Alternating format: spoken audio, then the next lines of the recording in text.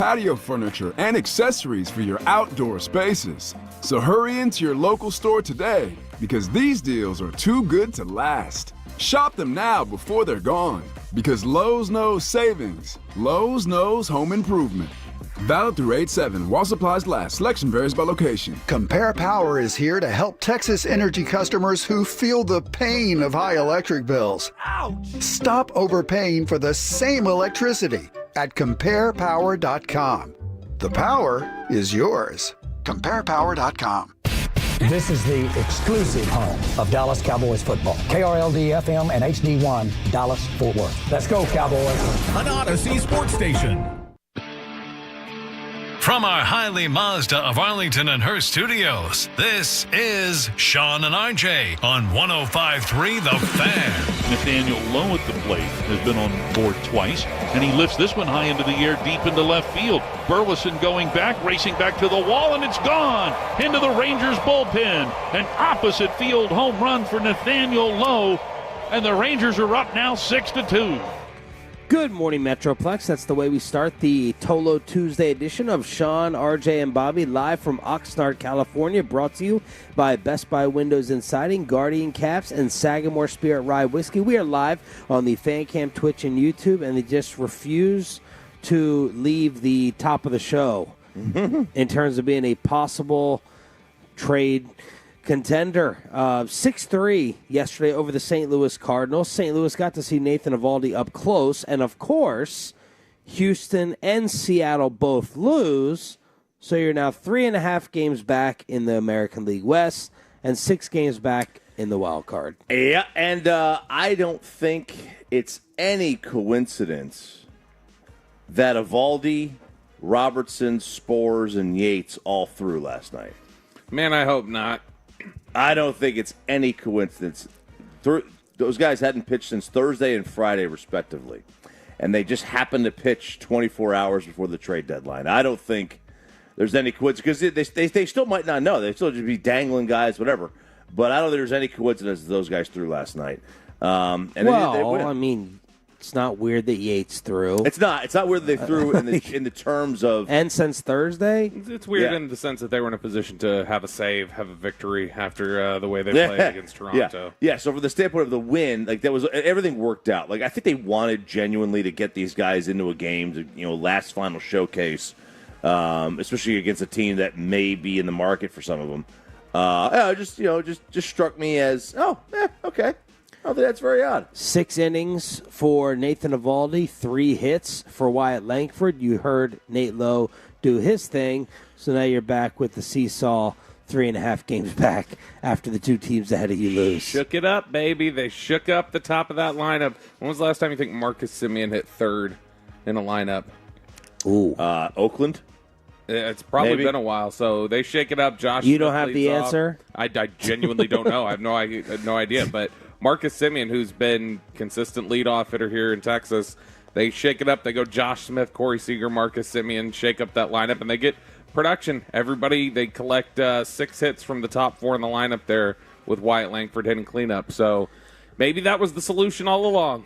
Shake it up, baby. So the team that they're playing now in St. Louis, they're 2 back in the wild card. Pittsburgh is next at 2 back in the wild card. Are right there with them. And people in Pittsburgh are talking about buy. My buddy in Pittsburgh, radio host, he's like, buy. They're all talking about buying there. And, we're kind of, Bobby's in sell mode. I'm kind of in small buy. Are you in hold? Where are you now? I could go either way. Yeah. Small buy. You want to sell all the contracts that you're not bringing back, I'm totally fine with that as well. They're not winning it this year. No, I'm not. I don't think so. That's my stance. I'm not married to anything for this year with any type of false hope. I'm worried about being a contender for next year. Like Tampa's closer to the playoffs, and I would prefer to keep Eovaldi, but I realize those challenges. Right. Tampa's much closer to the Rangers, to the playoffs than the Rangers. They're 3.5 back in the wild card, but their run differential. They look at the run differential like it's minus 50. We should be further back, whereas the Rangers are in the positive. They should be much closer. They're just not. They've blown too many games. Can't you just have one of these handshake deals with Eovaldi, though, that have become common in baseball. Like, can't you say, like, look, if you really want to be back here, let's just go ship you off, give you a chance to contend for this last half a year. You opt out, and then we work out your deal in the offseason, and you come back to a team that's stronger because we've gone out and made a deal for you. If they pay him. Yeah, they got to pay him. Which a lot of people think the Rangers. There's some people, who believe that the Rangers ownership was fine with a 3-game loss. Mm-hmm. Not rooting for it, but fine getting swept because they don't want to buy. They don't want to have a pressure or a spotlight put on them in order to acquire. There's some that believe that. I mean, I think that's a fair conspiracy theory. And look, I mean, you can have the handshake, and the handshake has worked at times, but at other times, I mean, John Lester famously had a handshake deal with the Boston Red Sox when he was traded to Oakland. And then he balked? And he signed with Chicago. He got the yips. And he signed with the Cubs, and I mean, I guess he it worked out. He wound up winning a World Series. So like it's happened where guys have been like, yeah, I went and saw the grass elsewhere, and not really wanting to go back. Yeah, but I mean, like also Nathan Eovaldi has been elsewhere. If he's going to balk on you and go somewhere else, that's going to happen whether you trade him or not. That's going to happen just because he gets to free agency. Nate Eovaldi's control has been out of control. I'm on fire this morning. Did not walk a hitter for the 6th straight outing, covering 43 innings. His last walk came in the 3rd inning of a June 26 game at Milwaukee. He's faced a franchise record 166 straight hitters without issuing a walk, and he changed his uniform yesterday and undershirt after every single inning during the game. But that St. Louis Heat ain't no joke. Started with a heat index around 138 Celsius, so he was changing his uniform and undershirt after every single inning. The Celsius I got from ESPN.com. But yeah, nasty, muggy in St. Louis. Gross. Meanwhile, the Cardinals, they did make a deal. Yep, and might have screwed us. The White Sox might have screwed us a little bit here. The St. Louis Cardinals make a trade for Eric Fetty. Yeah. From the Chicago White Sox. Yeah, that's exactly who that is, Fetty Wap. A 3.11 ERA this season, 3.76 FIP. So, I mean, the peripherals have matched up pretty well. He actually wasn't even in the majors last year. He was pitching in Korea. But the Cardinals make a deal for a starting pitcher with the White Sox starting to offload, starting to sell. So that one's a little, if you're talking about creating a market for Nathan Eovaldi and why it maybe isn't a great idea to yo-yo back and forth and figure out what you want to do, there's an argument for it right there. You kind of were twiddling your thumbs for a little bit, and you lost somebody who definitively reports had been out there. They were interested in Eovaldi, and that was a top target for them. Yeah, and St. Louis is doing the buy-sell. They're doing the buy and sell right now. And I think that's the trend that we're seeing this offseason, where we're seeing teams want to buy and want to sell at the same time. I think it's smart. It gives you a lot of options. Regular season, right? Not off-season? Yeah. Right now. Like at the trade deadline, we're seeing teams want to buy and want to sell. So I don't think it's a problem if the Rangers want to offload Michael Lorenzen and a couple of other guys and then still be on the buyer side too. They made 11 roster moves yesterday. Like, everyone is waiting to see what they do. They made 11 moves. Josh Young is back, and so is Cody Bradford. They already made it known Bradford is going to be coming out of the bullpen. That's how much starting pitching depth we have. We're absolutely loaded. As a non-playoff team. So Bradford is back. Zeke Duran was also recalled. John Gray goes on the 15-day IL with the right groin strain. Andrew Kisner, Justin Foscue, Ornelas, some of these names being optioned to AAA. Evan Carter transferred to the 60-day injured list. Bye-bye for his season. But Young and Bradford set for their first action since April. Josh Young, checking in with him in the minors every night on social media, is getting hits. It's good to see him back and Bradford. Bradford was and does have the ability to be a really valuable piece down the stretch if he can come back and be healthy. Obviously, Young solidifying and extending the lineup. And the bummer is the Evan Carter situation. I assume that transfer is retroactive to his original day on the DL. I don't know how the new rules work and everything, but that it just is a bummer because this is It has been a wasted season for him, and many thought he had a real legitimate chance to win the Rookie of the Year along with Wyatt Langford. He was such a good player last year for us. Well, the way he played this year erased those chances. Well, it did. But I think games-wise, he still had a chance. The interesting thing to me there is the idea of putting Bradford right back in the bullpen, because Bradford did not look bad on his rehab starts, and he was the most dominant pitcher he had the first 3 outings he went out there this year, where it was 18 innings, he had 17 strikeouts and 2 walks, was not getting hit hard at all, looked like a completely different pitcher. So I don't know if that's just a thing where they're just planning on, hey, let's work him back into the bullpen, get him some innings and work him back in, or if that's, no, this is where he belongs now. Because to me, he looked like one of your 5 best pitchers you possibly had at your disposal this year when he was pitching earlier. The Mariners making more moves. Justin Turner is still around. Good grief. What is he, 39? Something like that. They get Justin Turner from the Toronto Blue Jays. Justin Turner, I always think of Justin Turner when we're out here because he had the most annoying LAX, please, if you see something, say something. If somebody leaves their baggage somewhere, it was like an LAX PSA video that ran all across the airport. Yeah, a couple of years ago, and I grew really tired of seeing his ginger beard everywhere. But he's been on a tear with Toronto just the last few games. If you look at it, he has 8 hits in his last, what is that now? In his last 14 at-bats, he has 8 hits. And so he's been on a tear recently with them, trying to get the hell out of Toronto. And they're in sell mode. Because they send the Cooch. Right after sweeping us? Yeah, they sweep the Rangers, then they send the Cooch to Houston. It's weird. Normally after you sweep a bad team, you buy in completely and say that you're gonna be all in. Wow, are you maturing? You didn't. Your response and stop down wasn't for the Cooch. Who was the Cooch? Kikuchi. Yusai Kikuchi, the pitcher from Toronto. They send him to what? Just because who's the Cooch and you go the Coochie.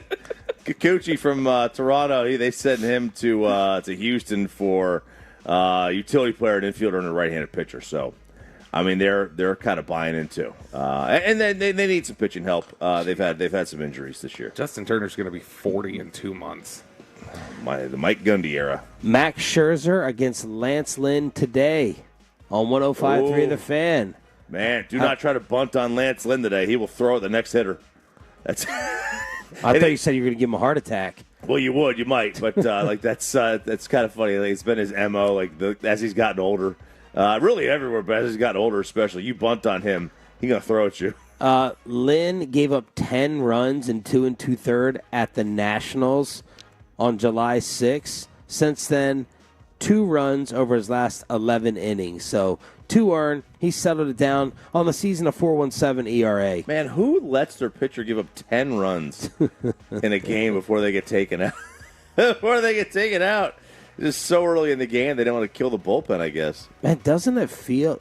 How does it feel like he was here just a couple years ago? Yeah, it feels like it was 2 years ago, maybe 3. 2020. Yeah.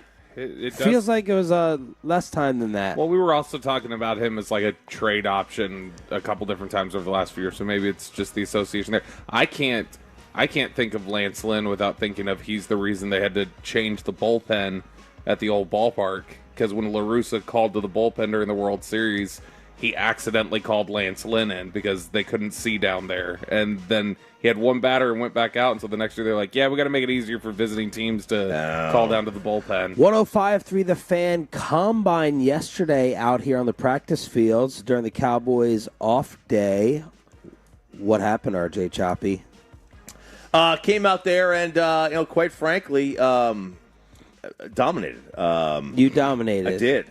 Won the throwing contest. It was not a spiral contest. Wasn't the tight spiral that Carter had originally teased? We did not go with the spiral contest. We decided to do a throwing contest. And we had Ruben. Was it distance? Was it accuracy? Yes, it was distance. Oh my God! I cannot hold on to this football. You gotta lick the fingers and you gotta rub them together like this. Yeah, so use some friction. Yeah. We had Ruben set up down the way. So Ruben was the official yardage guy. So I won that. Who else impressed and who embarrassed? Kevin embarrassed. Kevin tried. I think Kevin did okay in the kicking, but he tried to do a field goal, and he did a little hop. like A skip? a skip kind of in the middle. Because Like, a skip sounds a lot worse than a Yeah. hop, even though it could be the same thing. it was like he took a step and then another step and then he did a hop and then 2 more steps and then a hop, then the kick. And the kick never got off the ground. Actually, no, one of them did. The wind knocked his kick down on a 30-yard field goal attempt. But Corey won the kicking and I won the throwing part of the 52 yards. 52 yards. the He hit a 52-yard 52-yard field goal? No, that was the throw. My throw was Oh. 52 yards. Why the half the field? Good for Field you. goal was it was a little less than 30. Yeah, It was sounds like like you it was could from be the I think it was a 25-yard field goal. Sounds like you could be the second quarterback on this team right now. Sign me up, man. Live on the Fan Cam, Twitch, and YouTube as we finish out the week here in Oxnard, California for Cowboys training camp, brought to you by the On-Time Experts, Best Buy's Window and Siding. And if you're watching on the Fan Cam, thank you. And thank you to Uber One. New members enjoy 3 months free at joinuber1.com. There is a report that CeeDee Lamb's deal is very, very close, and Bobby will get you set for the first padded practice of training camp. It's going down today right behind us. That's all next as we go inside the Star on the home of the Cowboys right after this. We chapter your favorite segments and even bring you the entire Sean and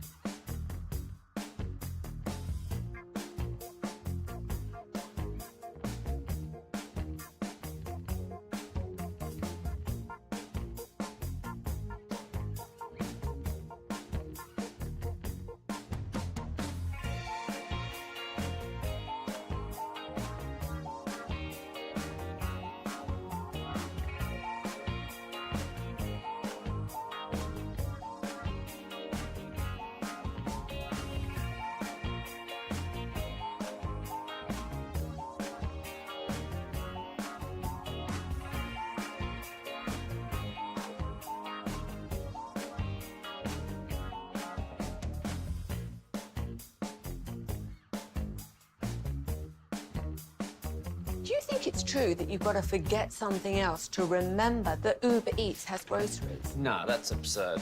Hey, remember when you used to be a, what was it, Pepper Lady? Pepper Lady? Wasn't it Cinnamon Sisters? Basil Babes. Saffron Squad? Nutmeg Maidens? Paprika? No, Nutmeg Maidens. I just said that. Was it Spice Girls? Doesn't sound right. Was it Saffron Squad?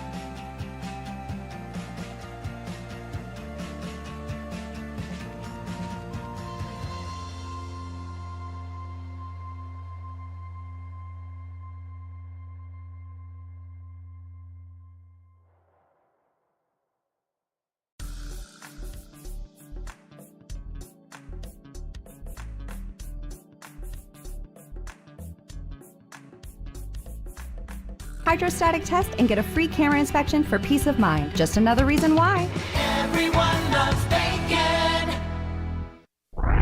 And it's back to Sean and RJ right here on 105.3 The Fan segment here, brought to you by Good Feet Stores, Cars for Kids. Donate today at carsforkids.org. And also brought to you by the personal injury lawyers, Frankel and Frankel. If you've been injured in a car or truck wreck, call Frankel first, 214-817-333-3333. With Frankel and Frankel, there's never an out-of-pocket cost. They only get paid when you win. Frankel and Frankel, the go-to car and truck wreck attorneys in Dallas.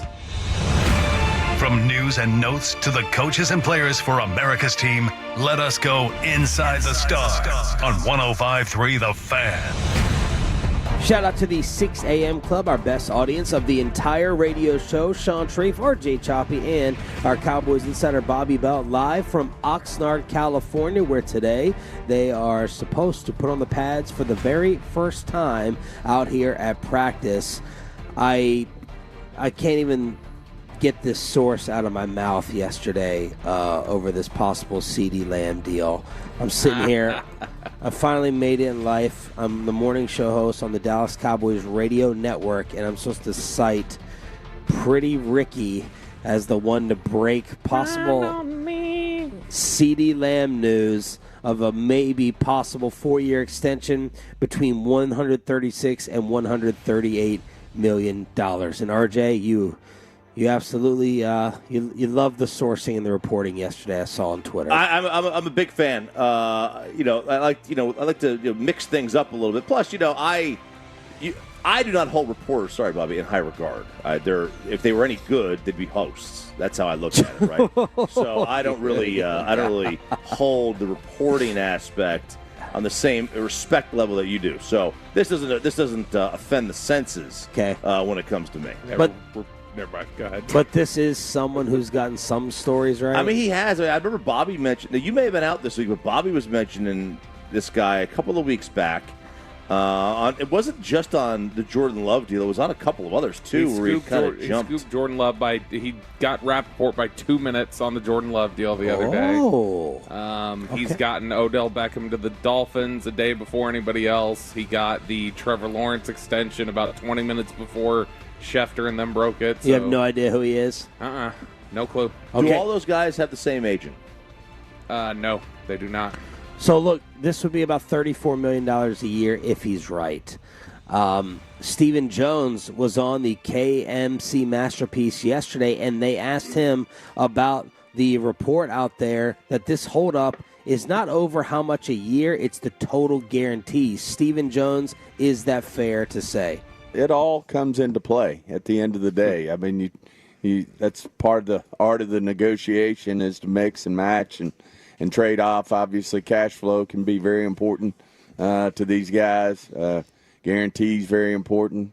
Obviously, how we structure it to work around our cap situation, knowing, hoping that the cap historically, has done this in terms of, going up every year. It's not always a given. I mean, we had the COVID year, and so not always a given, but you certainly try to structure things that give you, you ladder that out so that the cap situation can work for us. But, it's just a lot of moving parts to it, especially when you're talking about the type of numbers we're talking about for CD and Dak. It's, it's real money. Mike Florio wrote a piece yesterday suggesting that Jerry Jones not paying his players could be tied to the DirecTV lawsuit. That he's saying, look, I know where the money goes in this league. I have a better handle on it than anyone in football. And something was happening right here down the road where I was the only witness for the league and all that stuff. So Florio was trying to tie that in. Why do you have this little smirk on your face? Because that's pretext if Jerry's going to lean on that. That's just an attempt to... I mean, I write it more off as a Florio theory. Sure. But he did bring it up. Yeah, and I think there are a lot of times Florio's theories are his own. There are other times where Florio's theories are just whispers, I think, that he hears that he turns back out. And so if they were to really try and negotiate from a position like that, which I'm not saying they wouldn't, I think they've tried a lot of other tactics over the years that would be similar, then I think that's a bad negotiating position to try and be in. I will say... But is it not fair?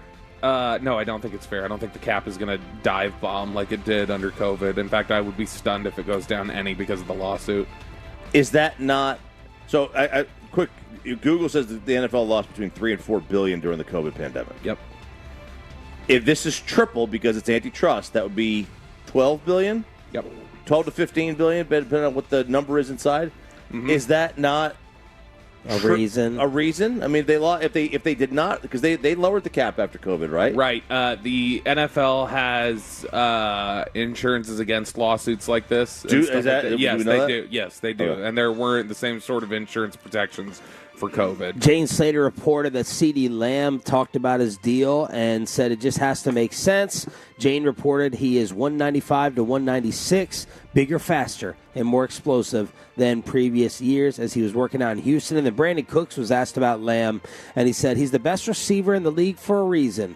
I played with a guy named Aaron Donald, who, if I'm not mistaken, did not come to camp 3 years in a row and won Defensive Player of the Year, and CD is that good of a receiver. That's the Micah argument from minicamp, right? Aaron Donald won Defensive Player of the Year. Why do I have to be here? I don't need to show up for this, which that was a silly argument when Micah was trying to throw it out, so it's a silly argument for this one. Here's the argument that I think is better for CD in terms of missing time, is that it's the second year in an offense. It's one that Dak largely commands, and he spent all offseason with Dak, even if he's holding out now. He's been in Dak's backyard working on all the timing and all the offensive things and has been in communication with him the entire time. So those are stronger arguments to me than just, you can completely miss work and be fine, because the reality is CD has not missed their work most of this offseason. And the other question to Stephen Jones on the KMC Masterpiece, what has been the biggest missing piece for you guys? What has not been there in the playoffs?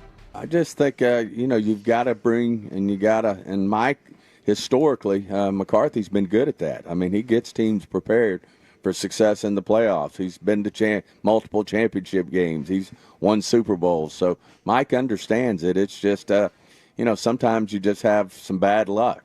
We just got to, as we like to use a basketball term, we can keep winning these 12 games and playing around the rim, then I think we're going to have some good mojo hit, hopefully sooner than later in terms of our playoff success. We do like our roster. I understand, people are going to have criticism and say, well, how do you get better if you don't, if you don't spend some money in free agency? But we're focused on our guys. We think we had a hell of a draft. I think the Kendricks acquisition was big for Mike. Having a guy out there who can direct traffic and knows what Mike wants out of this defense. So, I feel like, and then you get the guys back who were hurt when you talk about a Diggs and an Overshown, guys like that are really, if you will, guys that you weren't counting on, and that we didn't count on last year when we played Green Bay. Man, there was a lot in there. Yeah, there was. First off, in talking about Green Bay, I love that Jerry said that at the presser the other day. They said, why doesn't McCarthy have an extension? He goes, Green Bay. And I was like, damn. It's true, but harsh. Bad luck. They haven't had any bad luck in the playoffs recently. They deserve to lose both San Francisco games, and they got their ass whipped by the Green Bay Packers. So in terms of those, last 3 games, there ain't no bad luck in there. What else were you reacting to? Yeah, like the bad luck, if you got to go back to Dez, the catch, or the Romo fumble. Unless you want to call Pollard getting hurt bad luck, that's part of the game. It's unfortunate. Look, they've done a. I wish you would have said that they haven't had clutch play at times. That would have that would have been negotiating in the media, which would have created a stir. I just wanted a stir, but yeah, they haven't had tremendous bad luck. It's been a little bit, but not enough to talk about. I don't know. It's the around the rim line there that I was Eric Chiafalo needs to steal that as his intro. Yeah. I was texting with somebody in the media yesterday, and they were like, boy, I will take it all in references and press conferences for the rest of the time if it means getting rid of this around the rim phrase that they've leaned on the last month or so. None of the quarterbacks could hit the rim the other day. I haven't heard them saying around the rim. Oh, no, around the rim has become a common one since basically the draft. Jerry and Steven have been throwing out we're just hanging around the rim a little bit. And, we just got to make sure we're around the rim and get putbacks, I guess, is what it is. But, I mean, bad luck is not – again, if you're talking about bad luck, does that mean Dak essentially breaking his ankle in 2020, Dak getting the calf injury midway through the season and not playing the same way? Like, I mean, I guess those are the type of things that you would say are bad luck. But overall, no, it's just, like, not showing up. It's not showing up in big games. Kyle Yeomans with his 5 standouts from the opening week of practice. Number 5, Tyler Guyton. Number 4, Eric Kendricks. Number 3, Tyron Billy Johnson.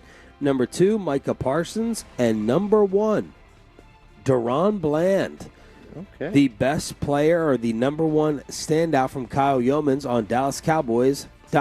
Bland has been good. Deron Bland has had some good practices out here, and that's become, we're accustomed to that. That's why it was silly to put him 20th on the list of corners by NFL executives or wherever they ranked him a couple weeks ago when we were going through the NFL list. But he's stepped out here and continued to be really, really strong. All the corners so far early in this camp have been good, I thought. Some of what you've seen from Jordan Lewis, Kalen Carson, I think they've all been strong. We have angry Aaron Rodgers, and RJ Choppy is not happy with his beloved Patrick Mahomes. No, I'm not happy at all with Pat. Way to go. Way to sell your entire position group. He said they were just talking to USA Today, which is still a pamphlet of a newspaper. He says he's not, quote, underpaid. Not underpaid. Now, I don't know if this is player speak or if he does actually feel that way, because in the game of football, in the actual game, in the context of the rest of the league, he cannot say he's not an underpaid player. Objectively, he is incredibly underpaid. And if I were him, I'd be livid with how the Chiefs manage their cap. I gave you a break, and you let Tyreek Hill go? That's the repayment? That's why Dak should not be giving the Cowboys a break. Well, they paid Chris Jones, and what else did they pay on defense that really carried them through the regular season? I don't know. Yeah. I don't know exactly where the money was allocated to or how much they held on to, but make no mistake, the Kansas City Chiefs regular season was aided tremendously by their defense last year and not their offense. Yeah, but I mean, you can point to the loss of Tyreek, but I think they were in the ballpark with Tyreek with the offer. They have moved on, though, from Frank Clark. They moved on this past offseason. They got rid of L'Jarius Sneed. He ends up with the Titans. And so, I mean, they went and got a lot of receiver names. Yeah, but I mean, like, ultimately nothing that adds up to the same sort of production that they were going to get from a top-tier receiver. It's still a collection of guys. It's Hollywood Brown. They've obviously drafted Rashee Rice. They went and got Xavier Worthy. Those are still unproven, but, I mean, you're going to have to obviously build around that. And, I mean, look, this has been – you're going to need to replace these guys after Travis Kelce talking about this is the hardest offseason of his life. It's been so difficult having to follow Taylor Swift around Europe. and I read that article. And I didn't get any of that in there. So you at least from that article – totally misrepresented Travis Kelce. You definitely did. Like, it's not even a debate. I was waiting to see any Taylor Swift, any travel, anything. None of that was in there, which would have made sense, but you totally misrepresented it, which now makes me have to double-check and fact-check you, which I don't need to waste time doing. 877-881-1053, live on the Fan Cam, Twitch, and YouTube. So you actually read the stuff that you guys send and double-check it. We have a skunk alert out here. That is the word. What do you do with a skunk? G-bag. I've now conquered copperheads. I got all that down. RJ Choppy knows about coyotes. What do you do with a skunk? And episode and edition number 2 of Pedal to the Metal with an RJ Choppy Olympic update next. Let's get you over to Platinum Chrysler Dodge Ram Jeep. It is, of course, Steve.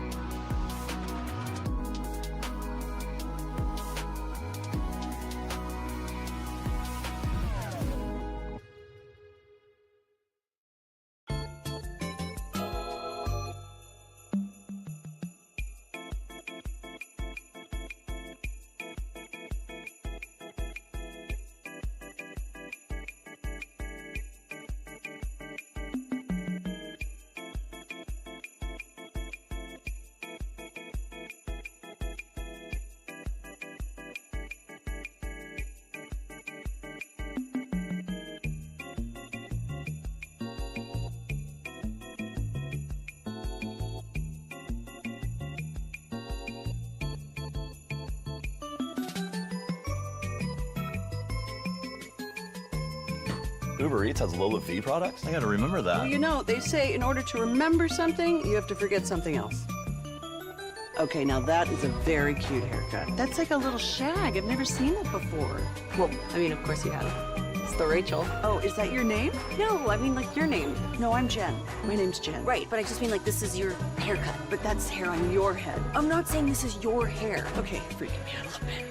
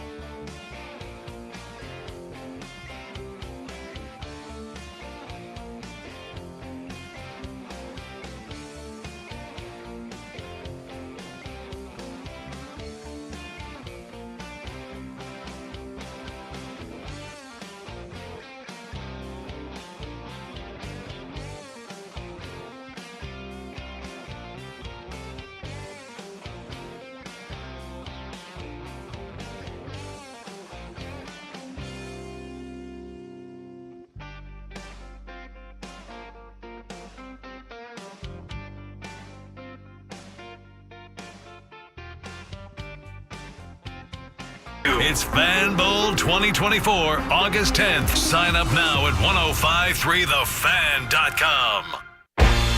And it's back to Sean and RJ on 105.3 The Fan segment here, brought to you by Classic Chevrolet. Classic Chevrolet in Grapevine is the #1 Chevy dealer in the world. More Silverados than anyone else. This is Texas. This is Classic Chevrolet. Together, let's drive, relax, enjoy the difference based on new Chevrolet registrations 2023. Good morning, Metroplex. Thank you for turning it on, leaving it on. That is what Tolo stands for here on Sean and RJ. And, of course, we are brought to you by Sagamore Spirit Rye Whiskey, Best Buy Windows and Siding, and Guardian Caps. We're a little bit on our toes this morning because Ruben led the way in, and even with his sunglasses on at night outside, he saw a skunk. Apparently saw a skunk. Tail up, too. Yeah. That was tail up. I saw him. He was, at first I thought it was a squirrel. I was like, what's a squirrel doing out at this hour? And it was tail up, scattering off. And the skunk is in the facility, like probably, about 15 feet from our broadcast tent. And then Ruben went outside to track, and I think he's in the writer's tent right now. Yeah, he's in the... which is what? Probably 30 yards? Yeah, probably about 20, 30 yards from us. Not very far. Length of your throw yesterday? No, 52, baby. That's a solid throw. It's close. It's close for comfort over there. I was trying to get a lift in with Britt Brown in the weight room right behind us. Now, I need some skunk tips. I've dealt with copperheads now. RJ, self-proclaimed king of the wildlife in Roanoke. How do you deal with a skunk?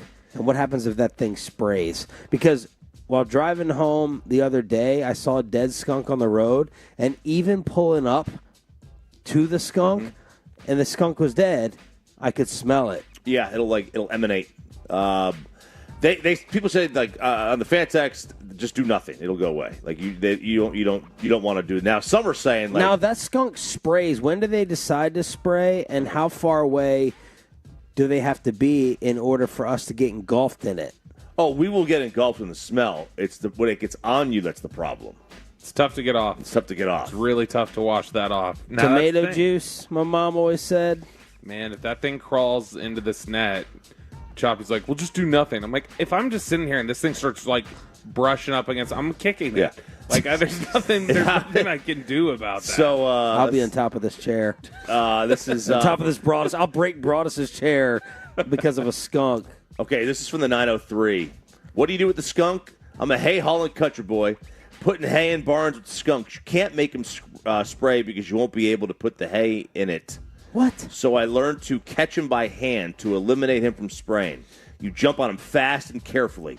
You have to get his tail down. He won't spray on himself. If you see... This sounds like a prank. Yeah, right? No, yeah. You got to get the spray. Once you see the tail... Catch him, guys. Just catch him and hold his tail Jump on down. top of him. Full force. If you see his butt... Head first. If you see his butt and his lady man parts down there, it's too late. Once you see the lady and the man parts, it's too late. You guys would probably rub his thighs like yesterday on the fan cam. My son said it was a little sus. He didn't say sus. Two guys comfortable in their sexuality. I'm That's fine all with that it. is. Yeah, I didn't mind. That was a hair. Listen, I exfoliated my hands. His legs are so hairy. Okay, so hairy. My calluses are gone now, just by rubbing your legs. Dude, the shower. I can't even. I've been having to take cold showers since I burned. Even warm water makes this thing sting. Still? Yeah. Oh man. I took a shower last night. I was like, surely it's fine now. Nope. Couldn't even have warm water without it burning. All right, KMC, they may have a better name for their segment. I don't know. You can decide, but this is the second edition of RJ Choppy's Pedal to the Metal. Oh, we don't have an intro. No, we don't have an intro. We just rely on the music. Okay, very good. So the United States Olympic team Segment's not that good yet to deserve an intro. baby. They are in first place, Sean, in the medal count. Medal count. Who Tiki is? Barber. The United States of America. Oh. They are in first place in the medal count. However, they have only 3 gold medals to Japan's 6. So Japan is in the lead in terms of the overall gold medals. But one of the most ridiculous rules comes from the Olympic Summer Games. Very bothersome, this rule here. Jordan Childs is a USA gymnast. She finished 4th in the individual all-around qualifying. But she is not moving on to the next round. Why is she not moving on to the next round, you might ask? Well, I'm glad you asked that one. Because there's a stupid rule. Because 4th place sucks? No. There is a stupid rule. The top 10 qualifiers move on to the next round. But you cannot have more than 2 from any country. So do you want the 10 best in the finals? Or do you want the 10 best depending on where they come from? Right. In the finals. I mean, that is kind of like what the Olympics is all about. It's where about the you're 10 from. best. So, where it's you're about from, being too. the best. How can you have the best Olympians? This is a really good question because it's like, should you be punished for not having an indoor basketball court in your entire country? You know what I mean? Like someone who has all these resources and has so much more money, should that disqualify some of the have-nots? Yeah, It's a good question. I think the have-nots, our charity to them, Bobby, is allowing them in this event.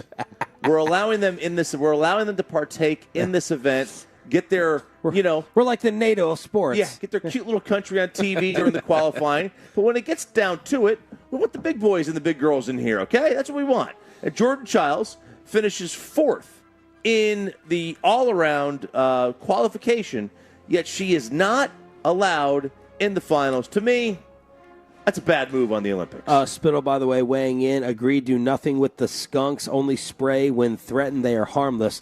Bobby, would you, two maybe unsuspecting characters, You got to have Choppy or Spittle fumigate or exterminate or be in charge of your pest control. Oh, you wouldn't think of either of them right there. But Spittle has all these little tricks and wildlife knowledge. That's the thing. Like I feel like RJ's is more just kind of toxic masculinity made up for sure. Whereas I feel like Gavin would have researched and had to handle it. So probably Spittle, because Choppy I feel like makes it up half the time. All right, next one. Bob Ballard. Bob Ballard is Tell him. I see you. I see it on your face. Just tell him. No, I was just looking at Jordan Childs. That's all. I don't understand. Bobby? These two are on the other side of the table. I don't know what they're talking about. My gosh. Bob Ballard is from Eurosport. I'm sorry. I need to correct myself. Is that a woman? Yes. Okay. How could you not know? Look. I don't know. Right? Is it a gymnast? That's the one we were just talking about. A gymnast Jordan doing Childs. Okay, sorry. Fourth place. Bob Ballard is from Eurosport. First place now. Bob Ballard Looking like 4 centimeters. was from Eurosport. He was doing the Olympic women's swimming, and he made this remark about the one of the. Wait, he was doing. You see why I just asked? You just said he was doing the women's Olympic swimming. Yeah, like he announcing. Oh, he was announcing. Sorry, like Leah, sir. Stop it.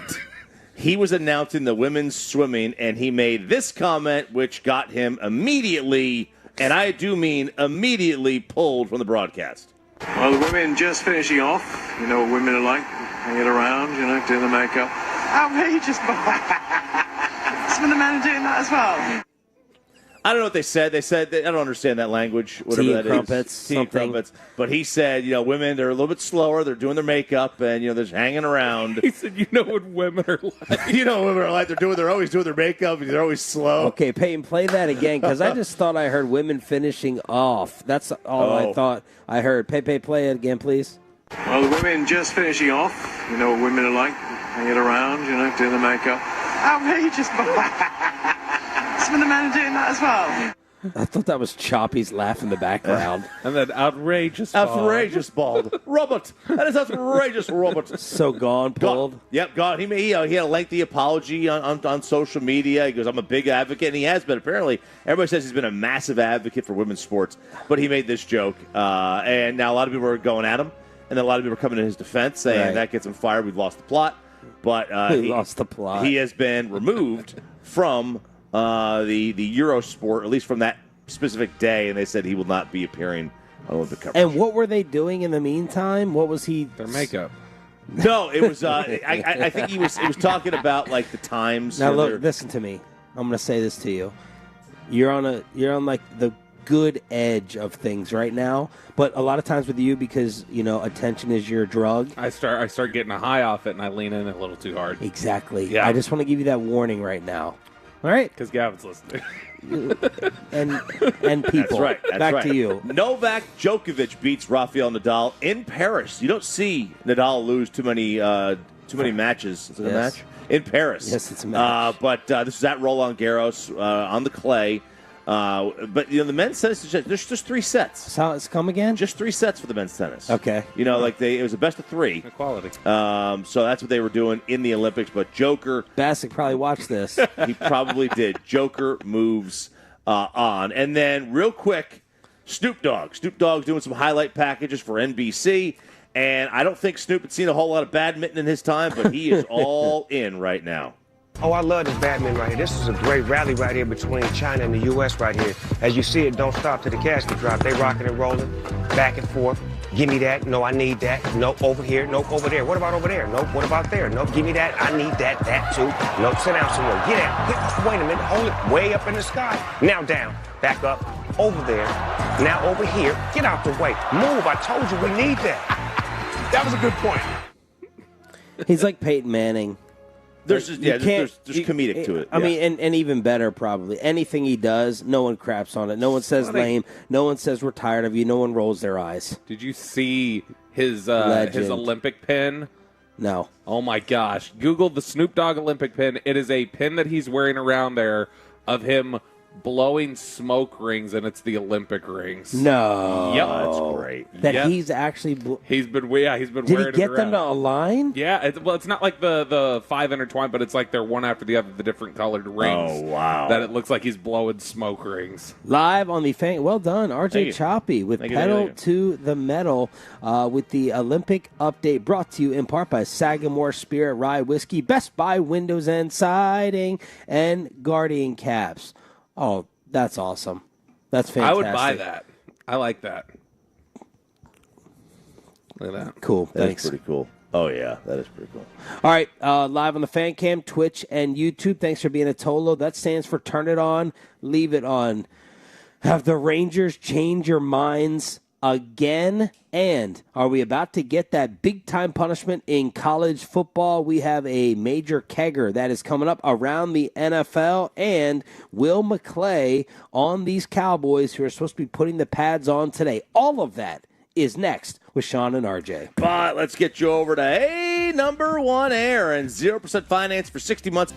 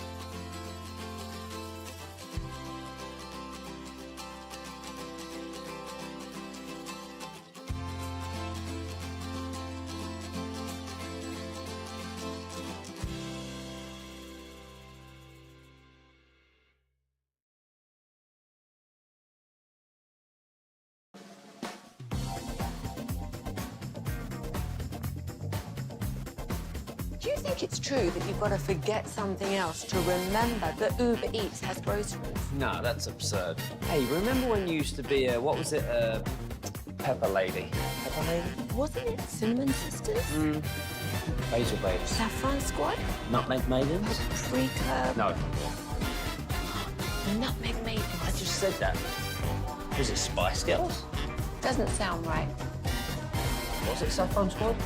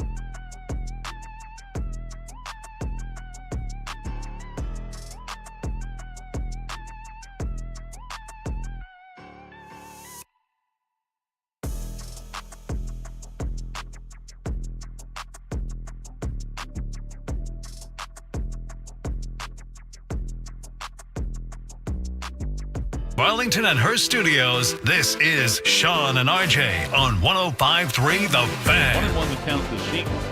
Here's the pitch, a swing and a ball hit up the middle and into right center, a base knock. Smith around third, he comes in to score. Nootbaar finally slides to the ball, keeps it from going to the track, but he can't keep Corey from going to second. RBI double for Seager, and the Rangers lead 1-0. Matt Hicks with the call. In case you did not know and you're just turning around the radio stations, we were the first ones out here in Oxnard, California, and we'll be here through the end of the week. So we are your home of the Cowboys, and we are your home of the World Series champs. The Rangers just won't make it a simple, no doubt decision. Yesterday, they beat the St. Louis Cardinals behind Nathan Eovaldi, who the Cardinals, we understand, have been looking at closely. Of course, the Armpit and the Mariners both lose, so now you are just 3.5 games back, 6 back in the wild card. Still there, still hanging around, still figuring out what are they going to do. Maybe they've already decided, but they're still there. And I mean, look, at this point, I don't think I could go either way. I couldn't argue either way. I have my own opinion on what I would like them to do, but I can't argue either way on what they wind up doing. How do you split up making a decision based upon what you believe your team to be versus the number in the standings? Because you see 3.5, 3, 2.5, that's hard to not have factor in. Yeah. Versus knowing what your team is and hoping that a light goes on. So my take on that is it's far more important the number in the standings. Oh. For which question, though? The question of, are you a contender or are you going to win your division? No, the question of what to do for the deadline. But, I mean, I think what this team is going to do for the deadline is the question of, are you going to actually contend for a World Series, not are you going to contend for the AL West? In Major League Baseball, every team that makes the playoffs is a legitimate threat to win the World Series. Okay. So you think it's different from when, the Minnesota Vikings had their season, and we all knew it was a fluke, that they shouldn't be big-time sell-out buyers. In hockey and Major League Baseball, just get in. You've got a chance. Arizona was the last team in last year. They had no chance against the Dodgers. They had no chance against the Phillies, and they beat them both. We had no chance against the Rays and the Orioles. They beat them all. Houston. So it's just get in. That to me, the number in the standings is what I'm looking at. I'm not looking at anything else. What's more important to you? What's more important to me is just evaluating what your team is, and your team is just not a legitimate contender offensively for 3.5 months now. And so to me, it's you're in a bad division. You're fortunate for that, but you're not going through a magical playoff run where this is all of a sudden going to click and you're a good offensive team. You are. We talked about this last year. The scary thing that the Rangers potentially have to grapple with is last year there were a lot of career years. Oh, yeah. Where we were talking about at the time, when does the shoe drop? Is this just a career year where this cools down? And obviously it didn't. It carried its way through the whole season. But now you do have to ask right now, okay, are you waiting for something to click that never will because those were career years last year? And the rest of baseball reacting to the trade that happened during our show, Michael Lorenzen to the Royals. Yeah, Lorenzen to the Royals, and the Royals get a B- grade for this one. Ideal pickup with a roll that can fit as a form of spackle used to tough up cracks. What? Who wrote that? ESPN. Now, the Rangers get a C+ on the return. Here's the write-up. Texas used Lorenzen for 4 innings out of the bullpen on Sunday, his first relief out of the season. $1.6 million or so that Lorenzen would have received for the rest of the season is money that might be deployed in either ways in terms of what they will do. They could have used him in the manner I envisioned for the Royals, but they are in a spot where the money matters. Pennington is a not-nothing return, an intriguing lefty who was undrafted and absent from prospect lists since, but nonetheless rose quickly through their system and made big league debut last month. His velo is 92-93. He leans heavily on a slider that's tough on lefties, mixes in a cutter against righties. He also throws a four-seamer just to get hitters to adjust their eye level when needed. He's 26, but he's posted impressive whiff rates in the minors and has a degree in mechanical engineering, which suggests he ought to be open to analytics-based optimization. That's from Bradford Doolittle.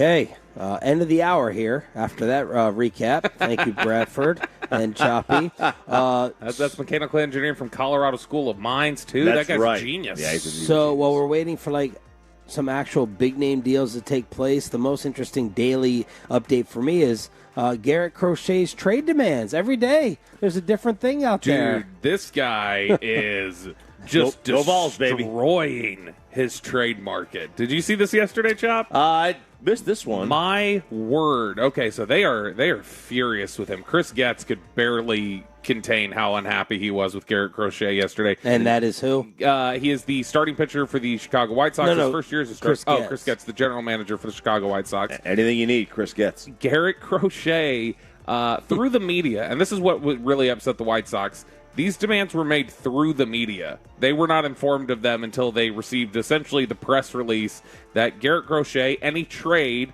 will require a contract extension, like he thinks he's in football or something like that. He wants a contract extension, and there is an innings limit because this is his first year as a starter. So some teams are basically looking at this now and saying, okay, so you're capping your innings on what you'll pitch this year, which means we either can't use you down the stretch or you're going to go full Matt Harvey and say you don't think you should pitch during the postseason.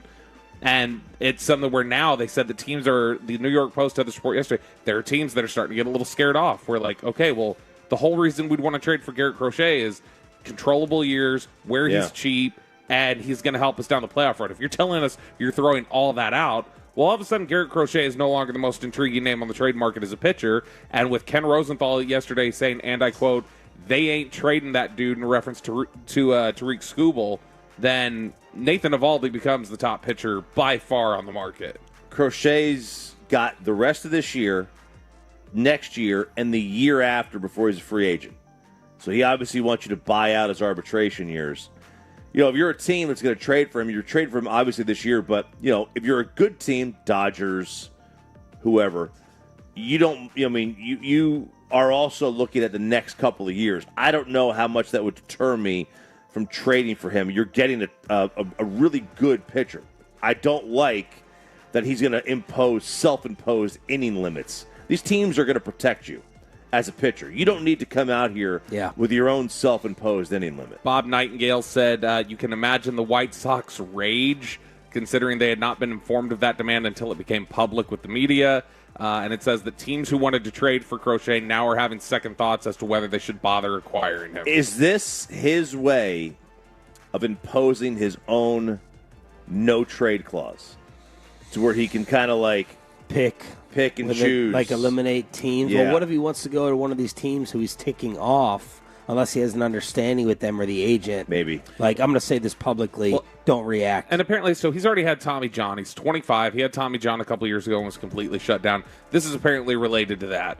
Like, it's his first year starting. He had Tommy John a couple years ago, and he's just like, I'm not destroying my arm before I get my first contract. You're going to need to pay me, and then you're going to need to have me on load management, essentially. All right, let's go around the NFL. We'll get back to the Cowboys with Inside the Star at 7:20 this morning. If you missed Mike Zimmer sitting down with us yesterday, it's on 1053thefan.com. But, man, more and more you see why Aaron Rodgers and Davante Adams were perfect for each other because they just continue to make some waves.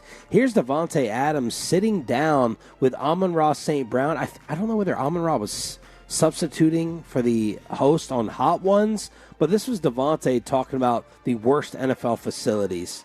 And then you got the Washington football team. I mean, they obviously just miserable because the stadium is horrible. The city is not great at all.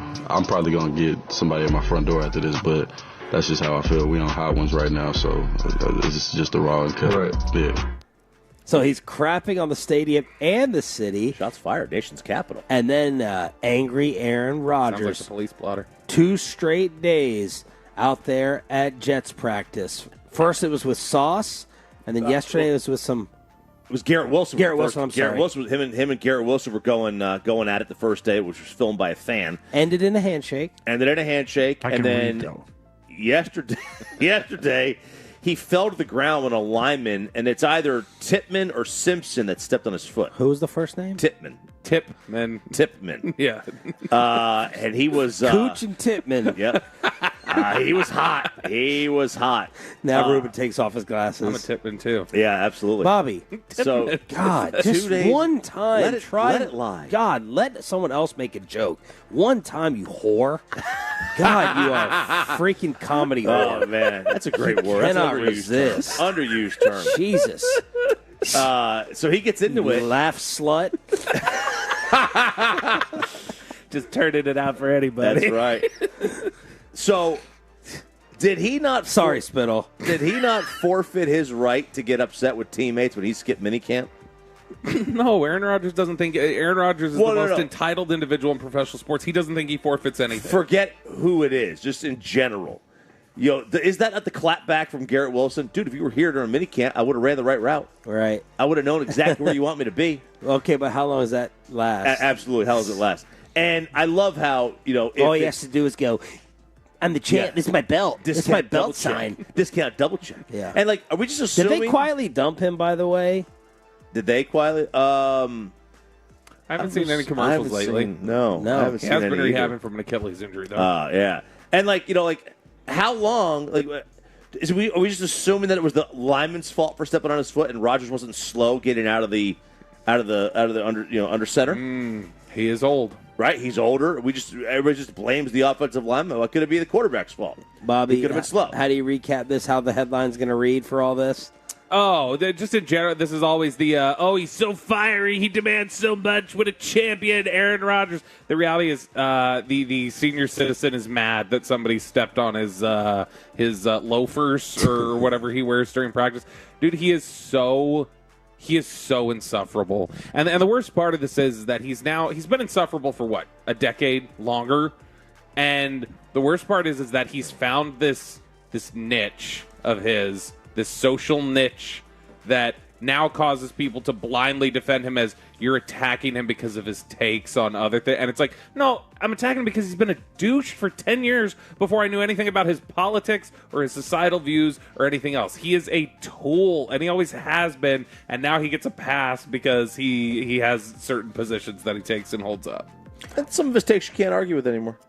I'm not saying I disagree with I'm not Chop. saying I Who should knows? agree with him. I'm just saying you can't argue with him. Who knows? I can't wait for the next pandemic to see how RJ reacts. I'm rooting for a pandemic just to expose Choppy. The next pandemic. 877. The only way you're going to win. Pandemic. The only way. The pandemic. Getting closer to November, Chop. 877-881-1053 in order to hit us up here on DFW Sports Station. So Devonta Adams took a crap on Washington. Let's check in with Philadelphia with the rest of the NFC East news since you got the Giants owning television with Hard Knocks. Devin White has fixed all in Philadelphia, baby. And it's all thanks to an empty glass. Now, look, Chop, I think you've said before, football players, they love corny metaphors. They do. Athletes in general, too. They love them. And Devin White has found his for their group chat. Devin White prepared to return to Philadelphia for his first training camp with the Eagles. This is from NBC Sports Philadelphia. He sent out a text message to his new teammates, Jalen Hurts and A.J. Brown. White labeled the group chat accountability. Baby. Oh, yeah. He said, I just sent them a photo of an empty glass. Just like we labeled our group chat. Before they could text back, I just said, hey, let's pour into it every day.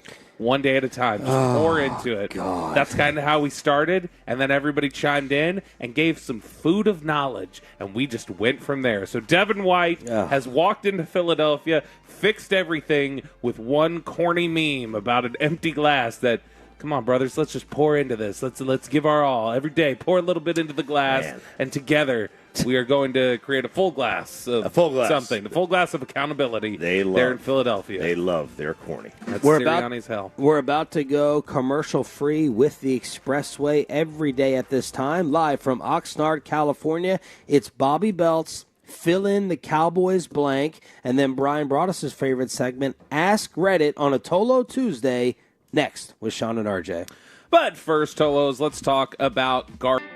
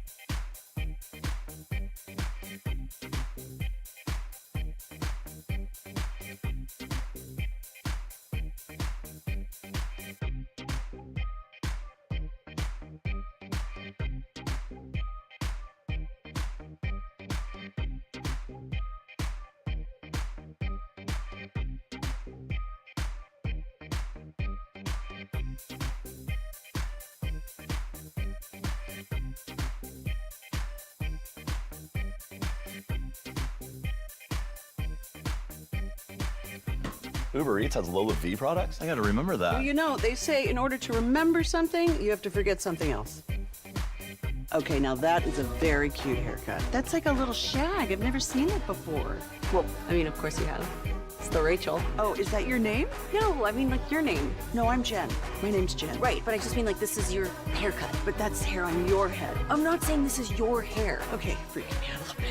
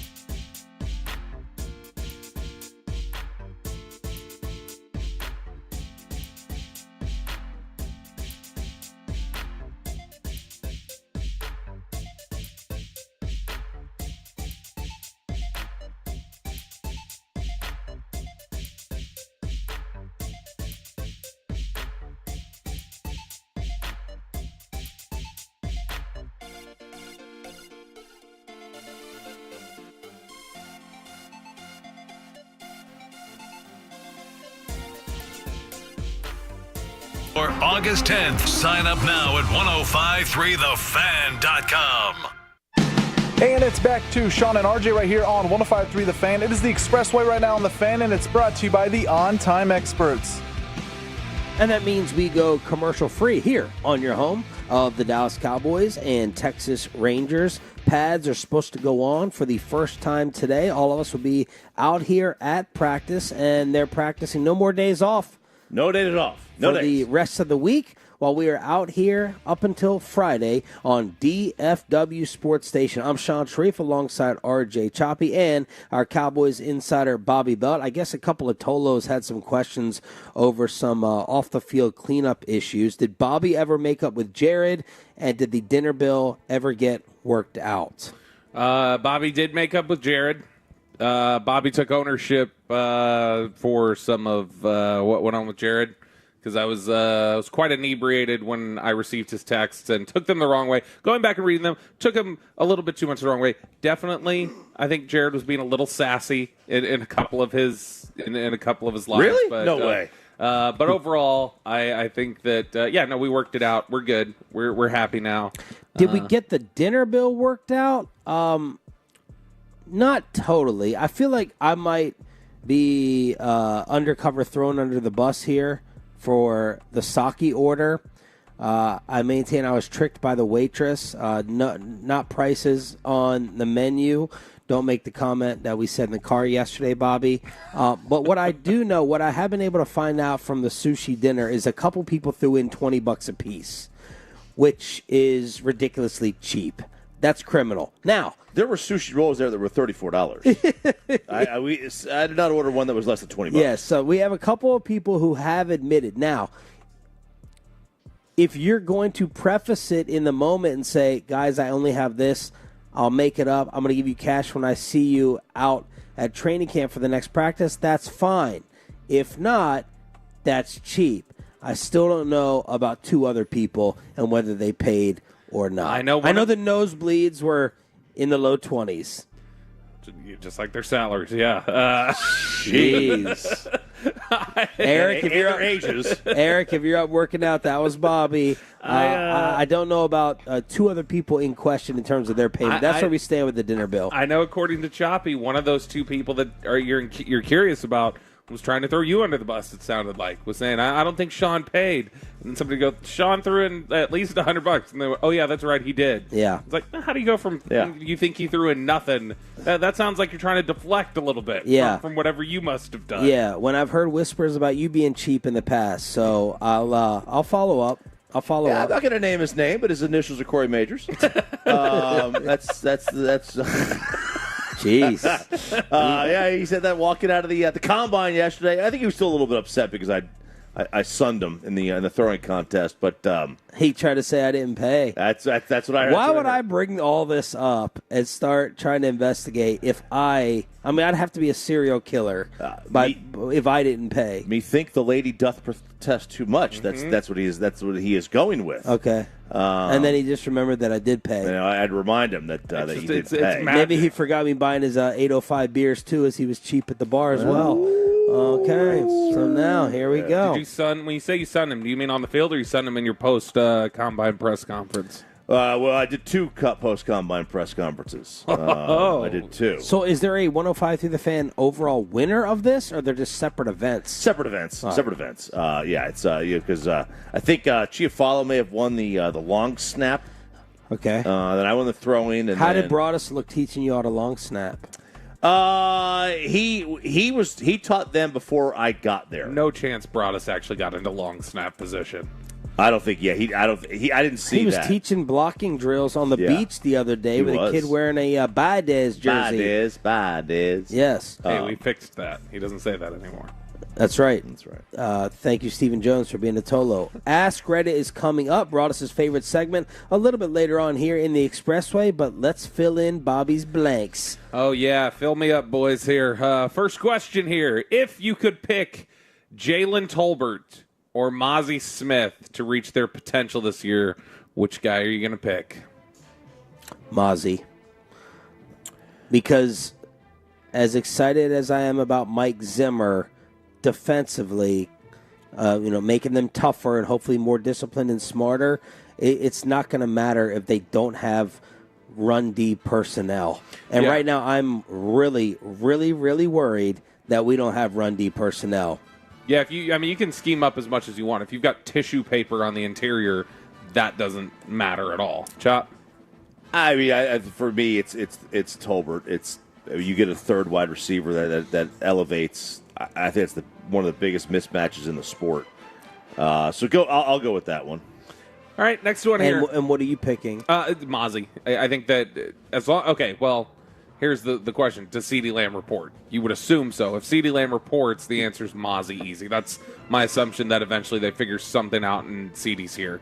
Are you picking Mozzie because you're wrong on Tolbert? I have been wrong on Tolbert. See, that's the thing. Todd Archer's dunking on you every day out here. Todd's dunking on me because I told it. He's like, "Yeah, you're trying to throw dirt on Tolbert." I was like, "No, I said I liked Tolbert coming out." And then Todd goes, "Oh, so you can have it both ways." Okay, I see how you operate. And then he walked off. Like, okay, Todd. All right, fine. That's fair.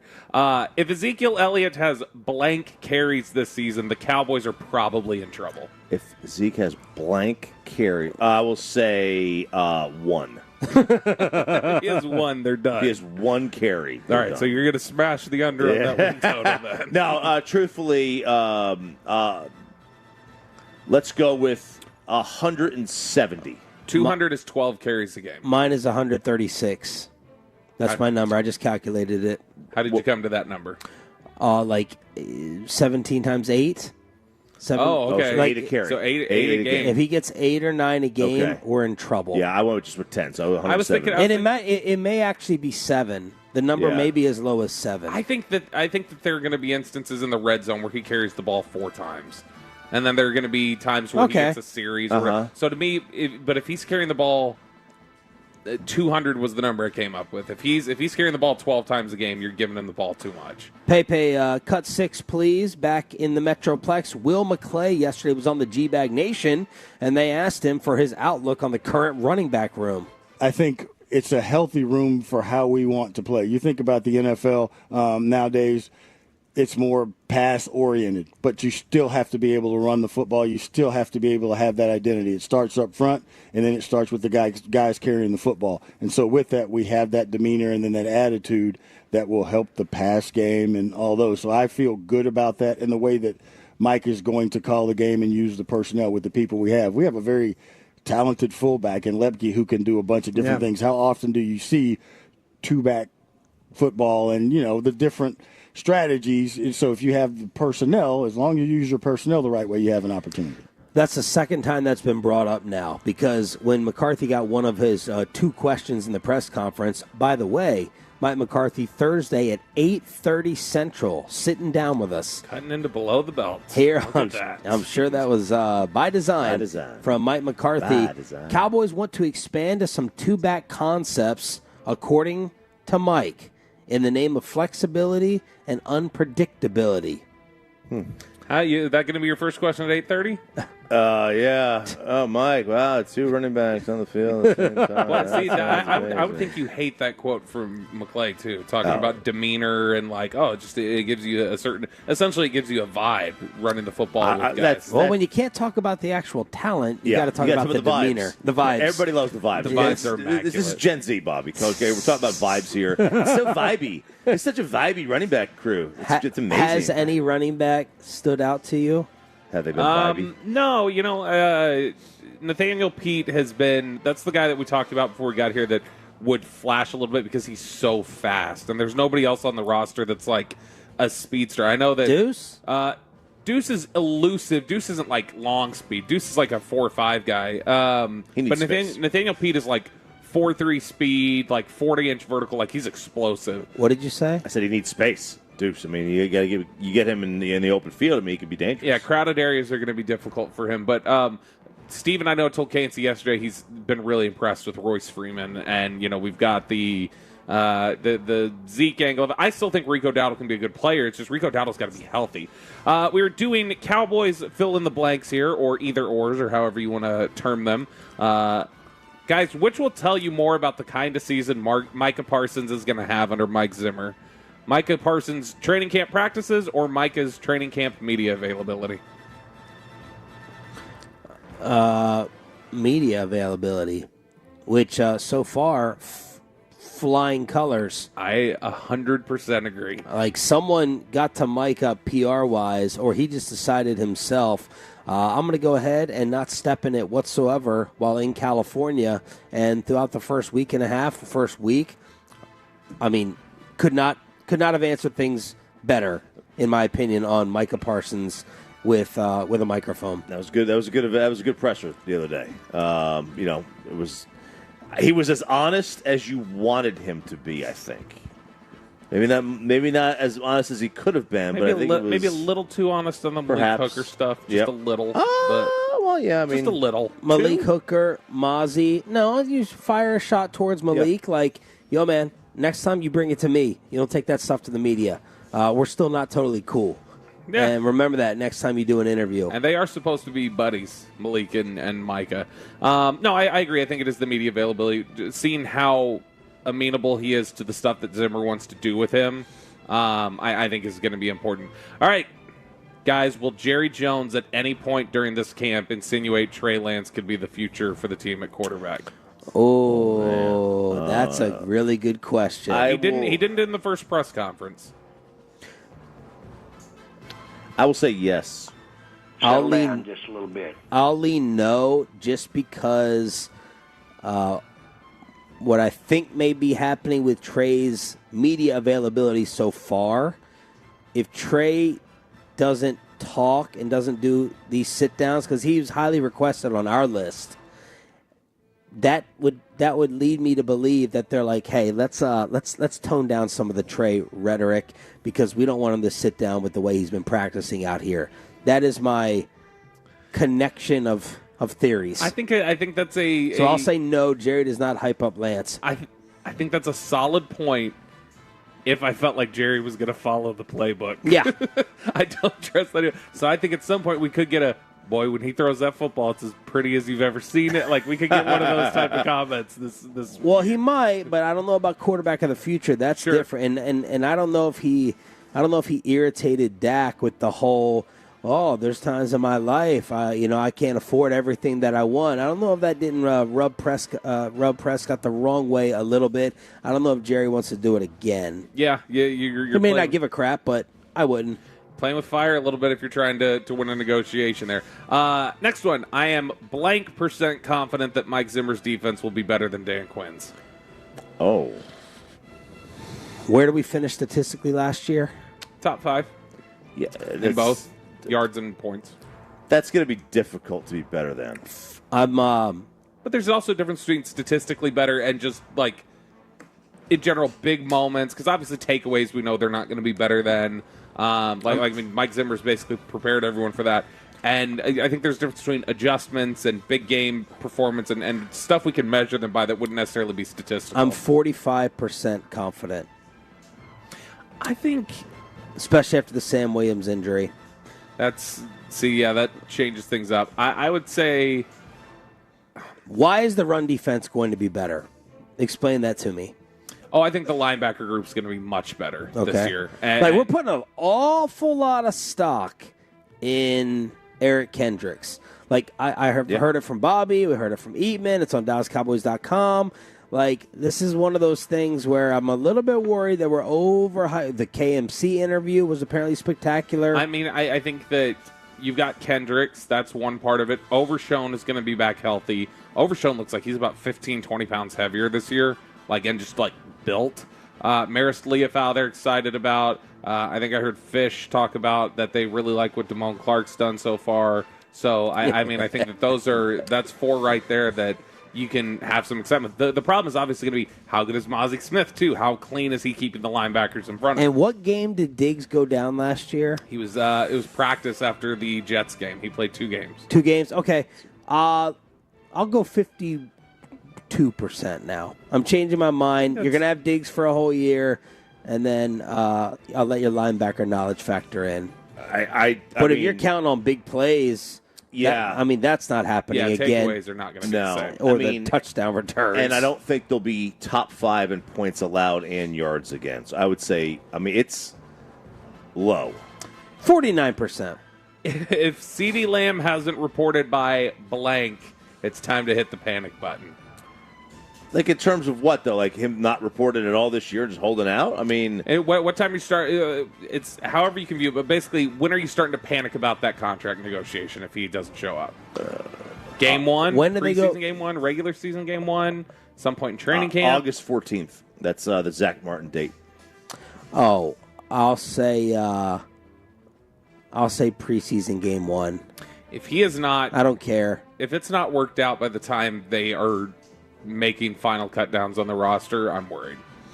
That should have been worked out. But now Zeke. Now, how did they write this up for missing regular season games?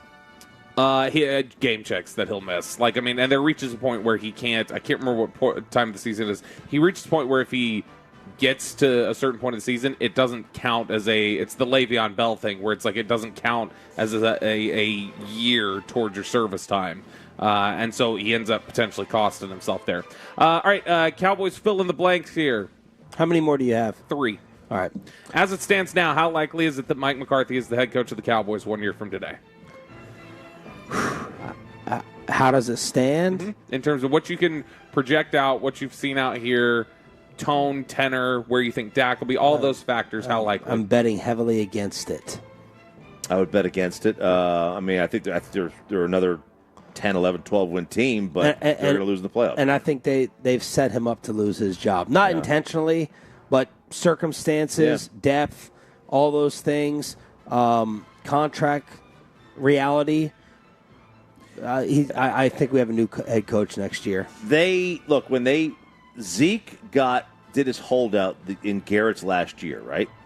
It was in Garrett's final year. Yes. And I don't think they genuinely wanted to pay him. There's a lot that's mirroring that 2019 year in terms of logistics and setup. All right, would you feel more... What's your answer? I thought it was unlikely, but I've also thought it was unlikely the last 2 years he would return, and he did. So, I can't rule anything out, but I would lean towards he's not back. Mike McCarthy sits down with us Thursday at 8:30 Central on 105.3 The Fan. All right, 2 more really quickly. Would you feel more comfortable paying Dak if he won the MVP this season but didn't win a playoff game, or if he had his worst statistical season but he had his career best playoff performance and took him to the NFC title? MVP. Ooh. MVP. Because I think the answer is the complete opposite for the fan base. I agree. The fan base would say that, but they're entitled to their incorrect opinion.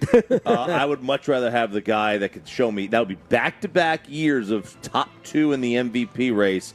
That will eventually break through. I obviously want to pay him, but MVP to me would say he's doing everything he can. I'm going to choose the playoff wins because I know the regular season numbers are there, even if he has a down year. I know he's a stud with regular season stats. The big question is whether he folds up in the postseason. So erase that and get rid of it. I already know I got the regular season performance. And last one here, which would be a more concerning reality? That the Cowboys are prioritizing winning negotiations over signing their players, or that the Cowboys have committed cap malpractice and are now scrambling to make the finances work? Which would be a more troubling reason for the delay on their contracts? Winning the negotiation versus what? Basically, just instead of getting things done, you're prioritizing some sort of ego-driven, we got to win the negotiation, versus they've committed cap malpractice and they're having trouble making the finances work. Oh, I would rather... I don't want to know that they've committed cap malpractice. I don't want to believe that they're not managing it or know it correctly. Right. I'm right there with you. Last thing I want to do is have another situation where they're misinterpreting the CBA or they're mismanaging their cap. And your answer to that very difficult, complicated question? I would rather it be they're just trying to win the negotiation because they've tried that in the past and missed. I think they've tried to intimate it's the latter at times, which is a little odd of a position to take. By the way, yesterday we talked about lighter attendance out here. Like, what's going on with the stands? Has the Cowboy apathy hit California? Hockey Dad tweeted, "Folks just can't take off work to watch average anymore." This is Zeke Elliott being asked about it by Clarence Hill. I apologize for Clarence and his Stephen Jones-esque laugh that takes over this clip. You said less fans here. Why do you think that is? No, I don't know. It's just I feel like normally, the first couple of days of camp would be packed, but I don't know why. We need that as a drop, just the Clarence.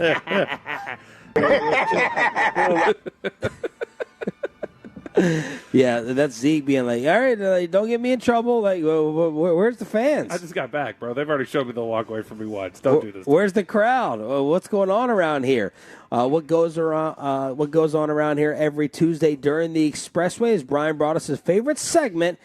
It's Ask Reddit. Do you have a question, Kelly? Yeah, I have a lot of questions. Number one, how dare you? 877-881-1053, 877-881-1053. That is the Frankel and Frankel Injury Attorneys text line.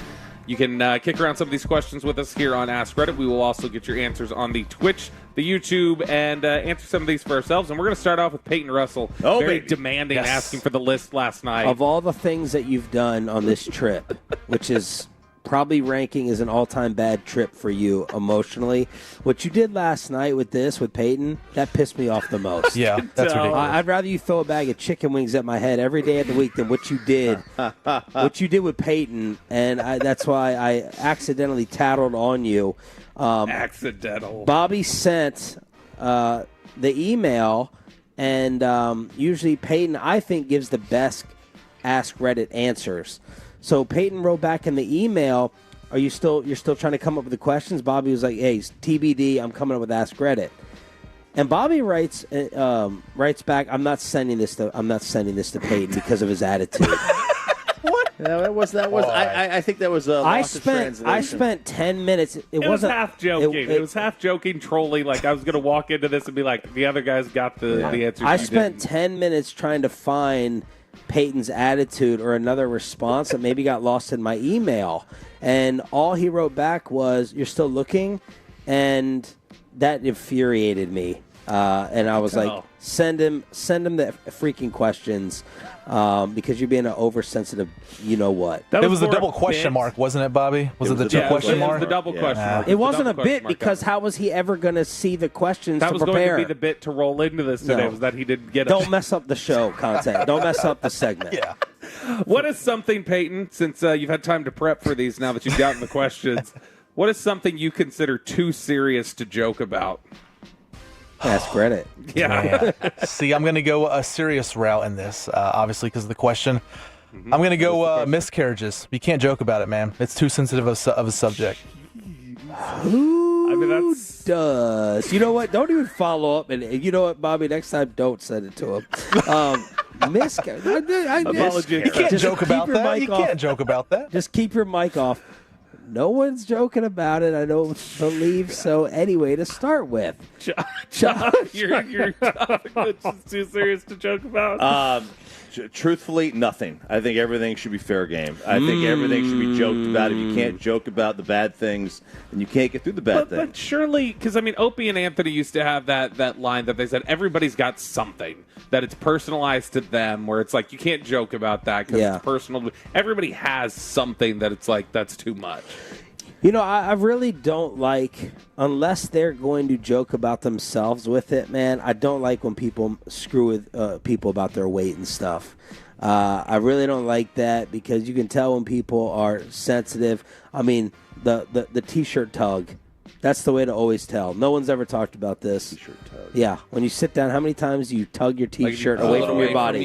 Yeah. And like I'm sensitive for a lot of people when it comes to that topic. Unless they're gonna joke and make fun of themselves, man, don't sit there and mess with someone about their size. Well, Peyton stole my answer. I was going to say miscarriages. Sorry, does that kind of joke about it? Does that kind of AIDS? No, it's been 23 and a half years or whatever. South Park told us that that's how long we say. Yep. No, honestly, I don't know. I mean, I think that there are...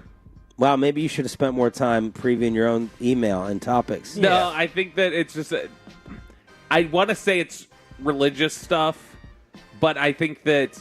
I still think there's funny aspects to joke about religion, but when you start, like, mocking what somebody, has researched or believes, or just, like, so basically... And that's not so much joking about it, but just, like, mocking somebody for coming to whatever conclusion they come to. That's where I start...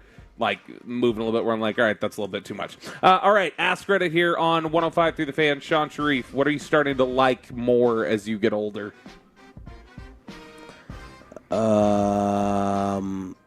Sleep.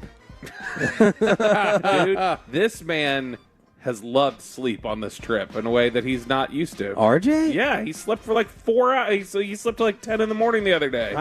On a weekend. Yeah, on one a day. Weekend morning. Sleeping like a teenager. Like, I bet you don't take weekday naps. No, I haven't taken a nap out here. Hasn't taken a nap out here, so he's getting the least amount of sleep by far. Alone time. I have a 2-month-old. What were you about to say? No, I was going to say you don't care about it. No, I was going to say you haven't always liked being alone though. I thought you've always liked some little me time. Oh yeah. Okay, no, I withdraw that. I've always loved that, but like a little bit more sleep. The older that I'm getting, it's definitely the daytime sleep because I've always felt like got to maximize every single second of time. And like daytime nap is like there are some days I need it where it's just like I can't power through. I've needed it a bunch while I've been out here. A lot of these days it's been get done with the show, nap, go to practice, come back, nap a little bit more. Yeah, you're doing 2 a days with naps. I know. I'm napping harder than they're practicing out here. It's been impressive. Chop, what's your answer? Oh man, drugs. You like them more? I think I like them more as I get. No, that's seriously. I start to like more. Like I always liked history, but I think I like history more now than I ever did. I like watching comedy more than I ever did. Like not comedy shows, just like general stand up. Didn't someone say we're in the golden age again? Yeah, Rogan says that golden age of comedy again because it's dangerous. And like there's you have to be there's a risk and like a responsibility. I changed my answer with it. Country music. Country music, the older that I get, and somebody explained this to me once, they were like, the older you get, the more country music starts lining up with like where you're at in life. and is it pop country? No, like actual like country, like even Man and His Guitar, George Strait, like stuff, which I've liked it, but I mean, like, I can sit there and listen to it a lot more. Peyton, what's your answer for this? So mine's mowing. And this might be just because I'm in a house right now, but I mean, there's no better feeling on a Saturday or Sunday morning than seeing a nicely shaved lawn. Wow. I'm gonna go mowing. Nicely shaved lawn. I've heard about a lot of shave. Why? You trim it, cut it. God almighty. A pedicured bush outside. All right, 2 for 2 on the answers after he was given prep time for him, Sean. Yeah. Some of the answers on the fan text, 469 American Idol. American Idol? You enjoy it more now? 714. They say World War II, so I'm assuming that means like war history. The older, like I have noticed, the older like people get, the more they do seem to get interested in history and watch some of that. Or of course, maybe they're saying you can't joke about World War II and they're listening on the app and they're a little behind. That could be it too. All right, we're doing Ask Reddit here on 105.3 The Fan. RJ Choppy, what is the worst example of Hollywood trying to convince us someone beautiful is ugly? So think about the Ugly Duckling movies, where it's like, oh, look, Rachel Lee Cook and She's All That, who's considered a smoke show. It's like, oh, look, she's the homely little, ugly teenage girl that Freddie Prinze has to rescue. Like, who's the best example of like, yeah, you guys did an awful job faking that one? I didn't understand this one because I was like, usually Hollywood convinces us that someone's beautiful that we think is ugly or think is overrated. Throw me those names. Well, I mean, Sean's not a fan of like Mila Kunis. Don't keep this over to Sean. What's your answer? I think Julia Roberts is overrated hot. I don't, you know what I mean? Like, I think that I don't think Hollywood. I think people try to convince us. Like Sean brought people's weight earlier. Like I think the people try to convince us that that it's okay to be overweight. Like that's the second leading cause of preventable death in the world. It's not okay. Yeah, you know what I mean. So like, SodaWeightLoss.com, go there.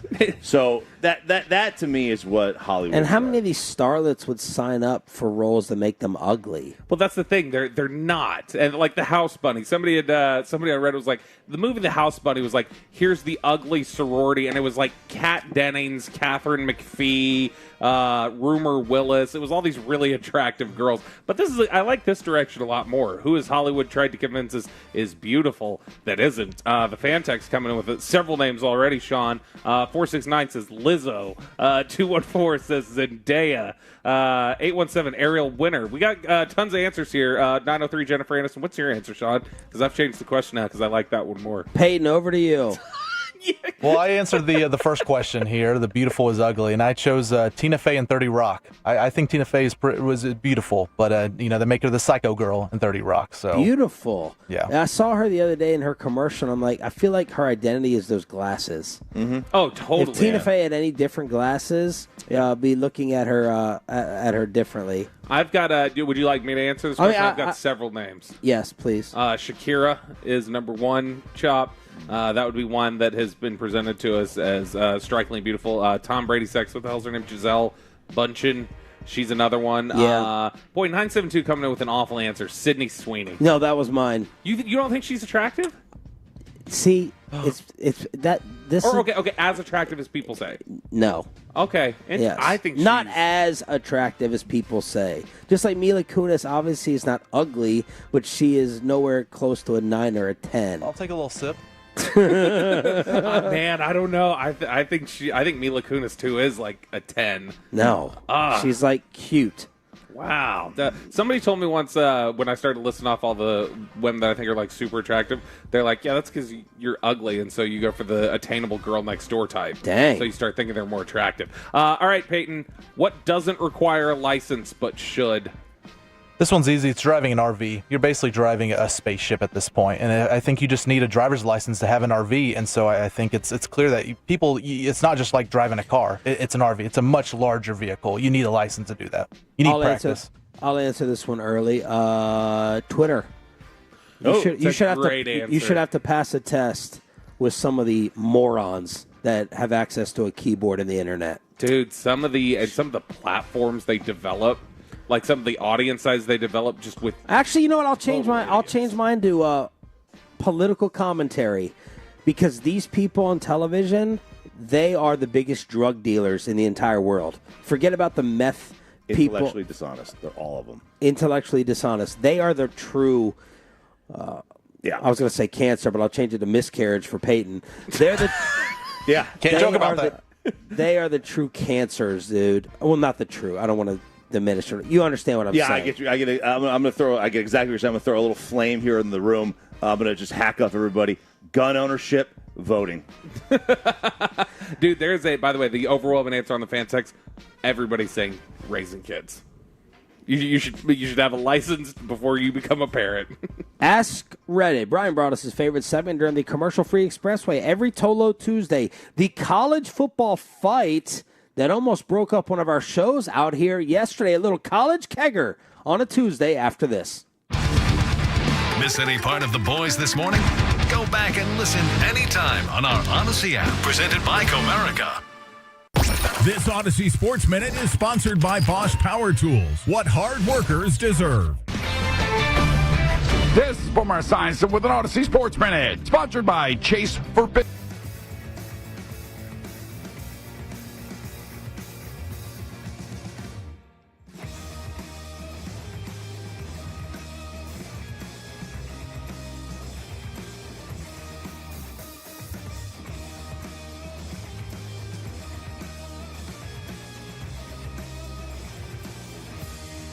Do you think it's true that you've got to forget something else to remember that Uber Eats has groceries? No, that's absurd. Hey, remember when you used to be Pepper Lady? Pepper Lady? Wasn't it Cinnamon Sisters? Basil Babes. Saffron Squad? Nutmeg Maidens? Paprika? No, Nutmeg Maid? I just said that. Was it Spice Girls? Doesn't sound right. Was it Saffron Squad?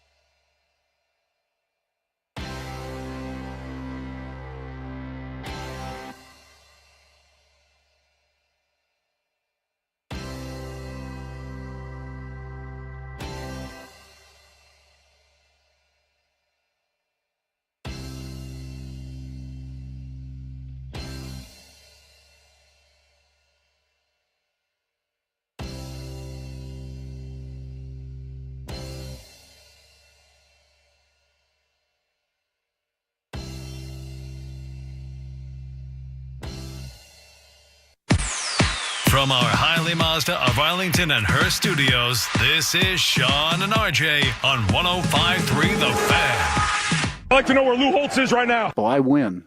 Google me. We're not hosting an intergalactic kegger down here. All right, before we get to the fight that almost broke up a show. Fight. Let's get to the decision that is the dumbest decision in sports. I'm taking my talents to South Beach. Which is removing banners. Michigan.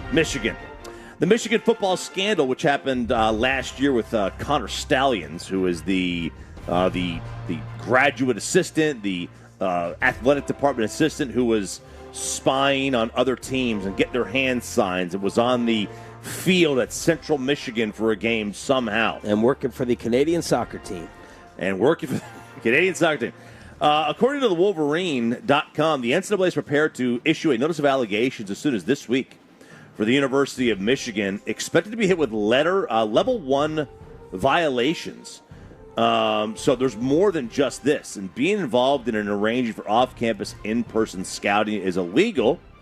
Now, he's telling his side of the story in a Netflix documentary, which drops next month. But the NCAA is not going to, they say they're not going to try to vacate wins, which is a good thing. But what is do we know if this guy is going to be for or against the university? Do we know? Connor Stallions? Is he ratting them out, or is he? He was. I mean, they had him at the national title game sitting with Chase Vinovich. So I mean, I imagine he's probably fine. He's a made guy, I think. So, but why would you do a documentary on someone who's like, I didn't do anything wrong? Getting your side out there, getting your story out there. You've kept silent long enough. You're gonna spill all the tea now. Yeah. So they're going to do this. There's consideration, and Michigan thinks what the NCAA is going to recommend is they think they're going to recommend a 2-year postseason ban from the college football playoffs. So my question is, what the hell is the punishment then? Who's getting punished? Jim Harbaugh's gone. The players are gone. So you're going to impose a 2-year ban on the future, on people who had theoretically nothing to do with it? That's the problem with the NCAA's slow-to-act process here. They should have imposed it last year, and they should have investigated it last year. Well, if you drop a bunch of F-bombs or just Peyton references on this show, who's getting fined by the FCC? It should be me. Yeah, but who is it? Oh. It's the company. Oh, no, yeah. That's that. Yes, so I this is the university and the company that gets punished. A fine is one. So it would be the equivalent of me saying that, going find another job, and then a new person coming in and not being able to. They're ineligible. They're raise. ineligible for Nielsen ratings. Yeah, to be ineligible. Yeah. That person did nothing wrong. Like that's not. I'm just saying, how are you going to punish Harbaugh now? That's the problem. They needed to do this last year. They needed to investigate it immediately. He got punished. We did issue a punishment. That was the Big Ten. We had you go up against a bunch of teams that were cakewalks. That's right. That was the punishment was we made you play UNLV and Rutgers and Maryland and Northwestern. Which you said it's the punishment they're going to suggest the NCAA to who?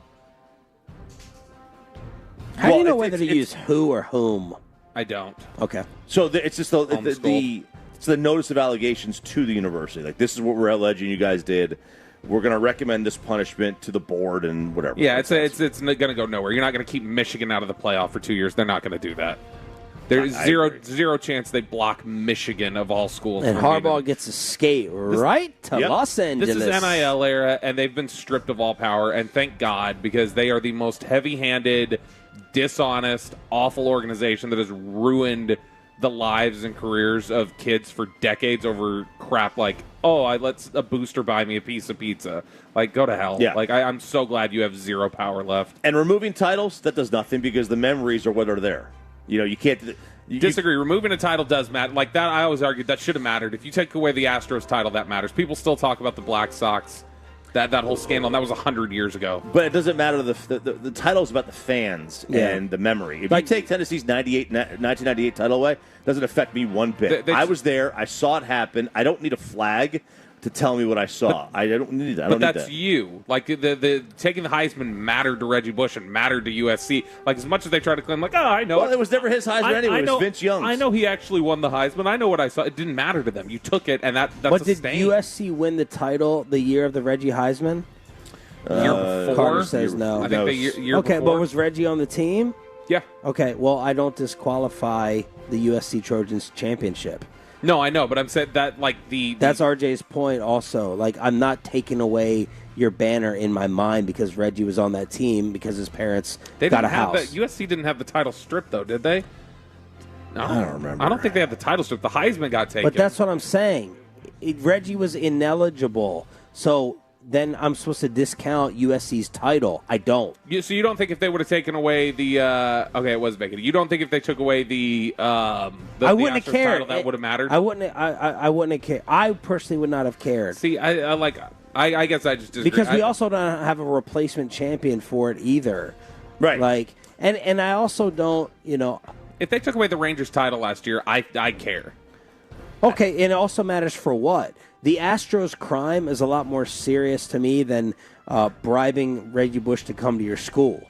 Like, that was, like, really next level coordinated cheating. Sure, that's why to me this is different, because you're talking about Michigan would be a cheating scandal. Like, you had an unfair advantage. Not like, well, Reggie Bush shouldn't have been eligible. Yeah. Yeah. Okay, this is the one that is going to break up a show. Maybe. I don't know. Hopefully. Cover your ears, Carter. And this really disappointed me because I'm a big fan of Bill Connolly. I think Bill Connolly's really good. Former Texas governor. No, I don't think it's the same one. That's John. But he put together, so they did the ESPN Top 100 in the NFL. He put together a top 25 college football list. Top 25? Of the 2000s, so the 21st century. Okay?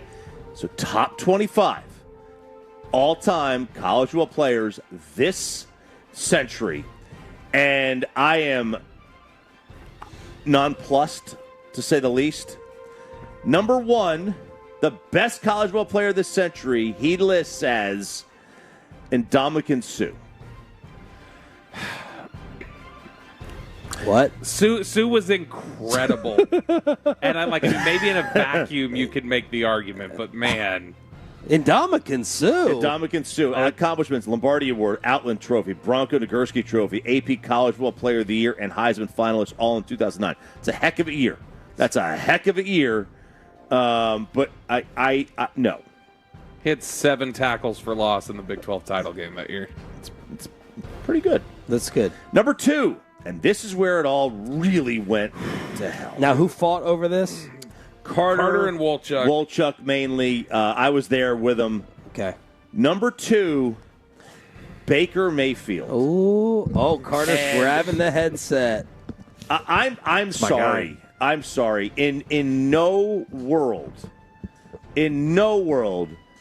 is Baker. Can you argue that Baker Mayfield is even one of the top 3 quarterbacks of this century? Baker's no higher than 6th. Baker isn't even the best OU quarterback this century. Oh, that's not true. He's not even the second best OU quarterback.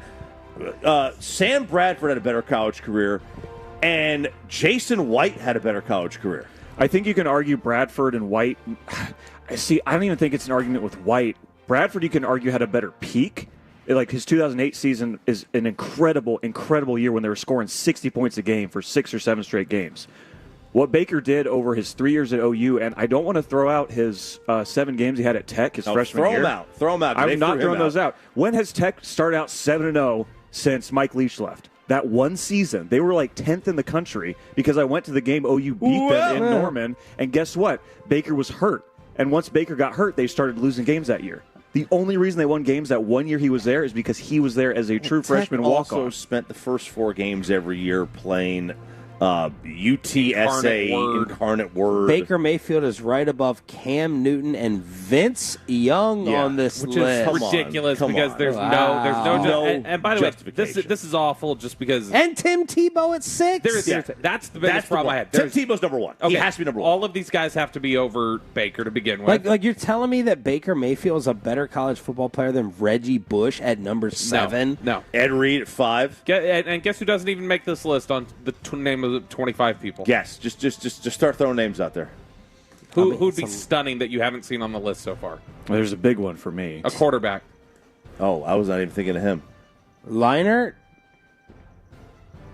Oh, Johnny. No Johnny in the top 25? No Adrian Peterson. He wasn't even an honorable mention. Do you think that Baker Mayfield Carter was better than Johnny Manziel college career? If you want to go full career, sure, because Baker had an extra year, and those couple games at Tech too. Like you can, if you want to stack numbers, if you want to stack accomplishments, if you want to stack awards, yes, Baker is better than Manziel. But the peak that Manziel had in 2012, like that's as good of a peak as pretty much any player's had And Baker since 2000. and Baker over Vince. I mean, I'm biased, so yes. He said one game yesterday. He told Wolchuk one game he has to win, he would take Baker over Vince. Look, you can't. In terms of the quarterbacks, they don't have Matt Leinart on this list, and you cannot say that Matt Leinart is not. I mean, he was by far better than Baker Mayfield in college. I know you were like 4 years old when that happened, but Tebow is better than Baker. Tebow needs to be number one on this list in terms of best college players. I mean, he's arguably the best college player I've ever seen, arguably. And then Matt Leinart needs to be right there, and obviously Vince needs to be ahead of Baker. Tebow, Vince, Manziel. You can even have Cam up there. Cam was 1 year. It was 1 year at Auburn. Tim Tebow was essentially 3. All right, on this list, this is ESPN College Football's top 25 of the century. Tebow 6, Reggie is 7, Bryant McKinney, Kane's tackle at 8, Joe Burrow at 9. Joe Burrow had a better college career than Matt Leinart? Why is Burrow, as a single standalone season, 6 spots below Cam Newton's single standalone season? Burrow had arguably the greatest season in the history of college football. When Burrow started the year before, too. Like, Burrow had a decent season in 2018 before he went nuclear in 2019. I think the difference is nuclear Carter. Cam had a much worse supporting cast. You're not going to be able to tell me. Sorry, go ahead. Keep going down the list. Because 15, I'm going to have an issue. That's with. A funny one. Larry Fitz at 10, Terrell Suggs at 11, Joe Thomas. God, it's overrated. Khalil Whoa. What did you just say? Joe Thomas is overrated? Jake Ferguson back here. It's the J.J. Watt thing. He never won. It's the J.J. Watt thing. He never won. You hate Wisconsin. I do. I don't like Wisconsin. They're stupid jump around. Khalil Mack, 13. Aaron Donald, 14. David Pollock, 15. You can't tell me I have no issue David with this. Pollock is a better player than Johnny Manziel. Are they making up? He absolutely was. Are they making up for the fact that they fired him from game day by putting him on this list? David Pollock is one of the greatest defensive college players. All of your Manziel takes are awful. Who? All him. Choppy. Every take on Manziel the Chops ever had is awful. From this to no kid in College Station would go to a Manziel bar because they don't know who Johnny Manziel is. Dude, I mean, currently we're talking about we're 15 years almost past when he played. Chop, they know him in College Station. Knows who Tebow is. Yeah, they know him in College Station. But the kids who are freshmen now were 3 years old when he played. Do you know what Fish Camp is? Do you think they don't know Vince Young in Austin right now? I think you think Broadus' kid doesn't know Vince Austin's fame? Broadus' kid's a sports fan. The amount of kids that go to college that have no idea. There are kids. There are plenty of people. People in Gainesville don't know Tebow. There are plenty of people at Tennessee who have no idea who Peyton Manning is. You're wrong. It's just the way it is. You're just wrong. You got to know kids. Man. Deshaun Watson. David Pollock is one of the best college defensive players ever. David Pollock was really good. David Pollock is not a better football player than Johnny Manziel was. Deshaun Watson, 16. Roy Williams, Oklahoma. Carter, 17. Kyler, 18. It's just wild that you can put Cam. I guess Cam won a title, but Kyler's 2018 season was just as good, or very close to as good as Cam's 2010 season. By the way, look at his numbers. Roy Williams at 18 might be low. Devontae Smith, 19. Lamar Jackson, 20. Justin Blackmon, Oak State, 21. Lamar should be higher, by the way. Will Anderson, 22. The Honey Badger, 23. Julius Peppers, 24. And Jonathan Taylor, 25. The first 10 out in alphabetical order left off the list. Crabtree, Freeney, Robert Gallery, RG3, Calvin Johnson, Derek Johnson, Luke Kuechly, Trevor Lawrence, Marcus Mariota, and Christian McCaffrey. Yeah, there's no Jameis on here either. Oh. Lawrence had a great college career. You can't knock Lawrence's college career. Jameis needs to be on there. McCaffrey's got to be in the top 25, too. All right. think. So This is there the it worst is. list I've ever seen in This my is life. bad. This is bad. Eric Crouch doesn't register anywhere in here.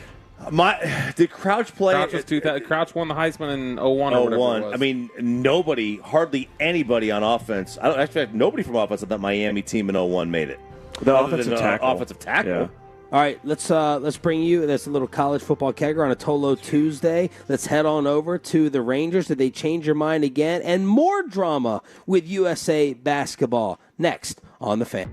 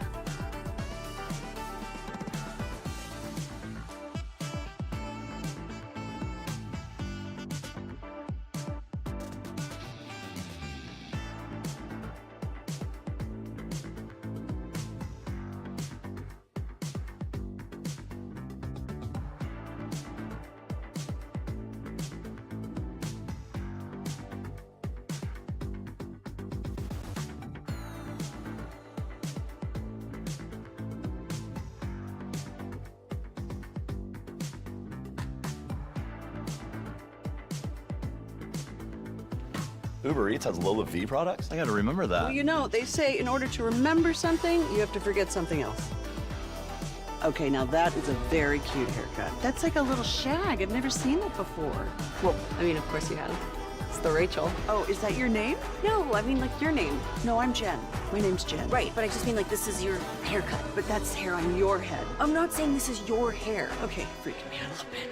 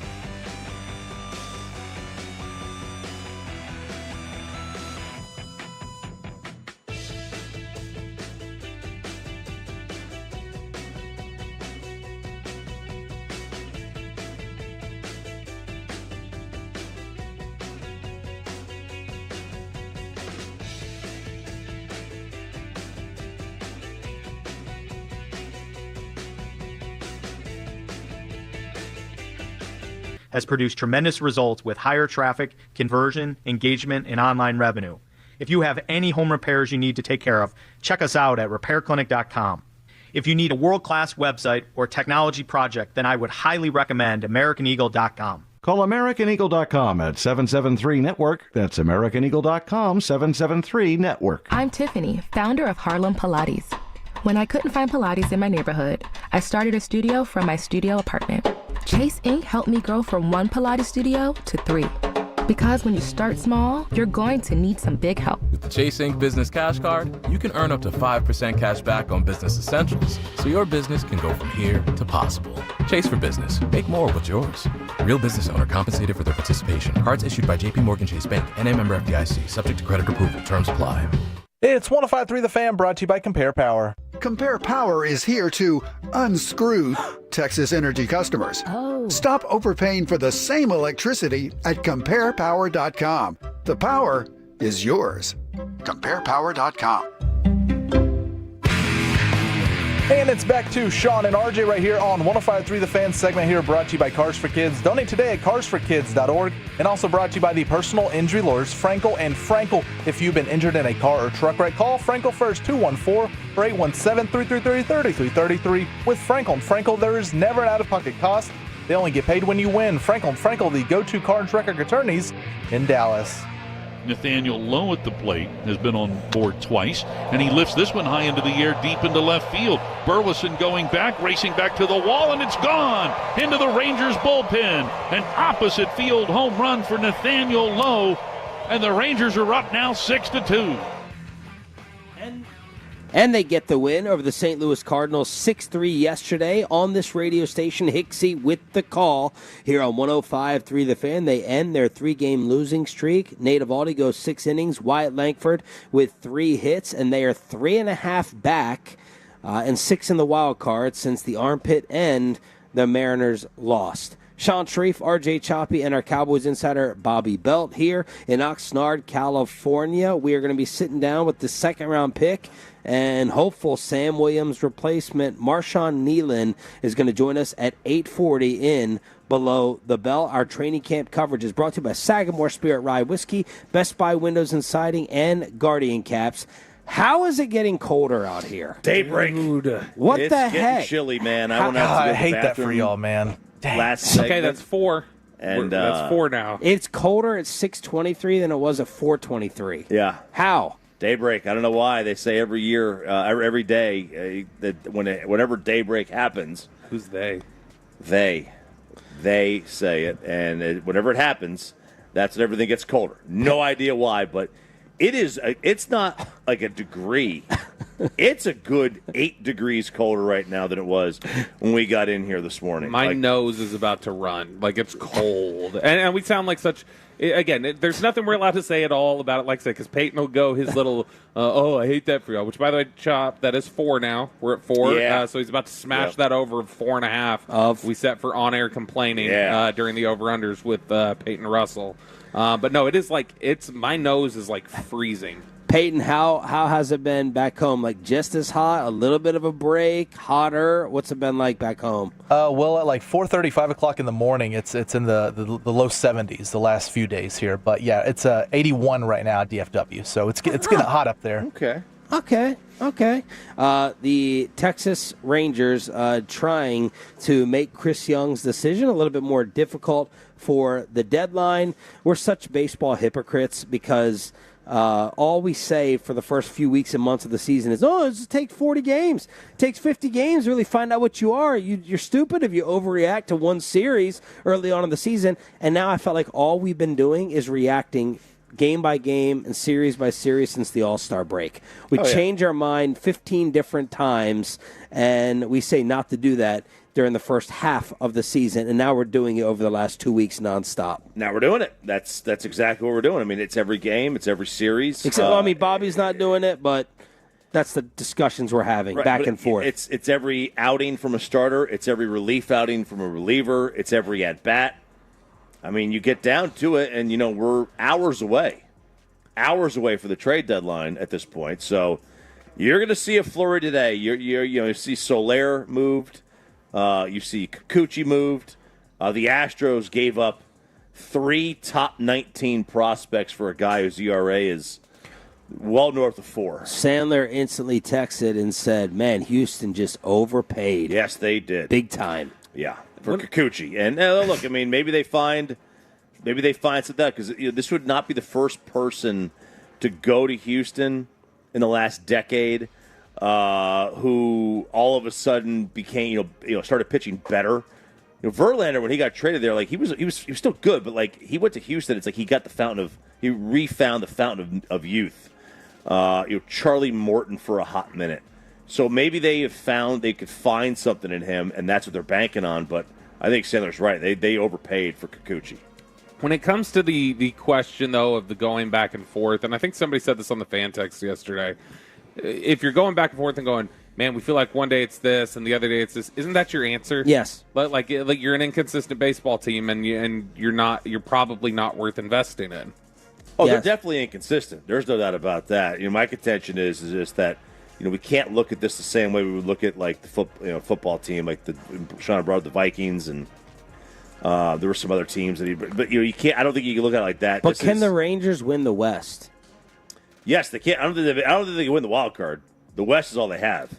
And like in baseball and hockey, it's just find a way in, and it literally takes in a playoff series, in a baseball playoff series, literally one guy can carry you in that series, and that guy could be Corey Seager. But we saw here's the difference, because I've seen a ton of people on the fan text trying to argue that, well, what about last year? Look at last year. Nobody believed in him last year. It's like, yeah, but they could always hit. And the last 6 weeks of the year, Jordan Montgomery was one of the best pitchers in baseball. Really, the biggest thing was like, your bullpen's awful.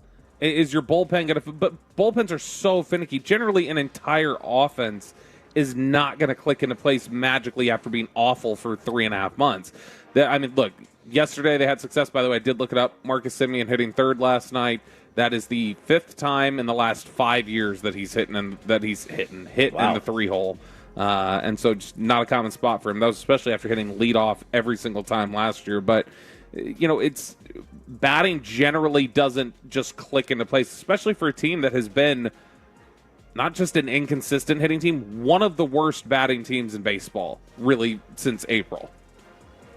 All right, let's move on to Team USA. We have Boston Celtics drama, and we have Kevin Durant firing.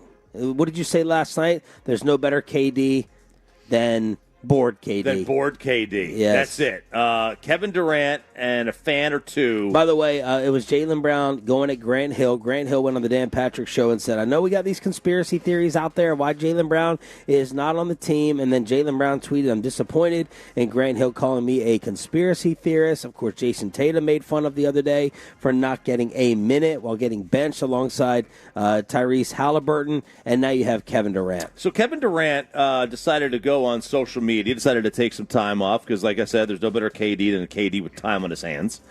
This guy tweets, please, NBA, adopt more FIBA rules and let us see the best really think the game and play the game like it's meant to be played. And KD, was he just Googling NBA? No. Okay, so a lot of times, like I'm going to defend KD here. A lot of the times when people are talking about, like, oh, KD did this, that, he gets tagged in a lot of that shit. He wasn't tagged in this. There was stuff. Dump it, Peyton, dump that. I got it. Let me write this down. Another thing for Bobby, using the S word.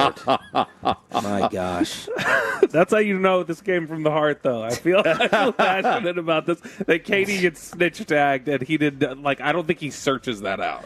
He didn't search it out, but he was not tagged in it, so somebody maybe alerted this to his attention. So again, please, NBA, adopt more FIBA rules. Let us see the best, really think the game, and play the game like it's about to be played. KD responds, I swear y'all just be yapping. What rules you want to see? The response, I want to see the 3 seconds back, and that's it. You disagree? More movement, less ISO, quicker decisions. Keep threes the same as the NBA. Can't knock the ball off the rim. KD, if you want to eliminate defensive 3 seconds, games are going to be slower. The beauty of basketball is not calling all them sets, but playing off instincts and letting the talent dictate the game. Getting out in transition, driving, kicking, playing random basketball. You want to trick play every possession like it's football. That's not why our game is special. People going back. That works when your team is stacked 1 through 5. It doesn't work when you need to get the best out of every player on the floor in different aspects. When your team has guys playing roles, yada, yada, yada. KD, random basketball, you're not comprehending what I'm saying. You can randomly say. Yeah. He said comprehending. Comprehending. What did I say? Comprehending. Comprehending.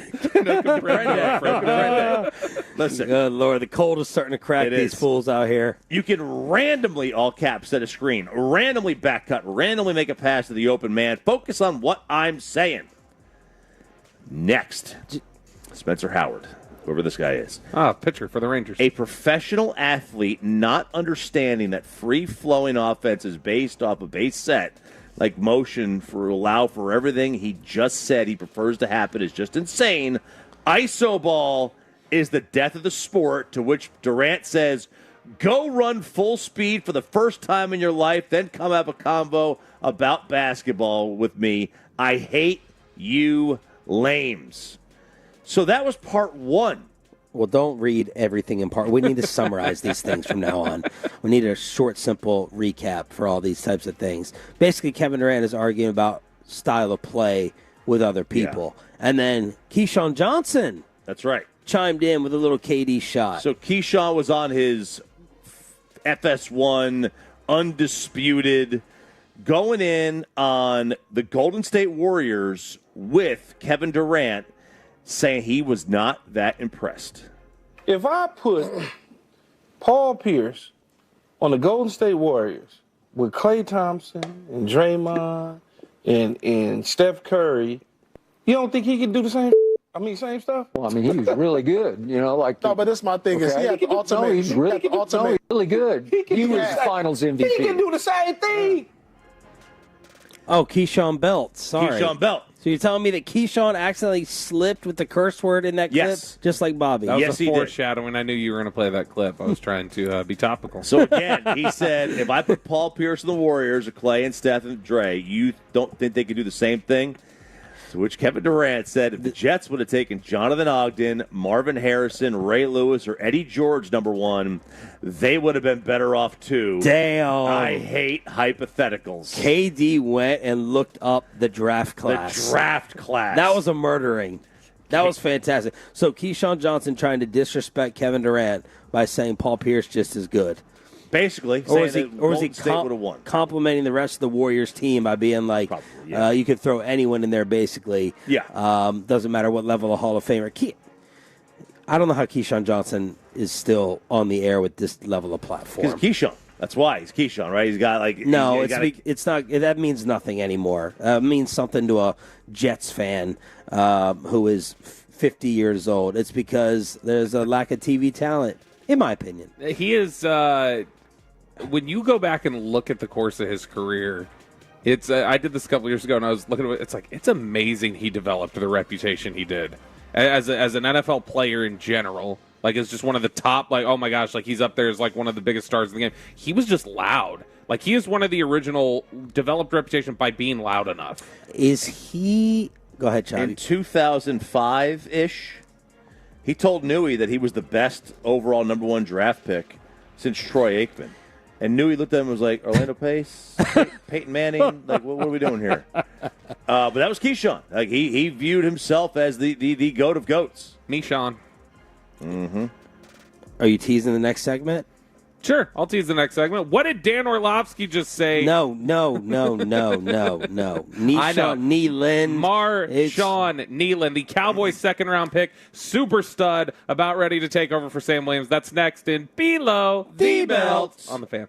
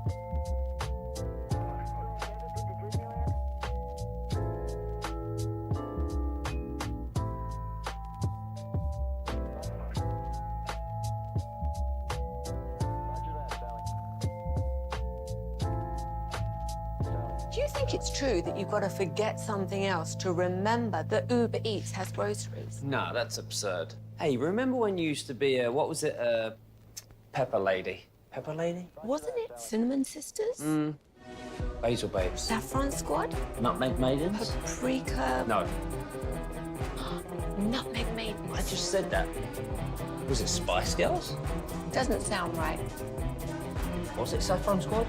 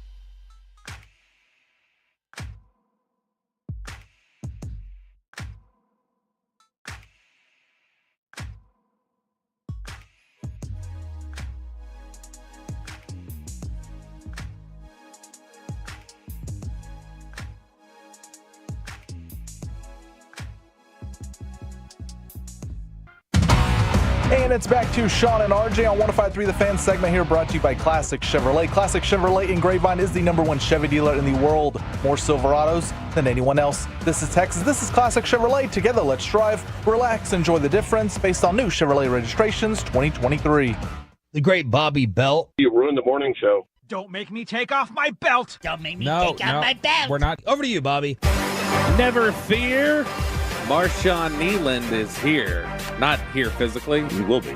But he'll be here for Sam Williams in place of him. That is the expectation now. Marshawn Kneeland, the second-round pick, who Brian Broaddus, that was his biggest takeaway so far from camp, was Marshawn Kneeland. Was he said after watching him a little bit, he said, I think he's going to be better than I initially anticipated. Really? Because the book on Kneeland coming out was the idea that don't be talking all low, scared. I just don't want to I don't want somebody to think we're like gossiping about them. Was he injured coming out? No. Okay. But Kneeland was a guy who the book on him was he was immediately top tier run defender. Was going to be a top tier run defender. Guy who plays with a lot of power and a lot of pop in his hands and can be a solid bull rusher. But the question was, is the pass rush toolbox developed yet? Does he have some of the fluidity, some of the bend that is necessary to be a pass rusher at a high level? I love how scared. I love how scared you are right now. It's about talking down. Let me lower to my voice. You sound like Twitter right now. You sound like the Twitter folks who are always like, "Why aren't you asking the hard?" It's not I about guarantee that. you. Be polite.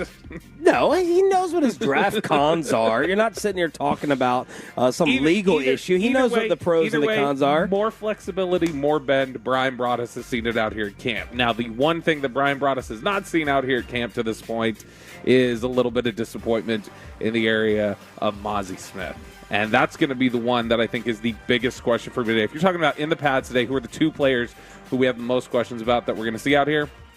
It's going to be Tyler Guyton at tackle because Pat's coming on. That's different. That's when you can finally start to evaluate some of these offensive linemen. That'll be the viral video from today. You will get a viral video today of either Micah Parsons working over Guyton or Guyton stonewalling Micah Parsons. Whatever one of those ones we get, that'll be the big viral clip from today as Marshawn Kneeland prepares to sit down and join us here on 105 through the Fan. Second-round pick from Western Michigan this year, a guy who I don't know that there were a lot of projections early on that people had him on the radar here from Dallas, but he was one of these guys who was projected or was projected to go a lot higher than the Cowboys had initially anticipated. So when he was sitting there, he was a blinking light in the second round. And sitting down with us right now in the On Time Experts hot seat, On Time Experts air conditioning and plumbing, same-day service guaranteed, is Marshawn Kneeland. Good morning, man. How are you? Good morning. I'm great. How's camp? What time are you getting up out here? I typically get up around 5:15. And going to sleep when? I try to go to sleep around 9. Okay. And what is what's the first thing that you're doing when you're waking up here at 5:15? I wake up and then I go hit the hot tub, cold tub. Is the cold tub miserable? It's not that bad because I go hot tub first, then cold tub, then back to the hot tub. See, I thought you weren't supposed to do that. I thought that was, body shock blood right pressure there. changes. Yeah, you would think. Like when you go to the hotel and they're like, don't get in the swimming pool and then go in the hot tub and then back and forth. But I guess you guys would know better. I think it's the head. You're not supposed to get your head super hot then wet than cold, right? I don't know. Which one's better, the cold tub or the hot tub? The hot tub feels better. The cold tub shocks you. It works. Yeah, the cold tub works for sure. Now, do you do the cold tub ever without going hot tub first? I used to a lot. Until I got here and they said they recommend contrast. So I was like, hey, I'll take it.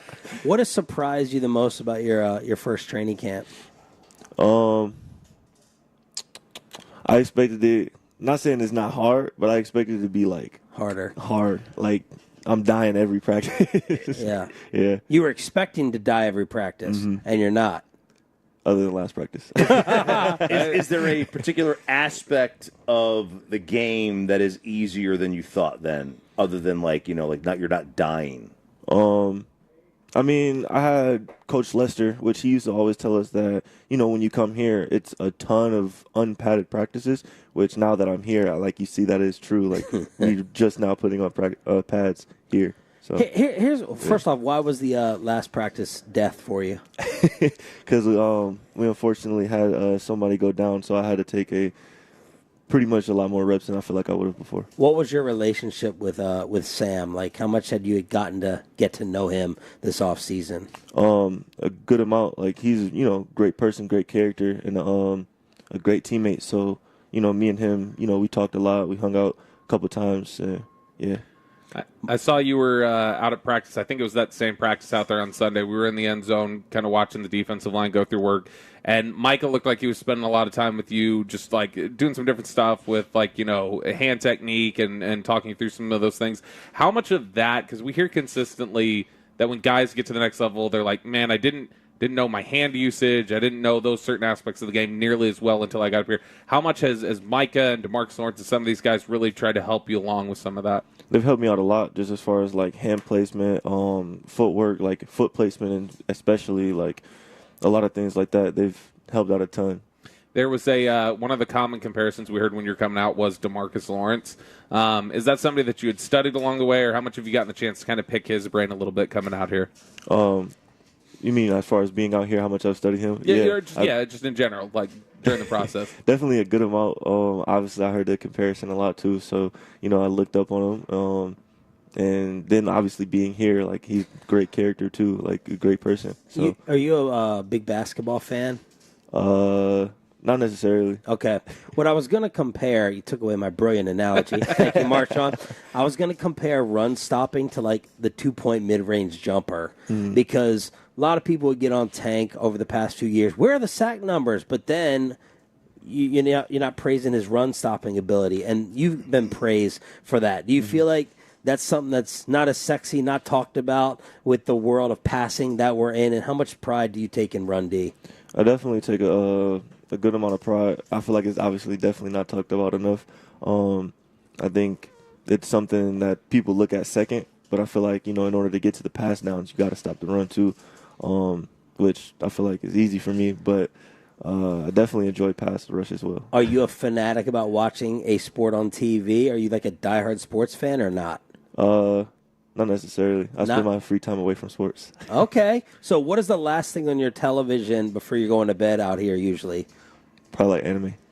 Anime? What is that? All the football players, it feels like, are anime obsessed, and I've never gotten into it. What's the introductory anime for somebody who's never gotten into it before that they need to try and wet their palate a little bit?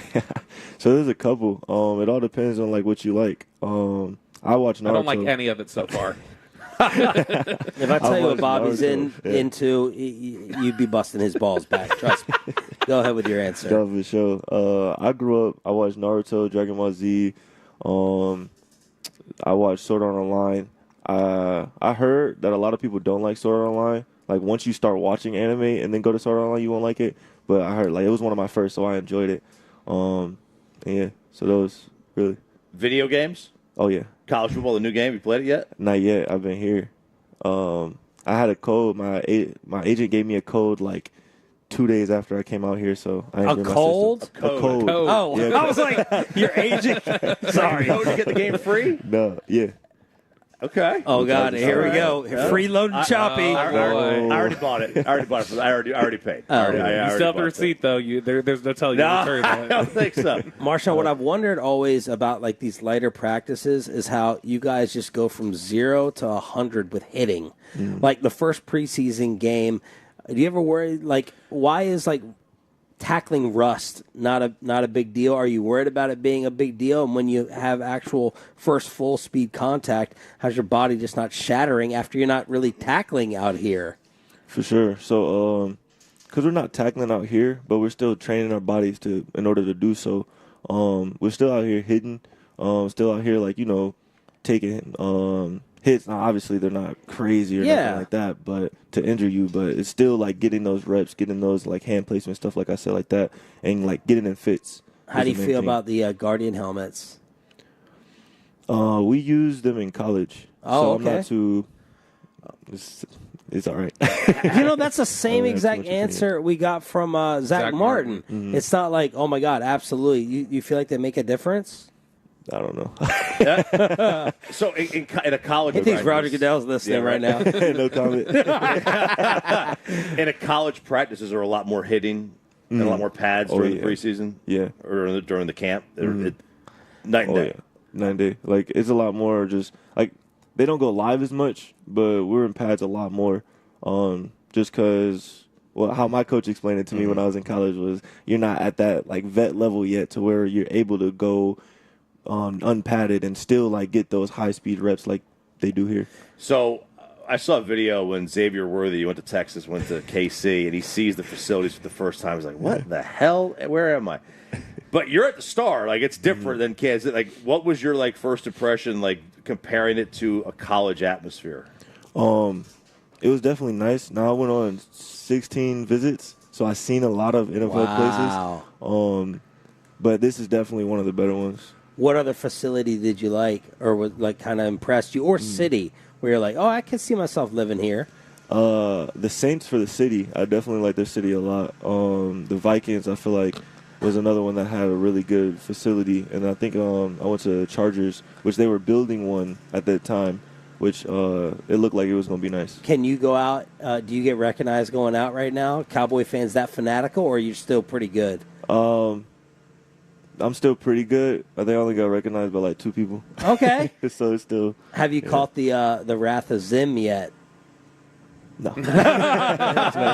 Trying to avoid it. Now we've seen you. We saw you out here a couple different practices. The other day on Sunday, you were lined up inside. You did some defensive tackle stuff. You went outside as well. Is that going to be the plan for you this season? You think you're going to just kind of be a versatile piece that can kind of play inside, outside, do various things? Yeah, definitely.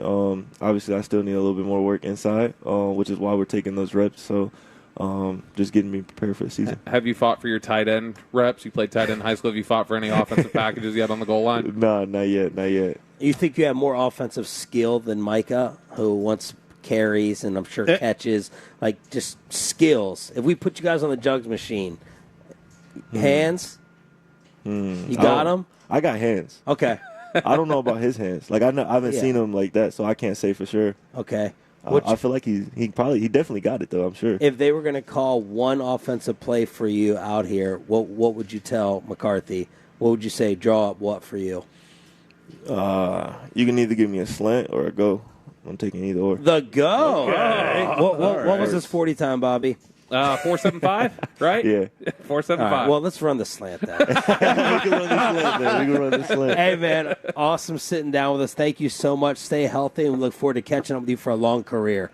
Yes, sir. The Cowboys' second-round pick, Marshawn Nealon, here in the Uber One hot seat. Uber One, new members enjoy 3 months free at joinuber1.com. Bobby may lose his mind over a quarterback list that has just come out. Man, his hands are really warm. I don't know, mine are warm to cold to warm, you don't know where they were. Final hour. He'll give me a cold.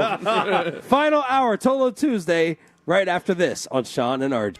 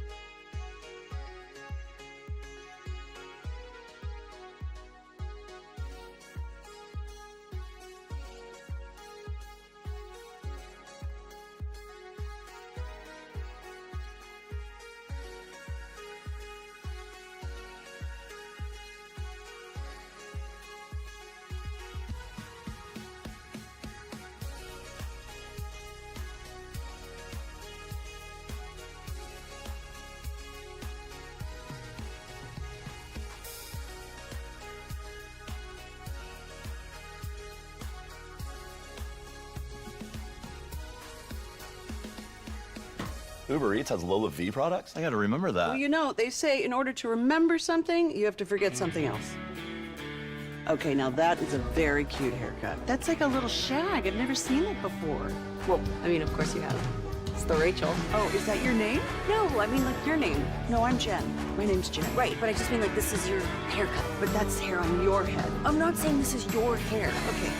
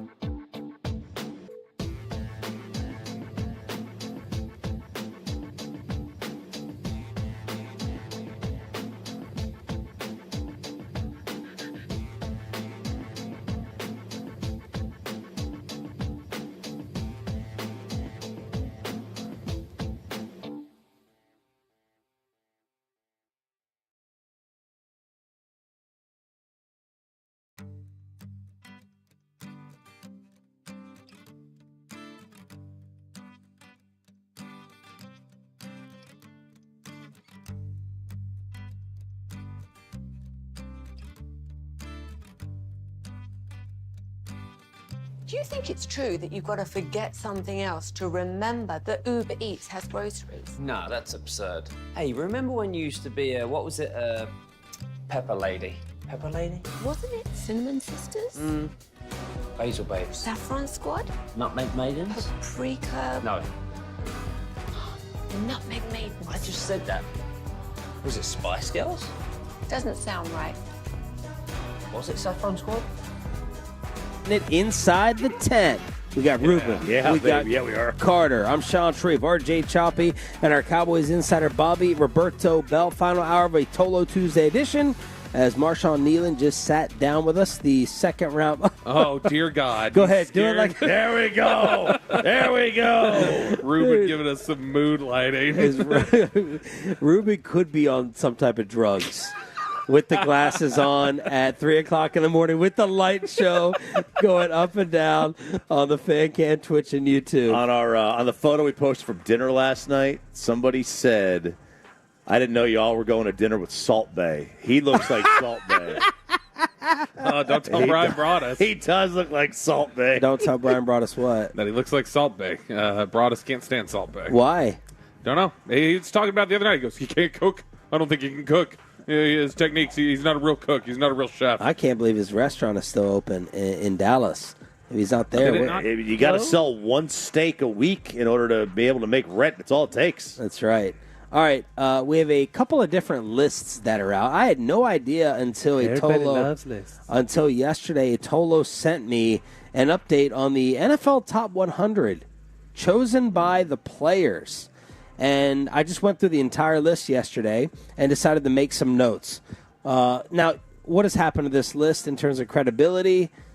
We laugh at it. It has done. Players don't watch enough. They can't see every player. Marshawn Nealon sounds like he's not watching a ton of sports in general. Yeah, they can't see every player. They go by perception. Half the time, they're just looking at numbers. They don't even know the actual guy's name. Or it's very heavily influenced by who did I face this year and who did I see on tape that I was like, holy cow, that guy's good. So Amari Cooper came in at number 70. Zach Martin, number 53. Derrick Henry, number 49. Jared Goff, 48. So Dak Prescott will be above Jared Goff. We're not on the list. And Dak or not on the list. And Dak Prescott will also be above Matt Stafford, who came in at number 42. Reasonable. Who would ever have those two guys above Dak? That's an interesting question and point. You could make the case. I mean, you could make the case they're above Dak. I would, but I wouldn't with Stafford. Yeah, you believe Goff is. I believe Goff is. Devontae Adams is at 40. Joe Burrow is at 39. That's the first one that really jumps out. That was injury aided, I assume, because this is based off of whatever last year. Number 38, Sauce Gardner. 37, Quinnen Williams. 30, keep that in mind. 37, Quinnen Williams. 36, Tua T. So Dak will be above him. Tua better than Burrow. Right. Yeah. There's another one. 35, Josh Hines. Wait, did I write Hines Josh Allen? Allen Hines or Hines Allen? Which one is it? Oh yeah, Hines Allen. He's the Jaguars. Josh Allen. Remember he changed his name. Oh, he changed it to Hines Allen. Hines. Yeah. 34, Jordan Love. So Dak will be above him, I presume. 33, Puka. 32, Quincy Williams. Who's that? Quincy Williams is Quinnen Williams' brother, who made his first All-Pro team last year. Linebacker, who was a third-round pick out of Murray State and had bounced around a little bit. I was with the Jaguars for a couple of years and then went to the Jets. But that's the first time I think that anybody's really settled in on the idea that Quincy is better than Quinnen. Yes, Quincy had an 81 last year, according to Pro Football Focus. NFL Top 100, just updating the list. Number 31, Deron Bland. Hell yeah. Okay. From your Dallas Cowboys. Historic season earned. Bijan Robinson starts off the clip going, what's that guy's name? What's that guy's name in Dallas? Who's that corner? Who's that guy? They're like, Deron Bland. Bland was ranked higher than Tariq Woolen.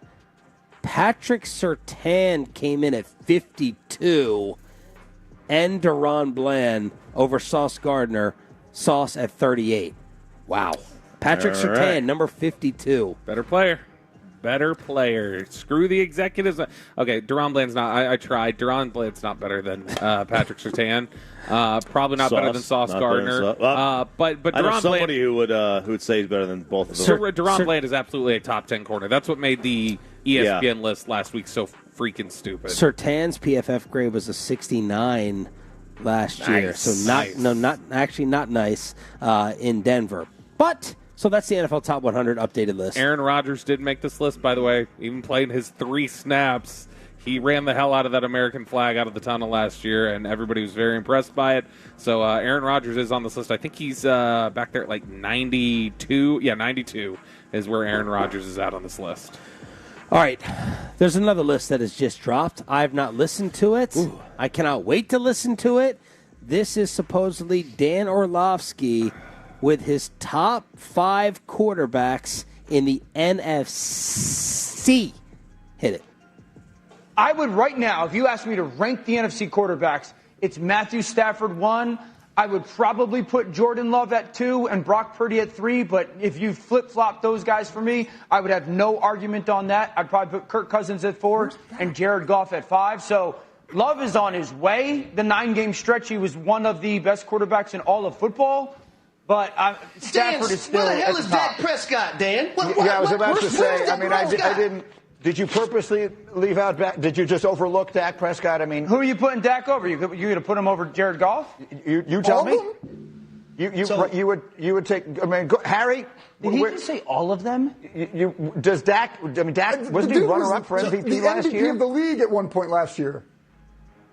So what's really unfortunate, and none of the guys brought up Cousins as someone to put him over.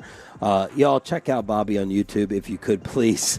What's really unfortunate about this is them all being horrible actors, not acting like they didn't sit in their pre-show meeting and go, all right, how are we going to keep... You overlooked that, right? You overlooked Dak? I don't see Dak. I don't see Prescott on here. Like, they didn't rehearse this beforehand. And this is for those like Jared Sandler, who... and other people who lecture Bobby about Orlovsky who try to vouch for him. Because, Choppy, as you said earlier, this is intellectually dishonest. It is. First of all, you can you can't put Kirk ahead of him, period. Brock Purdy, Dak is not the most egregious. Brock Purdy, the disrespect for Brock Purdy is the most egregious. He's easily the best quarterback in the NFC. You can't make a case that he's not. He led the league in just about every major statistical category that matters last year. You cannot, even Bobby cannot make the case that Dak had a better year than Brock Purdy last year. No, but I would make the case that a year doesn't make somebody better. That's fair. But, I mean, Brock's first year when he came in, he didn't lose a game, and you yourself have said that if he doesn't get knocked out of that Philadelphia game, they're in the Super Bowl. Yeah. But, short of that, Matt Stafford, look, we know why Matt Stafford's being put up there.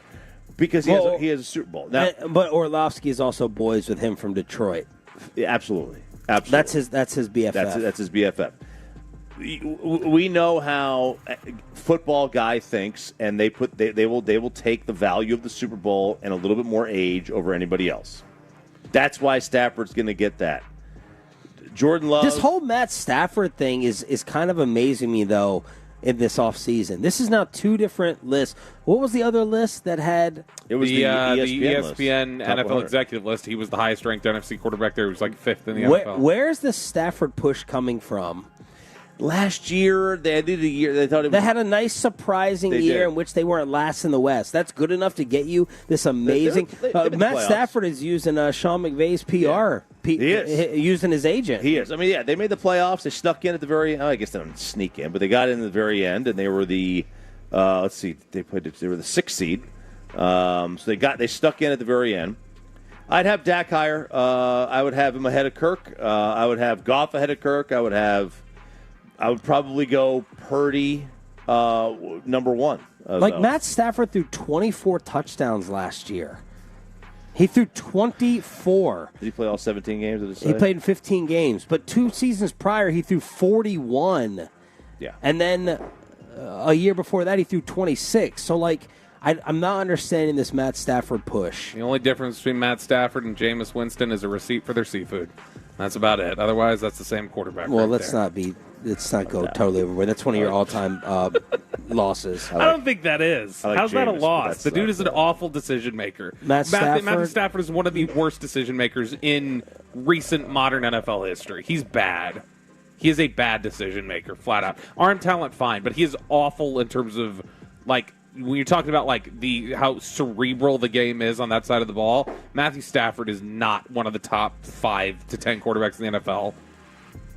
He's not a top 10 quarterback? No, not if you're talking about just the ability to read and react to defense, stop. decision making. No, that's flat out. No, he's not a top 10 quarterback in the NFL. No, he's stop not. trying to qualify. No, but I'm just saying, like, I'm talking about specifically to that. He's not a top 10 quarterback in the NFL, but I'm specifically talking about arm talent. Yeah, he's like top 2, but that's irrelevant to the fact that he is awful when it comes to. He's one of the dumber decision makers in the NFL. I agree. Fans a lot of times will they overlook the most important asset to being a quarterback, which is decision making. It's not talent of arm talent and all that stuff.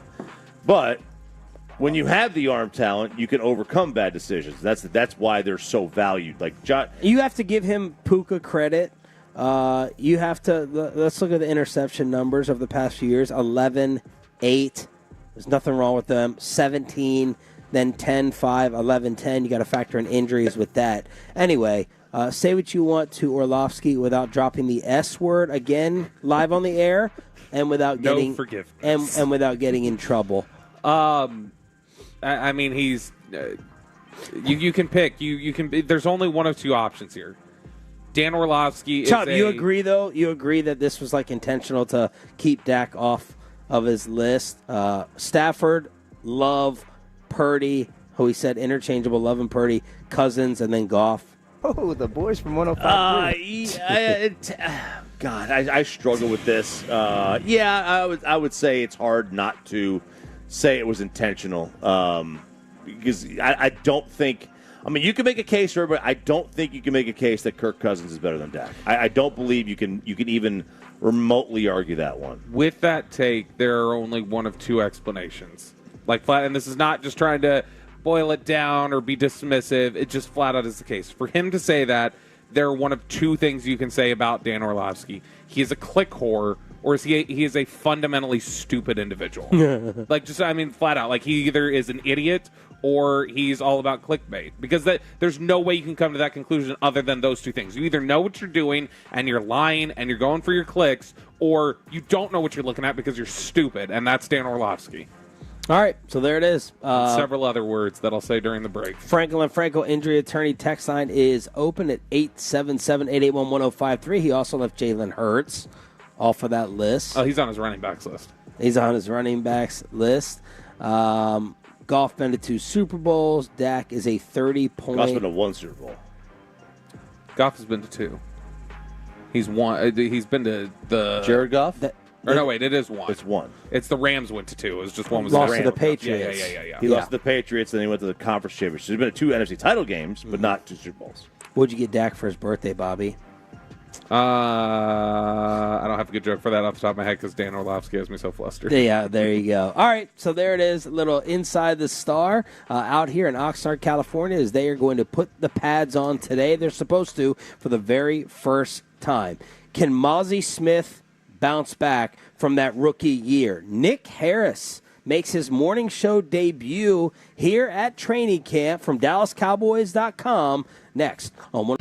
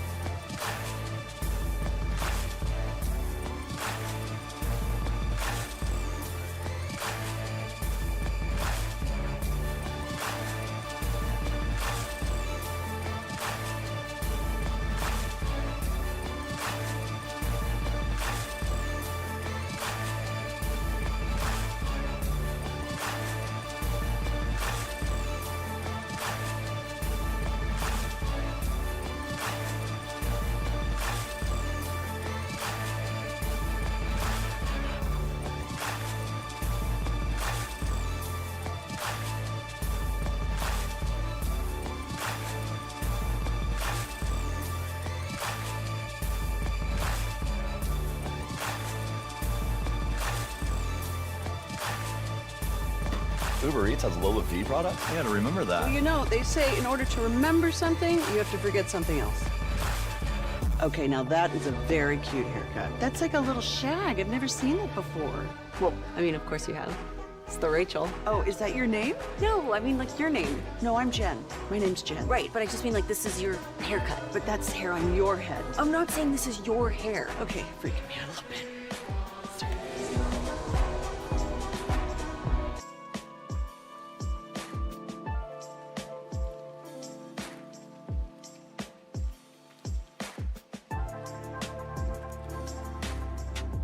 And 40 from out here in Oxnard, California. We're about to be joined by Nick Harris from DallasCowboys.com, brought to you by the WinStar World Casino and Resort, proud to be the casino of the Dallas Cowboys. Please game responsibly. At least I think we're about to be joined by Nick Harris, who had the sit-down with Jerry for DallasCowboys.com. Pat Doney, NBC5, Nick Harris, DallasCowboys.com. Call those a car wash in the industry, Sean. Call them car wash interviews. Do we? Yeah, that's what they. Well, I mean, not do we. It's the TV industry. The TV, yeah, which I mean, I am in. Don't want to brag, but I am in that industry. It'd be nice if anyone from the NFL Network actually acknowledged you when they come out here, which I never see. That absolutely did happen when I was walking by. Ian was just powdering his nose, as he's known to do, and was on the phone. But Jane acknowledged me. She acknowledges me every time. That she doesn't sends me count. texts asking me for stuff. We're at the bar. Yeah. We're at the bar with her. The Ian Rappaport sunglasses were something that I noticed. I like the front of them. They were kind of bluish mirrored, like that. But then on the sides, they had a normal straight across, and then went straight down into like a half moon, and then coming back, kind of like I don't know. They just reminded me of some kind of glasses like my aunt would wear. Someone named Pretty Ricky, someone that people are starting to trust on Twitter, said yesterday the Cowboys are closing in on a 4-year extension with CeeDee Lamb worth between $136 and $138. That would come out to about $34 million a year. Yesterday, KMC Masterpiece asked Stephen Jones, is this just about the guaranteed money, which Dallas Morning News reported as the holdup, and Stephen gave his political answer. So, reporter Pretty Ricky says for 136 to 138. Pretty Ricky doing pretty good things, making pretty good change. Right. Or at least CeeDee Lamb is about to make pretty good change, and Pretty Ricky is right. Look, I mean, I think that's about where we've thought, though. Like I mean, roughly the territory. Right. Like David Moore had the report that you had mentioned yesterday, Sean, that this is something where guaranteed money is more of the issue. So if that's the case, I mean, that could be true. That they're closing in on this, but if they still have this wide gap on the guaranteed money, then I mean, closing in becomes a relative term, or how close they are is completely relative. All right, Choppy, introduce us all to your new favorite player in the National Football League. This is Mac Hollins with the Buffalo Bills. Now, he is a wide receiver, and they did a little expose, a little piece on Mac Hollins in their Bills Live, the Buffalo Bills, Bills.com type thing. Well, here's Mac Hollins. Now, he does a few things. He is very eccentric. He doesn't kind of operate by societal Go ahead, norms. Bobby. Eccentric? Like different, like eccentric. He's like kind of... I think he's focusing on the C. As I tend to do. No, it's isn't it eccentric? Isn't it more you actually put the like eccentric? Well, there's no X in the word eccentric. Not X. Eccentric. Eccentric. You're saying a different word. This is like I'm saying Sean this- and Sean. What is the what? It's like EC, right? EC, and Eccentric. then the other C. You're is saying the it with suh. an S. You're saying eccentric. No, I'm not. I think I'm saying it properly. I don't think if you were to look at the All right, so you're dictionary- saying it's eccentric, and Bobby's saying eccentric. I think it's the same thing. Go look it up. And, eccentric. Okay, fine. In your face. I disagree. I don't care for that. That's British. Wow, it's Okay? unlike you to be in That's favor British. of changing the definition of words. But go Anyway, ahead.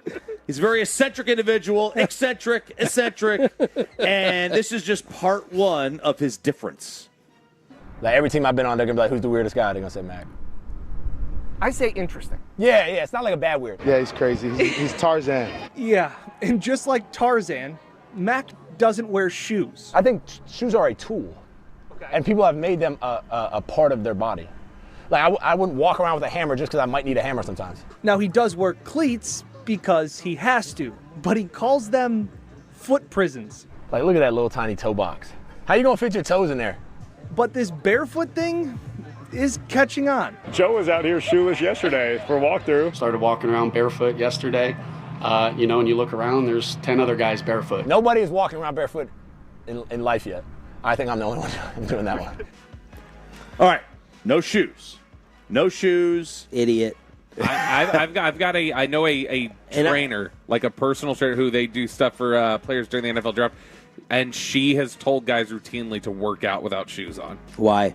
Something about like the way that you're like the explosiveness from your toe and some of the other things you need that she feels like it limits it when you're in shoes. So there's quite a lot of people that work out without shoes on, like on when they're doing like leg day, because it just allows you to grip and not use the it's the way sneakers would change and alter. So look, I've always been an outdoor barefoot person my entire life until I stepped on like a nail basically barefoot. So not having the sandals on cost me. I think it was my son's birthday party, and I had crutches for the first time in my life. So stepping on something is my issue with this. It's a big issue. It's a big issue. The one time I ever needed a tetanus shot was for stepping on a rusty nail that I didn't see while I was barefoot in the backyard.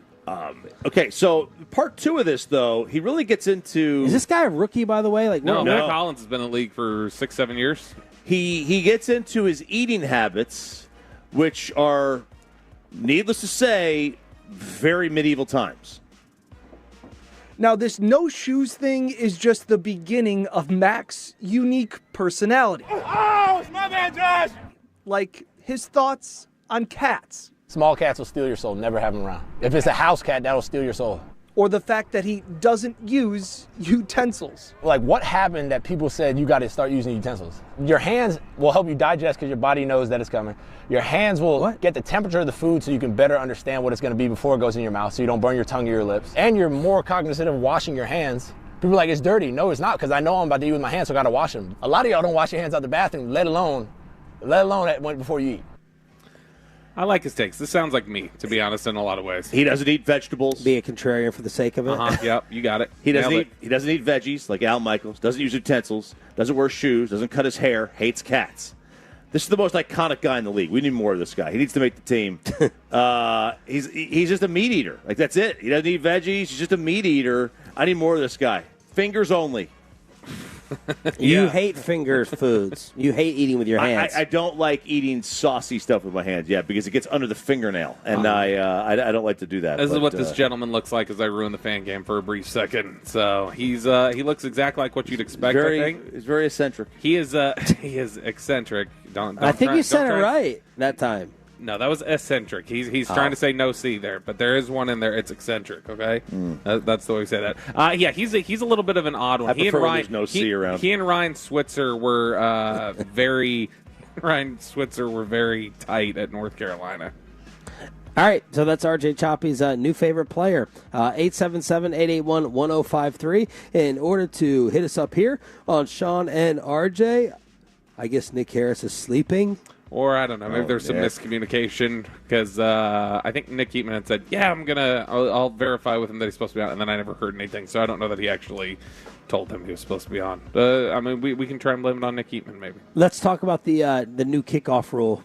What is it? What is it? The new kickoff rule, which is the XFL, UFL style kickoff rule that has been put into place, where you've got the line of players on the 35 on both 35s, and then you basically can do these different pooch kicks and everything. That's one of the things that they've spent a lot of time on here. Sam Williams getting hurt on a special teams drill the other day was in large part because they've spent so much time trying to maneuver and game around these new kickoff rules. So, and you can have a 12th person on the field to hold the kickoff in the wind. Conditions, yes. Yeah, which apparently this is...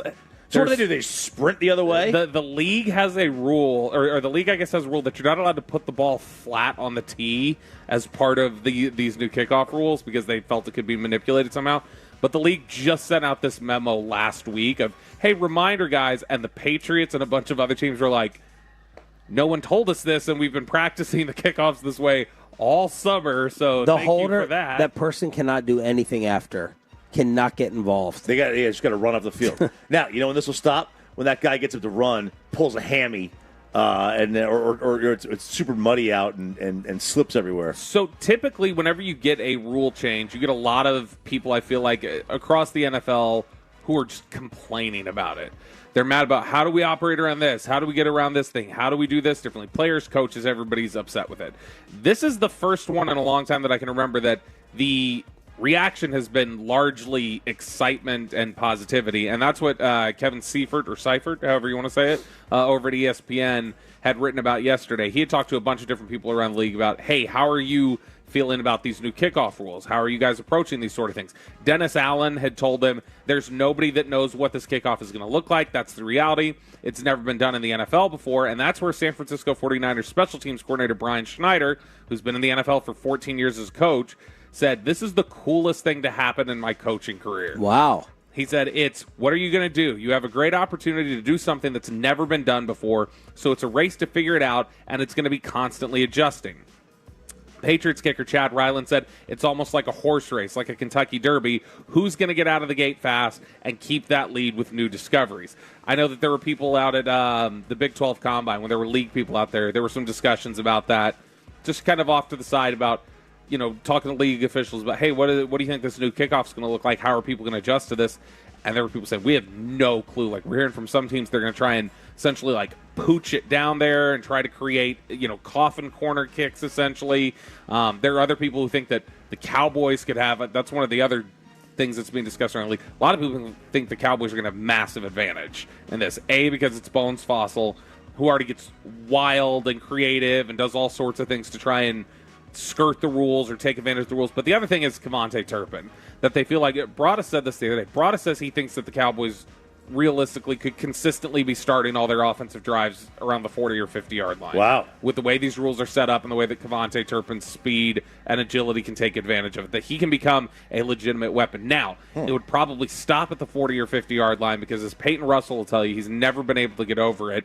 He'll get tackled by the kicker or somebody around the 40-yard line. I don't want to spoil the payload for Thursday and ruin that. But the general thought here is that on this new kickoff rule, it's something that all these special teams coordinators and players are saying no one is going to do it the same way. Everybody's going to do this different for the first few weeks of the season. You're going to find some people fall into patterns and go, this is more successful, or, oh, this team's had a lot of, they found a loophole here that we didn't recognize. We can use this. And eventually there will settle into a pattern, but that the first few weeks, you are going to see 32 different ways to approach the kickoff from the coverage team and from the return angle. Speaking of kicking, let's talk to the star punter and special teamer from 105.3 The Fan, Kevin Hagelin, as part of Crosstalk with the KMC Masterpiece next. But let's talk about distracted drivers. Those accidents can result.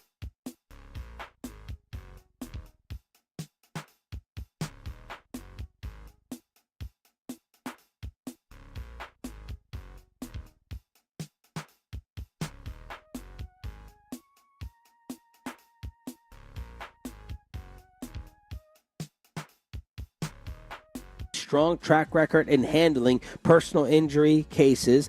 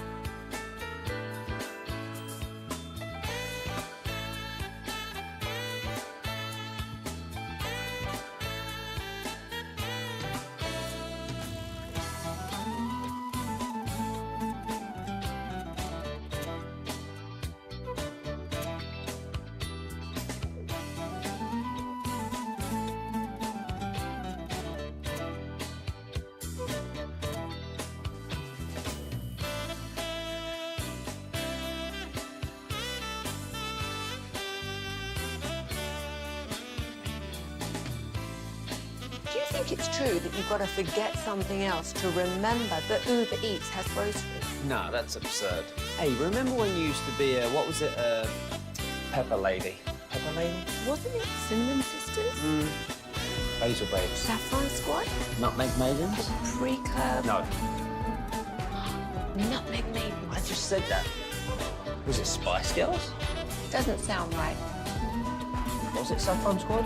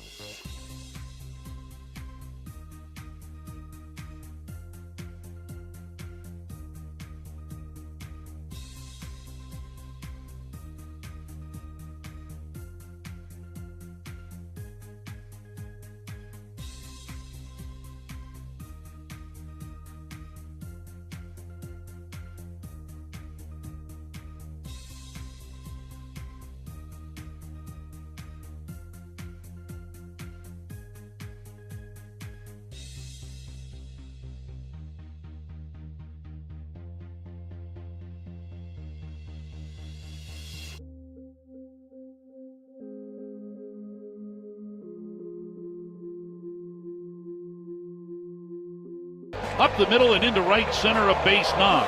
Smith around third. He comes in to score. Newbar finally slides to the ball, keeps it from going to the track, but he can't keep Corey from going to second. RBI double for Seager, and the Rangers lead 1-0. 3.5 games back here on 105.3 The Fan. 6 back in the wild card. It's time to crosstalk with KMC out here in Oxnard, California. Mikey Bassick back in our DFW studios. Good morning, Corey Majors. What is coming up today? Man, I think right out of the gate, do you have the guts to watch the rest of this Rangers season? It's tough. Like, it's tough to be a fan of a team that'll go 3 games winning and then 3 games losing, and you're like, okay, what are they really? Sounds like 500 team. Can you ride that roller coaster with that team? Hey, and if you can be 500 and make it to the playoffs and somehow get there, then I'll take it, man. So, yeah, do you have the guts to do it right out of the gate? Plus, we have a very interesting predicament here. We have Jordan Lewis scheduled for around 12:15 today. Great right? interview. He's always so fun. good. Always so fun. But at the same time, the Mike McCarthy press conference will be taking place right next to us. Now, last year, we had Sam Williams on during the McCarthy press conference. Like what happened? And That a was a gentleman year ago. leaned into the tent and said, hey, guys, can y'all keep it down? And so do we have fun with Jordan Lewis and laugh, or do we whisper the entire time? Did you know who said that to you? He was upset about his chair a lot of the time. So, yeah. Okay. Do you guys have to, go to the head of PR, Tad, and tell him, Hey, just letting you know, like we're doing our show here with one of the most fun guys on the team. If you hear anything during the presser. See, that's a good question. And also you have to factor in the McCarthy will definitely be late. So yeah, that's always huge. If Jordan Lewis is on time, then that kind of throws it off. It's just like anything, Hagee. It's just like anything. That he doesn't keep a precise schedule. Yes, that is just like anything. Or do you guys try to do a whisper interview with Jordan Lewis and think that that's funny by having Jordan him whisper too? Yeah. Hey, look, Jordan, Careless whisper? we got to keep it down over here, buddy, because we got McCarthy doing this thing right. That might be funny too. It's a good bit. So what do you think you'll end up doing? Will you adjust? Talking at normal volume. Okay. Just with being us. The tent closed, and then it's just like anything. We'll catch up on the other side. Mikey, what type of gloves are you shopping for? My son needs a new infielder's glove. Hard to hide. I'm a Rawlings guy. That's Hard to hide, baby. What my contract was. But he is an A2000 guy. He really likes Wilson A2000s. See, this is what's amazing about Bassick, and I said this in the commercial break. He would not say, "How do you know what I'm looking at on my computer?" Back in Dallas, he's just honest. He would just come back with that response and not be like, "How the heck? How do you know this?"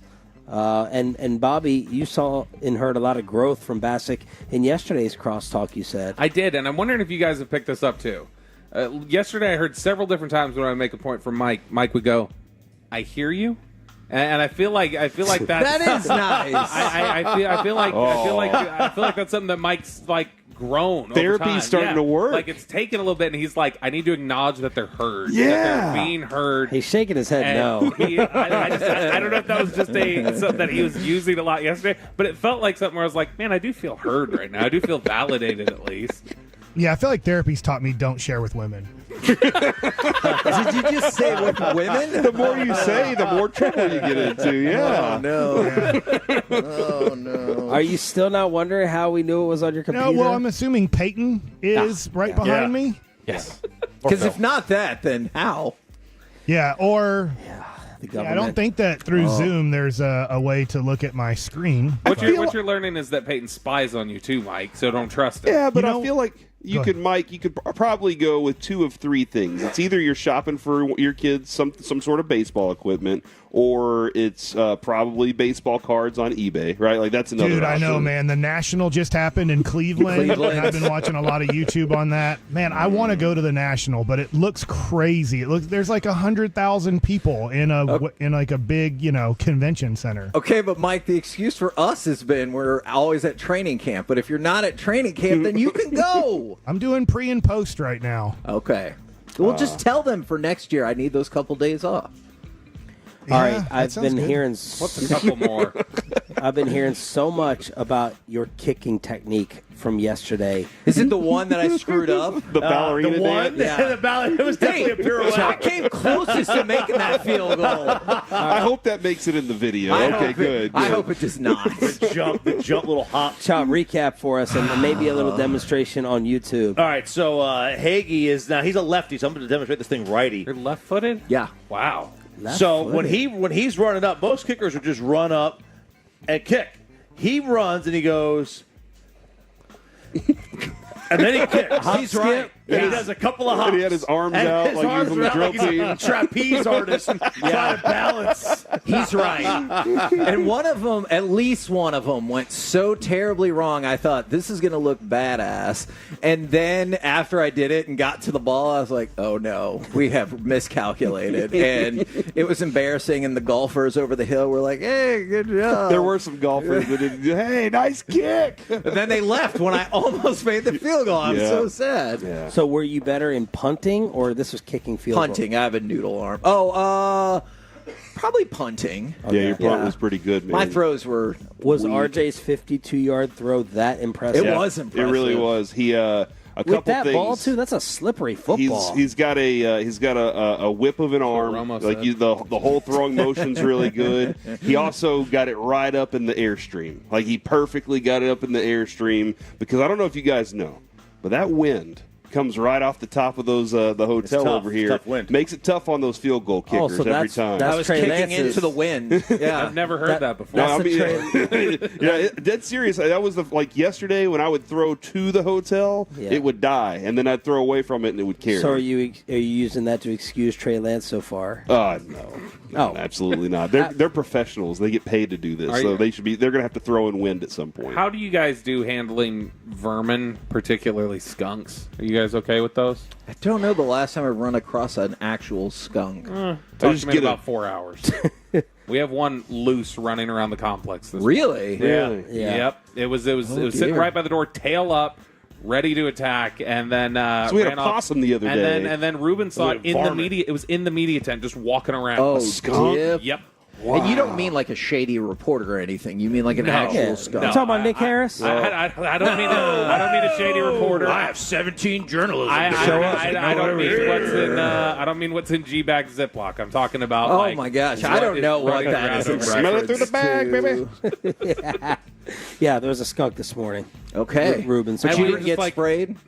No, but somebody told us. Smell it? Somebody told us you're supposed to tackle it and hold its tail down, and that's how you get rid of it. Because they won't spray on themselves, but if you see if you see their butt, That's like you. Yeah, if you see their butt or their man parts or their lady parts, then they might spray. If you see that, Is one more powerful than the other? Like, is a lady skunk more powerful than a man skunk, or vice versa? Dude, that's a great question. That's Pepe. good question. Yeah, that's we Pepe. can't show that cartoon anymore, right? No, I don't think it's allowed.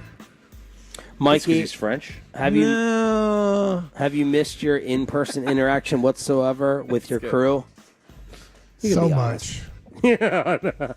Mike, you'll I be don't know happy what to I'm know, gonna and do. you'll laugh that over the stands and the attendance being a lot lighter out here. Even Zeke brought it up the other day. Even Zeke is like, where are all the fans? Why aren't the stands full? So maybe this offseason has affected the California fan as well, Mike. I don't know why. We got Zeke back, and I heard yesterday on the KMC Masterpiece that he is the man again.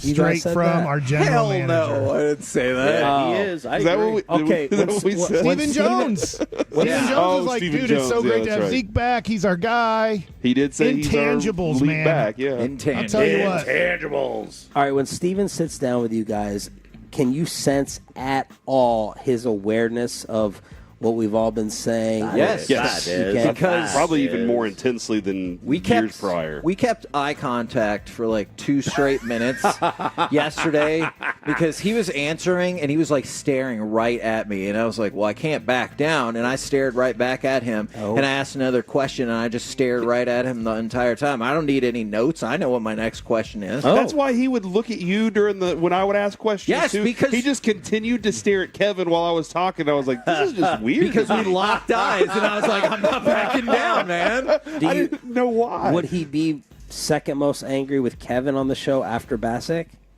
For what? General Cowboy criticism. Yeah, why would he be mad he- at me? I don't know, man. I don't know, man. Or Like, is this Kevin won over Mike? This is the first time I've been like this down as ever in my history of being a Cowboys fan. This has been a really tough offseason for me. And because the battles are, I'll end up sounding like I'm just being a homer defending when the reality is I don't like the moves that they made this offseason, and I don't like that they haven't gone any further. So, I don't know, man. Hey, look, I've had post-interview interactions with the Cowboys front office in the past. So. Yeah, that's true. I should have told you to ask if I was personally responsible for him finally pronouncing Biadish's name right. Man, I did notice that. I'm not going to lie. 3 times he said it right. Yesterday. I was like, oh, we finally got it right now that he's out the door. Yes. Whoops. I will also say, like, I was walking by the owner's tent or whatever. You know that little place out here where they just kind of, they'll corral Jerry will kind of stop in every once in a while. I've walked by a couple different times and heard him talking to AP reporters and other people, like just individual people, and he's saying the same things of like, look, I've heard him say, I understand why the fan base is mad, and they're going to be mad until we're good. And that's a line that he keeps throwing out there. It's Jerry said that? No, Steve. Oh, yeah, Steven said it. And I just wonder what's the solution then? And it doesn't sound like they have the answer to the solution other than we fell a little short. And, more party bus. We were almost there, Bad luck. Yeah, bad luck was the line that crushed you. He did say when CD gets here, so at least we know that's happening. All right, according to Pretty Ricky. Man, it still amazes me, and I'm not saying he's not going to end up being right. Pretty Ricky's churning out hits 20 years later. It amazes me how much people will run with one source without any corroboration. He's been ahead of some insiders, though, so I get why people are at least asking questions when they see him tweet it. Reporting more than our Cowboys insider, that's for sure. All right, we're back. Gentlemen. Who is that? 171,000 unique impressions tonight. Huh, Mike? Who's that? Who's our Cowboys The insider? exposure's worth 200,000 alone. It's supposed to be Bobby. Yeah, Bobby. Oh, I thought that was a shot at somebody else. No, it was. Let's remember what Sean went viral for this offseason. Does Mike Fisher go out to training camp still? He's here. Good for him. Not on the practice field, but I mean at the beach. Hey, that was the question. He's here. Just like it's been for 10 years, Mike, not out at the practice field. Oh, my gosh. We're back tomorrow morning. Was your whole show scorched earth like this? It was close. It was Full close. padded practice today, boys, and we got you covered Way to go, Mike. with padded practices. Mike's always the one that's focused on Cowboys content. Thanks, Mike. KMC Masterpiece is next on The Fan. How about some commercial?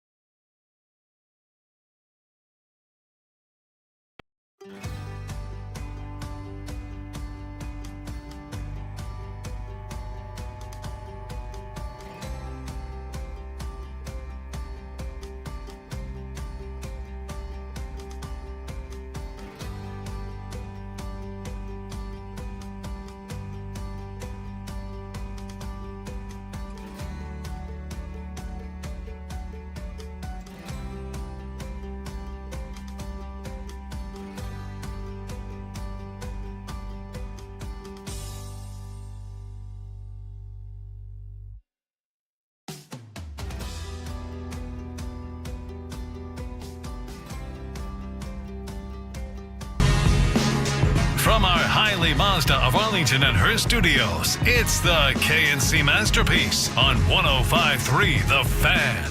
KNC Masterpiece right here on 105.3 The Fan. We are live from Oxnard for Dallas Cowboys training camp, brought to you by Sagamore Spirit Rye Whiskey, Best Buy Windows and Siding, and Guardian Caps. This is also the first day of padded practice for the Cowboys. That will get going later, about 1:20. So there's the Cowboys stakes for the day, and we'll talk more about the Cowboys in just a few minutes. But, gentlemen, it is also trade deadline day. The Rangers won yesterday, made a lot of adjustments in that game in terms of their lineup, and then obviously they got to make some adjustments to their pitching staff as well. Are you excited that the Rangers got another win? Intrigued by the changes? Just focus on the trade deadline? Like, where do we fall on the Rangers today? All of the things, Mike, I think are included here. I'm excited about the potential of making a run after this thing, but also adding a piece or maybe just seeing what else they can do here. But this is your home of the trade deadline, as Mike Bassick is prepared to give you all the knowledge all day long. Do you have any whispers happening here for you, Mike? Well, I could be wrong here. I don't think we should have much interest at all in the trade deadline for the Rangers. Right. Could the Astros add something else? Could the Mariners add something else? Maybe. It sounds like the Astros traded their only 3 guys that anybody wanted for a 5th starter on a staff. So it was a weird trade for Houston. They're getting crushed for it, but we'll see. Like, it feels like maybe Houston is saying this is our last chance ever to win a championship. And this is all we have. We have no mid-tier prospects that anybody cares about. We just have to unload the 3 that people like for one guy, which a lot of people are like, yeah, you could unload those 3, but for a better pitcher than Kikuchi. Mm-hmm. So that's where they're getting crushed there. I don't think the Rangers can add any salary to this team, from what I understand. So I could be wrong. Maybe things change in the next 6 hours and 56 minutes, as there's a countdown right now on MLB Network. Oh, my gosh. Nice. I love that. But I do feel like a lot of trades are already made. Does that I'm not sure how many are going to be made today, because once A.J. Putt got traded from Miami, that seemed to just open everything up. And from that point, a lot of trades have been made. I assume there will be trades made today. I just don't think that Garrett Crochet or Luis Robert or Tarek Skubal, I don't think the guys that if you got them for whatever team, you're like, oh, now they just did something to scare the rest of the American League or National League. I don't think there's going to be a major trade done today. I could be wrong, but I do think there'll be smaller trades done. I really like getting Carson Kelly. I know that's an under-the-radar trade, but you just added a legitimate backup catcher that can hit. And maybe more than a backup catcher, and right? you know, this is the deal. 2 weeks from now, he might be catching 50% of the games. Now, hopefully not, because hopefully Jonah Heim, hits the ball well, and you realize, okay, it's going to be a 70-30 split. But right now, I think there's a possibility for Carson Kelly to come in and be like a 50-50 guy by the time we get to mid-August. So I'm happy they won last night. And, Kevin, we can get to what I thought was a major lineup change that shocked me around 3 o'clock. Simeon, right? Yeah, he has only batted second, I believe, in July of 22 for the Rangers. And he only did that, I believe, is because Seager had a day off. So I saw this stat. It was the 3rd time he's been in the 3-hole for the Rangers and the first time in 2 years. Yeah. Wow. So, I mean, like when you talk about consistency, it feels like every day when you see the lineup, you're like, Simeon won, we'll figure out the rest, even with all the injuries from there. So That was a pretty big change right there. If he's a 100 RBI guy, last year he's one of the few people in the history of baseball with 100 RBIs in the leadoff spot. The only reason that happened is because your 7, 8, and 9 hole hitters were getting on at a higher rate than most big league teams. Well, this year you're getting on at a lesser rate than most big league teams. So what's the point? If Semien is supposedly your second best RBI guy behind Corey Seager, then what's the point of batting him leadoff if there's really almost never going to be anybody on base batting 7, 8, and 9? Now, hopefully that changes, and it'll have to, but I think Bochy just looked at it, and probably Chris Young, and said, look, we got to give him more RBI opportunities because at this point we've played 4 months of baseball. 7, 8, and 9 aren't going to give him RBI opportunities. Mike, I love what you're saying here because you feel like Josh Smith is going to be on base a lot, right? You feel like that's going to happen. You feel like Corey Seager has the power to drive him in or be on base, and that could be a potential of having 2 people in front of Semien as opposed to him trying to get on. Man, I love what you're saying there because that dude knows how he has a nose for it. But if those guys at the back end aren't doing it, then you got to take advantage of the front because it has felt like for a time that if the front wasn't doing it, you weren't getting anything else. That being said, I'm still liking what Nate Lowe. Nate Lowe just seems to find ways to help this team with it, whether it's a good at bat or whatever. Mike, I feel like Broadus said it on the car ride over. It's a tough one right now. It's a tough watch. Yeah, but at the same time, it's an absolute knowing that you got this team that could do it, man. You feel like they can. I will say this, Mike. Part of my fandom is going to get in the way here, as opposed to just playing business sense. If the Rangers made some trades today to pick up some pieces, I would be like, hell yeah, I can see it. If they made trades to get rid of people because of the inconsistency, I feel like I would be like, yeah, no, I get that as well. Or if they just ended up doing nothing else because they're like, we've already made a couple of moves, we added, we subtracted, got maybe bullpen help for next year as well as strengthen the catching position. You'd be fine with that too? Yeah, but I just can't do more because of how inconsistent this team has been. I feel like I would be like, I get that as well. It would be so different if you'd taken, let's just say, 2 out of 3 against Toronto. I hear you. Since you guys are in the Nard right now. We're in the Nard. Covering the boys. Nard dogs. This is like football season. Right now, think of this. What if last night was best case scenario for the Rangers. They won, played good baseball against a good team on the road, and then the Pirates upset the Astros, and then the Mariners got blown out by the Red Sox. What if it would have been opposite? Right now you're 3.5 back, and this is where I'm going to compare it to football. Chris Young today is probably, I'm going to expect he's going to hold. Nothing else is going to happen with the Texas Rangers. That's my opinion. We'll see what happens in the next 6.5 hours or so. What if the Rangers would have lost, let's just say 6-3? The game would have been the complete opposite. You'd have been like, yeah, we had opportunities in the end, but we never cash them in anyways. Once again, another loss to an average to above average team. And the Astros hold on to their 2-1 lead and beat Paul Skeens. And the Mariners are the ones with the couple trades that go out and score 14 runs. Wouldn't Chris Young I'm using NFL analogy here because it's only 17 games in a whole season. Wouldn't Chris Young today, 5.5 games back, getting beat 4 games in a row now on the road, go, screw it, I am going to trade Eovaldi. Yes. I am going to trade Andrew Heaney. I am going to trade Tyler Yates. I am going to trade David Robertson. I think in a weird way, yesterday's perfect events held off Chris Young from going into an all-out sell. And then also the Astros and Mariners losing. By perfect events, does that also include the simultaneous return of Bradford and Young then? Because, all we keep talking about is, wait till the reinforcements. It's almost friggin' August already. But, does that That's about the time the reinforcements are supposed to arrive, Kevin. Does that help? Yes. Does that help as well? Because it felt like yesterday, and we could run down the list, Mike, the Rangers might have set an all-time record for single press releases in terms of how many moves they made at one time. 11 transactions is almost impossible to do. Do you want me to run down the list? You can. It was amazing. Josh Young was activated from the 60-day injured list. Cody Bradford was activated from the 60-day injured list. Ezekiel Duran and Garabito were recalled from AAA Round Rock. John Gray was put on the 15-day IL, although I know Boach was quick to say, hey, it could end up being longer than that.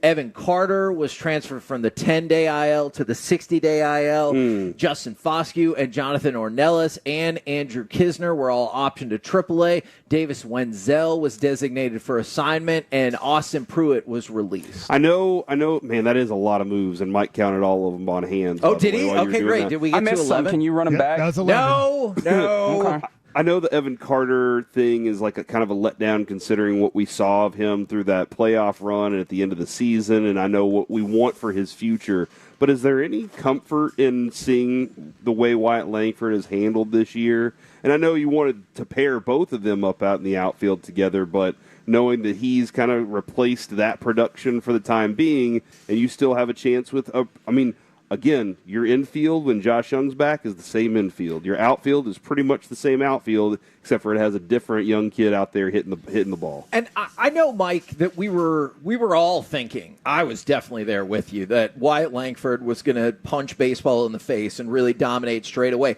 At the same point, he is still the favorite to win American League Rookie of the Year. Yeah. Like, while all this has been happening and while he got off to an exceedingly slow start, I am encouraged by the fact that within season, he has bounced back to be significantly more productive. Yeah, he's getting better, and I'm going to compare him to this, and this isn't fair because, look, we talked to my buddy Coppy, who's the Philadelphia Phillies scout, who saw Bobby Witt Jr. play at Colleyville Heritage, and I've talked to Jim Stevenson, who's with the Astros, who signed me with Cleveland when I got drafted, and a couple other people. They've never seen a better high school prospect in their life than Bobby Witt Jr.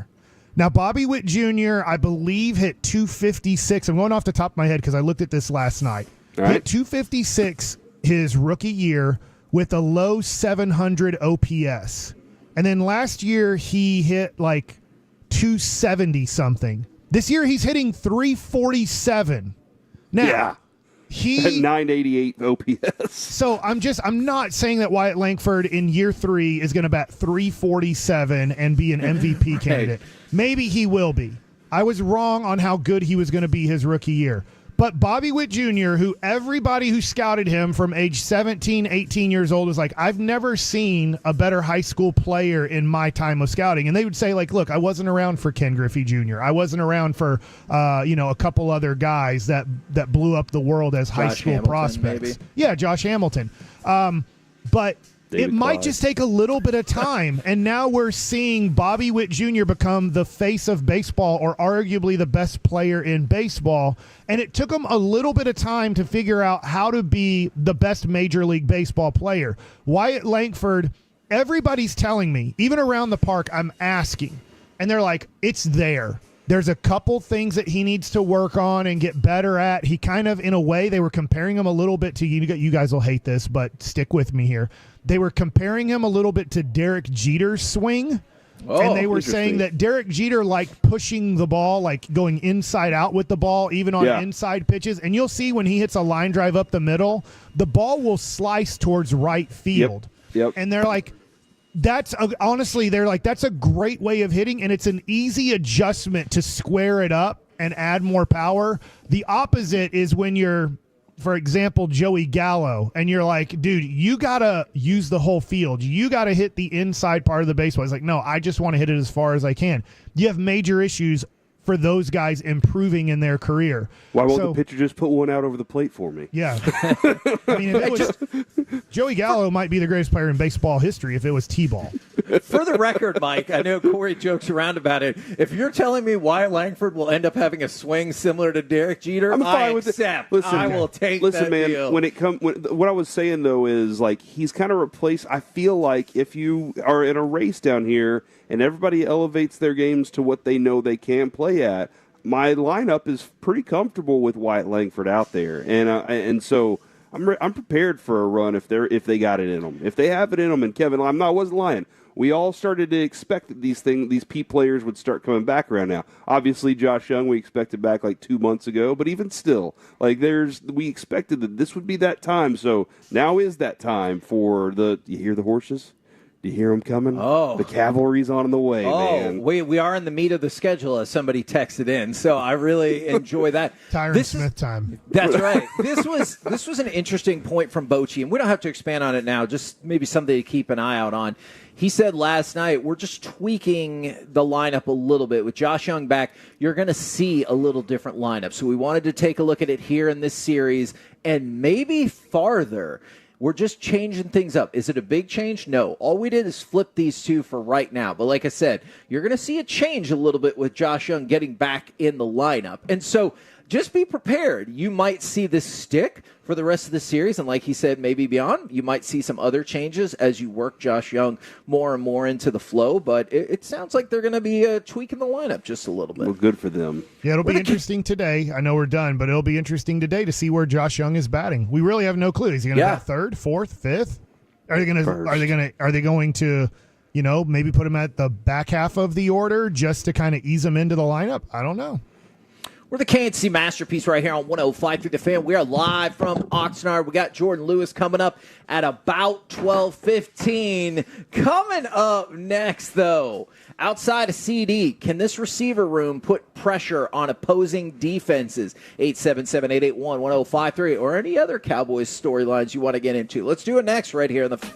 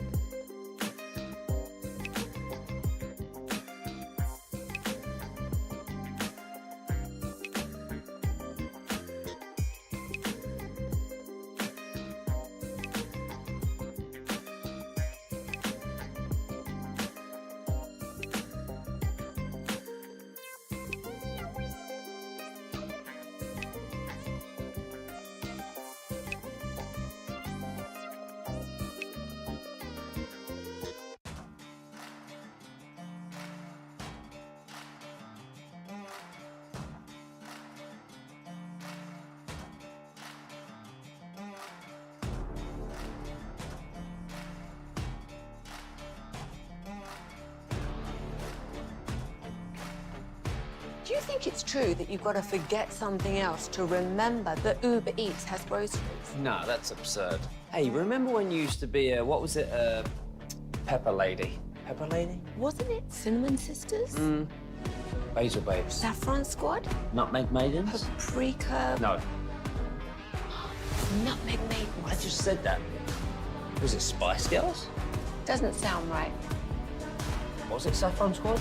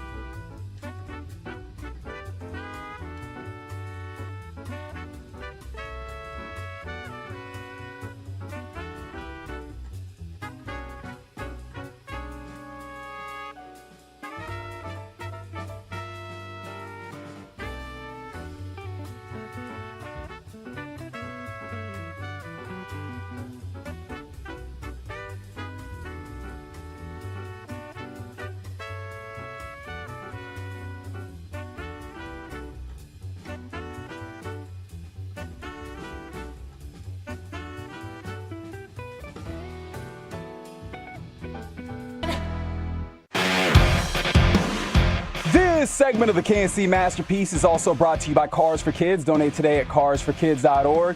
It's also brought to you by Frankel and Frankel. If you've been injured in a car or truck wreck, call Frankel first. That's 214-817-333-3333.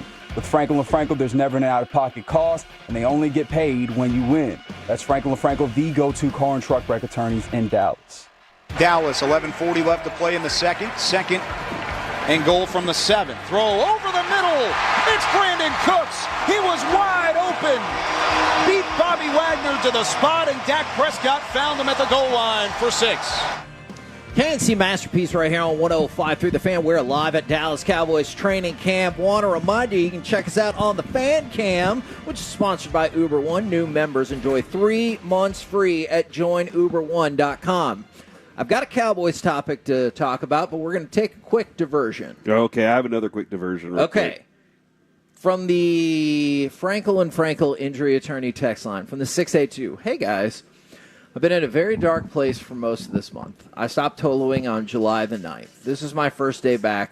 Y'all already have me laughing. Thanks for still being awesome. I appreciate you sharing that. We've talked about this a ton on air, but also off air.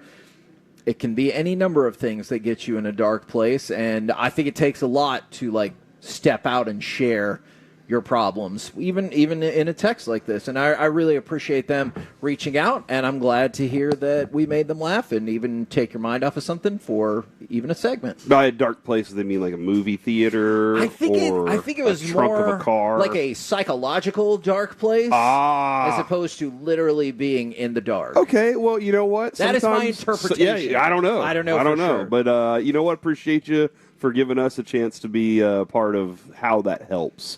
Kevin, my other quick diversion real quick, if you don't mind. You said quick twice. Quick. Max Scherzer's 40. Lance Lynn is 37. What is the oldest duo of pitchers ever?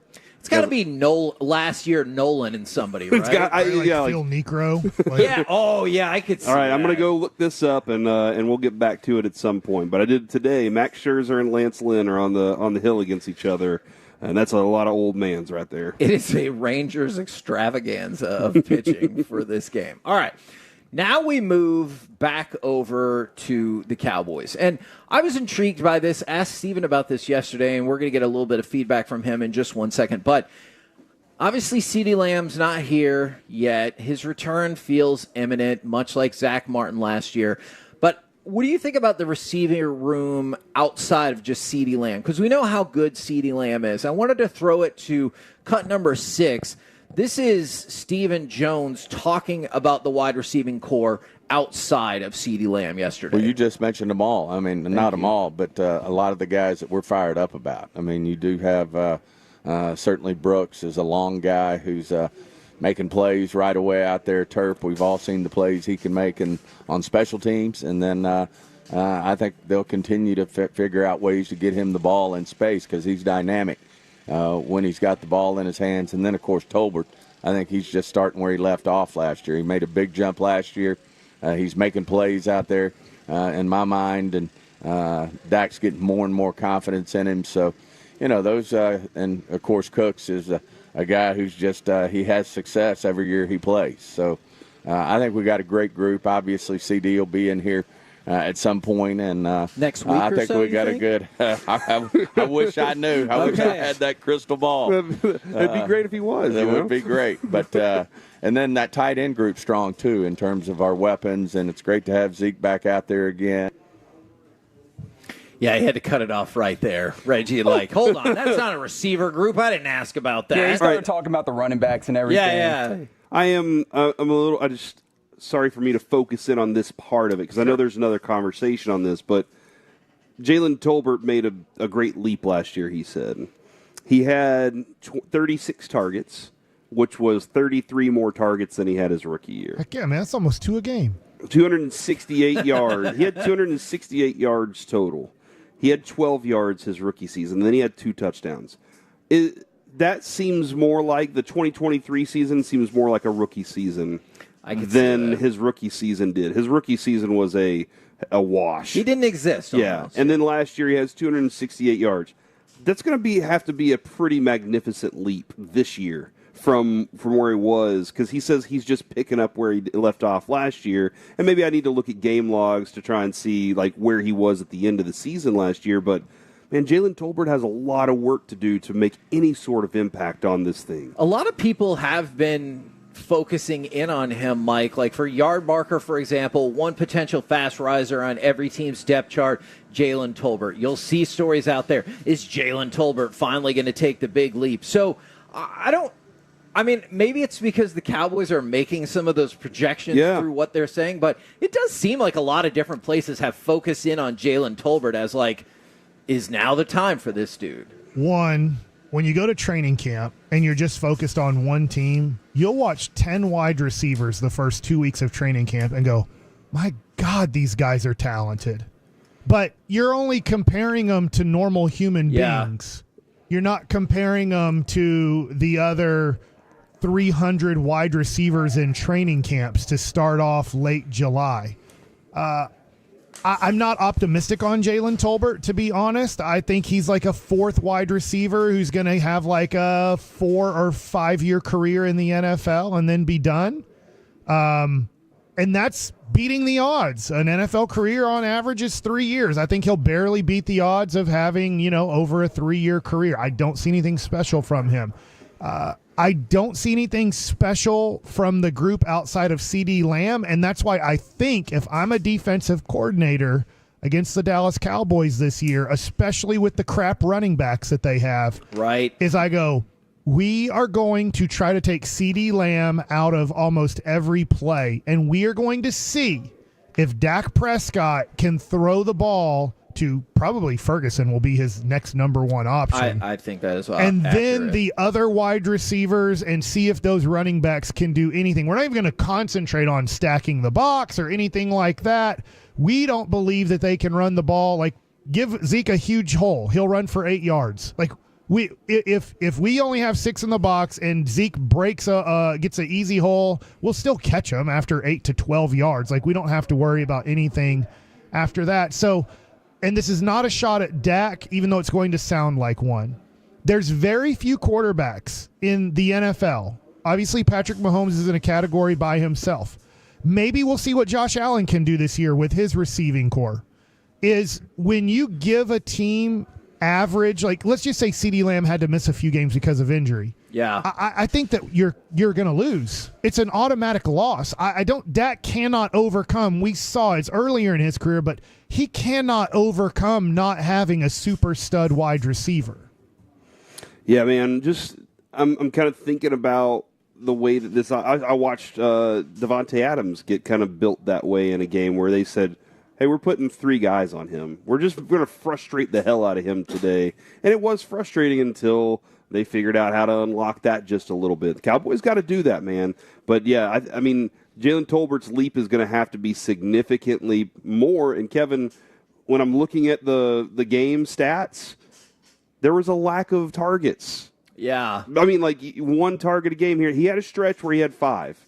There were two or three games where he had 5 in a row, 5 targets in a row. He caught 2, he caught 3, he caught 2. So what we saw the other day, Kevin, he made a pretty good snag over here. You remember that? Yes. That was a nice little snag. That was a really good catch. He's got to gain Dak Prescott's confidence, because having the quarterback's confidence and knowing I can go ahead and deliver it to that guy, that's why he's so comfortable with CD. He knows CD, but he's got to get comfortable with those other guys too. Okay, a couple of questions to go along with that then. First of all, I mean, we can talk about what that jump would look like, whether that's in terms of give me an average of 4 targets per game, or I'm looking for 600 yards. Yeah, there were a lot of games non-existent, yes. Or maybe 1 target and he didn't get that. Okay, so maybe we significantly lessen. I'm sure there's going to be 1 or 2 where he's non-existent, but like significantly lower that number. And then my other question, and y'all have kind of addressed this with how you would attack this team defensively, I wanted to ask, can Dak spread the ball around consistently enough? But then I thought, I sometimes I honestly think that's overrated when they're like, oh, you got to have balance in terms of the way you're distributing the ball. Game by Sometimes I'm game. like, not really, because you're going to find a game where you're like, I don't know, CD is catching literally everything, or Ferguson is getting that space every time. Go to him every time. You know what I hate? I hate to see is whenever a cornerback on the other side gets injured, and they don't go, let's attack this dude and see if he can stop our best guy. Let's find a way to mismatch on this guy. The quarterback knows it. The coach knows it. The receiver knows it. Everybody in the stadium knows, hold on, that dude just went out there, and they don't game plan to do it. So, yeah, Kevin, it is a game-by-game kind of situation when you're trying to figure out how the ball gets spread around because, like you just said, or it could be one of those days where you're just like, look, man, we got them in a blender right now. They don't know what to do. So we have everybody open all day. I feel like there's a lot of times where you draw it up and you're like, Brandon Cooks is this deep threat downfield that's kind of a decoy for everything else underneath. Well, at some point, you got to connect with Brandon Cooks in order to make that continue to be a deep threat that backs those safeties off. I saw a pass in practice the other day where Dak actually out-threw Brandon Cooks. and I know people will be like, well, that's not good. I get it. You want to connect every single time. It would be better because isn't Brandon Cooks is a wide receiver? Yeah, yes. that is saying they were having a throwing contest? No. That is a fair point. He threw the ball further than Brandon Cooks could run to. And so I know you'd prefer if they connect every single time, but I was like, okay, good. You get tired of seeing the underthrown pass. Was he throwing towards the hotel or away from the hotel? Do you remember? He was throwing toward the hotel. Wow. I don't know what the wind. That's impressive. I don't know what the wind was like that day, but yes, Mike, to your point, I have no doubt that in an actual throw for throw competition that Dak Prescott would be victorious over Brandon Cooks, and if not, I don't really know what we're doing. Cooks has a hidden talent that we don't know about, that we never knew that he was Why the hell aren't we running more trick plays? Maybe he's not accurate. Him throw the ball. Maybe he's got a cannon of an arm, but he's not accurate. He's like one of those bullhorn shotguns. You just don't know where it's going to go. I know we're talking about wide receivers. Is Trey Lance as bad as everybody's making it out to be? He had one day that I thought was good. He had a session, Mike, that I was like, okay, I can get with that. And then immediately when they got into team stuff, it looked like he was afraid to pull the trigger. He's running out of bounds. I was like, man, there's open guys over here, and you're not seeing them. And then the throws are missing right now. So yes, COVID was a great thing that somewhat happened for his financial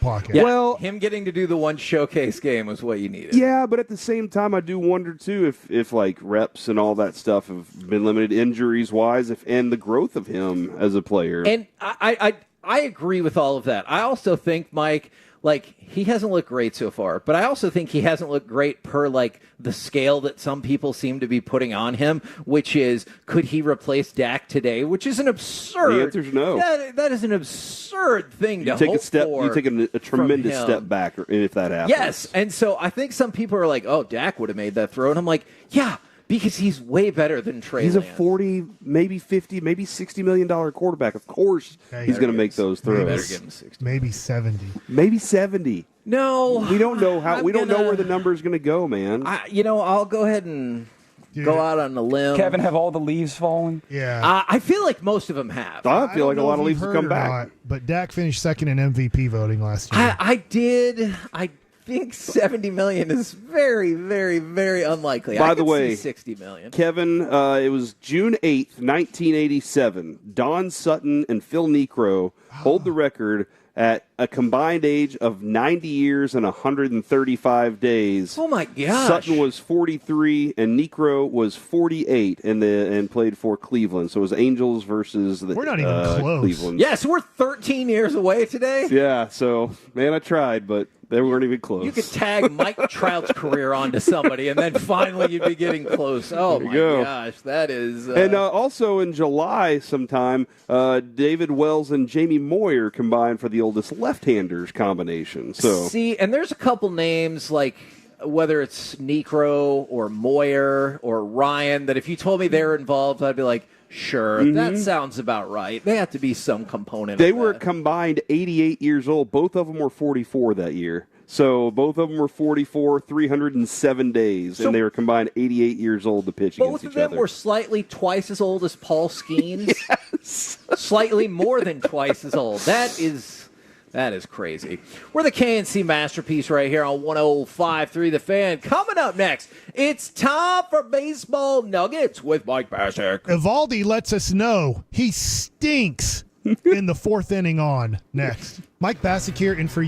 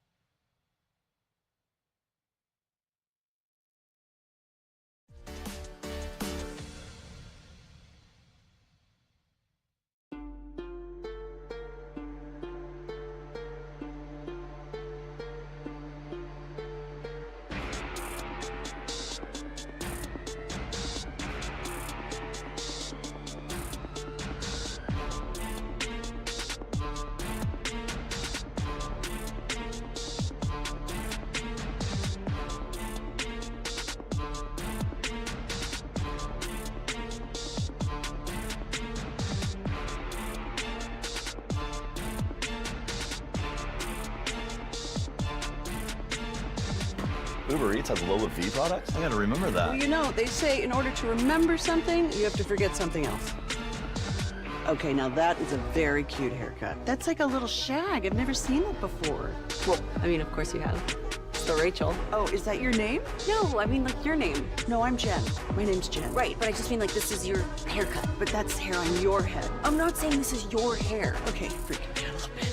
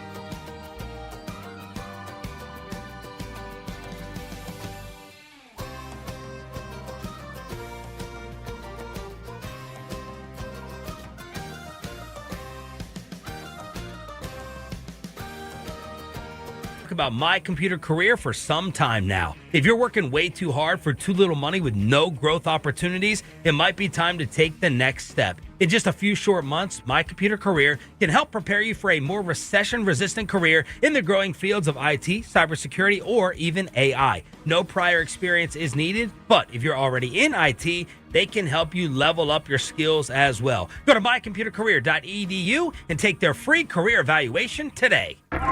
Hey, sign up is now live for Fan Bowl 2024. Saturday, August 10th at Hurtado Barbecue in Arlington. Slots will fill up quickly with $3,000 in prize money on the line thanks to TolbertGarageDoor.com. We'll have an air-conditioned tent, delicious Hurtado barbecue, and of course we'll party all night with you. It's Fan Bowl 2024, August 10th. Sign up now at 1053thefan.com.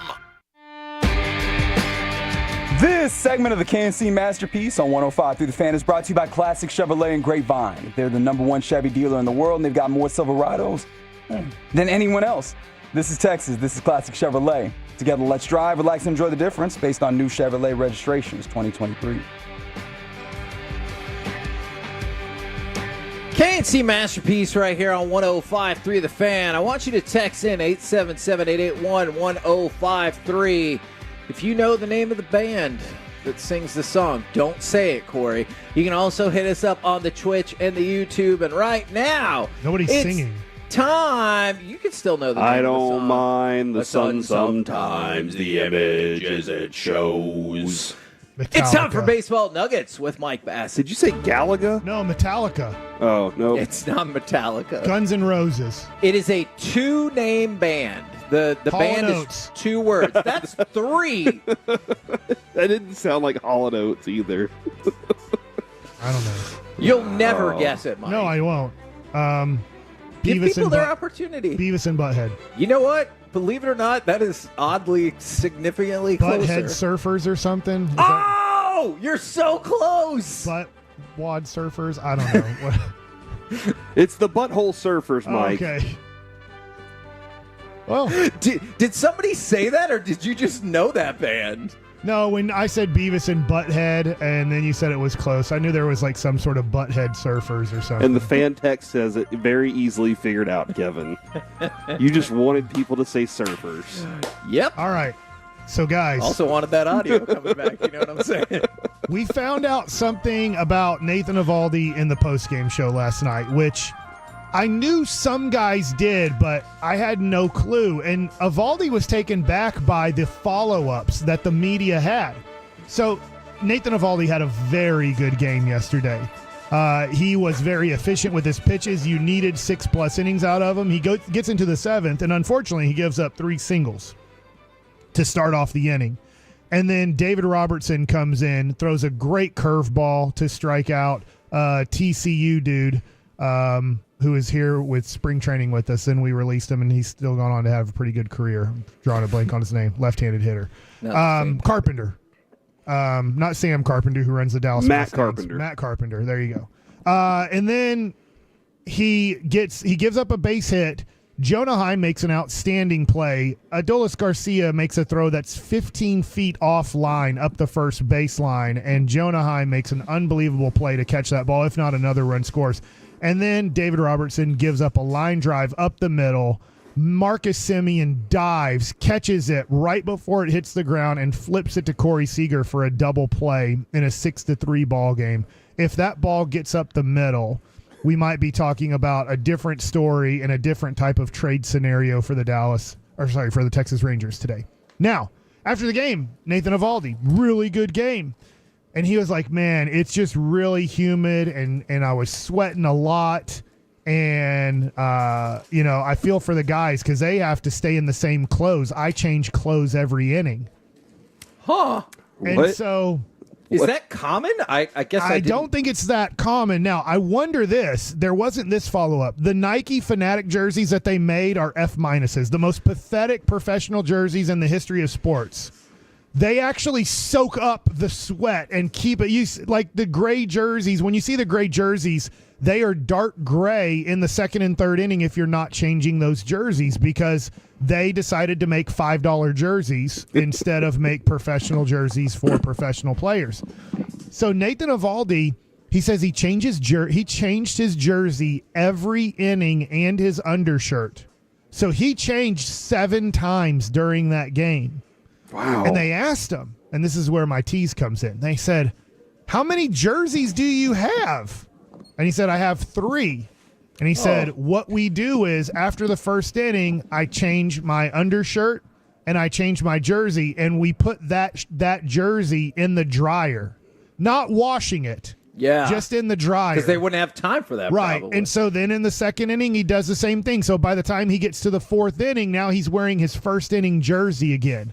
And They spray with Febreze or something, though? He maybe? says it stinks. Oh, no. But he says it's dry. That's all that matters. So it's dripping wet with sweat, and they throw it in the dryer, obviously with no type of scent situation. And so it was very interesting. So you're looking at Nathan Eovaldi, I guess at humid places like St. Louis, and they said it was very humid yesterday. It rained till about 10:30 a.m., and then the sun came out, and it was just a sweat fest. And so Nathan Eovaldi, interestingly, I don't know how many undershirts he has. They just asked jerseys. Yeah, but he has a ton of He has like undershirts. 3 gray jerseys or 3 blue jerseys. And so he is switching them every inning in humid places like that. I don't know if it's like that indoor at Texas, but he was saying, yeah. And then he also switches his shoes and socks at times, too. Wow. But they get so wet that he will, not every inning, but at times he changes his socks and shoes during the game, too. I guess. I mean, it's a mental thing as much as it is a physical thing because he wants to be comfortable. He wants to be, what's Reggie always say, look good, feel good, play good. So he wants to have that feeling of not having that hanging and weighing on him. I was notably the first person to say that. Yeah, and he says, Reggie, he feels like his shoe, if he doesn't switch, they get too slippery and wet, so his foot will slip in his cleat. In the shoe, wow. Like as he lands, he has to have it where it's obviously a dry cleat and a dry sock that he doesn't, feel like he's sliding in his foot when he hits the dirt. So wow, that's fascinating. I found that super interesting yesterday, that the clubhouse guys are working pretty hard during Nathan Eovaldi starts. What I don't know is that all the time? Is he just a super sweater? I played with super sweaters where guys just... Who's the sweatiest man you've been around? Tyler Walker. He pitched... he was a closer at one point for the San Francisco Giants, T-Walk. I mean, we come up with really, crazy nicknames for guys. Yeah. Tyler Walker. What could be his nickname? How about T-Walk? T-Walk. We would get on a plane, and if that plane wasn't at 60 degrees or below, it was like he just stepped into a sauna. Really? Oh, no. It was amazing. Now, he got in good shape. He went to Cal Berkeley, and he was drafted by the Mets. I played with him on the Mets, but he was like 30, 40 pounds overweight, and they sent him to Duke. The weight loss clinic. Yeah. And look, we're not very nice as big leaguers. We call it the Fat Farm. They sent him to the Fat Farm. Okay, all right. But he figured out how to lose the weight, but he was like super sweater, so we could never figure out, like, how do you weigh so much that you're sweating this much? You're literally sweating probably, and I'm not making this up, 10 pounds of water weight. Almost on a daily basis. Like, he steps outside, and as soon as it's wet, Doc Gooden would have to change his hat almost every inning. It would be dripping sweat like he was pitching in a rainstorm.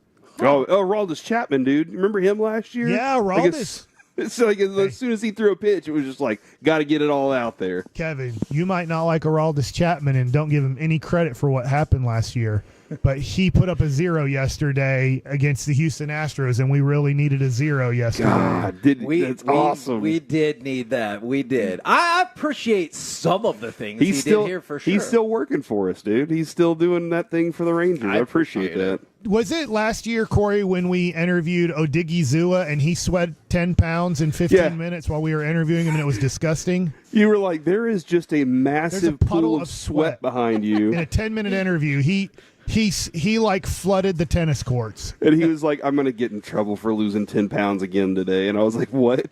Do you think that means he just really enjoyed our interview? Here's what I would love to know. At halftime of Cowboy games, how many guys are changing their whole uniform? That's a great question. We got Jordan Lewis coming up at 12:15. Yes. I kind of want to ask him. And he's a sports fan. Like, he loves hoops and everything too. Is it more of like an offensive line, defensive lineman thing, like the heavier guys? I don't know. Like, are they the guys like, I got to change my pants? John Madden keeps talking about my butt sweat. I don't know. Well, and especially when you consider, like, a lot of those dudes, their jerseys just seem like they're almost like taped or glued to their pads sometimes. So that's got to be, you might have to have a second set of pads if you're going to do something like that. Yeah, is there like a dozen guys in there that are just jersey removers and jersey put-oners? Yep. I'm not going to lie. I know this might sound sarcastic. That's just the way I talk. I really want to know the answer to that question, actually, Mike. Yeah, and Eovaldi said the position players can't do it because, maybe they can. They made the last out of, let's say, the second inning, and they know they're not coming up in the third inning, and they can go underneath, get in the air conditioning, change their undershirt, change their jersey. I don't know how many guys are doing that. I will say not a lot of guys did that when I played. There would be times where I would change my undershirt, like after 3 innings. Like, I'd change my undershirt. And our jerseys were a little bit thicker than they are today.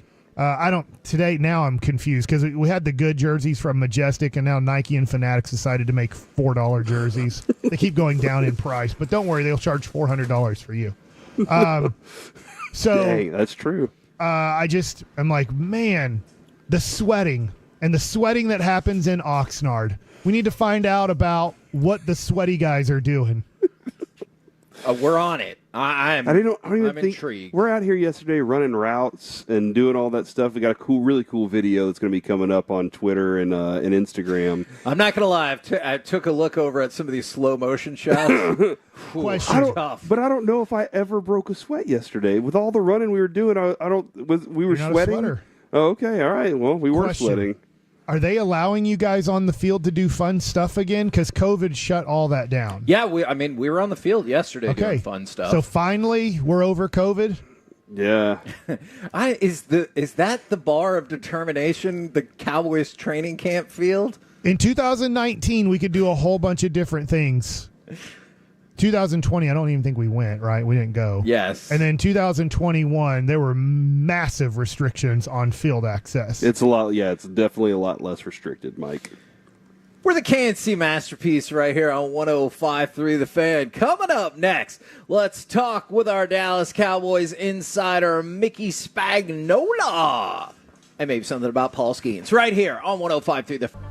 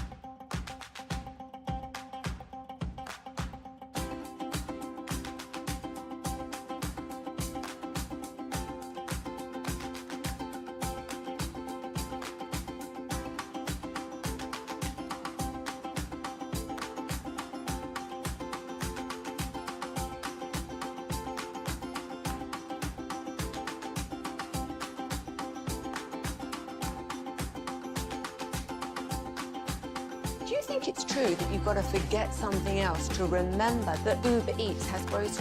No, that's absurd. Hey, remember when you used to be Pepper Lady? Pepper Lady? Wasn't it Cinnamon Sisters? Basil Babes. Saffron Squad? Nutmeg Maidens? Paprika? No. Nutmeg Maidens. I just said that. Was it Spice Girls? Doesn't sound right. Was it Saffron Squad?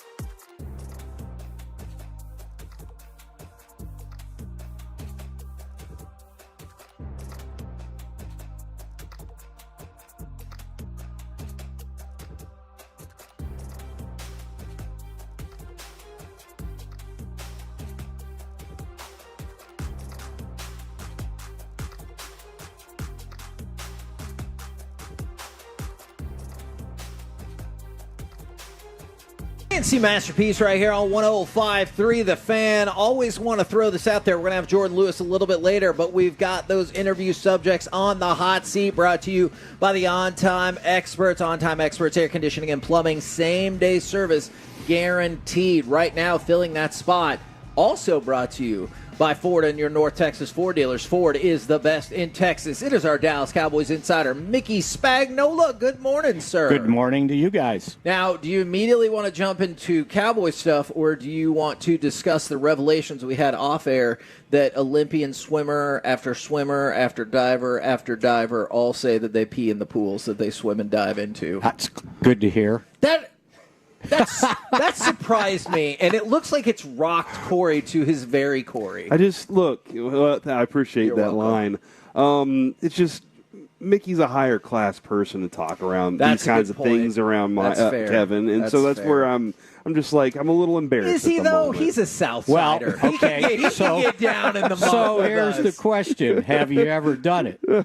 Sure, I'm sure I have. The ocean and a lake, but not a pool. Not in a pool. That's what I agree.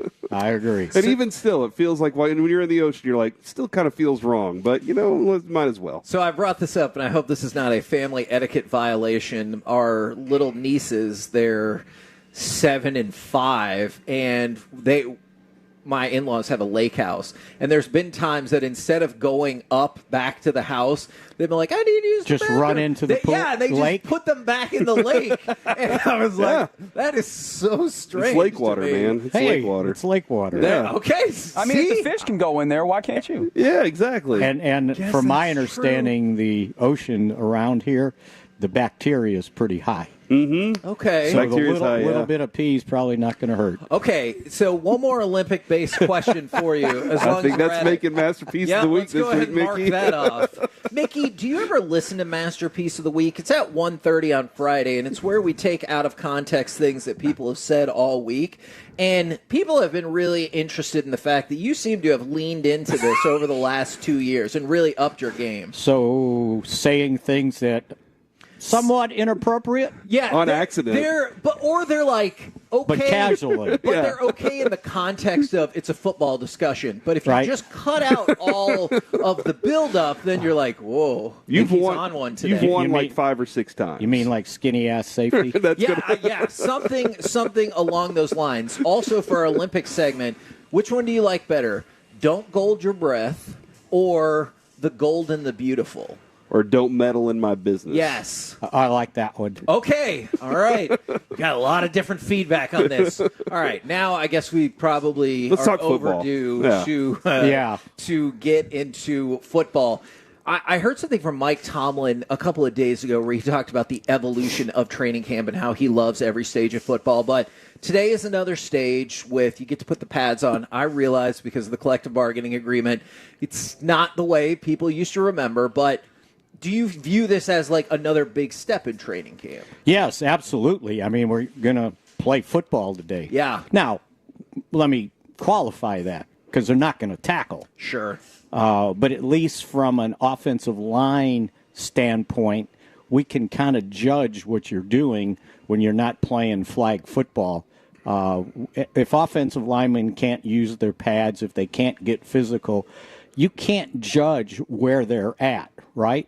And I think that's why we see a diminishing athletic quality of offensive line play, because I think you can't develop these guys in the offseason because you can't put pads on, can't barely put a helmet on. Yeah. And then you get to training camp and the first 4 practices are flag football. So, and then when you get, they used to have 2-a-days, and it was 2-a-days with pads on. That feels like 100 years ago. Right? And you had an opportunity to take a, undrafted free agent and develop him over a couple years. But that's hard to do now because you can't be physical out there for the majority of the standpoint. And that's what's wrong with the alternative leagues. You might have some skill guys in those leagues, but you don't have enough offensive linemen to go around in the NFL, let alone those leagues. So, and then if you look at what college is doing, everything's basically they don't even put their hand on the ground because they're going to pass They block. spread out and move everything around. Right? Yeah. So, running the football becomes difficult sometimes. I am kind of along that line. It almost seems unfair to Tyler Guyton to be like, all right, rookie, like, here you go. You're the left tackle protecting a $40, $50 million, maybe $70 million quarterback. No, 60, not 70. Well, it could be so. We don't know the numbers. But how quickly does a guy like Tyler Guyton have to get on the page and going? Right now. They went through the first, I want to say, 2 practices, and in deference to veteran guys, they let the veteran be the first teamer, Chuma Edoga. By, when was it, Saturday, when they had the mock game, he was the first team left tackle. Sunday, when they actually went team, he was the first team left tackle. So I would imagine when the pads come on today, it's his job to lose.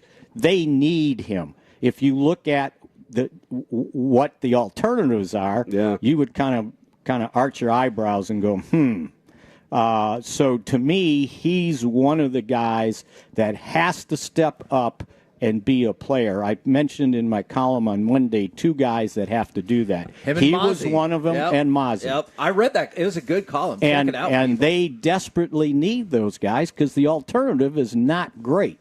So we'll see what, so far so good with Guyton. He looks like he knows what he's doing. I think he's quick off the ball. And my God, he's 6'8". Yeah. He's a giant. So his wingspan's pretty good if somebody's going to try to go around him as long as he continues to move his feet. Now we'll see with the pads on, because to me, and I learned this from Nate Newton, you've got to be able to move your feet. And if you can't move your feet as an offensive lineman, especially the left tackle, you're going to have problems. You get pushed over. Yeah, you got to reestablish your power. How you talked about, like, if it's not Guyton, maybe your options behind are not preferable. The center position, it feels different in terms of you have 2 fairly desirable options. What have you seen early on, and what do you think will make the difference between Hoffman and Beebe? Yeah, I think it'll be how quickly Beebe masters the art of snapping the football. Okay. You look at him and you go, and I forgot who said it. Maybe it was McCarthy. Somebody said when you looked at him right away, he's a center, like his body type, right? Yeah, I see that. I think it was McCarthy said it. And he is. And if you watch him play, he's got the mentality of a center. Now it's a matter of, can he master snapping the ball? The ball cannot be on the ground. And I'm talking under center and shotgun. And so we'll see. They've kind of slow played that one. He's still with the second team. And as McCarthy pointed out before we ever got here about Brock Hoffman, it's like, hey, this is going to be a competition. He's not going to just concede. This is a guy, the old line, he's going to bring his lunch pail to work every day. Is that a good one? Oh, no, that is a good one. I was just pointing to Corey because we've had this conversation. We also heard that perhaps he brings his mouth to work every day and is good at talks a lot. He's good at agitating He's folks. the trash talker we've heard. Well, that's far. good. Yeah. Maybe that'll some incite toughness there. Mozzie, right? Yeah. I want to, because I saw Mozzie getting a little skirmish at the end of, I think it was the mock game practice, Yes, right? I saw that too. And I was going, yeah. He's got blood in his veins, Yeah, right? he I does. wanted to see some emotion, right? Yeah, Let's I like go. that. Now, I was reading a little bit up on Micah, and Micah's approach this year seems to be a little more leadership style. I want to be a better leader at that. What have you seen from him before, and do you see anything different right now? Well, he's saying it. Now we'll see. If you remember last year, his favorite line is, "We got to see what guys will do when we go in the deep end," right? So this year, he showed a little of that when he was talking about Mozzie. when he did his interview, someone asked him, what do you think Mozzie can be? He goes, it's not what he can be, it's what he has to be. And then he talked later on about how I'm on him. I'm going to make sure his conditioning, he's doing this, he's doing that. Well, if that's the case, then good. Because at times, you kind of think, Mike is an independent player out there. Yes. Yeah. Like an independent contractor. I'm taking care of myself, right? He talks a good teammate deal, but sometimes when you're not there the whole off season, it's like, well, what kind of leadership is that? Yeah. So we'll see.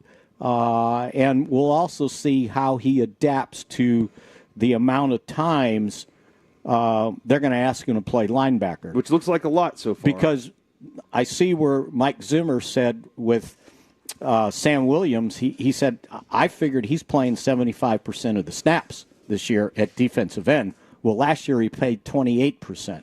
Wow. So to me, he's saying he's a starter. Well, if he's going to be primarily a starter, it's him and DeMarcus Lawrence. And that injury is devastating to this team and the depth at defensive end because they had big plans for him. Does that then throw, I guess, Nealand into that same category of your column? And it's going to have them scouring free agency to see if there's some veteran out there who will not play for an arm and a leg and bring a guy in. And I saw a couple names Ngakoue? Like Carl Lawson, Ngakoue. But both of those guys have been dealing with injuries, and they're coming back. The last thing you want to do is bring in a 29-year-old veteran, 7, 8, 9 years in the league, who's going to be a progress stopper, by the way, and then the guy gets hurt on you. So, the fact that, they couldn't afford to bring back Dorrance Armstrong and Dante Fowler really hurt. And so they were saying, hey, Sam, you're the man. Yeah. We got to have it. And they really like what they'd been seeing from him. The guy's got all the talent in the world. And they didn't ask him at Ole Miss to play the run much. So that was something that he needed to develop when he got here. But as a pass rusher, he had some unique skills. I was talking to Greg Ellis about him, and Greg was just and, this is his first year coaching here, first year being around Sam, and he just felt like he could teach him some technique stuff to make him a really good pass rusher. So, yeah, they're going to have to overcome that loss, and it'll be interesting if they can see if they, bring somebody else in. As far as receivers, you have one that you're like, I want to see that guy win this spot, or because we were talking about was the line Kevin from Steven about Jalen Tolbert was he made a leap, and the leap was 268 yards and 2 touchdowns, which looked more like a rookie year. And he lined up onside. Which is a good thing too. Yeah. I am kind of curious as we get into pads and see a little more of this physical competition. Who you think might stand out? Yeah, I think so far so good with that. Jalen Brooks is another guy that kind of shined in the offseason. I don't know if he's had as good of first 4 practices as he's had in the offseason. I've got a guy, and this guy, Tyron Billy Johnson. Okay. And that's hyphenated. I keep hearing that name. Billy's one of his last names, okay? He keeps making plays. And another guy that caught my eye, and I almost didn't realize he was here last year, was Racy McMrath, 6'2" wide receiver. He was at LSU when they had all those receivers, right? So he just kind of faded into the background, right? And he made a catch the other day on the sideline. He went way up. And he's got some athletic ability, but he's never been more than basically a practice squad guy. So there's some guys that if you're looking for 5, there's going to be some competition, I think, for 4 and 5 going along. And then, we talk about number 3, right? Yeah. Well, what if 1 or 2 get hurt? Absolutely. Can number 3 be a 2 or a 1? Yeah. And I think that's the big question right now on the depth at wide receiver. Kevin, his last name is McMath. All right, like that, you have to. Yeah, I support that. Yeah, you're. And you want to say McGrath, right? Yes. It's McMath, Racy McMath. You got to love It's a great that. name. It's awesome. That is, man. And that it is also kind of awesome makes you think that math's a little taboo. And I think I read he got the name Racy nickname when he was being born. He was in a hurry to come out, so they called him. Okay. They called him Racy. Okay. I like it. Like this kid doesn't want to stay in here any longer. And we might talk about this more later, but the ability to go up high to get passes has got to be good when Trey Lance is throwing the ball, right? Hey, he's a little high. He is a little high, isn't he? Those have been a little. He's a little. I'm not wrong. A little high throwing the football at times. When it's not a premeditated route play. When he's got to improvise and he throw on the run, his ball seems to sail on him a little bit. But again, that's why he's here to play football, and he hasn't played football. And they need to see just how well he can compete. You can sit there and do all the technique stuff you want, but at some point you got to play football, and you got to cut the ball loose. Yes. And I think he has a tendency to maybe look too much. Hold it. Just let it go. Yeah, I agree and with I've Mickey seen on that. young quarterbacks around here that didn't make it because of that. Excellent stuff as always. We'll catch you again tomorrow. I'll be here. All right, there you go. Mickey Spagnola right here on 105.3 The Fan. And at his suggestion, the Olympic segment coming up next for the day will revert back to Don't Meddle in My Business. We'll do it next live from Oxnard and Cowboys training camp on 105.3 The Fan.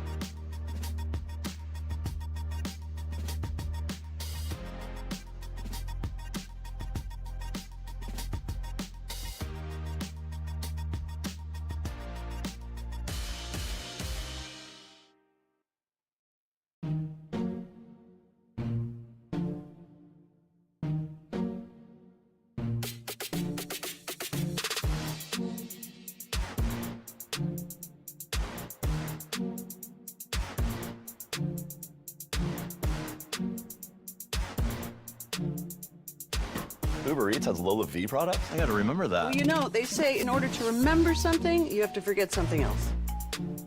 Okay, now that is a very cute haircut. That's like a little shag. I've never seen that before. Well, I mean, of course you have. It's the Rachel. Oh, is that your name? No, I mean, like, your name. No, I'm Jen. My name's Jen. Right, but I just mean, like, this is your haircut. But that's hair on your head. I'm not saying this is your hair. Okay, freaking me out a little bit.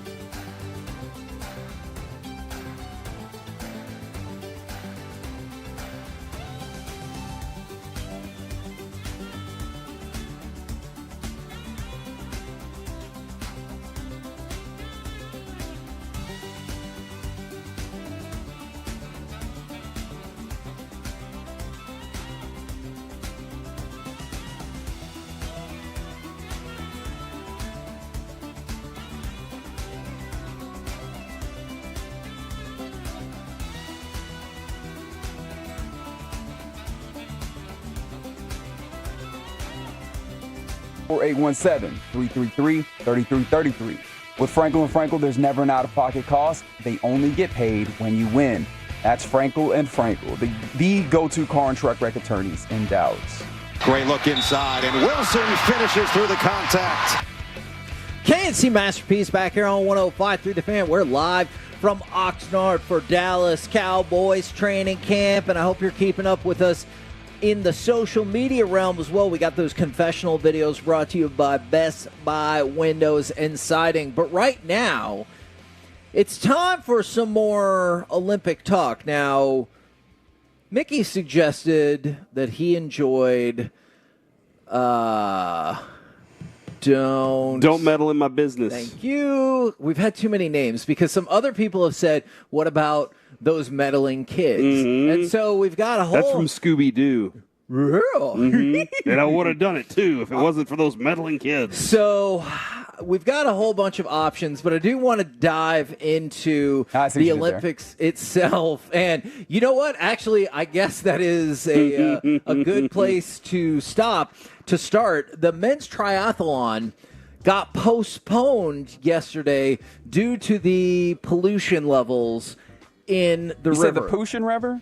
Yes. I mean, I said pollution, but pollution is probably right. Okay. The levels of bacteria were too high. And so, I mean, and look, Corey showed us the videos of people diving into poo. Both the men's and women's races got postponed. They're probably going to get postponed even further, and they have contingency days that were built in, probably just as a matter of planning, but it looks like they're going to come in handy because the river is so gross and so polluted. Here's what makes that even crazier. Paris authorities had promised to make the river swimmable as a key legacy of the games. How much money do you think they spent on that? Legitimately, or said they spent? Ooh, I only have the number that they said. So to do that, $150,000, $3 million, $1.51 billion was spent on wastewater infrastructure to contain sewage and minimize spillage into the waterway for this river. And they still couldn't get the spill done. And you've seen divers go into dirty water, and now you've seen competitions delayed. $1.51 billion. I guess the lesson we're learning here is do everything in a pool instead. You know, because the ocean water's not safe, bro. You got sharks, orcas, and now you have bacteria and doo-doo. Like, that's just not going to be helpful. Don't go in the ocean. Is what we're learning. It is true. And maybe all of our sewer systems that just run off into the ocean, maybe we got a little bit of a problem there. That big of a body of water has that much stuff in it that's bad. Yeah. Gross, bro. Yeah. We've been doing it for years, though. You know, so. I don't think so. Well, wait. What do you think we've not been doing for years? Rivering or getting rid of pollution? In that stuff. Oh, okay. No, what I'm saying we've been doing for years is pouring it out of our sewage systems into the ocean. Oh, I thought you meant pooping. Well, that too. Yeah, we've been doing that for years. Yeah. So, Who do we Reggie. blame, PETA? Yes, I do. Reggie, what do you have to say this morning about Coco Gauff? She argued with the umpire. She lost in her tennis match. What am I to make of all of this? She cried. Yeah, she did cry. She was very overcome with emotion after in her match there was a incorrectly called ball, but then because she played it, then it went against her, and then I think that this comes in a long string of things outside of the Olympics playing at Roland Garros. She believes that when she plays at that place, she does not get fair treatment. And so that took her to an emotional place, and it seems like that those came up in emotions the match with Iga, right? Yeah. There is that. And I mean, I do wonder if that also falls in line with, I know Serena has kind of complained about not having fair treatment in certain places. We've seen her argue with chair umpires. And so, clearly the emotions got the best of her in that way, but I'd be interested to go back and kind of look at her history at the French Open, and of course that's where they're playing now, the Olympics. If there's something there, if there's maybe something that tracks there, because clearly it got under her skin to the point where she lost her match. Now, is all the focus today on? Do you feel like all the focus today is on the gymnastics and, I mean, let's say Simone Biles, but we could just say gymnastics in general. Do you feel like that is the primary focus of a lot of folks today when it comes to Olympic stuff? What time is that happening at? I think it gets started during our show. Is how much of it is just the timing of your life schedule that is what's important to you? Sure. But they do they do seem to put those significant ones in prime time for you to watch. I think the team finals are starting like right now. Yeah, how many people do you think are, especially with like the particular time difference of it being in France? I know that certain times when the Olympics were in China, it really threw us off in a big way. Yeah. How many people do you think are watching live versus in prime time when they kind of tape delay things? You know what? It's tough because I'm going to tell you, Reggie, I want to say that people are watching live more and more because of the proliferation of streaming, but we talked about the opening ceremonies was the most streamed since 2012, and then, although I guess this was live, the men's basketball opener against Serbia drew 10.9 million viewers, which is more than the gold medal game of the last Olympics. Now, I realize the Tokyo Olympics, which got delayed, that ended up having a lot of different viewership figures because of everything that was going on at the time, but it's tough to give you a straight answer because all my logic wants to say proliferation of streaming means you can watch it now. But then when you see some of these numbers that have come in for the tape delay primetime coverage, they're pretty freaking huge. Yeah, I'm watching archery right now. So okay. Oh my gosh, archery. Yeah, when you ask like how many people are watching gymnastics, I'm like, I'm not the person to ask because I'm a little bit of a contrarian. I'm not all that interested in swimming at this point. I've realized I'm not super interested in gymnastics. Of course, I'll check in on what Simone's doing and such, and Suni Lee and those fine women from the USA. But for the most part, I'm like, what are the other sports that like aren't getting a lot of love that have interesting quirks? And right now, archery is one of those for me. Let's talk about water polo then. Yes. Because terrifying. It is terrifying. I don't know, Mike, if you have been in on any of the water polo, but outside of the fact that it's physical because you have to swim so you know stay afloat, but also other players, their level of defense is actively like dunking you under the water. This is a terrifyingly physical sport. Yeah, but I've talked to Brian Ray. He did this in college. Really? Yeah. Should I get him on the phone? Should I call him right now? A little bit, yeah. He does say if you know what you're doing, if you're taught right, kind of this swirling motions with your legs, it's not as hard as you think. But obviously it is for us.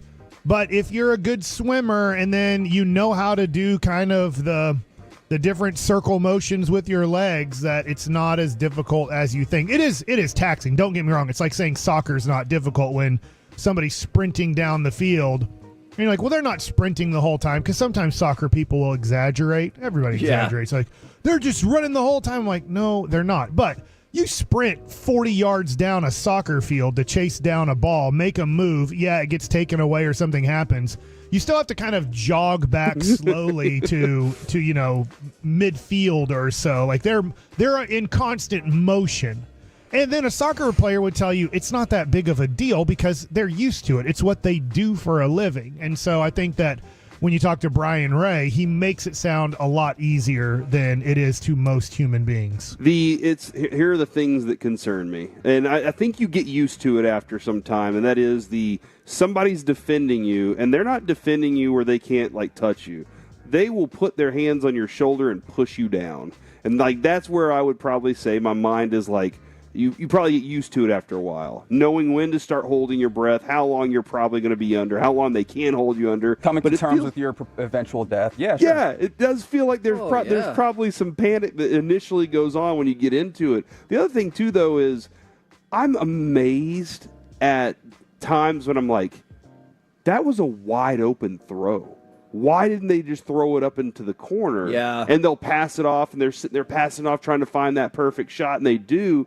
And Kevin, I watched, I don't know if it's a penalty throw. I saw that. That penalty throw at the end. She got stuffed. The girl just leapt. The goalie just leapt and swam at her and made herself real big. And then, the American had a free shot at the goal, and still just skipped it off the water into the arms of the person. Now, Reggie, if you're wanting to talk about maybe the less than marquee sports. I know this is a big sport across the world, but the United States women's rugby team has advanced to the semifinals for the first time in Olympic history. Are you watching women's rugby as we go along in the Olympics? A lot more than I realized that I would be, but it has been it has been exciting. One of the things that I do enjoy about rugby is just like football, when you have that like breakaway run, you get a good amount of that. At least I have in the rugby sevens this Olympics. So yeah, man, that's been fun, is seeing just like the one juke, and now we're in open space, and here we go, right? And so that's fun. I also learned about cheek-to-cheek tackling.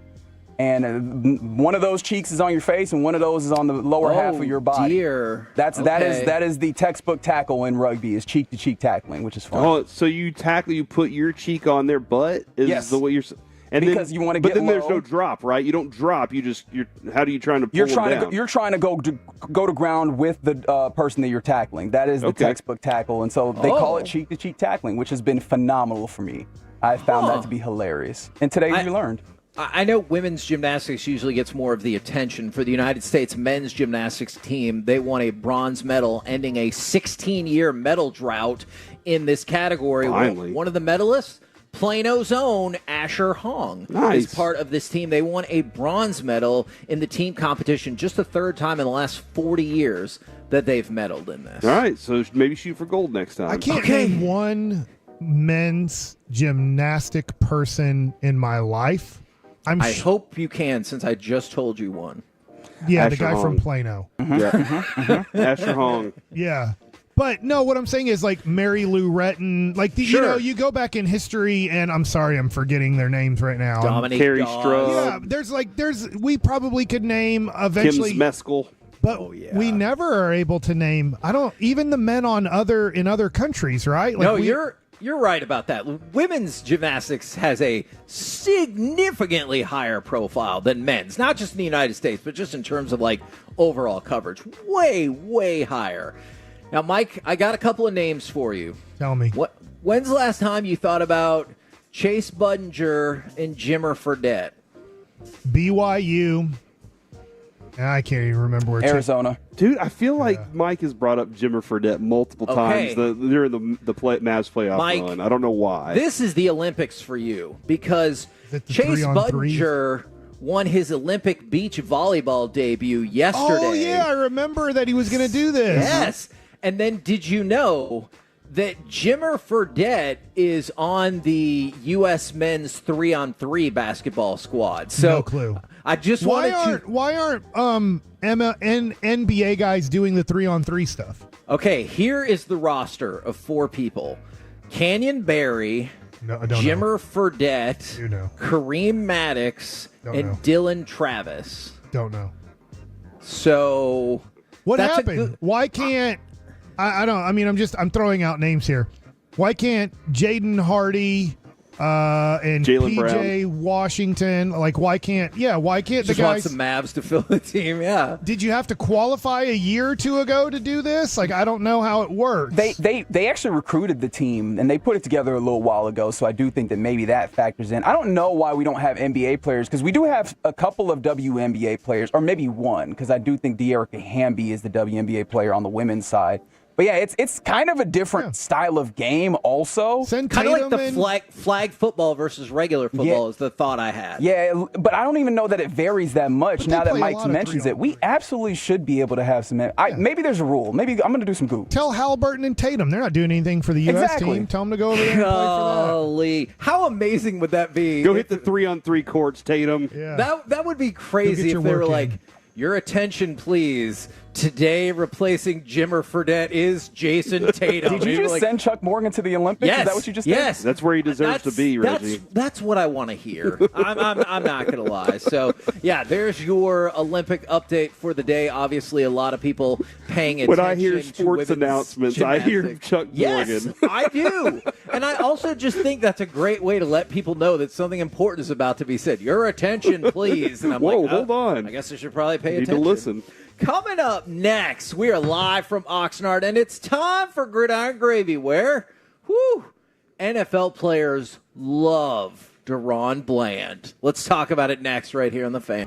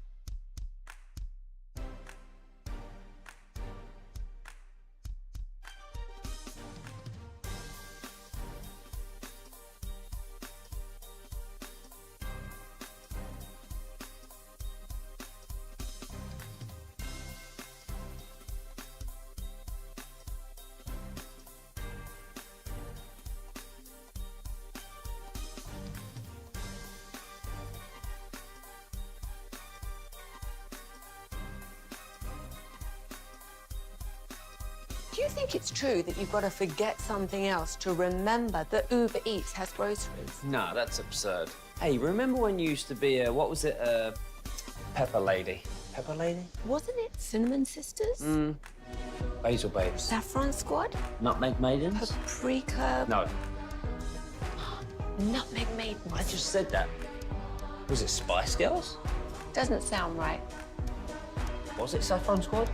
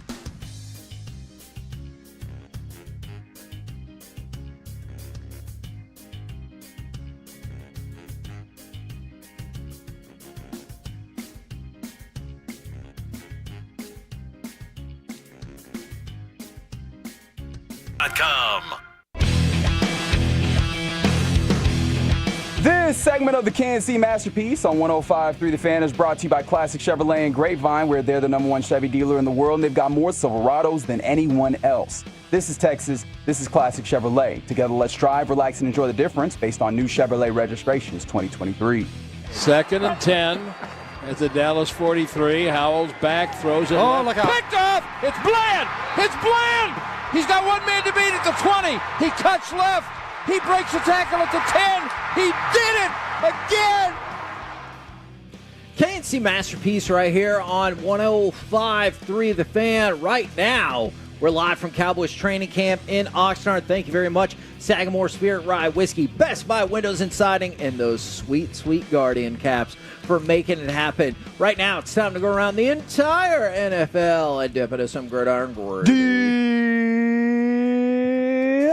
And we start with Apparently, John Gruden still has one more shot before going to the U.S. Supreme Court. He has filed another consideration for his case with the Nevada Supreme Court. Remember, it's not, the case will go forward, but he wants it to be in a public setting as opposed to in private mediation. I bet he does, because then I believe the NFL will fold in a heartbeat. Because they're like, hold on, all this crap's going to be out there for the public? No. What's the amount of money you're looking for? We're in a settling mood. Last time they were in court didn't go so well. You, when you said Gruden has another shot, I was like, hold on, a team is going to hire him? Yeah. He's done in the NFL, right? I think that is correct. Like, that's like even his other relationships with the NFL. And that's not just because of the NFL, Kevin. I think he's hurt by it all, too. Like, I mean, I'm sure. Some of the stuff that, like, it was... he was very disconnected from reality, but yeah, man, like he's hurt by it too. So my initial thought was, oh my god, what team? I think what team would do that? I agree with you that he's just hurt by it in general, but I also think this is like, kind of Lance Armstrong syndrome, I guess. It's hard to admit that you did something wrong when you're like, but all these other people are doing it. Mm-hmm. And both of those things can be right. You can be like, yes, but you still did something wrong. But you're right that other people are doing it. And so I'm sure that's tough right there. Did you see that the fever is at a high? Don't think I said that sentence right. For the Atlanta Falcons, who have sold out season tickets for the first time in almost 20 years. Wow. The Cowboys consistently do it. They did it, man. They got a righty and a lefty. Yeah, is that the most intriguing quarterback situation? Because you're like, how the hell is this going to work? I'm not saying it's going to be the best or anything. Here's my question. Who did they buy tickets to go see? Penix, right? Pitts. Or Bijan. Kyle Pitts. Oh, yeah. And Bijan gets the ball dude. like 12 times a game. Bijan's going to get it like 20 times a game. I think they're going to change that, but, That's a good question, though. I mean, because I'm not buying tickets to see Kirk. Did they buy tickets finally to see the combination of Tony Gonzalez and Jerry Rice in one player? That hasn't worked out just quite yet. It hasn't fully culminated with the quarterback arms of not Joe Montana. That's very true. Let's go to the NFL Top 100, where I have to admit I was happy but stunned at the turn of events yesterday. Here is the top 40, and we'll go down to the top 31. Just think about these names that you're going to hear. Devontae Adams is 40. Whoa. Then Joe Burrow, Sauce Gardner, Quinnen Williams, Tua. Then we get to 35. Josh Hines Allen. Remember, he just changed it. That was Josh Allen, the defensive player. Jordan Love, Puka Nacua, Quincy Williams, and coming in at number 31 on the list, Deron Bland. That's right.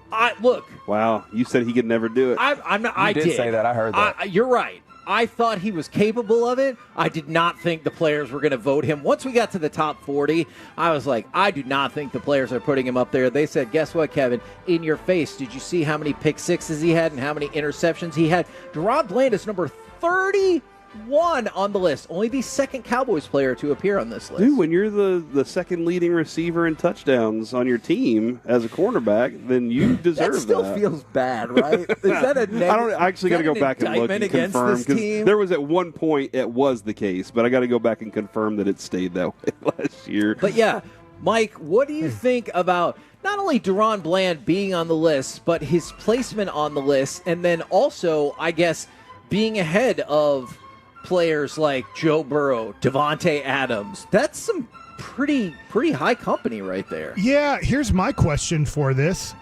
If he is this high, as in like this is what he really is, isn't Mike Zimmer kind of going to try to change the way that he plays the position? I could see that. So would you as an agent and a player go, no, like I'm going to get paid $20 million a year if I keep taking these risks? I mean, you might be right about that. And I think one of the things like that Trayvon Diggs in the small sample size we saw last year was it seemed like he had really stepped up his overall coverage game. I mean, Deron Bland has been progressing really fast. So if he continues to up his overall coverage game and is still a ball hawk, Holy moly. And my next football question. When Broadus came into the tent, did he kick me off of Zoom? Our Zoom died. I don't I have know. no clue what happened. I'm so. not sure what happened there either. Because usually I'm used to my internet giving me some problems, but this time it said the host ended the meeting. And so they were Thanks like, a lot, host. You know what? Uber One has stepped in, and they were like, "Hold on, just a minute. We need to make some changes." He'll cue us whenever it's back. And I'm rocking. sure we will. I'm sure we will come back to the Zoom in just a minute. But yeah, number 31 for Deron Bland. Would your guess then be? We got 7 more in front That's of a them, lucky dude. number for the Cowboys. Roy Williams. Oh well. So CD, Micah, and Dak are all going to be in the top 30. Yeah. And what was that noise, Mike? Do you not think Dak's going to be in the top 30? He'll definitely be in the top 30. Okay. In fact, top 10. It's interesting too because most man. No, I don't think receivers so. in the league look at Devontae Adams as one of their top receivers still, and he's at number 40. So that's intriguing to me. So Will yes, the he's Packers definitely vote up. Dak in the top 10? Like if he didn't play that playoff game, I don't know if they make it to the next round. Man, that is an interesting point. But so would your guess be 3 more then? And then so no Tyler Smith, no Trayvon Diggs, and it's just Micah, CD, and Dak. No Zach Martin. Oh, Zach Martin was on the list. Oh yeah, he was high. That's Yeah. right. Yeah. Okay. I think that's right. We'll go with Okay. that. All right. Until Tyler Smith starts getting the respect he deserves. Diggs can make it back on the list. I think injury Sure. just took him off the list. Yeah, I think that's very fair. All right. I know last year was a big missed opportunity for Lamar Jackson, but I want to get y'all's take on this quote from Lamar Jackson because I don't know if the Ravens can get it done, but I loved this quote from Lamar. He said, "This is the highest level of the game we play.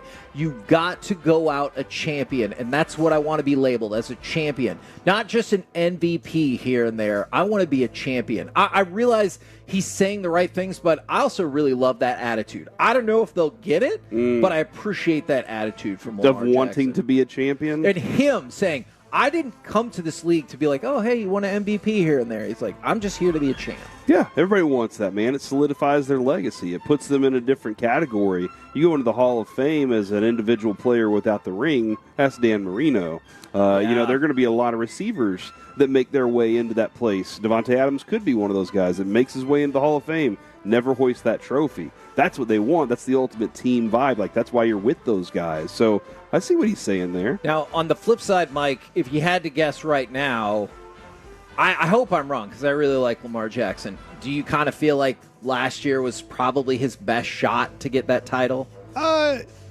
Maybe, but I do think he has a lot of years left. I think he has 6 to possibly like high-level years. Yeah, that's the tough thing about him is when he loses his speed and athleticism, he probably will be done because he is a unique quarterback. He is not the most accurate. He isn't a guy that just picks apart defenses with his reads and everything. Can he develop into that? I would say at this point, no. He's good at it, not great at it. So he will not have a career where at 35 years old, at least I don't think, he'll be running around playing quarterback. I just don't think that his way of playing will allow him to have that long of a career. So I'd say, he still has about 5 or 6 years, I would think, of accomplishing the goal. Now, I realize most everyone is going to take it for granted that Caleb Williams is going to be the starter for the Bears, but I want to take you to cut number 8 and Tyson Bagent for the Chicago Bears. Does this change your entire philosophy of this quarterback competition? Yeah, I didn't really think too much about it. I was too busy grinding my absolute face off in the offseason. But whatever they were going to do, that's completely up to them. I can't control that. But, I was just excited to come back. Whoever was going to be in the QB room was going to be stop in the it QB. right there. Now, He grinded his face off? I feel like the first 7 seconds are really impactful when he said he's grinding his absolute face off. I think you need your face to play quarterback, right? That's never been not proven. What? It's a fact. I didn't understand it either. Okay, but Does that change your entire idea of that competition? No, not at all. But he's grinding his absolute I face understand off. he's grinding his face off, but they took this dude #1 overall, Kevin. They're not going to be like, you know what? The face grinder, yeah, that guy, he deserves it. And then one more thing for you real quick. Did you see that John Elway said his biggest regret was passing on drafting Josh Allen in 2018? He said he's been playing golf with him, and he's like, man, I love this guy. I don't understand why I didn't draft Josh Allen. Me either. Help me out here. That was 2018? 18? I think it took Bradley Chubb, right? It's a good player, man. That is a good player. In your face. I mean, you know, he had a hard time staying healthy in Denver. They traded him to Miami, I want to say. They did? Yeah, so he was like, that's one of my biggest football regrets. So it was Baker, then Sam Darnold. Yep. And, then it was Saquon Barkley, then Sam Darnold. Oh, yeah. But I thought you were going in quarterbacks. Denzel Ward, Chubb, Quentin Nelson, who's all everything, and then Josh Allen. Oh, Josh Allen went a little bit later than I thought. I thought he went like 5th. Okay. Well, I mean, you had Case Keenum at the time. You couldn't really draft a quarterback, you know? Yeah, that's a guy right there. The good news is that John Elway's ran that franchise into the ground the last 5 years. And Lamar Jackson went 32nd. Whoops. Couple of mistakes in that draft. Coming up next, it is MLB Trade Deadline Day. What will the Rangers do? What should they do? And let's discuss the stress involved with it all. Next, right here on The Fan.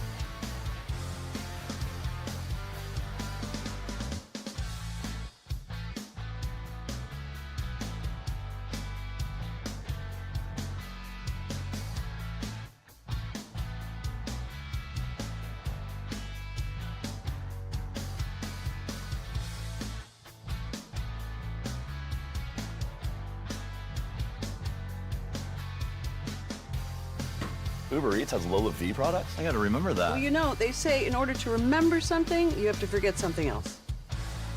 Okay, now that is a very cute haircut. That's like a little shag. I've never seen it before. Well, I mean, of course you have. It's the Rachel. Oh, is that your name? No, I mean like your name. No, I'm Jen.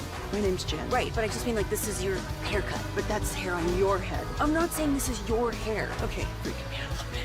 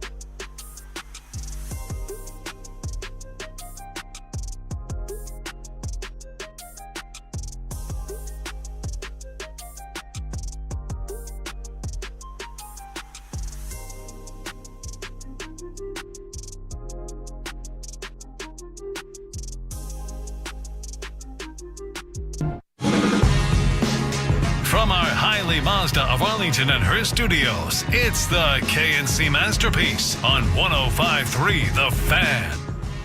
Masterpiece right here on 105.3 The Fan. We are live in Oxnard where the fan cam is up and going courtesy of Uber One. And just remember, whenever you get that opportunity for those 3 live mics from Men's Tea Clinic, you can get back to being you with mensteaclinic.com. Now, I want to talk about the trade deadline a little bit, but Mike, I kind of wanted to, I know we've talked about, and we'll have the opportunity to talk more about, will the Rangers do anything else? You've said you think they have made their moves, but something that David Robertson was asked that I thought really gave a great reflection into what this process is like. I believe it was Evan Grant. My apologies if I've got it wrong. Tried asking David Robertson what the last 24 hours have been like for his club with being swept at Toronto, trading for a catcher, trading away a starter. His response was, I didn't even know how to answer that one. Ask me tomorrow at 5 p.m. when I'm still here. So I know we talk about making the club better and everything like that, but Mike, this sounds like an immensely stressful time, I'm sure across all sports, but especially for the baseball deadline, probably the basketball deadline too. Well, I guess I know we make a lot less money than professional athletes. Can you imagine right now, Kevin, with your house and your newborn child, if there was a good chance that you were getting traded to San Francisco today?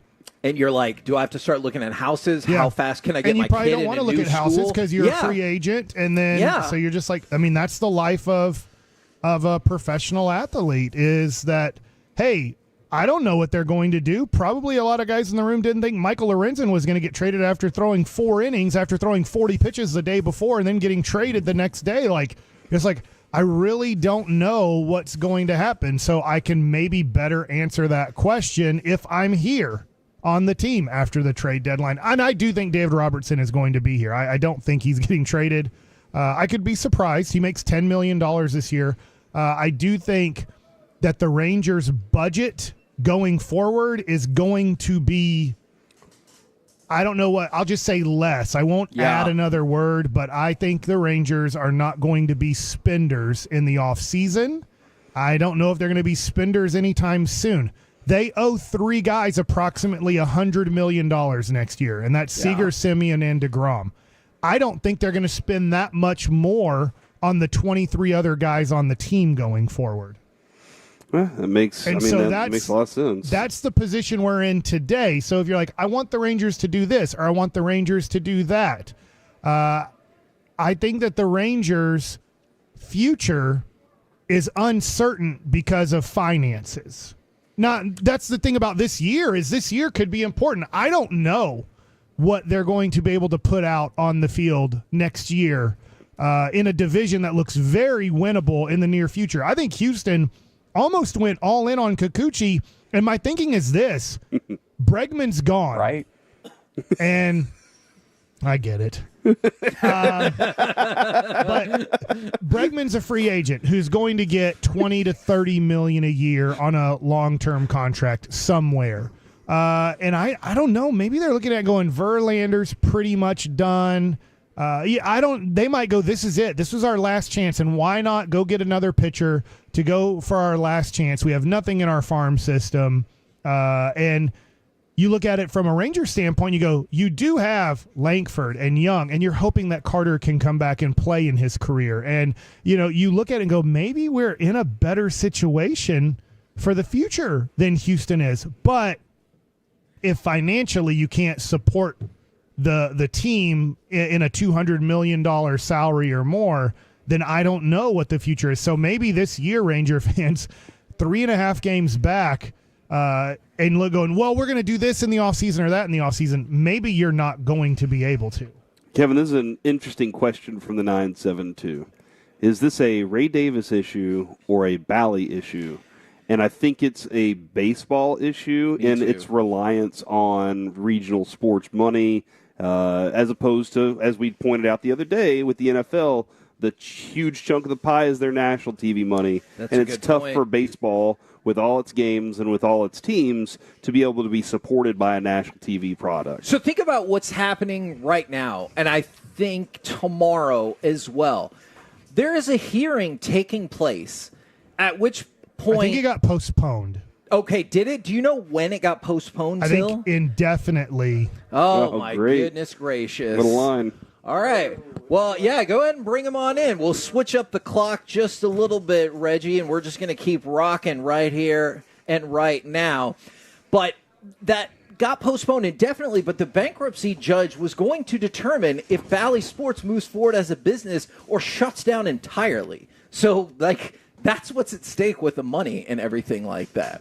Right now, we bring to you on the On Time Experts hot seat. Remember, On Time Experts air conditioning and plumbing, same day service guarantee. We bring to you Jordan Lewis. Good morning, sir. Good morning. How you guys doing? We're doing really well. How about yourself? Doing amazing. Hey, Jordan, Mike's back at the studio in Dallas right now, but he recently informed us that whenever a team baseball is being autographed, and thank you for autographing our charity ball here, whenever a team baseball is being autographed, you got to save the sweet spot for coach. The manager puts it on there. How do you guys just sign wherever? Do y'all just pick whatever's open?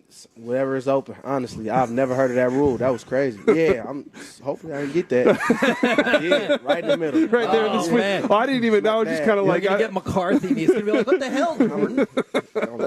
I'm sorry. Actually, it was during spring training. We had a ball like this, a baseball for the team, and Josh Young, he had signed the sweet spot, right in the middle. and Bochy looked at it, and he just kind of looked at me, and I was like, I don't know. I don't know what to do there. So that's the way that rocked. Yeah, I'm going to start signing on the sides now. Yeah, okay. Well, look, if nothing else, hopefully we have taught you something from that, because I know you will give us lots of information.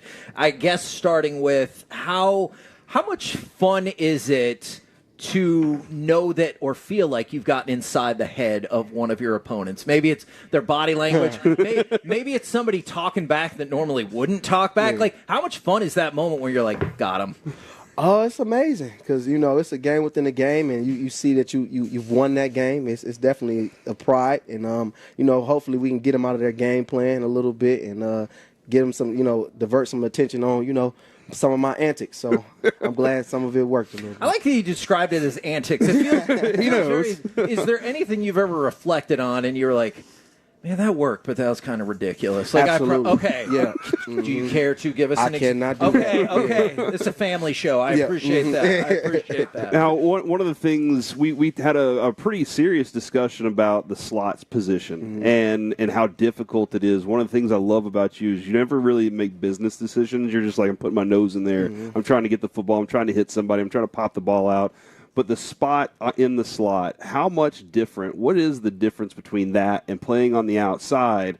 And how much more of an athlete do you have to be in that slot spot? I wouldn't say that because we got great athletes. Yeah. We got some of the premier athletes out there. So shout out to them. But they tell you that it's very hard to play slot. So, I mean, everybody would agree with me when I say, like, that's probably one of the hardest positions in the secondary because you got to go out there and hit like a linebacker, but you got to cover guys and, all of the space. So he can go left, he can go right. You don't have the sideline, as your friend. So, I mean, it's definitely a hard position. But, I mean, I take pride in it. I take pride in, taking on that challenge and bringing on the best slot guy they got and just playing some good ball. So, I mean, I'm excited for this year. I know I'm going to be doing a lot of different things. So, I'm excited to see what we do. Mike talks a lot. He played baseball, and he talks a lot about Mahomes being a baseball player, shortstop, making these kind of wild throws. How much does your love for basketball help you play defense against guys knowing they're going to cut either way? It's crazy because I started as like a receiver, so I knew like the movements and route stuff like trees, that, like a crossover, and just having that time clock in your head and knowing that he can't do that many moves, and just trying to seeing guys set up there where their heads are and stuff like that, trying to set up the crossover or getting off the line. It helped a lot. It definitely helped a lot. Sliding your feet. Just lateral quickness, it helps to try to match up those releases. So I definitely I give a lot of that to playing basketball. You tell the kids out there then, hey, you play all the sports. Yeah, multi-sport athlete because a lot of those sports translate to different sports, and you can learn a lot from and a lot of different techniques from playing multiple sports. Can you still break out a smooth crossover dribble? Absolutely, anytime. Yeah. I just want to make sure. That won't tell you. I dropped them. Oh, no. They didn't touch Earth. Is that right? It's the exclusive y'all got. Okay, so if we interview him, sometimes it can be hard to break him out of his pattern of answers, and I understand why. Us media folks are the worst. Some of my antics. Okay. Let's see if I heard one of Jordan Lewis's antics was dropping you on your ass when he crossed you over. Okay, all right, good. That's what I want to hear. Now, what made you, I don't know if you want to say come back or just stay with the Cowboys, what made you, when you signed, say, I need to be here or I want to be here? I had a conversation with him. You know, when I was about to sign back, I knew, like, he was like, we're going to do some different things.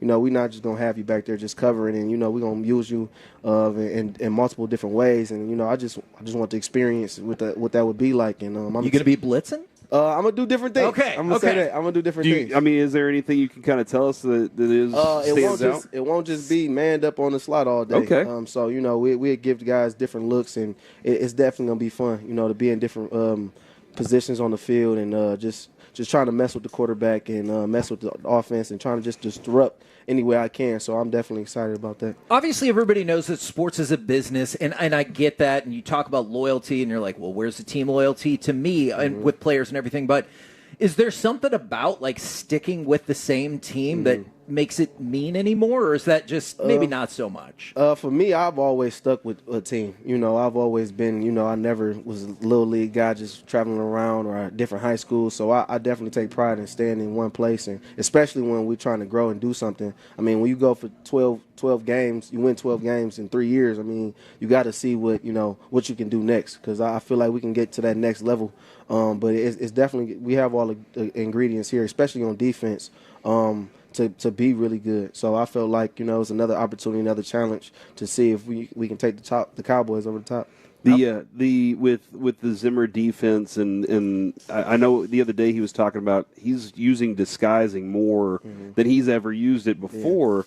How important is, and the orchestration of it all too, how important is disguising for quarterbacks now, considering how much access they have to information and all that? I mean, it means a lot, man, because, you know, right now it's about, like, being on time and having rhythm passing and stuff like that, because a lot of those routes, you know, you got to be precise. So, you know, if you can give guys different looks and make them, you know, hold the ball a tick slower, it helps the defense, you know, a bit. So if you can get the quarterback thinking or get him off his first look, that'll help the rush get home, and, you know, we can get cover sacks or stuff like that. So it definitely helps to know that, you know, the disguises, you know, can help you and kind of protect you from, you know, what offenses are trying to do and how they're trying to attack you. I know it's early in camp, but we've heard some buzz about Tyron Billy Johnson. What have you noticed from him out there? Man, he's been doing that since last year. He's been doing that since he got here. So, I mean, everything is coming together for him. You know, he's understanding the playbook more, you know, when he can do, you know, his different types of releases and when he can get open and stuff like that. So, I mean, he's doing a good job just, you know, putting it all together, and I'm excited for him because I know we knew he could play. You know, we knew he could play. It's just him understanding what they wanted from him on offense and getting the playbook down. So I'm not saying you directly are responsible for this, but I'm hoping we can solve this problem today.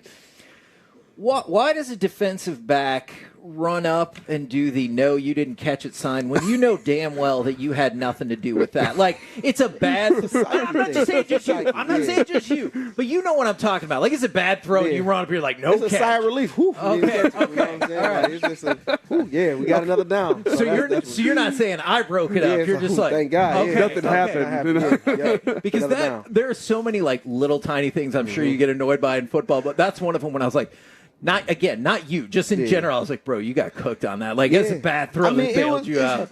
It's another down. Let's see if we do it again. Thank God. Okay. We're safe. I like safe. that. In baseball, I love safe. that answer. I will see it from that way from now on instead of the other way. Jordan Lewis here on the KNC Masterpiece on 105.3 The Fan. Really, I'm really proud of you, man. Like, watching you grow on the field, but also, like, from your first interview, remember whenever you were here, I could hear your first interview to where you are right now. You got a lot of perspective, and I've always appreciated that about you. Thank you. How many minutes do you think Jason Tatum should get, though, on the Olympic team, or does he just need to stay over there? I feel like if you are, you know, an NBA champion, you should play a little bit. I feel like you should get on the floor just, you know, out of respect. Okay. You know, just because I know I might not have been the MVP, but at least I won. You know what I'm saying? Like, do you think Steve Kerr knows that he can play all the players? Because in going into the second game, he said, we'll definitely play Tatum, probably Halliburton. I'm not sure who's going to sit. Do you think somebody just needs to give him a heads up, be like, you could play all of them if you want? Yeah, I mean, it's a sport, bro. I mean, where guys are like the top of their game. Like, it's not like you picking from like the Charlotte Bobcats or nothing like that. He knows. He knows. Hey, we got PJ. We're good. You know? I didn't say the Hornets. I said the Bobcats. Oh yeah, the Bobcat. That's right. That's right. The Bobcats. They gone. But I'm just like, bro, you got world talent. You know what I'm saying? So just see. Maybe let's see what Jason Tatum could do in the world. Let's give it a try. Is it bad that I kind of want to see him not play because I'm still sad over the NBA No, I definitely don't want him to play. Okay. But he's a world champion though. He you know? is. I know. Oh man, I get some silence. Like just give me some. I'm excited to see him not play.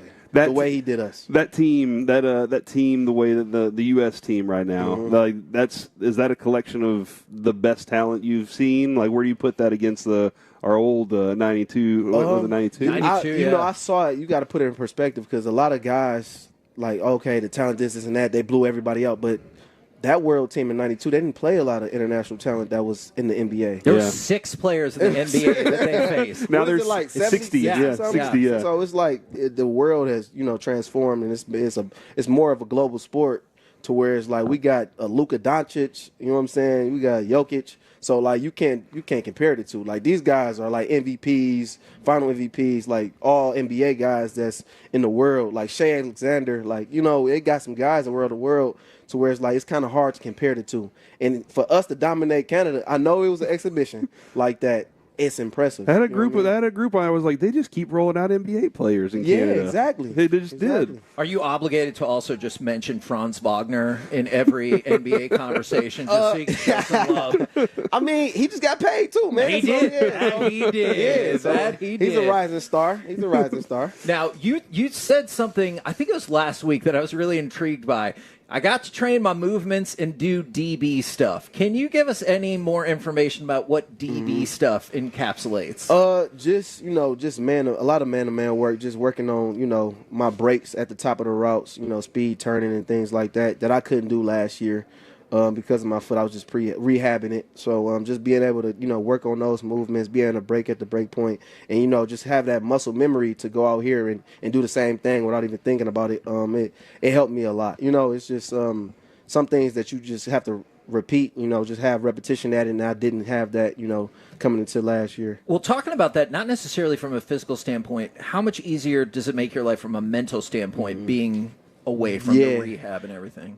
It means everything, man, because you don't have to worry about, you know, just playing through pain. You can just go out there and just work on, you know, your technique. You don't have to worry about different movements that hurt you, or, you know, I got to plant like this if he does this and that. So it takes that, you know, that the mental, you know, gymnastics out of it. You know, I could just go out there and play my technique without having to worry about my foot, you know, bothering me. Okay, you said we a minute ago regarding the Mavs. I'm presuming there, and the Rangers recently won the World Series. They got to that level. You can see there seems to be a different mindset when you get playoff level. Exactly. Where do you think this team needs to develop or grow to get past? Hey, we were 12-5. We had 12 wins this year, and you know what? We're on our way to an NFC Championship game. We have to worry about what's in front of us. You know, worry about the moment. Don't worry about, you know, everything. We love you guys, but we can't focus on. We say a lot of crap. Yeah, we definitely do. We can't focus on, you know, what's up and coming, and, you know, how they feel about a different team, or, you know, we're supposed to steamroll this team or such and such. We just have to go out there and play our technique, and we got to know that, you know, we are the Dallas Cowboys. It's going to be some pressure like that, but we have to just lock in and worry about, you know, what's on the field. So just staying in that moment, understanding that we have to play that down, and that team, they get paid too. So just understanding that we're going to get their best shot and go out there and just perform how we're supposed to perform. I feel like that's where we take the next step, just where our mental approach, and, you know, every game, not thinking that we're going to blow out every team, just going out there and, you know, play-by-play, playing our best and executing. Well, I know we would love to talk with you all day, but we don't want to cut into Coach McCarthy's time. We got in trouble with that with St. Louis. So we got to be careful about that. Thank you very, very much, and thank you again for signing our charity football. I appreciate it. Ladies and gentlemen, Jordan Lewis right here in your home of the Cowboys, 105.3 The Fan. Coming up next, let's get into the Expressway, do a little Mike Likes It, hear from Coach McCarthy, all next live from Oxnard on 105.3 The Fan. Are you ready for some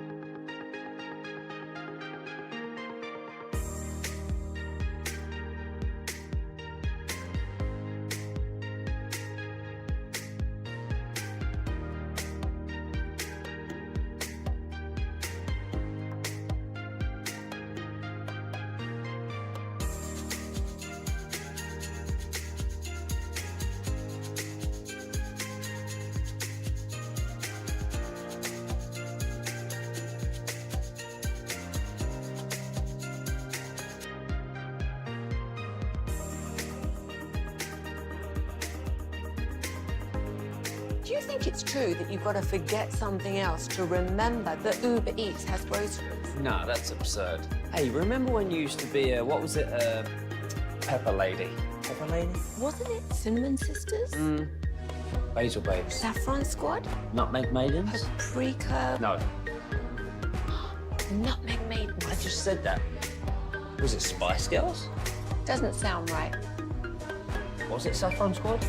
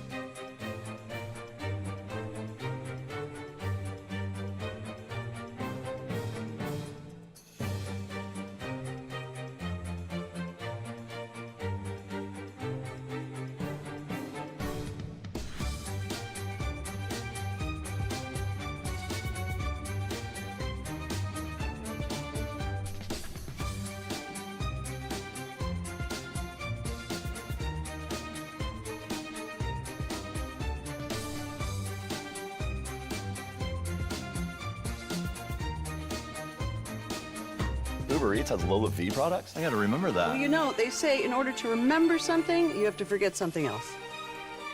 Okay, now that is a very cute haircut. That's like a little shag. I've never seen it before.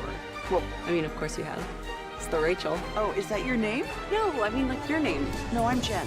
My name's Jen. Right, but I just mean like this is your haircut. But that's hair on your head. I'm not saying this is your hair. Okay, you're freaking me out a little bit.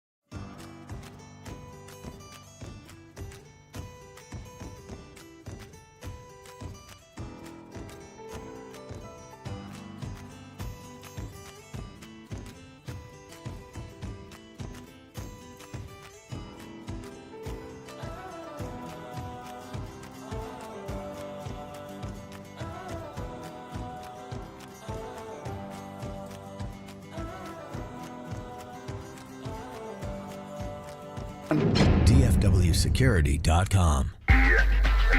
This segment of the KNC Masterpiece on 105 through the Fan is the Expressway, and it's brought to you by the On-Time Expert. KNC Masterpiece back here on 105 through the Fan. We'll hear from Dallas Cowboys head coach Mike McCarthy whenever he feels like showing up. In the meantime, Trayvon Diggs is off the PUP list for the Dallas Cowboys, and the United States women's rugby team has won a bronze medal. Walk-off fashion, baby. Woo! I need to go back and watch that. Now it's time for some Mike Likes It. Okay, guys. Hey. You sound sad. Italy's catching up on the United States women's gymnastics team right now. Oh, dear.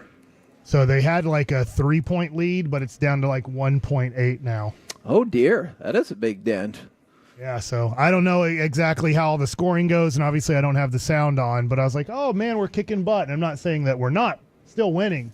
And China is 3.49 points back. So right now the USA women's gymnastics team is leading in the team competition. Italy pretty close behind, and then China needs to make up some distance if they're going to have a chance. Currently, Mike, it's 21 total medals for America. The next is France, 17. But the U.S. has 10 bronze, 8 silver, 3 gold, whereas Japan has 7 gold and China has 6. So we got some work, and there are 3 other teams, or 3 other countries, if you will, that have 5. So we got some work to do to go play catch-up. Jeff Passan has just broke news that the Yankees acquire Leiter. But not Jack Leiter. Oh, yes, Mark Leiter Jr. Okay, Mark Leiter, yeah. Yeah. So Jack Leiter's cousin. That is wild to me. That's still wild to me. I know we found out early in the season that was the case, but that was still wild to me. All right, so yesterday you guys got to interview Stephen Jones. Yep. And I wanted to ask you guys this question first, because Stephen kind of said something as I was listening that I was like, I don't think he's ever been a fan of a team. Ooh. He said, well, you know, whether you kind of lose in the first round or lose later in the playoffs, it's all the same. We all feel the same as a fan. It all ends up being the same result. You didn't become the champion. So my question to you two guys, take it whoever wants to first, is do you feel the exact same way about the Mavericks coming up in this upcoming season and the Cowboys? Because they both ended up losing. One lost in the NBA Finals, the other lost in the first round. Does it feel exactly the same if you're a fan of those teams? That's a very good question, Mike, because no, it doesn't feel the same way for that team right now.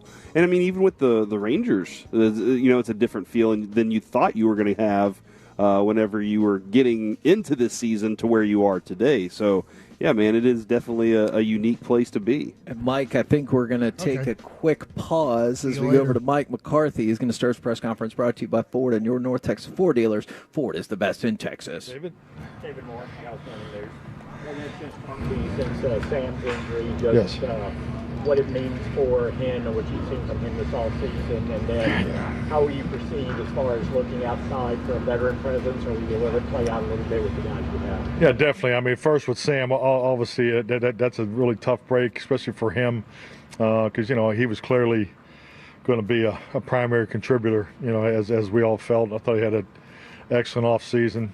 Did the extra over the summer. Was able to see him do some work in person. So yeah, that's it's unfortunate when these things happen, but he'll do a great job in the rehab. And but yeah, as far as what we're doing moving forward, frankly, this is really what training camp's about. We have some young players that they're going to have a great opportunity, and as far as moving forward with bringing in any other guys, that's, to me, that's all part of a normal training camp process. So we'll see what the future brings. Before we start talking, could you just talk about Sam and the progress he's made last couple of years, and the really opportunity he's going to have? Yeah, definitely. I mean, Sam has a unique skill set. He's probably one of the most powerful players on our team. As far as his ability to not only come off the edge but do things in space. He did some exceptional things for us on special teams. But yeah, I think he clearly was. He hit that point, but he was ready to contribute more. I think he was clearly someone in the off-season studies. In hindsight, you felt maybe you could have gave him some more opportunities last year. But there was a veteran pass rush unit that he was competing in. So, but yeah, that's a big one. Mike Todd-Archer with ESPN, Trayvon coming off pup. How do you anticipate him working into things? Smartly. The biggest thing is to get him, stay on his rehab program with Britt, but to get him into the jog throughs and in the teaching drills is the first step, and then we'll see how we progress into the individual.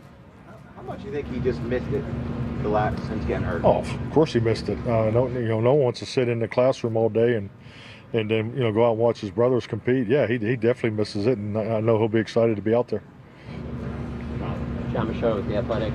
What's your message to the team, particularly the new guys, when you go into your first practice? Well, we have a process. We have a practice ethic presentation that's frankly the original slides are probably about 20 years old. So I mean it's something that's been built over time, and there's different experiences that tie into that presentation. Obviously, you have CBA roles that things that that you've been practicing with here in the past, and this is the time now that the tempo shifts. And I think the biggest thing is the self-discipline, the emotional discipline of moving forward. But at the end of the day, these are the practices that we need. I mean, this is the closest we'll get to playing real football. But the real reality is, as you continue to go through these install practices, the stress of what they got to go through schematically, but your team has to learn how to practice, and you go through it every year. It never changes because 25% of our roster is new. So yeah, there's always some growing pains when you get into this practice, but I know our guys are excited. Calvin Watkins, Dallas Morning News. Obviously, without Sam, Nealon might have to step up and get more reps. How does he look so far in camp? I'm sorry, I can't hear you. Nealon. Okay. How does he look so far in camp? I mean, it looks great. I mean, everybody looks great in helmets and underwear. But I mean, we're ready to go practice. Yeah, and I know he's excited. Saw him in there last night, getting some extra work. But yeah, he's definitely excited. I mean, obviously, we always talk about the second-year jump, but when you lose Sam Williams, now you're asking a rookie to maybe move up a little bit. How do you think he'll be able to handle this?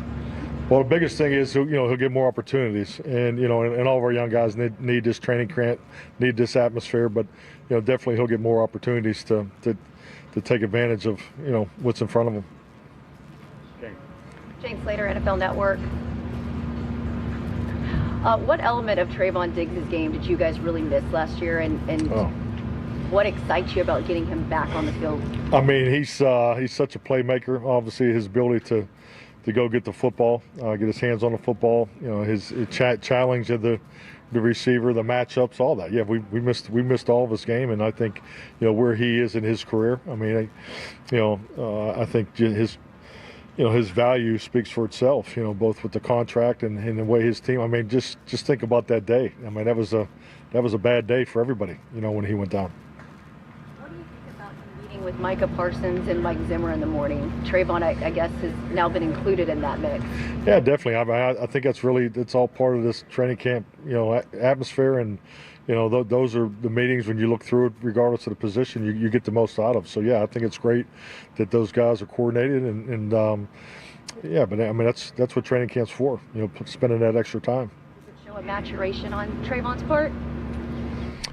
Yeah, definitely. But Trayvon's always been a ball guy. I mean, he loves the game. I think you could see that early, as a rookie, and the connection that him and Al Harris have. But I think it's great that he's expanded and broadened his horizon. It's it is a new system, so just getting the specifics of it. But yeah, I think anytime players and coaches spend one-on-one time together, extra time, there's nothing but good things that come out of that. The NFL said that coaches have to do in-game interviews this year. I don't know if you knew that. Yeah, excited. Real excited about it. What do you think about that? I mean, just in terms of, you got to talk to them after the half, obviously, that kind of thing, but now it's in the game. I mean, I'm not surprised by it. I mean, I think that's, I think access is something that's, always talked about. So, I don't know the specifics of it, but yeah, I mean, it's part of our game. Excited. Fired up, man. Can't chain me down. Yeah. Todd used to be Athletics. Mike, we talked to Overshown last year after his injury, and then even a couple of days ago. He just seems to carry a very upbeat mentality and kind of way about him. How have you seen his personality play a role in how he's attacked his rehab, and even before his rehab, how he was last year in the preseason? Yeah, I agree with your description. I think he has great energy. He's had that from the day he walked in here. His light is bright. He has an infectious personality. Everything he does is full speed. You could obviously see it at the University of Texas. He was everywhere. The way he played, his play style. So, I mean, watching him go through the rehab process, the way he attacked that. So, yeah, definitely love his personality, love his approach, and it's great to continue to bring him back the way we are. Do you see that with his teammates too? They kind of gravitate towards the way that he kind of. Oh, definitely. I think it's part of his his natural personality too. It's not just on the field, but yeah, he definitely brings that to the table. Yeah. Jeff Kolb, Fox 4. Coach Tyler Smith entering his third season here. He's had the ability to be around veterans like Tyron and Zach Martin, and says he's a leader now. How have you seen him develop into a leader here? Yeah, I think he really kind of started taking those steps last year. I thought that he had some excellent leadership moments. I think his play style is something that he becomes a natural leader by example, because the way he plays, not every leader has to be a vocal or, call him up. There's been many of players go through this league that their play speaks for itself, and it creates the opportunity for others to follow. So he has established that, but yeah, he's definitely speaking up more. And I think if you just look at the dynamics of the offensive line room, you have an experienced group and you got a young group. It's as balanced of a offensive line room as far as experience and youth that I've been a part of. That, what kind of impact can he have on guys like Guyton and BB? Impact on guys like Tyler Guyton and Cooper. Oh, I think he'll continue to have an impact on them. I mean, he's definitely a guy. If I was in that room, I would follow. We all know the type of leader Zach Martin is. But yes, I mean, Tyler he has that type of command and that credibility. Absolutely. Joe Hoyt, Lone Star Live. Tyron Billy Johnson's kind of had a unique career. He's been in a lot of places. Obviously had an impressive Sunday practice. What have you kind of seen from him in terms of his growth since he's gotten here? I mean, he's really done that since he's been here. I mean, he's always someone that makes the practice highlights. I think if he just needs a full opportunity, and it's great he's here from day one. So yeah, T. Billy's he's kind of a locker room favorite too. So just love the way he goes about it. Brad Sham, Cowboys Radio. Do you remember when in your career you would have convinced yourself that having your young players essentially play a game with a week and a half of practice would be enough? I've never thought about it. So I think it's just like anything in the game of football. There's changes in training. There's changes in procedure. I've been able to, as a head coach, through 2 CBAs, and it's part of the job. You have to change and adjust and make sure you get your guys ready to play. And at the end of the day, all 32 teams are operating under the same procedures, and everybody has their process. But I feel like we do a really good job getting our guys ready. Pat in the back. Not me. Pat Donnie, NBC 5 Dallas. You mentioned Zach Martin a second ago. Building on that, we see the great player on the field that he is over and over again. But what makes him special in the day-to-day that you see from him that has made him into one of these all-time greats that he has become? If you're looking for one word, I'd say consistency. For as consistent as he is as far as the level of play, he's that same individual each and every day. He's his work ethic, his approach, his command. You don't see a guy that emotionally jumps up and down. He's really consistent, and he gives our young guys just a great role model to follow. But he's clearly one of the most consistent guys I've ever been around. Patrick Walker, DallasCowboys.com. Circling back to the linebacker core, obviously last year because of injury, you guys struggled a lot with depth at that position.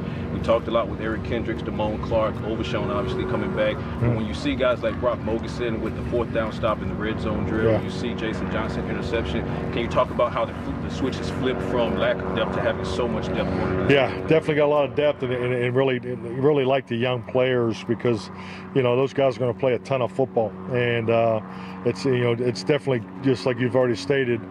From a numbers perspective, we're in a much better place than we were last year. But we got some young guys that really have, we're excited about, and I think Buddy's also someone that you should recognize that's really has done some really nice things here, and you can see his confidence and understanding, and because he did a hell of a job for us on special teams. But I think he's also taken a big step, as far as the linebacker in the new system.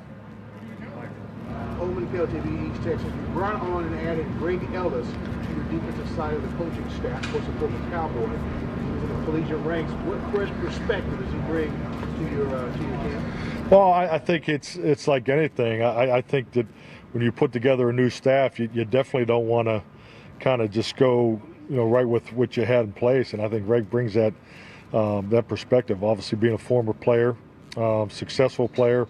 And so he brings a player's perspective to his room, but I think that also the being able to identify what Mike Zimmer's defense. He's not only played in it, but he's also he's done some internships with Mike up here in Minnesota. So I mean, there's definitely a connection there, and Mike is very, very high on Greg. Going back to the interview process. So love his demeanor, consistent, hardworking. But I think he's been a great addition to our staff. On Trevon, will be a slow ramp up, days and pads, or how's the process go? Yeah, it'll be slow. Yeah, I don't look for him. He won't do individual today. He'll work more on the side, so forth.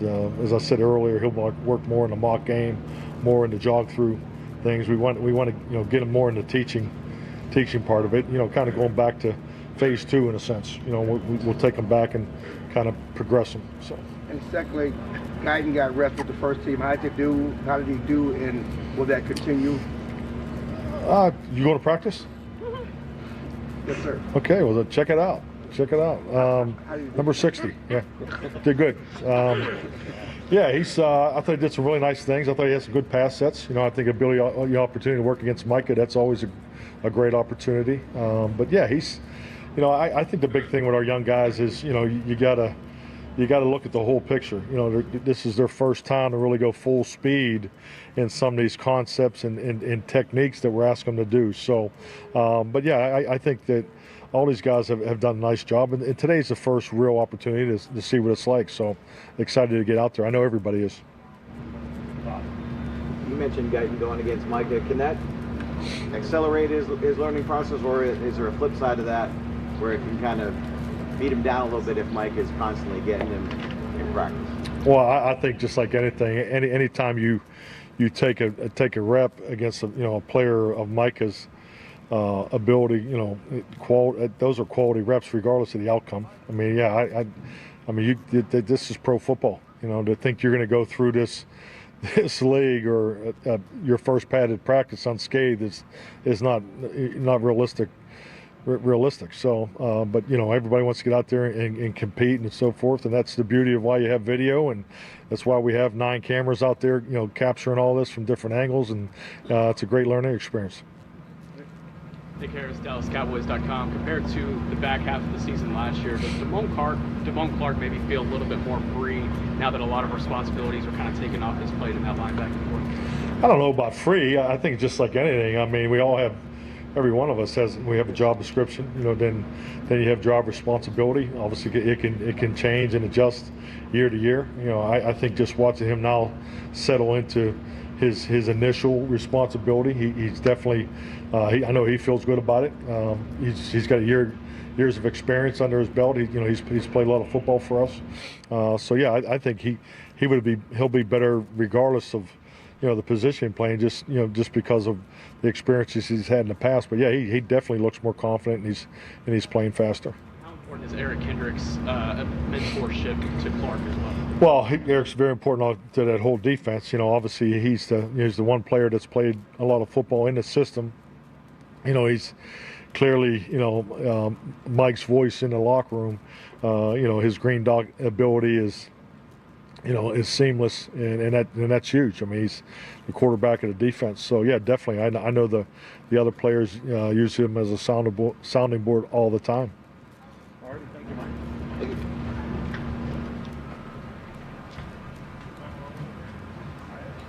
And Mike McCarthy right here on your home of the Dallas Cowboys, 105.3 The Fan, which means now we can dip back in with another Mike and Mike Bassick. And I remember your question from before we started. I don't know if you want to reset, because I disagree with what Steven was saying as well. Yeah, Steven kind of says, well, you lost in the first round. If you'd have lost in the second round or the conference championship or the Super Bowl, it's all the same. You didn't win the championship.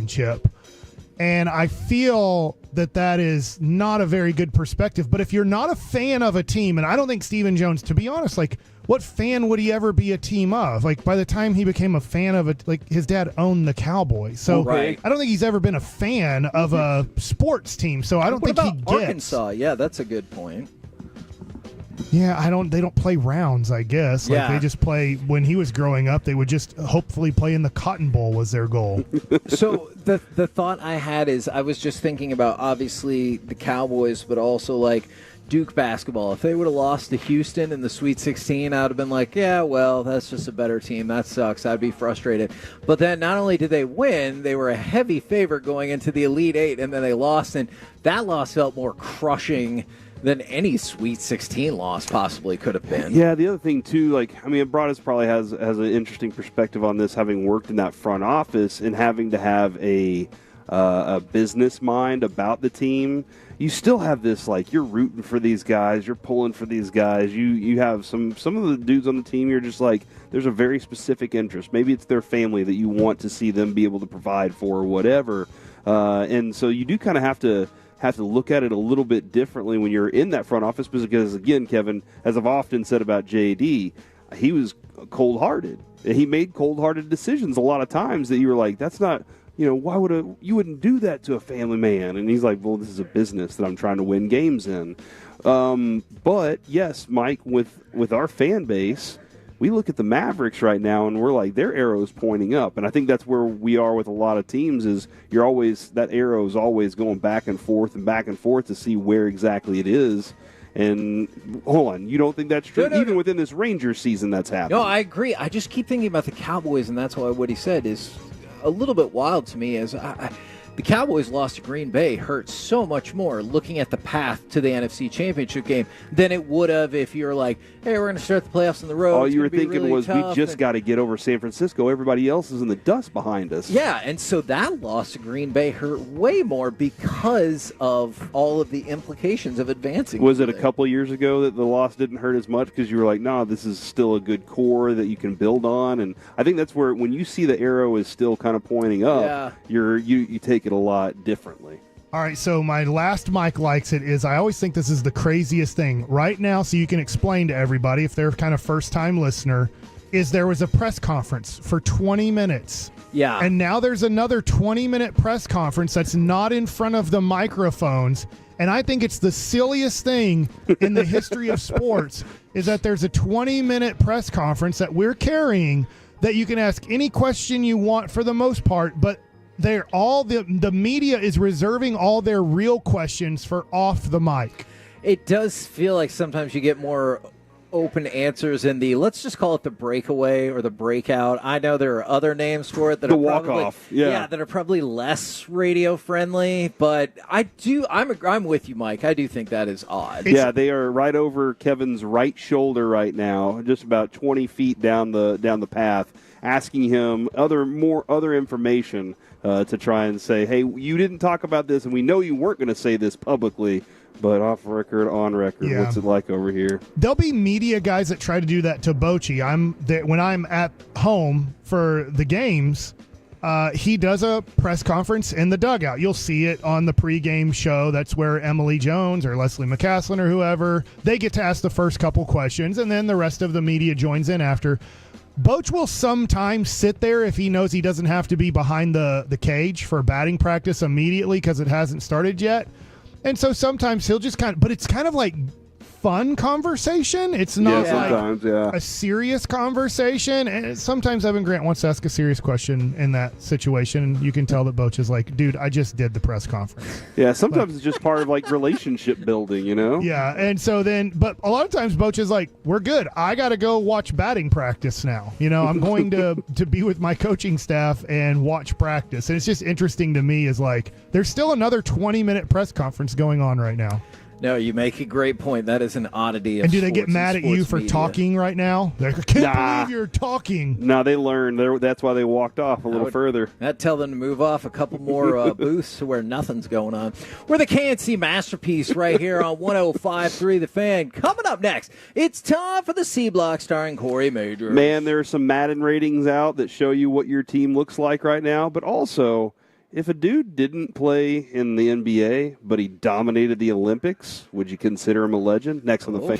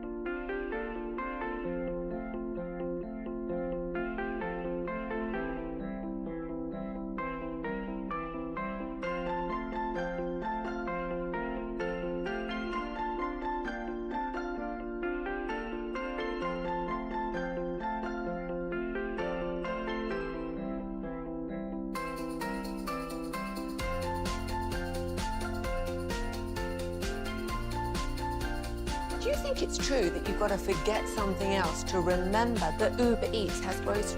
No, that's absurd. Hey, remember when you used to be a Pepper Lady? Pepper Lady? Wasn't it Cinnamon Sisters? Basil Babes. Saffron Squad?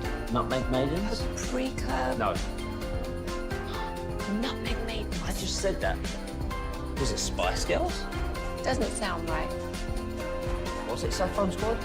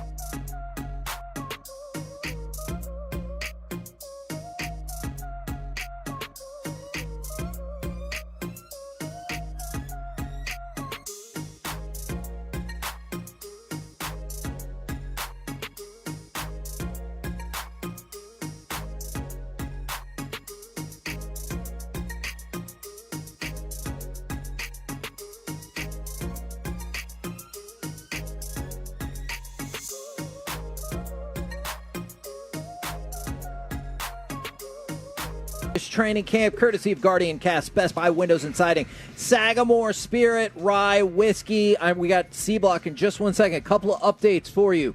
The U.S. women's 3-on-3 basketball team, they only practiced together for 2 weeks because of an array of injuries. It showed in the opener as they lost to Germany 17-13. And also, it's sounding more and more like the trade of Garrett Crochet is imminent. I don't know who to, but teams are knitting up their plans and everything like that, and it'll happen soon. Knitting, Yeah. like knitting. Knitting. Okay. Crochet. I thought you said mitten at Yes, first, and I was like, they hold are on, I don't know what he's knitting talking their about plans. Right now, it's time for the C-Block starring Corey Majors. Thank you very much. And Corey Majors is brought to you by Sagamore Spirit Rye. I do want to get some information real quick on this. Our guy Tim Collins, who hired us here at the station, he has been doing a dance during our intro song. Tim, can you replicate the dance? Because Sean and RJ have the fist pump at 9 o'clock in the morning. This is the dance that Tim Collins and Carter have been doing at the top of the hour. Do you think we can get more Tolos out there to do that dance during our show from now on every top of the hour? It That's seems the as though goal. he's putting his hands in the air and waving them like he just don't care. Exactly. That was the feeling. That was the vibe I was getting from him. All right, guys, we're going to hit this real quick and then get over to an Olympics conversation that I do want to get to. About the pregnant Olympian? You know what? We might never get to the Olympics conversation because this conversation could take over. The top 10 running backs list for Madden have been released. Isaiah Pacheco, Aaron Jones, Kenneth Walker, Josh Jacobs, Travis Etienne, Joe Mixon. Top 4, Saquon Barkley, Derrick Henry, Nick Chubb. Number 1, Christian McCaffrey. Where's Deuce Vaughn? Deuce Vaughn is not on that list, but after our conversation with him, this is a shame. Doesn't he belong on that list? It's a travesty. Reggie, how confident are you that he's making the roster? Next question. Okay. Oh man, I love me some No, I'm Deuce actually. Vaughn. I still it has feel nothing to pretty do good. with your personal level of if you like him or not. No, I I still feel pretty good about him, especially when it comes to like the special teams context, All right. because of the new kickoff rules. And I think that we've heard things, especially from UFL players and such, about how like running it plays more like a running play. And obviously, we know Cavante Turpin's explosion and abilities in that way. But I feel like if you go to a next man in that, Deuce Vaughn feels like he's absolutely that. So I do imagine if maybe he finds a little bit of grace in that particular change that's happening. All right, so that is your running backs group right there. The top 10 defensive linemen have been named. Again, Kevin, Zeke was not in the top 10 for He's running an backs. offensive lineman. Well, defensive linemen.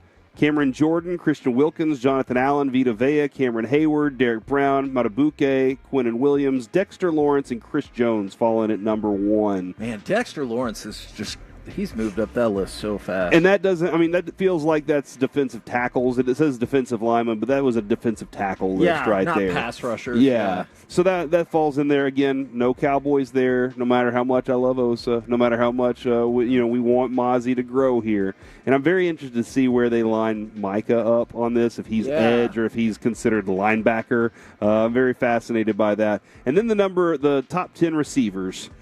Mike Evans, Brandon Ayuk, Stephon Diggs. And this is going from 10 to 1. Then. Okay. Jamar Chase, Devontae Adams at number 6. St. Brown at number 5, who Reggie and Mike said was not even a top 15 receiver in the league last year. I remember that. I kind of do too. No, you guys don't. You're on vacation. That's right. But you're admitting it happened. The number 4, A.J. Brown. Number 3, CeeDee Lamb. Okay. Number 2, Justin Jefferson. And number 1, Tyreek Hill. Tyreek Hill is a 99.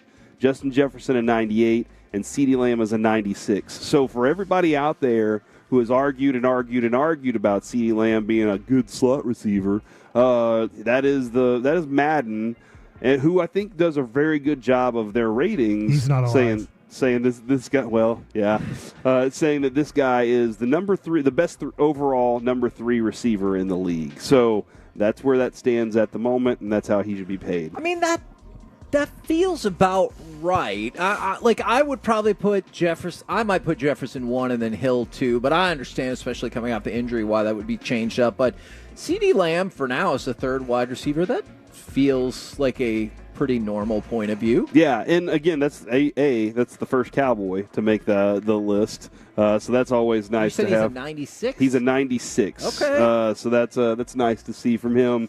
But yeah, he's the first Cowboy, and then on top of that, he's at 3, where a lot of people will have arguments all season about this guy. All right, Kevin. I'm sorry, Corey. I know we got to move on. Those people lost that argument, right? Like, if you're still out here trotting out he's a number 2 receiver or something, that's a ludicrous opinion. Yeah. No, I think you're absolutely right. I said that in last year. He proved it right. He proved it right for sure. All right, so here's where I wanted to kind of go with the next phase of this. The question popped up in my mind this morning, and Mike, I think you're going to really enjoy having this discussion, Reggie as well. And Mike was bringing up yesterday, if we didn't know about baseball and basketball back in the 20s, and ping pong really became the big deal. Yes. But we don't see we don't see the national ping pong stage that often until something like this happens.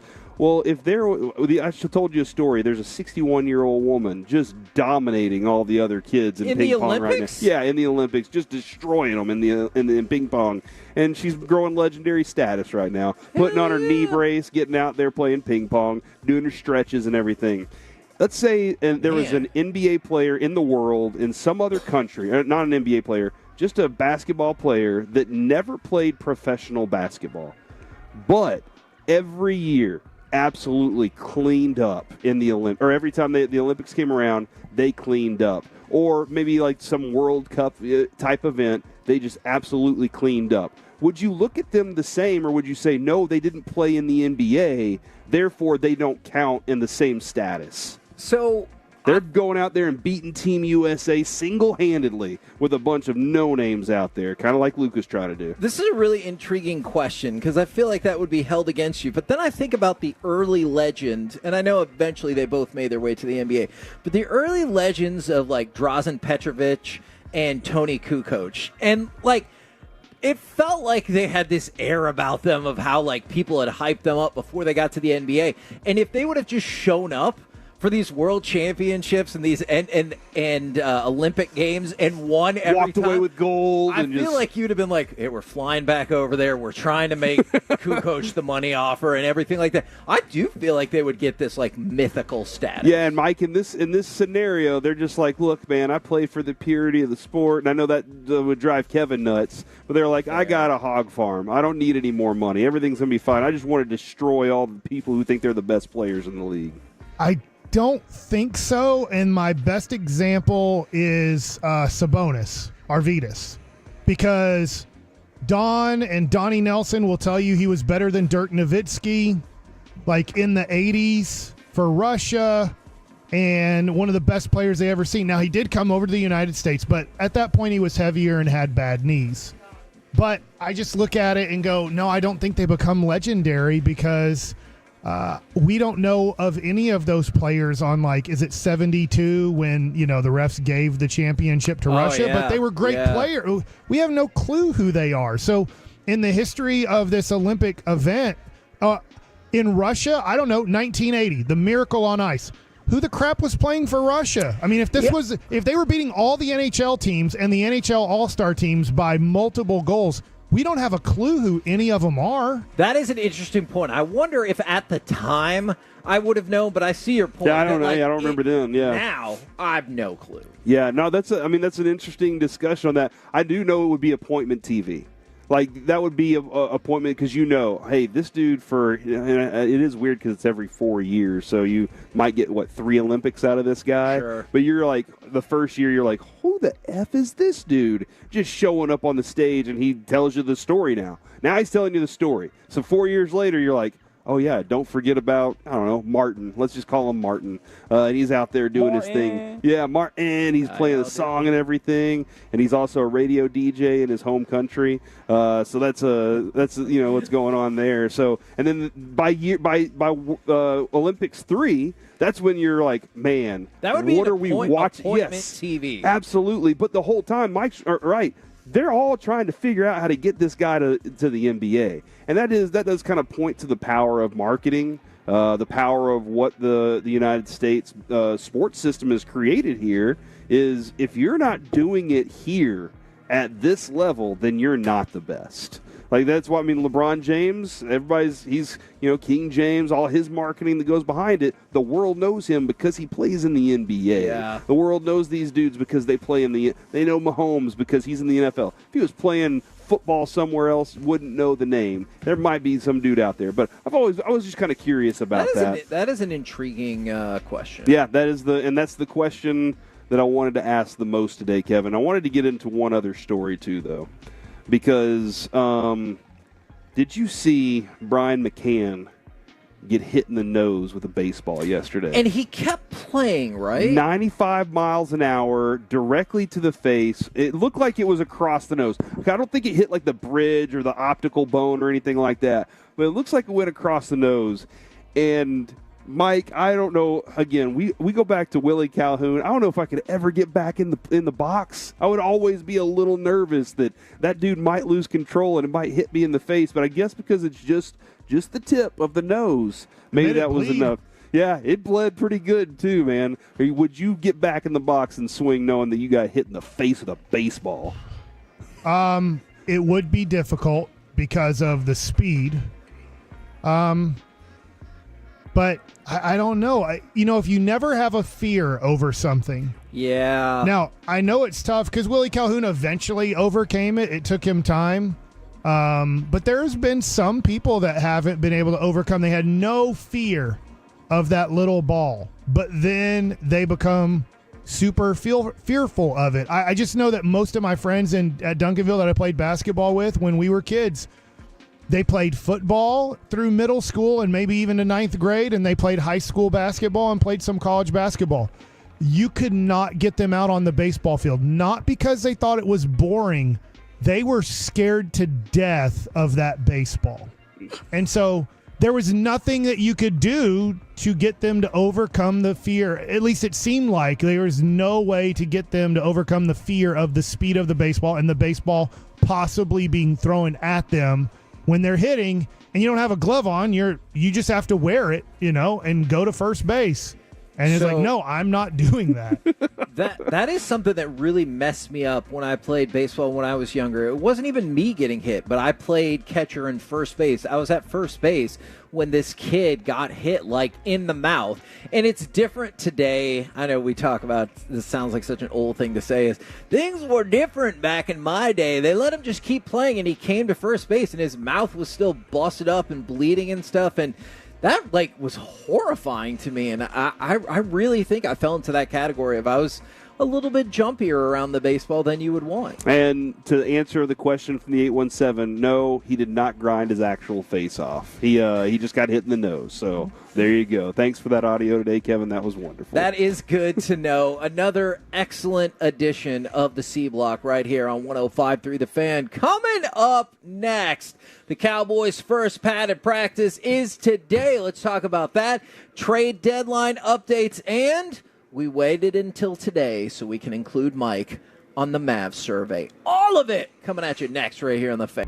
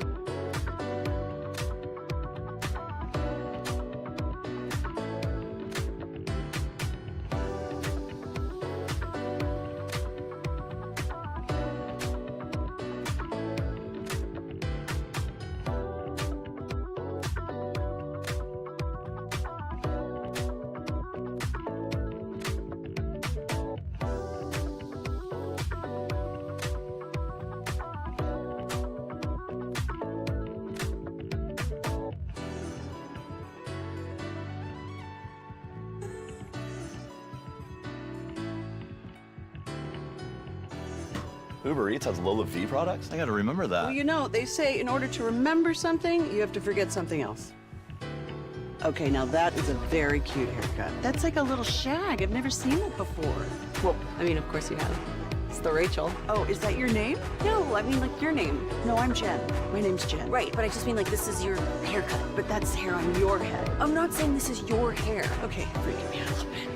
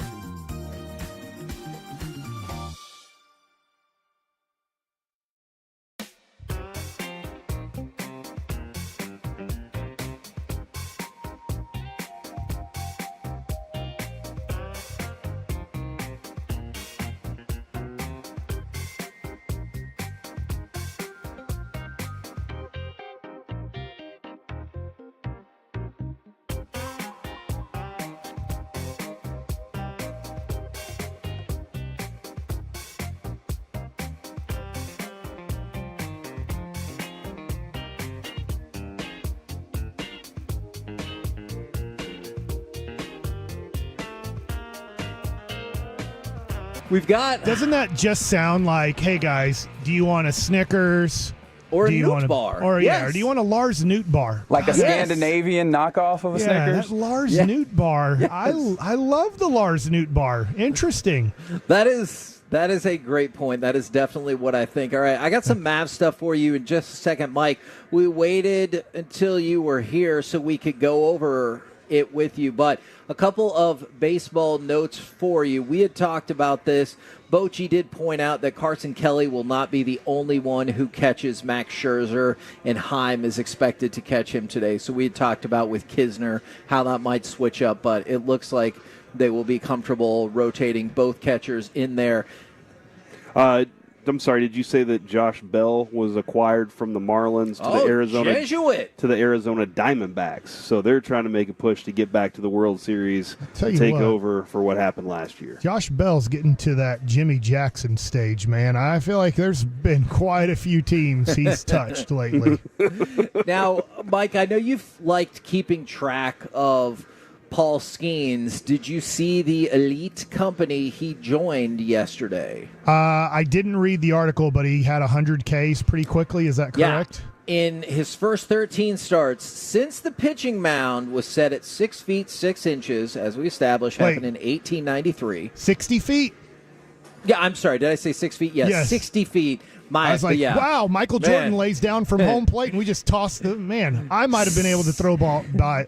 Yeah. You know what 60 I mean. feet. Almost got it. You're doing great, Mike. 60 feet, 6 inches. He is the sixth pitcher to have at least 100 strikeouts in his first 13 starts. Do you have any idea who any of the other ones are? You might get two. Bob Feller? Nope. That's too good. Doc Good. Oh, not Doc Gooden. I mean, yeah, that's probably still too good. So no Hall of Famers.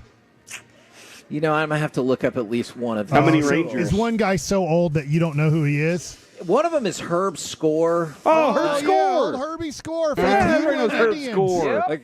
Okay, I'll admit I don't recall Herb Score. He got hit by a comebacker, I believe. Yeah. And that ended his career. Oh, that's sad. So Paul Skeens made the list. Before that, Masahiro Tanaka was fifth from about 10 years ago. Jose De Leon in 1983. Then Herb Score in 1955. Then the top two, Kerry Holy Wood crap. Oh, sorry. had 118 in 1998 in his first 13 starts. And Hideo Nomo, 1995, first 13 starts, 119 strikes. Kevin, you remember how Mike told us the story about Ron Washington saving him from getting hit by a car? At the age of 3, Herb Score was run over by a truck. What? And later had rheumatic fever, which is just wild to understanding like what he did and accomplished in his baseball career. I recently just had grammatic fever. Get it? Because I didn't make the sentence right. Yep. I do get it. Mike, you are the key of things that I think are dumb. And he was also make me severely laugh. injured in a traffic accident late in 1998. What's going on with this guy? What a life. Yeah, And what he a did life broadcasting. for the Score Network? Is No, that he what did. I think he was, I want to say he was radio for Cleveland for a long time. Oh, okay. Now, we always talk about the fan surveys that come from The Athletic. I think they're usually fun, and I wanted to throw out this Mavs one. I know we're still in the middle of the MLB Trade Deadline. We're at Dallas Cowboys training camp, and that fever has taken over. But I wanted to throw this out there to give you guys an opportunity to answer. Excluding the 2010-11 championship season, what was the best season in Mavericks history? Was it this past year, 05-06, when they were in the finals, 02-03, when they were in Dirk's first conference finals, or 87-88, where they took the Showtime Lakers to Game 7 in the Western Conference Final? I mean, look, childhood-wise, 87, 88, I literally can name all 12 guys on the team. Yeah. So, but that being said, I think it was this year's team. You made it to the NBA Finals, and I tell you what, it's a team that can do something special in the future, and 06 is just ruined by being up 2-0 and then having a big lead in Game 3. It just, I'm going to be honest. I had to turn the volume off, and I just decided to leave during the Olympic game because I figured out 5 minutes into listening that moron talk, it was Dwayne Wade, and I was like, I can't do it. I can't stand him. I wish I could. Talking about himself so much. It should be better. I should be a better person. I really should. I hate Dwayne Wade so much after I realized that was him because I'm like, who is this? This doesn't sound like a normal person to me. As in, like, it doesn't sound like Reggie Miller or somebody I'm used to calling a game.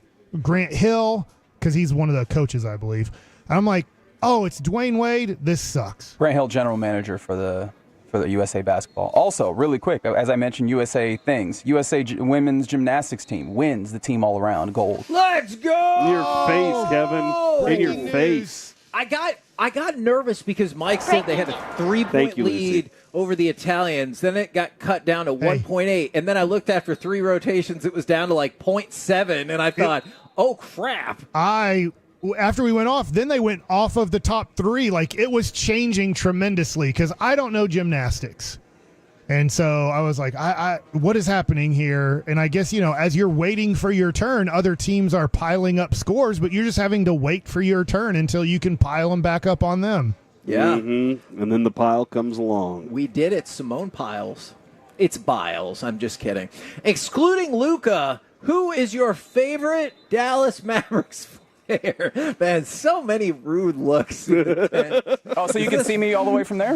Is this really that much worse than my Parkos joke? Who is your favorite Maverick outside of Luka? Like of all time or on the team right now? On the current Mavericks. Klay Thompson. I mean, they have to have played for the okay. Mavericks. I mean, look, dude, I fell in love with some PJ last year, so I'm going to stick with PJ Washington. Although Derek Lively definitely that's my vote. made his way into it, man.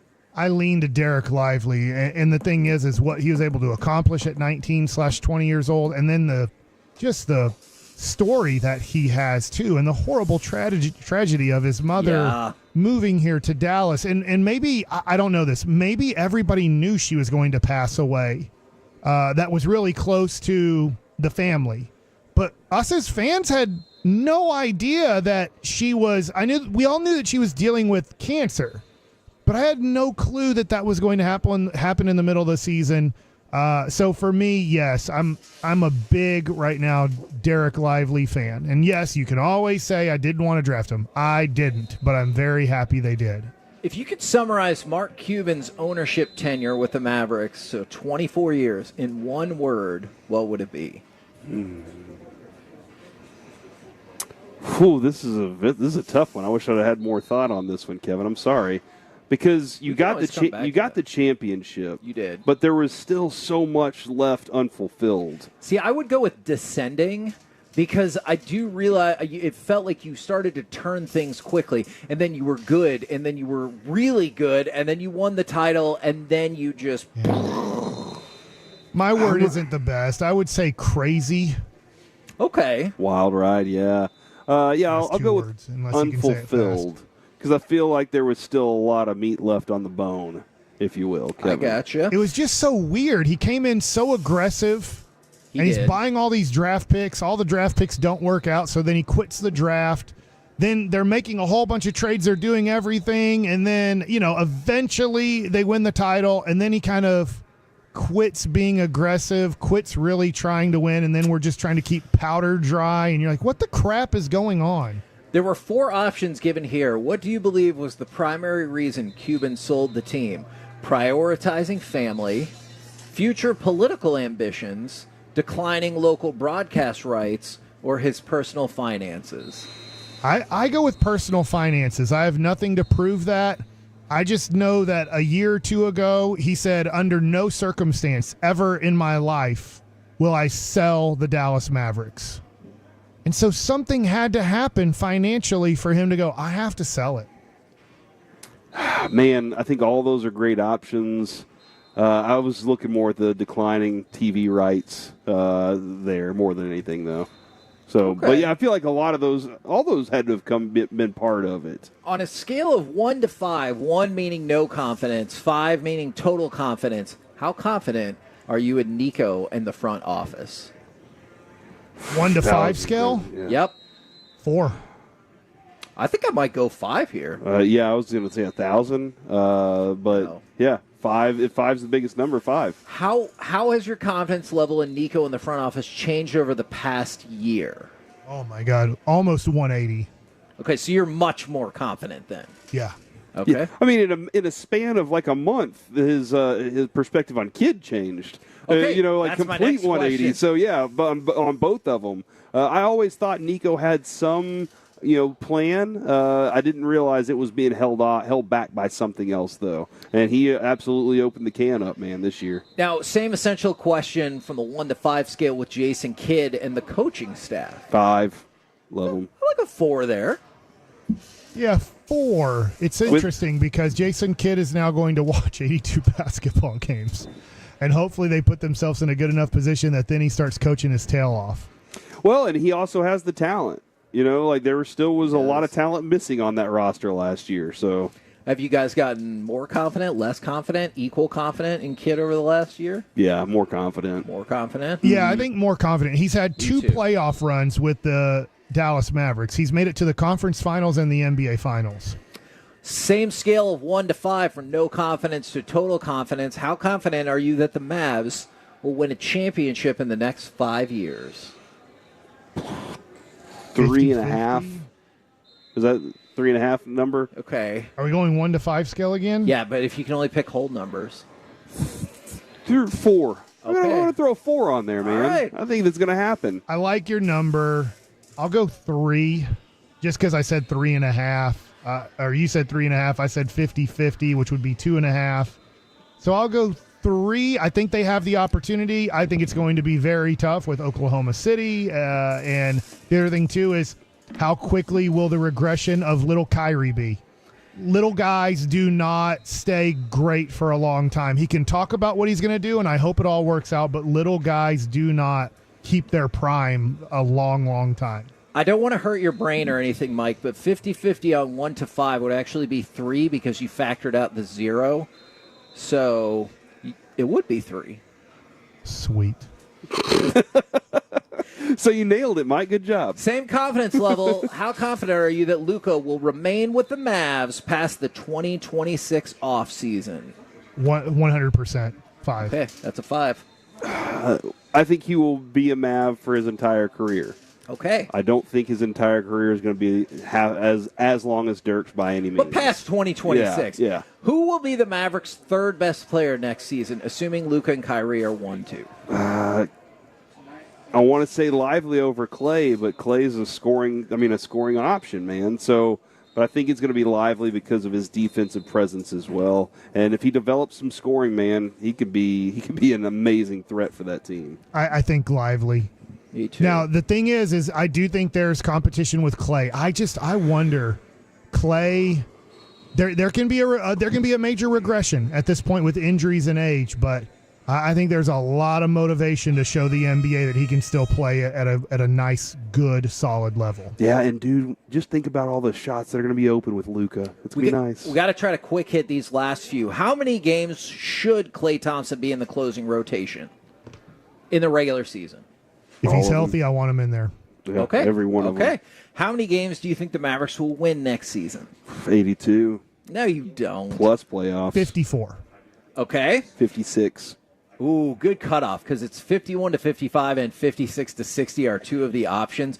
What postseason result, last one for you, is required for next season to be considered successful? NBA championship. That's it. Conference finals. I won't be throwing a parade, but if you make it to the conference finals, that's a heck of a year. I'll throw a parade if they win the championship.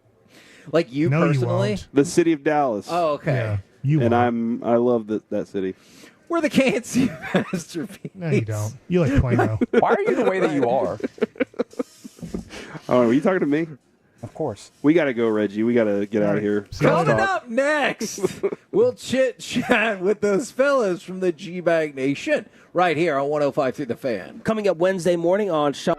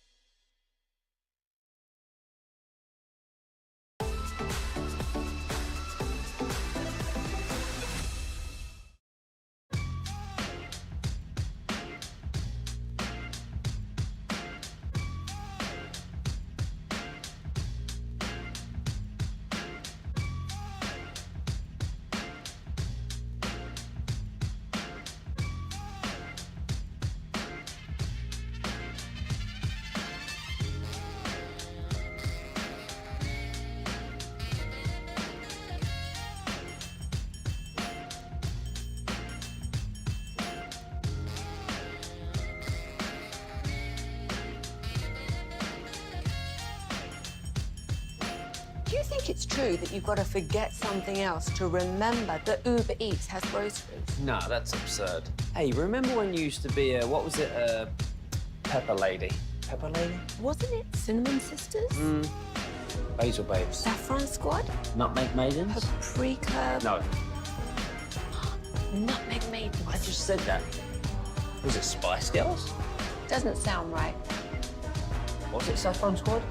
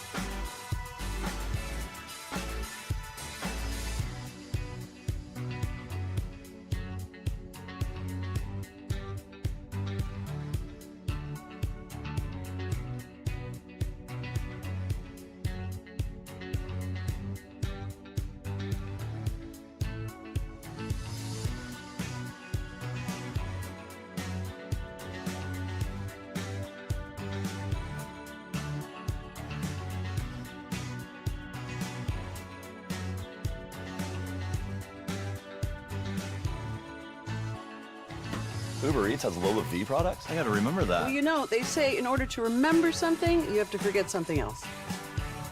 Okay, now that is a very cute haircut. That's like a little shag. I've never seen it before. Well, I mean, of course you have. It's the Rachel. Oh, is that your name? No, I mean, like, your name. No, I'm Jen. My name's Jen. Right, but I just mean, like, this is your haircut. But that's hair on your head. I'm not saying this is your hair. Okay, freaking me out a little bit.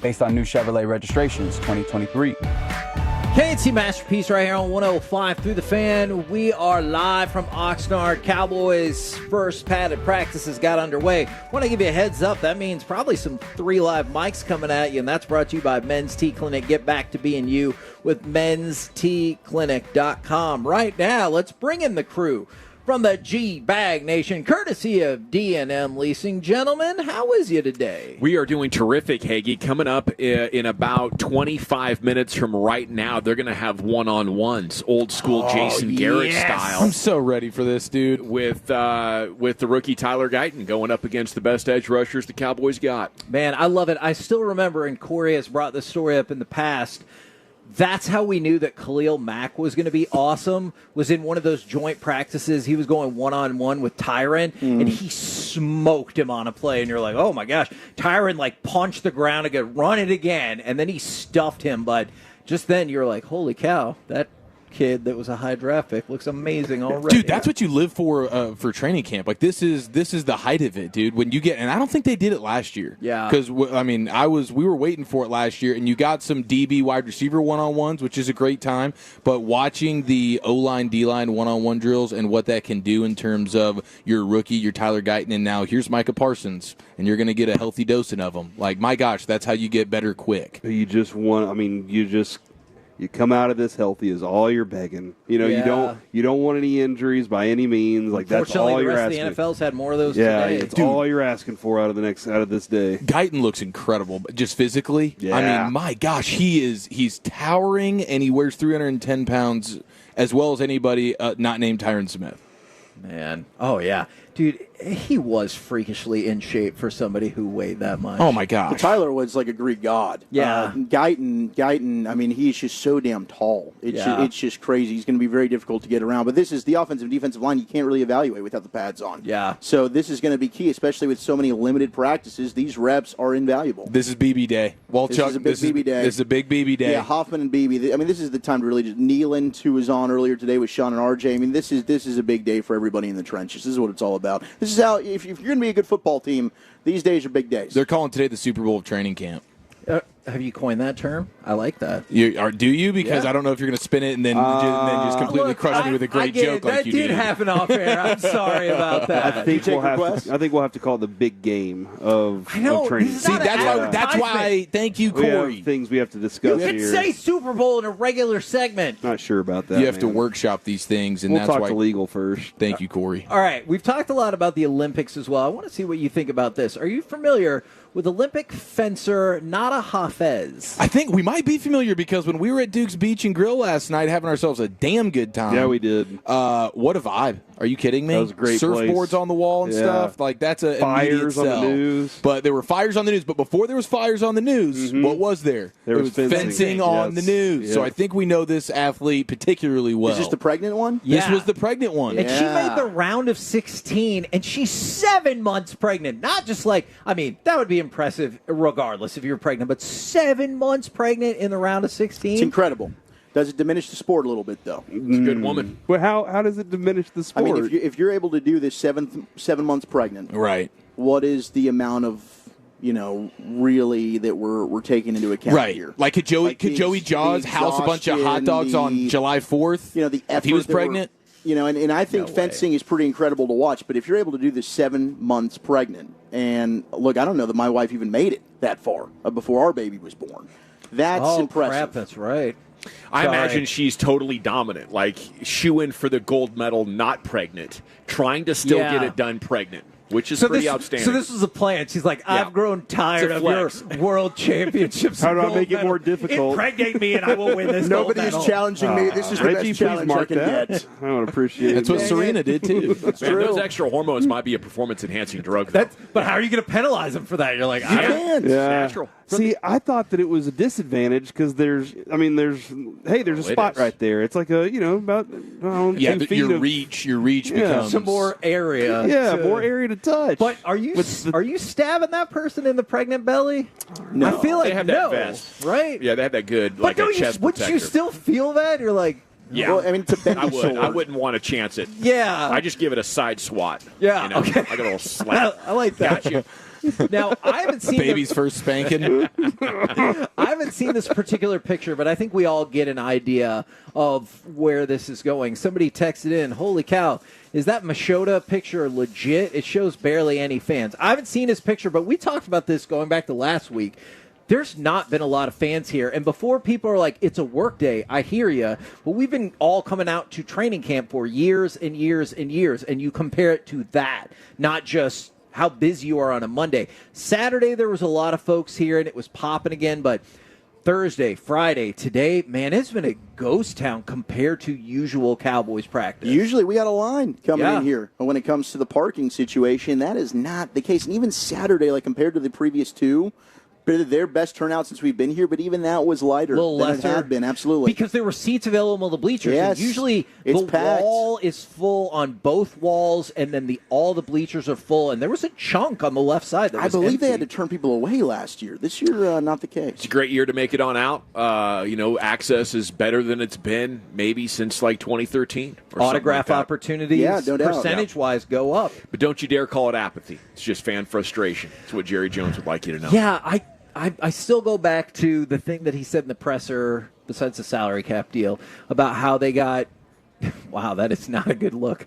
How they got 99% renewal rate on their season ticket folks, and I was like, there you go. In your face, people who are concerned about this franchise. Well, you know what? I mean, like, honestly, you know what that does? That tells that you're trying to tell your corporate sponsors. You're trying to tell the people that have businesses inside of your stadium around the Star, hey, look, the people are still going to come in and buy. The traffic's going to be there, is what they're trying to tell. It's not. That wasn't a message to the fans. I know you guys are amped up about the first padded practice. Are you expecting anything in the next 3 hours and 8 minutes on the MLB trade deadline front? Because we've asked around, and the consensus seems to be this is the most difficult to determine Rangers trade deadline in a while. I do expect something. Reading Evan Grant this morning, there's just money to play with. I know Ray is worried about that luxury tax threshold. I think they have 7.5 they could spend before they go to the next tier up.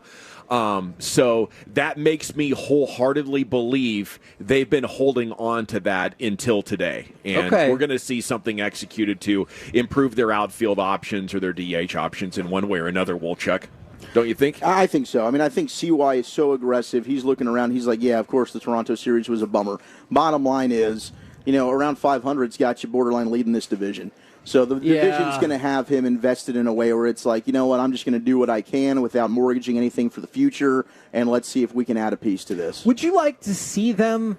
Maybe that opportunity might not be there because the price on a lot of these trades is high. Would you like to see them maybe look around at like a bullpen piece or something that is still controllable, kind of like what they did yesterday? Absolutely. I feel like that's something going into next year, and we've talked about that. That's a huge question mark, right? I mean, it'd be great if maybe you bring back a Kirby Yates, David Robertson, Jose Leclerc.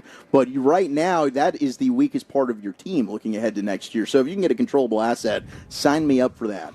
I know you guys are hyped about going live on the field with the 3 live mics and the one-on-one drills. Anything else for the program we need to know today? Pure Gold as always, Hagee. Yes. Thanks for asking. Osa at 3 o'clock. There you go. I like that. Lady Bear.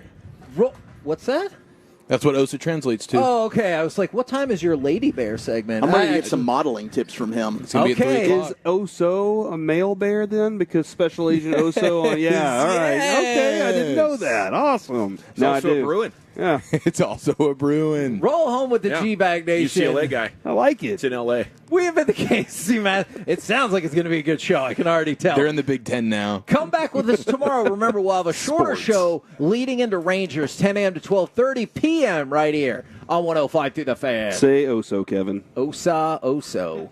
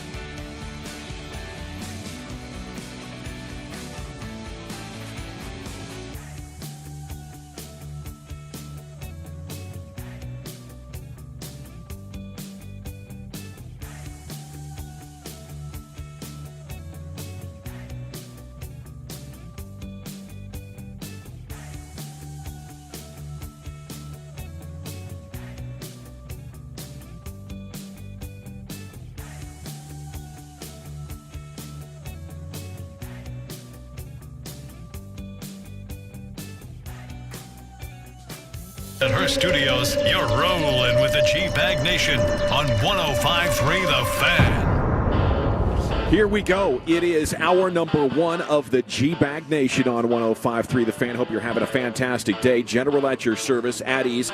Right next to me, Kevin Haglund from the KMC Masterpiece hanging out. He just, can't get enough of creating content here for you at 105.3 The Fan. Down on the practice fields currently, you do have 3 members of the G-Bag Nation, Zach Wolchuk, Eric Chiafalo, and Brian Broaddus, and Hagee in 10 minutes. They're going to be doing the offensive lineman pass rush one-on-one. So it is the most anticipated moment of training camp so far, and we'll cover it here for you live in the nation. Dude, I'm pumped about that. And gentlemen, if you're out there, I really want to see if you can get us any information about T-Billy. That's number 13, Tyron Billy Johnson. People have been talking about him, wide receiver around camp, and we found out today people call him T-Billy. Ooh, I got eyes on T-Billy right now. He's got one sleeve on the left leg. The other one is naked, boys. Great name.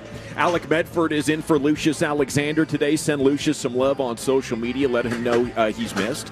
He'll be back in a couple of weeks. Of course, Carter Freeman's coordinating your video. You can watch us at 105thefan.com, Twitch, and YouTube. You can hear those tackling sleds popping in the background. Yeah, you can. Heck yeah, you can. Feeling good. Overshone's making that thing rattle right now, boys. How we doing down there, Chief? Doing good. Feeling better, man. Linebackers getting after it on the old sled. You can hear it pop. I'll tell you, this is a linebacker group you've already seen start to show up and look more like linebackers. I'm looking at Marquise Bell, and I'm like, I feel bad for him. How is this guy? How did he get thrown into the linebacker spot? Because he looks like a DB, and when you look at with the linebacker group right now, all these guys look like thoroughbred linebackers. It's just a different size out here. And Overshone definitely put some muscle on in the year where he's trying to rehab the knee, so he's looking good. And Eric Kendricks is first in line every time. Yeah, we need those two guys. I mean, you look at last year, and yesterday Will McClay told us we got to play better defense. I don't know what happened to us last year collectively. Was it copium? Was it just a Cowboy homerism that we decided, no, Dan Quinn's a genius. He's going to play 205-pound guys at linebacker. We're going to be great. It's actually an advantage. Well, have you guys seen Damone Clark out there, and how's he been looking? Because that's another person who's picked up some size in the offseason. Man, Damone Clark, I'll tell you, he's got some love there with that defensive coaching staff right now. Damone Clark might be a guy I think some Cowboy fans wrote off a little bit. But, Brian, I think we've both been hearing really good things about Damone Clark. Yeah, Mike Zimmer is really happy the way that Damone Clark has picked up things, and there was some questions about his instincts, but the physical ability is really there. It's just a matter of him getting on the page of everybody else of being able to understand where he fits in this defense. Okay, MLB Trade Deadline is coming up now in 2 hours and 57 minutes. It's coming up at 5 o'clock Texas time. We're excited about that. Stay tuned. What might happen? Last night, the lineup was shaken up, and we got great results. They end up getting 6 runs with Josh Smith leading off, Marcus Simeon hitting in the 3-hole for the first time in 2 years. Smitty was 2 for 4. Bang Bang was 3 for 5. Nate Lowe had 2 hits. The Rangers had a total of 13 hits, so I would say they got something there, Hagee. And you know what? It sounds like Boch said they're going to keep it going like this, because he said keep an eye on this for the rest of the series, maybe beyond, because with Josh Young back in the lineup, they said they might shuffle it a little bit more, but if you're thinking it was Marcus lead off for a day, I'm not so sure about that. No, I think at this point you need to just do whatever it can to change the energy, change how whatever ruts people are stuck in, whether that's post-World Series or frustration. There's a big rut, and one of the most consistent tools in that skipper's belt is shaking up the lineup, so I'm surprised it would take him so long to do it to this extent. And, man, if you get a good offensive effort consistently out of this team, what you've seen from the pitching, what you've seen from the very back end of the bullpen is good enough to carry you through. Oh, absolutely. Yeah, just get this lineup producing at a slightly above average level. That's a good way to put it. They're going to go win the division. Evaldi allowed 3 runs in 6 innings. Robertson, Sporzy, and Yates threw 3 innings scoreless, gave up just 1 hit. Did you hear the quote from Robertson just to show how tough a time this time of year is? He said, he was asked about, like, hey, what have these last couple of days been like? And he goes, ask me again at 5 o'clock if I'm still on this team, or when I'm still on this team. Yeah, that was weird. Yeah, because he's like, not if, but when, because he was like, this is so stressful. And I bet he's far from the only one who feels that way. Yeah. You're under 500. You're a veteran. You're prepared for anything. Yep. I would be stunned and irritated and frustrated, and I think angered if they sell. If they trade a bullpen piece. Man, if they get rid of Yates Robertson, they're letting you know, hey, we're packing it up in terms of seriousness this year. Sporzy looking pretty good last night. Did you want to jump in there with something, Wolchuk? Was that you? Well, I wonder if how would you guys feel if they decided to sell? With CY, for me, it's like if you're a buyer, he's swinging big. If you're selling, I think he's swinging big. And the name that I just have not wanted to part with, but if they really are going to sell, Nathan Eovaldi's probably netting you the biggest return. Yeah, I definitely agree with that. It just, I don't want to sell for bottom tier prospects, and I don't mean prospects who don't have upside. I mean prospects like who are going to low A or anything like that. If you're gonna make trades like that, give me a starter that can start next year in terms of pitching or a reliever that can be on this team next year. Then I'm probably willing to consider a lot. Yeah, if they trade Eovaldi, I would be stunned. 3.5 games back. I'm with you at this point. I'm with you. I'd be absolutely shocked, but I wonder if that's one of those things. They're like, we don't quite have it this year. Ooh. Maybe you can make a handshake agreement like Evo. You're just coming back and re-signing in free agency. Yeah, and he might have his vesting option might go in. I know that's a mutual option right there, but maybe they asked him to do a contract extension. He's like, no thanks, and then they're like, well, we got to move off of you. I don't have a Ray Davis jersey, but if they sold, I would make one just so I could burn it. That's how strong I'll go there with you. The season after the World Series? Yeah. Woo! Yeah, if that's how you want to own a team, Ray, okay, giving away Eovaldi, they got a chance to repeat. Yeah. You got enough reinforcements coming back and enough potential in here. I mean, MLB history is littered with great hitters struggling mightily in half of a season. Yeah. Yeah. And you've been on this positivity Rangers bandwagon, right? Yeah, I just think it's math. Okay. You have champions plus good health plus reinforcements. We know what kind of a baseball team they are. And then you look at the division. And who knows? Maybe the Astros are going to make a couple of more moves here. We did get the news that they've acquired Kikuchi. Yep. You say Kikuchi. It seems fitting, anyway, for a team like that they would acquire. That's a guy you need to call the night before a game. Maybe somebody triggers a fire alarm because he's the one that can't pitch well if he doesn't get 12 hours of sleep. Yeah. I hear you. They gave away Jake Bloss in return, the number 2 prospect in the Houston organization. And they also threw in their number 5 prospect, Joey Loperfido. Dude, and that farm system sucks as is, and so this was a surprising amount they gave up for somebody who's like, all right, I'm your 5th starter. I don't know. I didn't love the move for the Astros, but then again, I guess I did because I want them to fail. Now, as far as the Rangers go and the deadline coming up at 5 o'clock, again, we're 3 minutes away from the start of one-on-ones here, live at Cowboys training camp. It is the G-Bag Nation plus Hagee hanging out here on the tennis courts. 3 Live Mics is brought to you by Men's Tea Clinic. Get back to being you, mensteaclinic.com. The training camp coverage brought to you by Sagamore Spirit Rye Whiskey, Best Buy Windows and Siding, and by Guardian Cap. So one eye on Cowboys practice field, one eye on that trade deadline. I'm positive. Hagee, where are you with it, and what do you guys think here with just a couple of hours to go? Do they need to do something here to push them over the top? I do think that they need to do something, especially when you find out that Evan Carter is, I'm not saying for sure he's out for the rest of the season, but that part is not looking super good. So you just got Josh Young back, Cody Bradford is back, and I realize people sort of like, hey, Malley's coming, DeGrom's coming, the troops are coming, but we are creeping up on August. I want them to do something because they're the defending champions. In a normal year, I would probably be okay with you got to make some deals, but you're the defending champions for the first time ever. You're close enough. Let's go for it.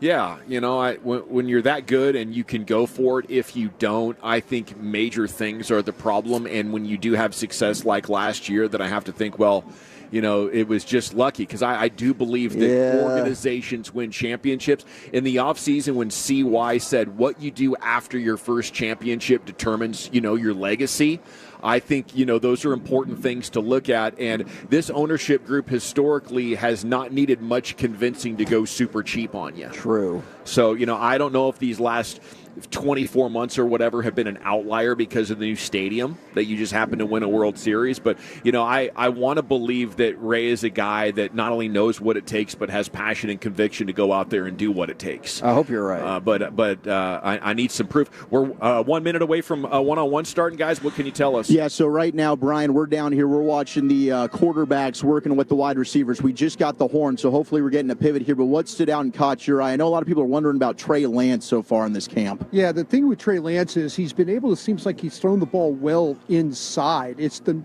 throws he's had to make outside the numbers and near the sidelines. And you're right, Zach, we're getting a little one-on-one work at the end, at the other end there with the offense and defensive line.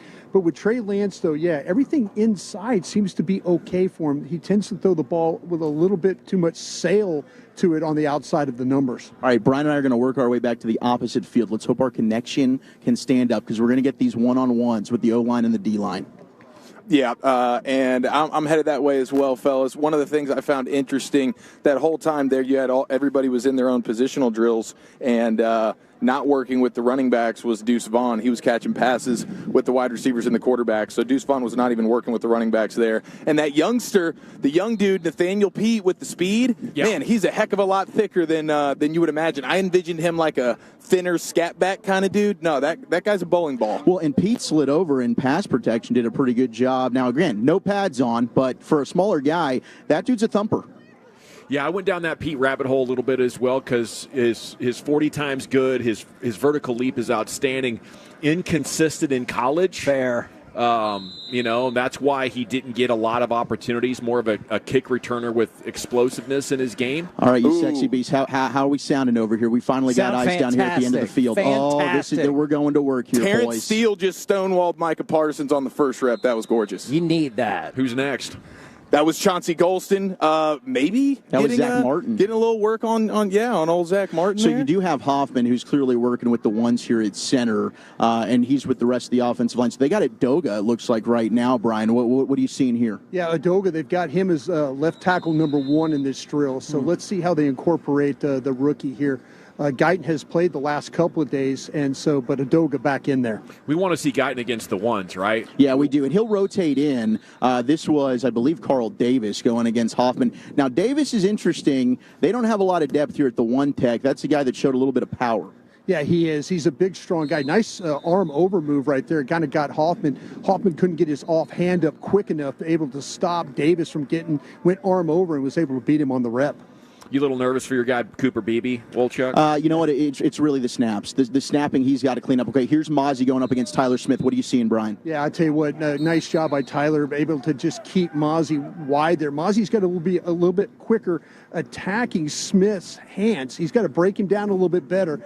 But right there, now he tries to power bull him, and it was able to got it by him a little bit there. Nice job by Mozzie of showing some power there on Tyler Smith. Now, is there anything you can tell when it comes to the get-off? Like all last year, it was, man, he's just slow off the ball. Did you see, is that enough to tell right there if he's gotten a little quicker? Yeah, it looks like to me, though, that they're working on with him really hard on getting both feet in the ground. They don't want to be a one-legged football player, and he's looked like that rep right there. The second rep, at least, he was able to kind of break down the blocker a little bit better there with Tyler Smith.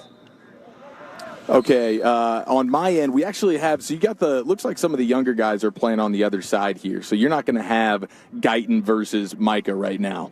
Right now we're looking at Guyton versus Darrell Johnson. And Guyton with a nice stonewall there. That was a really nice rep from the youngster. Yeah, they need to flip this. They need to get 60 over here working with 71 because DeMarcus Lawrence just took Chima Udoga to school.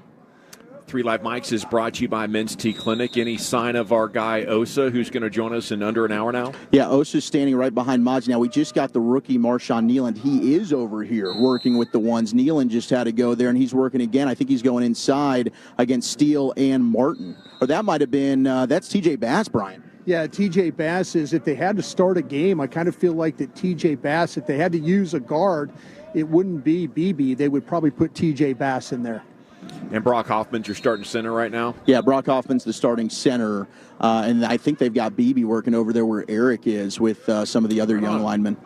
Well, if anything else jumps out to you, gentlemen, we will be back with more 3 Live Mics here. We have G-Bag today coming up at 2:30 and then Krusty's Corner at 2:40. So a lot of opportunity to observe the practice field throughout the afternoon as currently they got one-on-ones going on down there. Our training camp coverage every afternoon here in the G-Bag Nation starting at 2 o'clock, although tomorrow will be a later start with the Rangers having some day baseball and will go until 7 o'clock. Osa's going to be up on the On-Time Experts Air Conditioning and Plumbing Hot Seat, same-day service guaranteed. That's coming up in about an hour. We'll continue with 3 Live Mics and get you the G-Bag of the day here next on The Fan.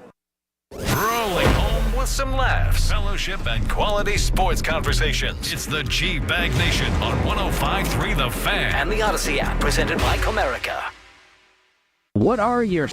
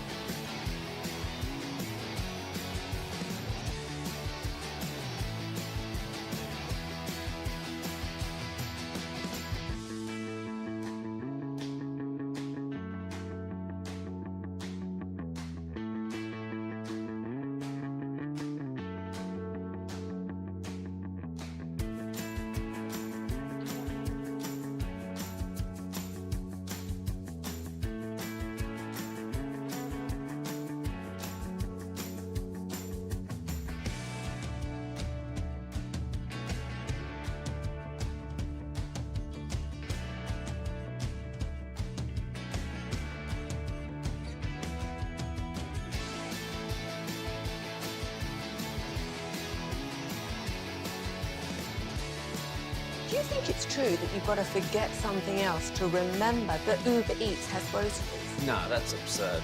Hey, remember when you used to be a, what was it, Pepper Lady? Pepper Lady? Wasn't it Cinnamon Sisters? Basil Babes. Saffron Squad? Nutmeg Maidens? Paprika? No. Nutmeg Maidens. I just said that.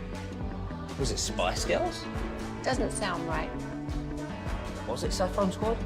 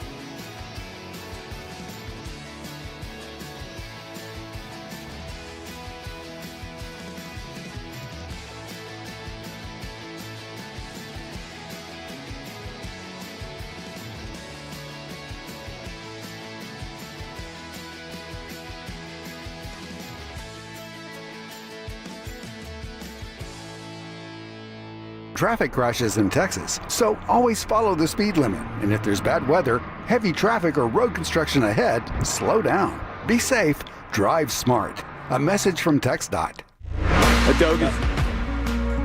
Welcome back. It is the G-Bag Nation here on 105.3 The Fan. We're live at Training Camp 2024. 3 live mics is in progress as we're getting some one-on-ones down there on the practice fields.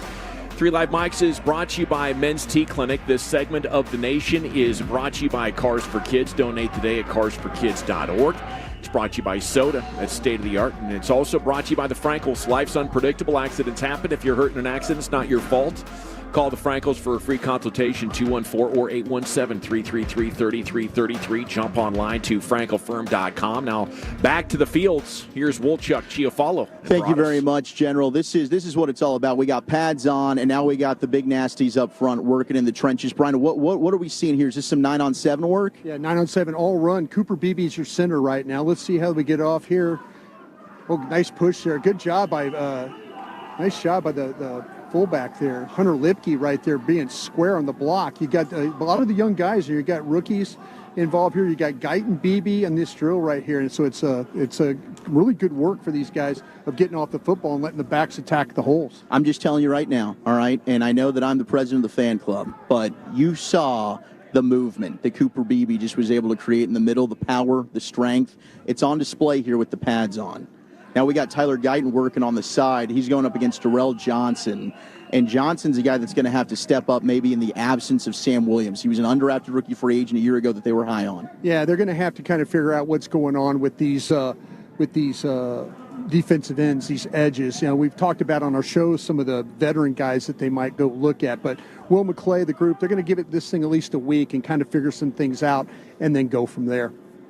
Eric, how you doing over on your side? I'm getting a little bit blocked here, but you had Tyler Guyton doing a nice job. Something happened to his helmet, so we had to miss a couple of reps. Then Adoga jumps off sides, and they're like, all right, Tyler, get back in there. Your helmet's working now. So from my angle, I'm trying to move here because I got blocked a little bit. But Guyton and Beebe both did a nice job in the pass rush one-on-ones. That was encouraging. Yeah, that absolutely is. I mean, that can certainly dictate the trajectory of this season. If all of a sudden you're feeling better about this offensive line. What do you think your reactions to the 1v1? They wrapped up as we were going to break there, Brian.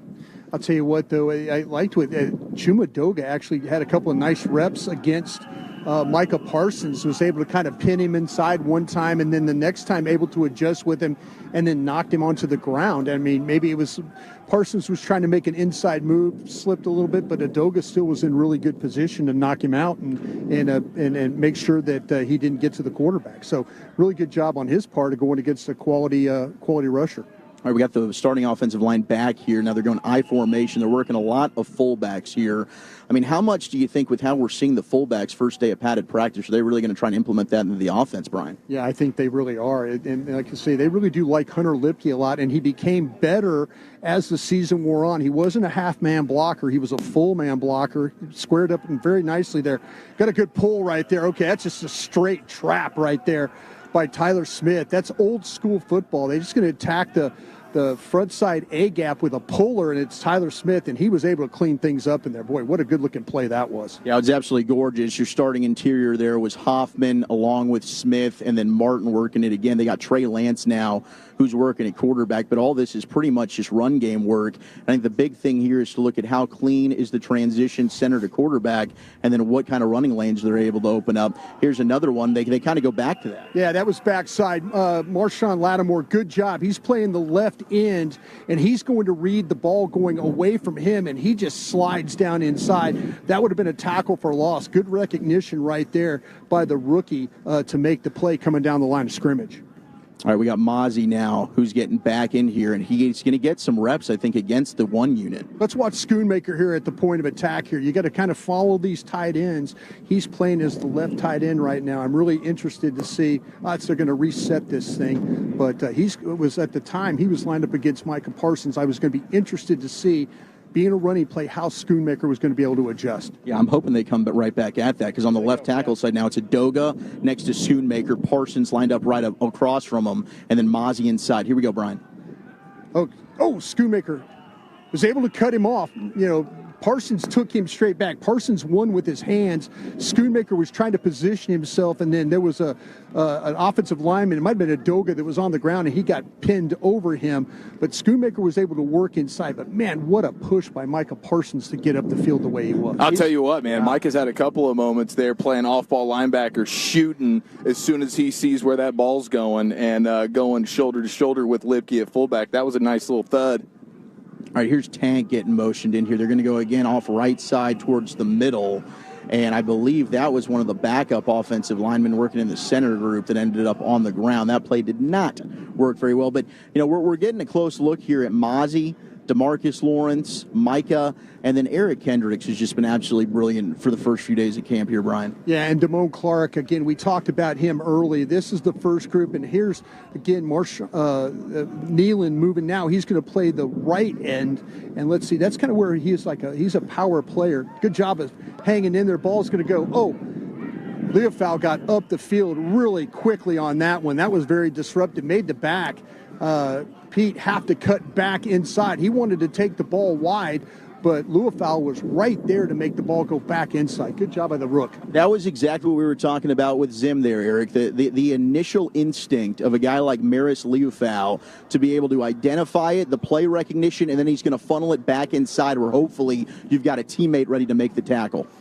Yeah, that's exactly what Zimmer was talking to us about the other day when we got a chance to catch up with them. Zimmer's like, hey, I was asking about the missed tackle situation, and he's like, well, as long as I got a bunch of guys swarming to the football, we're going to be fine. Leofau will be the first guy there, and then he's holding him up for hopefully everybody swarming to him. So I thought that was a good point because I was nervous about Leofau from that standpoint, but the instincts are obviously there. Yeah. Same run game as last couple years, basically? Yeah, you're seeing some of the pulling guards, but I'm not noticing any new wrinkles here from these first couple of snaps when it comes to run design at all, Brian. No, they're just this 9-on-7 period was really about trying to attack the inside part of the defense. So really nothing new, except if you want to talk about more fullback. You know, we saw a couple more snaps where the fullback was either offset, meaning out of the eye, or a straight eye formation. So that's something that they might be looking at more two-back set with a fullback. Was Zeke getting any carries over there? Zeke did not get a rep over here. Didn't think so. Yeah, I didn't notice that. There's a lot of Royce Freeman, a lot of Dowdle. Yeah, a little bit of Pete. Mozzie's strength is not showing up here on these highlights at all. I know it's against Tyler Smith, the two reps that have popped up so far on Cowboys Twitter. Does it look any different down there on the field? You know, I mean, I'll tell you from my standpoint, no, it doesn't. Were you seeing anything when it comes to the power from Mozzie working at all? No, there really was inside there. What happened? There were times where they attacked that A gap, and you know it was wadded up in there a little bit. You mentioned about Kendricks and those guys stepping up, Clark stepping up. But there was they were able to kind of attack. It was Golston and Mozzie inside, and the guards and the centers did a pretty good job of handling those inside too. All righty, 3 Live Mics brought to you by Men's T Clinic. Go to mensteaclinic.com. We good for now, boys? Yeah, we're good for now. They're making a transition. We might get some 11-on-11s. We'll keep you posted. Right on. Of course, we have Krusty's Corner coming up here in less than 20 minutes now. Let's go into the Pimp Cup where Alec Medford has your G-Bag of the day. Gentlemen, we are back with some more G-Bag of the Day, 2:30 weekdays here on The Fan. We have a new champion that we crowned yesterday. His name is Andy Durham. He is a low-A minor league baseball broadcaster for the Greensboro Grasshoppers. And this is the most unenthusiastic, unexciting, unmotivating home run call you will ever hear. Hard toward right field. This is getting toward the fence. This is going to be Carry On My Wayward Son. They'll be truth when you were gone. Mike Hogwood used to say, kiss that baby goodbye, kiss that baby goodbye there for the tourist. Carry On My Wayward Son. They'll be truth when you were gone. That one's gone. Oh, yeah. Tourist. Add to their lead. 4-0 Tourist. Fisher blast. That's 11 homers for Fisher in the season. Wow. Very unique broadcast style there.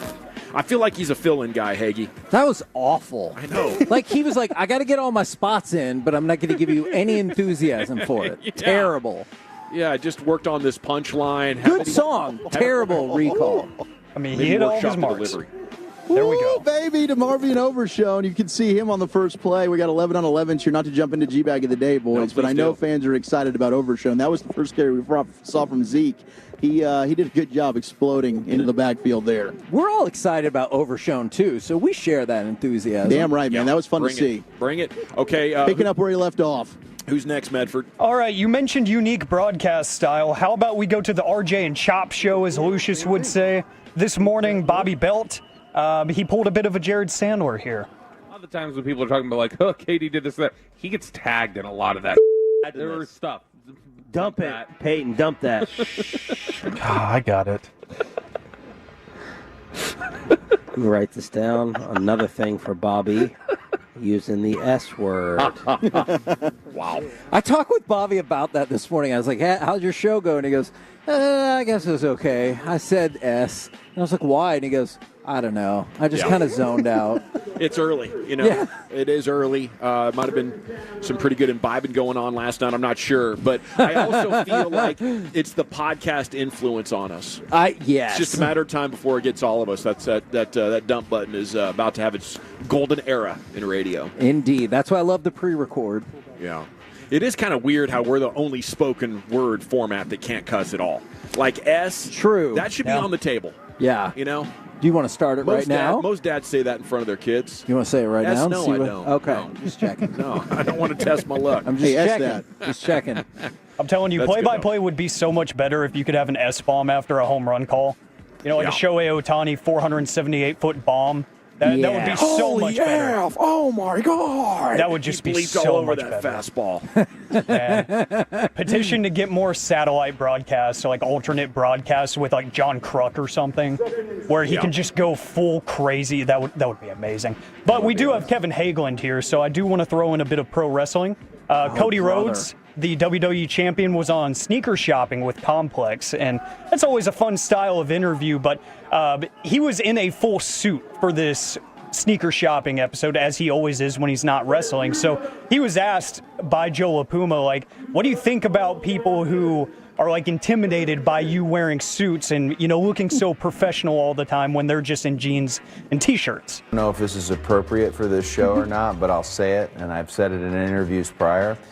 Anyone who I've ever worked with in business who's intimidated by the fact that you wear a suit, I feel like they have a little, like, clearly, like, Okay, I didn't know. like, Okay. I mean, I don't know if that's a thing we can say on the show, but clearly, like, you've got your, like, maybe little, Yeah, you don't have to back Right? it up. You know, It's this audience. Listen, we've done worse, way worse. they know who they are. Exactly. With a little, you know.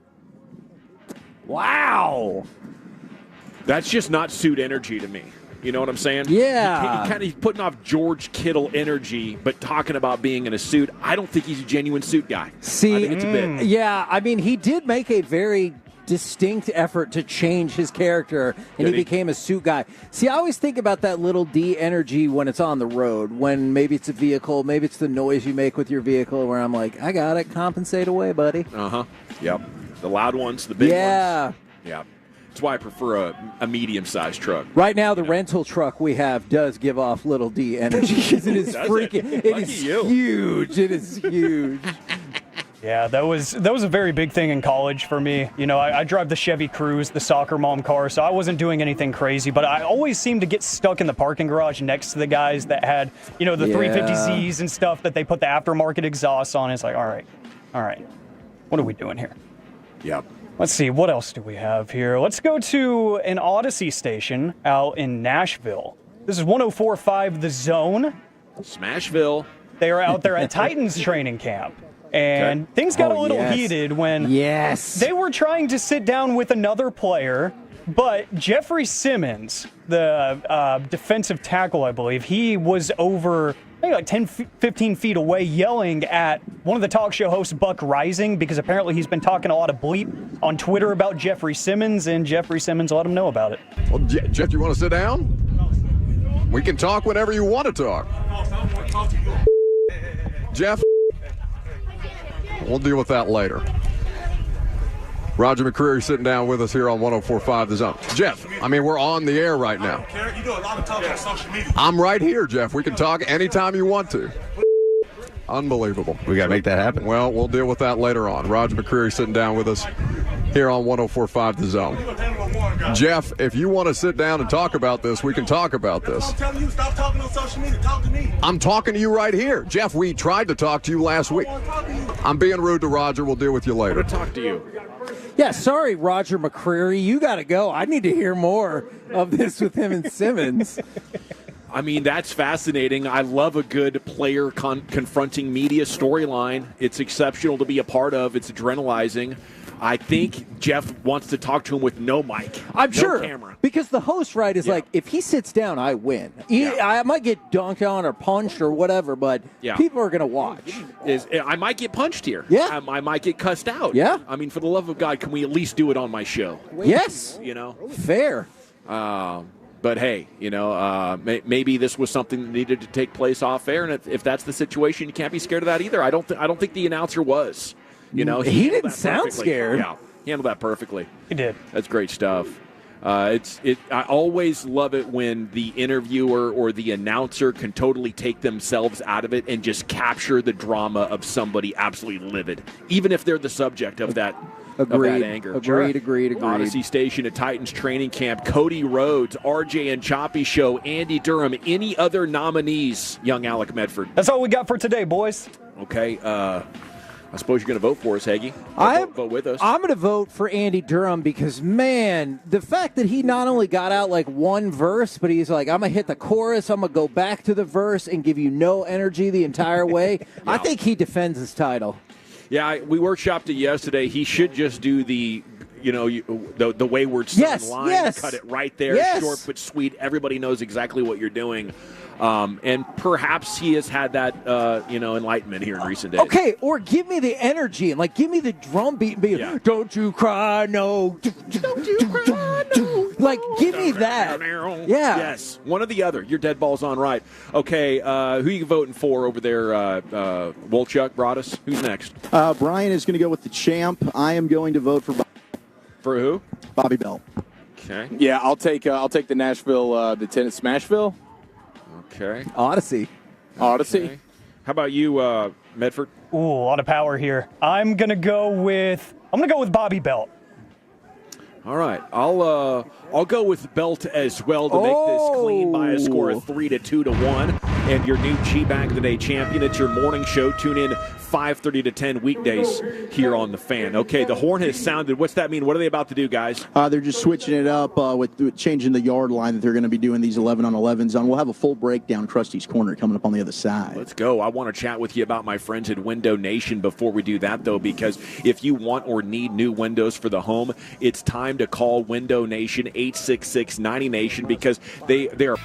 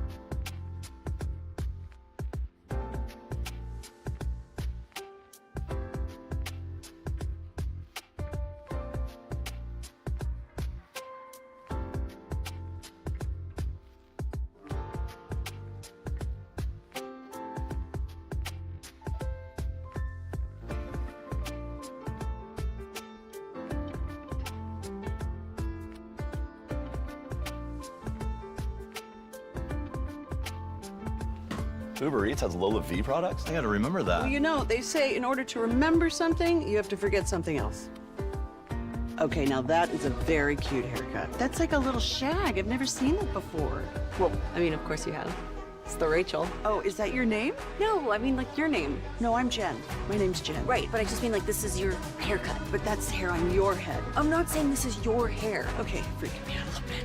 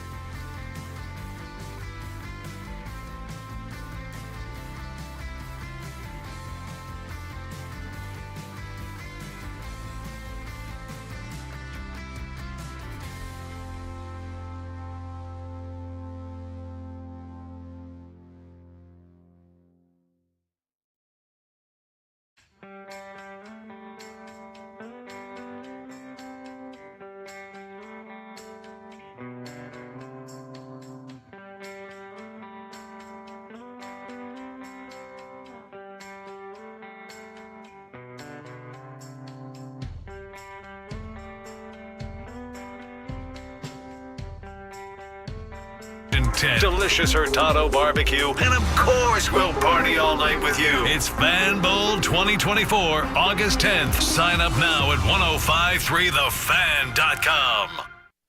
This segment is brought to you by Classic Chevrolet in Grapevine. They're the #1 Chevy dealer in the world, more Silverados than anyone else. This is Texas. This is Classic Chevrolet. Together, let's drive. Based on new Chevy registrations 2023. Thank you, Alec, in for Lucius this week. You can send Lucius some love on social media. Tell him he's missed. But salute to Alec Medford for doing a nice job for us in the Pimp Cup. We are in the midst of 3 live mics down on the practice field here in Oxnard, California, brought to you by Men's T Clinic. Get back to being you, mensteclinic.com. And it's time now for Krusty's Corner, brought to you by Dallas College. Your future begins here. And here he is now with a headset down on the practice field with Wolchuk and Chiafalo. It's Broadus. Oh, this is going to be glorious. Interviewing the Super Bowl winning scout Brian Broadus for Krusty's Corner, first padded practice. And we just got to see Guyton versus Micah Parsons, 1v1, baby. Yeah, how about that right there? And, Adoga has been running first today with the drills and then into this team period. And now it looks like the Jim Maurer and the training staff is working on him. It might be a hip or a lower back. But nice job by Guyton there. We've really seen exclusively of Micah Parsons playing as the right end. Haven't really seen him play any off-ball linebacker, but you're right. Him and Guyton now are locked up here on this team period. Yeah, good job by Guyton once again right there. Guyton's able to extend on him, got his hands inside. Micah really tried to, kind of bully him there a little bit. But, man, really good job by Guyton getting those hands inside and kind of controlling Micah Parsons and not allowing him to throw him aside. And then it's Billy Johnson once again, T-Billy, coming up with the big grab. Yeah, good throw there from Dak Prescott. Some of the other things, Brian, that we've been taking note of, Turpin in the backfield as a running back, getting just a little quick pitch out. They did the same thing with Zeke as well. And they also did some motion with Deuce Vaughn, like he was running a jet sweep and then gave it to Rico Dowdle out of the backfield. Yeah, they're trying to kind of get your eyes going one way and they ran that fourth down play. Really nice job right there with handing the ball inside though, and with Pete, and able to kind of get some positive yards right there. Excuse me, that was Malik Davis that was running the football right there. Good gap inside. But, yeah, you mentioned trying to kind of get the defense's eyes going one direction and then handing the ball off. On 4th and 3, they were going to try and motion Vaughn out of the backfield and then throw it to him in the flat. But it didn't work out. They covered it, and then Cooper Rush went back inside to McMath, and they were able to get a first down. So really good adjustment by them on a play that was probably supposed to go to the outside to Vaughn. Can I jump in here, guys? Can you get, updated expectations on Guyton? Yeah, well, I mean, look, right now, I think when it comes to expectations, we'll have to monitor Adoga. He's back now standing as if he's going to try and maybe get back into the action. But if he's going to be banged up, then I think obviously Guyton's going to be your starting left tackle. But, I mean, what are you thinking about expectations right now from what we've seen for Guyton? Yeah, well, Guyton, the couple of reps that he's been able to go has looked pretty good against the competition. Awesome Richards is the one now, so you got Guyton and Awesome Richards are kind of alternating a little bit here at left tackle. And Awesome Richards seems to have had a little bit more of trouble. There was a couple times where Parsons was able to walk him back into the quarterback, whereas Guyton hasn't been knocked back as much. Yeah, and the issue is he can be a little top-heavy. He's so tall. We got a deep ball down the left sideline. That one's incomplete. I believe Trey Lance just missing that one. Cooper Beebe now getting some reps inside at center. I think Beebe pulling as well has looked pretty good. But with Guyton, I think that's the one thing we've seen. He can be a little bit early, or you'll see him lunge, and he gets himself out of position, Brian. Yeah, it's all about how tired that you get, because you could tell when it's rep after rep after rep, that the technique starts to wane, and he's been able to kind of hang in there. He's such a good athlete that if he gets in trouble, he can recover because of his footwork and his length. Gentlemen, we do have a little bit of breaking news here on your home of the Cowboys, home of the Rangers. The Texas Rangers have made another deal, and I think he's going to fit in quite well. Big Country, the Sheriff, American professional baseball pitcher of the Detroit Tigers, Andrew Chafin? Chafin? Oh, Chafin, yeah. Chafin. Okay, Andrew Chafin from the Tigers coming over at 34 years old. Chafin right now. Yeah, and I think you're going to be happy. It looks like a veteran lefty reliever that can help the baseball team. Now back to you guys on the practice field. We'll take that. Rangers add a veteran lefty reliever, Mr. Andrew Chafin of the Detroit Tigers. He's chafing his way right here to Texas. We're excited. Now we're going to get some work under center, and I believe it's still Hoffman working as the starting center with Dak Prescott. Dak didn't like what he saw left. Now he's going to go down to the right side to Dowdle. Dowdle will get popped. And the ball came out. I think that was Kendricks laying the wood, man. Yeah, that's Kendricks. Has done a great job. The linebackers have had a super day when it comes to, if we were watching the tape tonight, I guarantee you we'd have high marks on all these linebackers. Clark, Kendricks, they've all played very, very well. I don't know how intentional it is, but it feels like they're throwing to the running backs an awful lot. Yeah, the running backs can't catch. Yeah, well, I'm not sure how well they can run either, Wolchuk. That's why you got Turpin back there. And I like that. I like a little Turpin. I like a little CeeDee Lamb when he gets back here. You're going to have to get creative with the running back room. So you get a little motion here with Ferguson. He's going to go back and play in the fullback set. and then an out route that was just caught. What'd you see here, Brian? That was, I guess, T. Billy Johnson again. Yeah, how about that on the outside? I was watching with Guyton. He was going against Parsons, and Parsons was really, really wide because they had a wing set to his side, so it really removed Parsons. Good patience by Guyton, though, to be able to kind of handle Parsons. Parsons tried to get him with a little power, but he was able to keep him wide on the play. Now we got Nealon going against Guyton here on this side. Yeah, they're kicking. This is going to be rookie on rookie. You got Turpin working slot left. Tolbert will be far left. Dak working in the shotgun. Good snap here from Hoffman. And Dak going to rip this right over the middle. It goes through the hands of Cavante Turpin with Jordan Lewis in coverage. Cooper Beebe was there. Jordan Lewis was trailing right there. There was a little bit of separation, and Dak just threw the ball a little too wide. Maybe for a receiver with some normal height to him, a little bit longer guy, that might be a reception. But, when you got a little bit shorter receiver running that crossing route, you got to be able to get the ball right on him. Eric, give me the BB update. Yeah, Beebe's playing right guard. He's playing right there next to Ol Hoffman. He's stonewalling folks. All right, we're going to have a stack bunch over to the right side here. They got Stevens, Cropper. Cropper's going to move in motion. They're going to put Billy Johnson here wide, all alone to his left. That snap a little bit low, waist side, and an interception from Nashawn Wright, battling it with T. Billy Johnson. That one might have hit the ground. It did. It did. It hit the ground right there. That was 4th and 3 right there. And Dak, they tried to isolate one-on-one on Wright, and he was able to come up with the play. Billy Johnson was not in very good position to get that ball, and it wasn't really a very good throw from Dak on that slant on 4th and 3. Now we got a little bit of a stoppage here, but all in all, I think, the things that we were looking at here, Brian, coming down, the offensive line, Guyton we've talked a lot about. Nealon, I think, has looked absolutely fantastic. That might be a player both of us are eating crow on, because Nealon, I don't think we were as high on as others, but he's been fantastic. I can't quite say the same for Mozzie Smith. No, Mozzie's looked like, to me, the body language hasn't been great, and I'm not an expert on body language, so I probably shouldn't even talk about it. But he looks a little bit frustrated by what's going on right now. The guards and the centers of this team are probably the best of the group when you start to talk about the line. But really nice work by the linebackers. You mentioned Nealon, and then Nashawn Wright, who just made the last play. He's been on a couple of different coverages where he's been able to defend the pass. He's one of those guys that's fighting for his job right now as well. All righty, boys. More details here on the Rangers' new reliever, Andrew Chafin. 3.16 ERA this year, a career 3.39. Converted from a starter back in 2015. He's been with a lot of teams. Throws a 4-seam fastball and a 2-seam sinking fastball that each average 92 to 94, tops out at 97. His main off-speed pitch is a mid-80s slider. So that is the details, the backstory here on Andrew Chafin. Lives with his wife and 3 kids on a farm in rural Ohio. He appears to be a real character. Legendary lip ferret, dude. I mean, that's a top level stash. Dude, not only the stash, but also a hell of a mullet.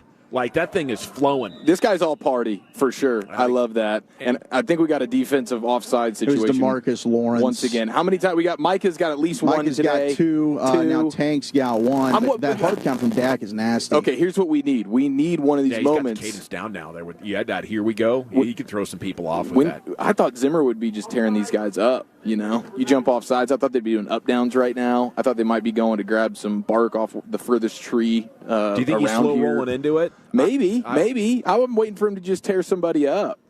Yeah, I would imagine you don't want to lead with that. You want to let the frustration build. Plus, you got to get the players to like you a little bit before you start going off on them. There was some Micah playing off-ball linebacker in coverage against Jake Ferguson. He did such a good job moving over quickly. Dak's got to throw that one wide, and he missed Ferguson, who seemed to be open on the play. But the closing speed from Micah Parsons working off-ball, impressive, Brian. Yeah, I tell you, Micah's done nothing but rush the passer. Now we're in pressure period, and here he is playing off-ball linebacker. How about that? All righty, there you have it for Krusty's Corner. The 3 live mics brought to you by Men's T Clinic. Get back to being you at menstclinic.com. Our training camp coverage rolls on here as we approach hour number 2. Practice is going to wrap up. Osa is going to join us live on set. We'll get the very latest from him. But the NFL news today with Wolchuk is coming up next here on 105.3 The Fan. I have to chat Frankles with you before we get there. If you're on your way home, maybe you're out and about, doing something else.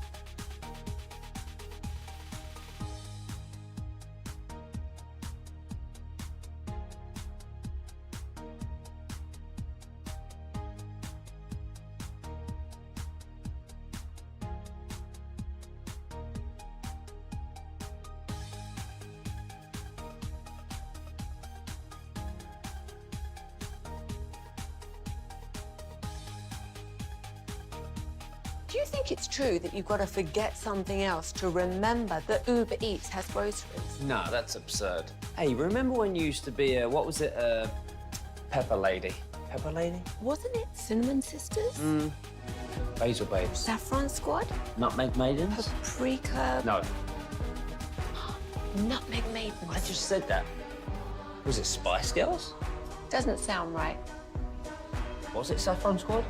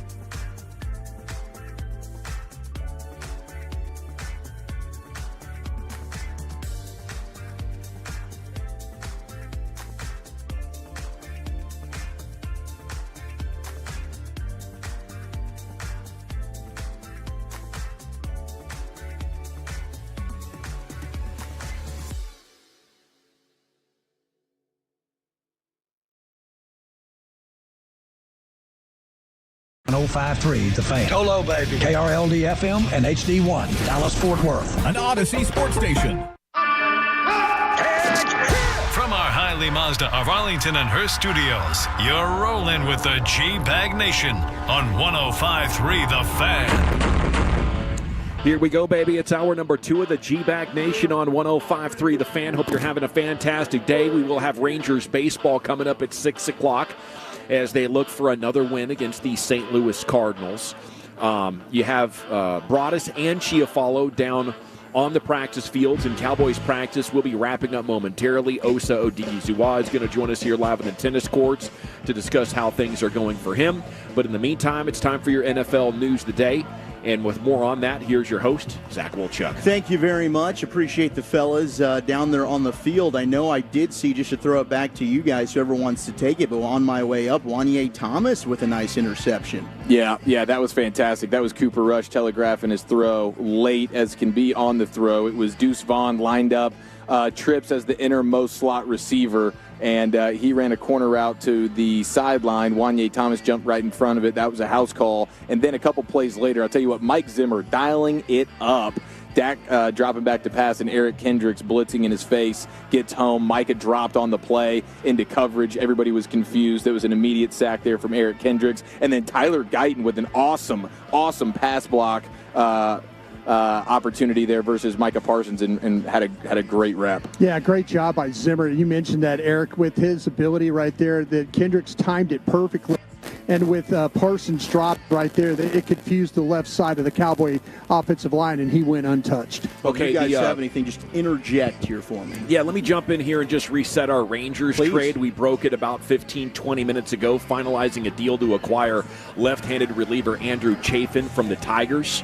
And the Astros made another deal as well, getting Caleb Ferguson from the Yankees. So we're under 2 hours now till your trade deadline here on your home of the champs. Here's Wilczuk with more NFL news. All right, we have some retirements. I know this one's going to definitely upset Eric because it's a running back retirement just 6 years into his NFL career. But Rashad Penny, who a year ago we were like, oh my gosh, is Rashad Penny going to actually be good for the Philadelphia Eagles? No, he wasn't. He signed this offseason with Carolina, and he has decided to go ahead and hang him up. So an injury-plagued career, was a first-round pick with the Seattle Seahawks, but Rashad Penny today said, I am going to go ahead and retire.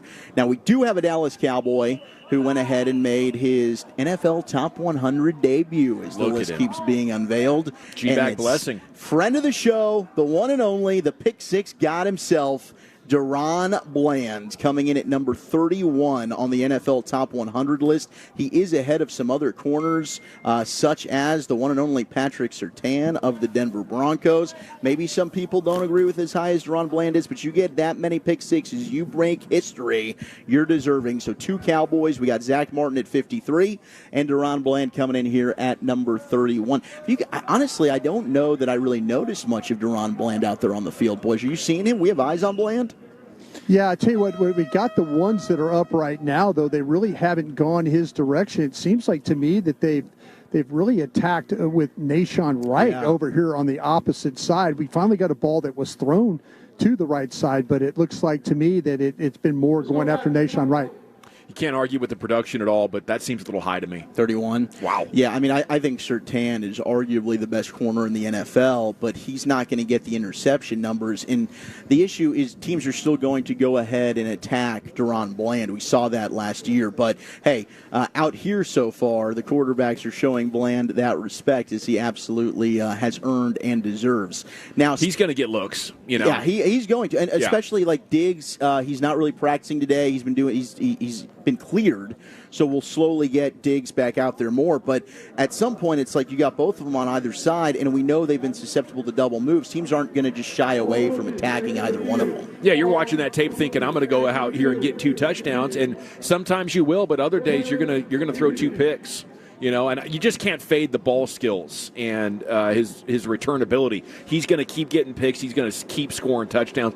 I don't think he's going to fall out of the top 100 anytime soon, but I don't know if he'll ever get as high as he is right now. Hell of a season, and to be there at number 31 on the top 100 list. Guys, we've got our first game on Thursday night. It's already here. It's the Hall of Fame game. It's going to be the Chicago Bears taking on the Houston Texans. I know we kick this around like, is Caleb Williams even going to get a single series?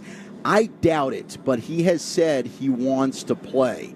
He said, especially for a young guy like myself, the reps are always paramount for anybody. A second-year guy, third-year guy, it's really important, and we'll see about these preseason games coming up, how they're going to play out. I think this is Caleb Williams saying the right stuff, but if you're the Bears, I don't think they're giving him a single series in this Hall of Fame game. Yeah, I think I saw news on this recently, like in the last 30 minutes or so, that they're not going to play anybody. All the starters are out, and it's just, I'm out. You know, I think if you want to try pushing this on us, that's cool, but you got to give us some reason to watch. There's no reason to watch that game. I know. I mean, now it's like I can't even get a series of Caleb Williams. I would have tuned in for that. I mean, I'm sure you freaks that do the scouting and the college players should be like, man, I want to check in on this guy. I really liked him. He went in the 5th round. But other than the scouts and like a small percentage of the fans for the local team, it's a major tune-out. It is.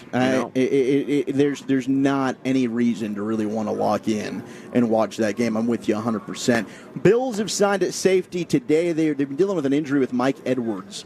They also, of course, lost Jordan Poyer this offseason along with Micah Hyde. So they're bringing in Kareem Jackson, who has been a journeyman, of course, with the Broncos, with the Texans, long career.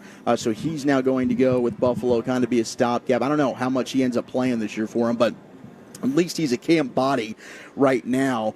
But an interesting interview, as we've had Barstool Sports, pardon my take, they've been jumping around from camp to camp. They had John Elway on. John Elway admitting his biggest mistake as general manager of the Denver Broncos. Did you not get Josh Allen? I feel like he is exactly your type. I know, he is. And The one believe that me, got last away. year I played with him, and I'm wondering how long is it going to take him to realize that I passed on him and took Bradley and Chubb instead? Yeah. It's crazy. And it took him 2.5 holes to bring it up. And I loved him, right? Yeah. But it just, He didn't was work your out, type. and That's he the was one. my Yeah. type, and you're right. That was probably my biggest mistake of my GM days, was not taking Josh. My gosh. You swing and miss on Josh Allen, and that's something like Elway. just never had the eye when it came to the quarterback. He went ahead and brought in Peyton Manning, but that's one of those where it's like you'd think maybe John Elway would know a quarterback if he saw one. Brock Osweiler was his guy. Paxton Lynch, I believe, another one. Not good. And now he's got the regrets of, oh, man, I loved Josh Allen. In hindsight, biggest mistake not drafting Josh Allen. Now he's with the Buffalo Bills. Yeah. It's impossible to scout quarterbacks and what they've done in college and have any sort of a great idea of what's going to happen. The best and the brightest for decades have tried, and not even John Elway can tell pure greatness is strolling into his headquarters. At some point, you got to throw that dart up against the wall and hope you hit a balloon. Okay.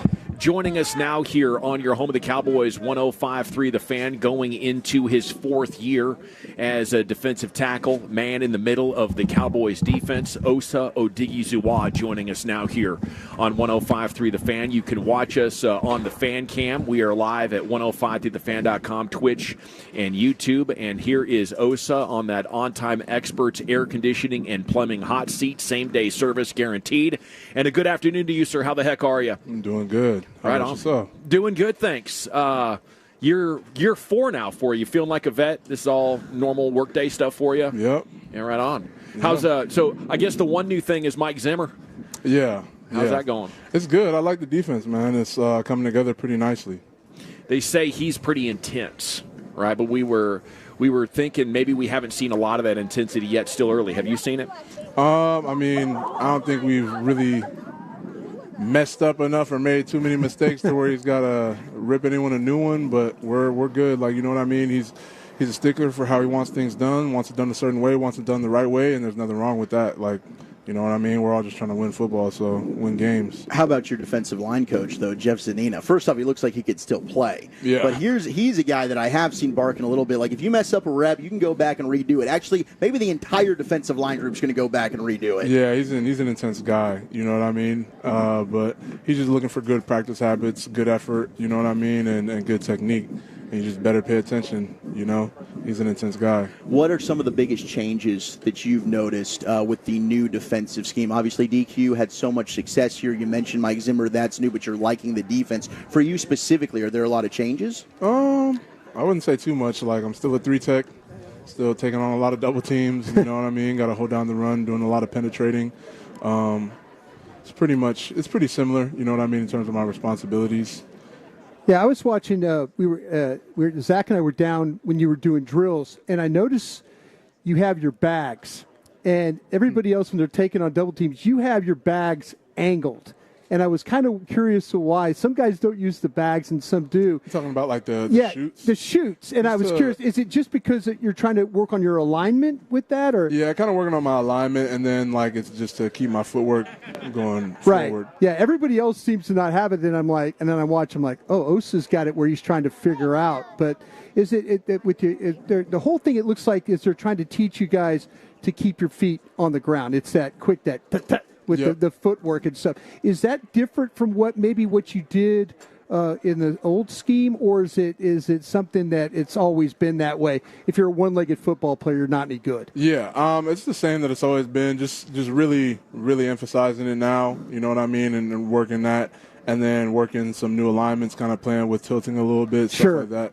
Yeah. Does that help you with? You start to talk about, does tilting help you, or does it help you with your reads? Like, or does it just more of the angle? The more the angle, like the way does it cut it? It frees you up a little bit to grab or to be able to punch the way you want to. Puts you on more of a direct angle to the lineman. Yeah, especially from the alignment. Gotcha. It's Osa Odighizuwa here with you on 105.3 The Fan. What's next for you? What's your goal for this year?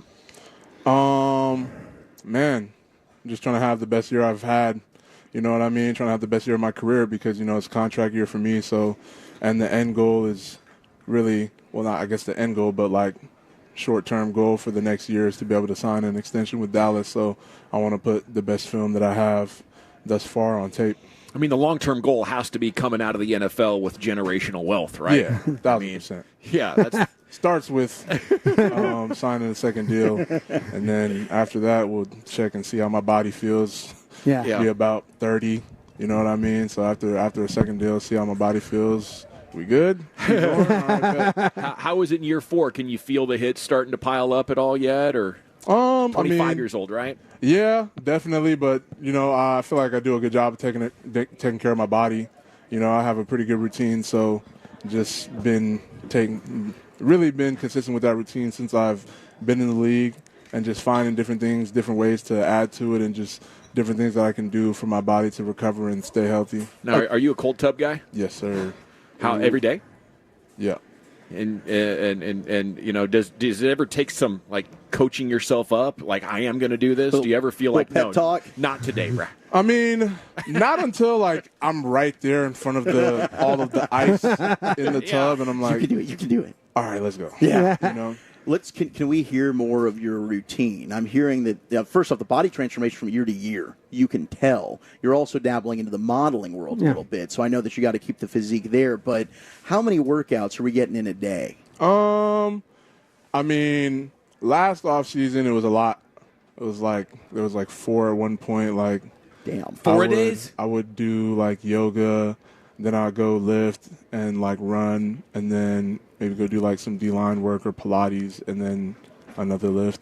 But, I've kind of had to be honest with myself in terms of like just that's not a very sustainable workload as I'm starting to get older, and I'm not going to get any younger, you know what I mean? And then the reps are going to start to set in, and the mileage is going to start to set in. So just finding different ways to get the work, maybe a little bit more Pilates and stuff like that, less lifting. I'll get like one in, and just a lot of core work, yoga, taking a little bit more time to recover and like spend more time getting like treatment and stuff like that, and just resting, putting more of an emphasis on rest and just letting my body recover and making gains that way. So is this the best shape of your life season right now? Can you confirm it?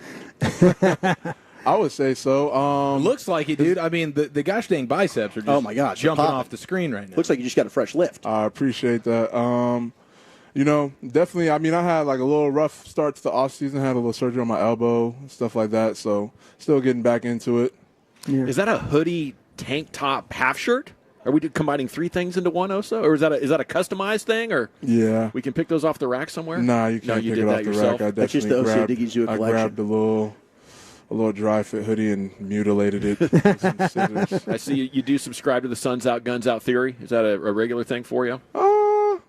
Yeah. Might throw a long sleeve on sometime. You're definitely the best dressed of the D lineman, right? You're the best dressed of the D lineman. You can say it. Well, yeah, he is a You model. said it, not me. Yeah. I'm not going to Was disagree there a with point you. of contention? I'm not going to disagree Is with anybody giving you a run for your money? Who would be second to Osa in the D line room for best dressed, taking care of himself? There's not even a close second. I feel like Tank comes to mind as a guy I that was might gonna try. say Tank for sure. Right? Yeah. Tank got that. He definitely puts it on for sure. You've been Big bag sumo, wardrobe. You've been sumo wrestling with Micah a little bit.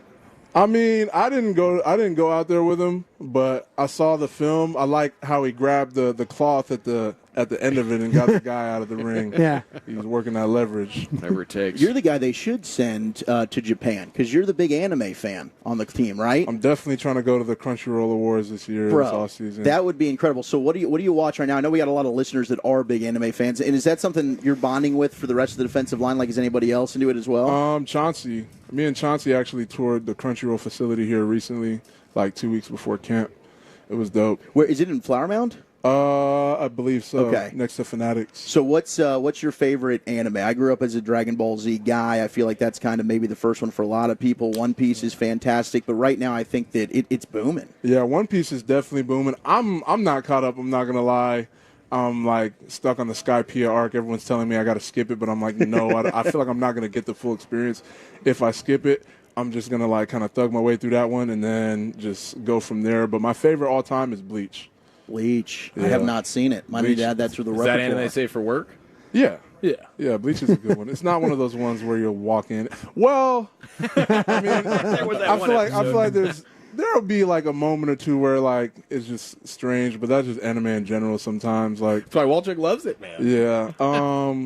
Solo Leveling is really good. You're not going to get any of those weird moments. You could watch it without anyone coming in and be like, hey, what is that? Like, you know what I mean? I'm watching Tower of God right now because they're dropping a new season, so just watching that week to week. I don't really binge too many things anymore. I like to just have like a good rotation of things that I watch every week. Healthier. Do you get into the video games as well? The only anime video game that I played was Jump Force. And then once they drop Sparkling Zero, that new Dragon Ball Z game, I'll probably try that one out. But It's Oso Digizua here with you in the G-Bag Nation, Cowboys defensive tackle. Okay, you've been around. You know about the years that this fan base has been waiting for something big from this great organization. What do you guys need to do to bring more postseason success this time around? Man, I think we just got to keep it together. I can't say that there was anything that we were really lacking in the past couple of off seasons, especially or like postseasons, especially having everyone healthy. Just how'd that happen though? Green Bay, 27-zip. That was crazy. Man, honestly, couldn't tell you. It just felt like it's like everything we did, they had an answer for, or something like that. But like, like I said, it's like a small change that I think once we get that together, just like we're just right there, Sounds like you're off to a good start, not taking off Mike Zimmer. Yeah. Things got to be going pretty good. Can I pick your brain on some of the run defense stuff? Because it feels like, and having been here now year 4, that's one criticism that a lot of the fan base will give, like, man, what's wrong with the defense being able to stop the run? Zim's done a good job of that throughout his entire career, but from your standpoint, maybe year to year, has anything stood out to you? It's like, man, this is an area we need to clean up. For sure. And I wouldn't say, I feel like year to year we've definitely gotten better at it, just not where we need to be just yet. So I think this year is definitely going to be a good year for that and just another opportunity to improve in that aspect. Well, thank you so much for your time. It's great to catch up with you. Best of luck to you this year, and we'll see you back next year. Yes, sir. Thank you. Big old new contract. There he goes. Thank you, Osa Odigizua here in the G-Bag Nation on 105.3 The Fan. Okay, let's step aside. We'll come back, have a sports hodgepodge at 3:40. We'll continue with the NFL news today and everything that's been developing next right here. It's the G-Bag Nation on 105.3 The Fan. Fellow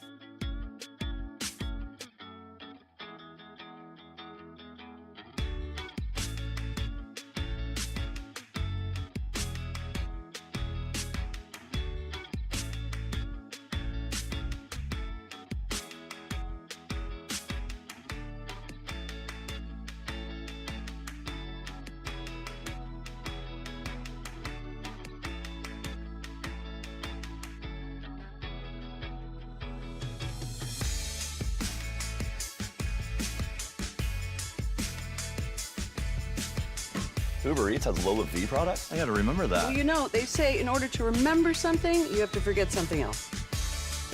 Okay, now that is a very cute haircut. That's like a little shag. I've never seen it before. Well, I mean, of course you have. It's the Rachel. Oh, is that your name? No, I mean like your name. No, I'm Jen. My name's Jen. Right, but I just mean like this is your haircut. But that's hair on your head. I'm not saying this is your hair. Okay, freaking me out a little bit.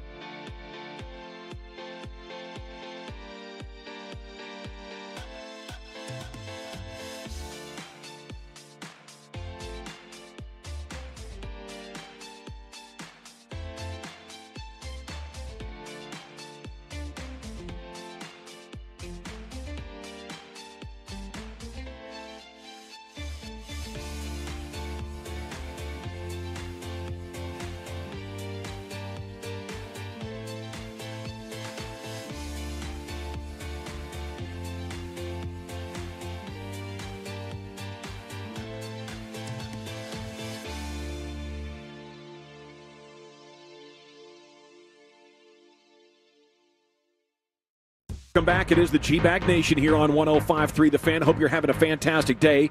We are live at Cowboys training camp here in Oxnard on the tennis court. Salute to Osa. Just joined us for a nice little conversation. We have a Rangers trade that happened last hour. Okay, so let's reset that. We said a couple of different things that are going on here.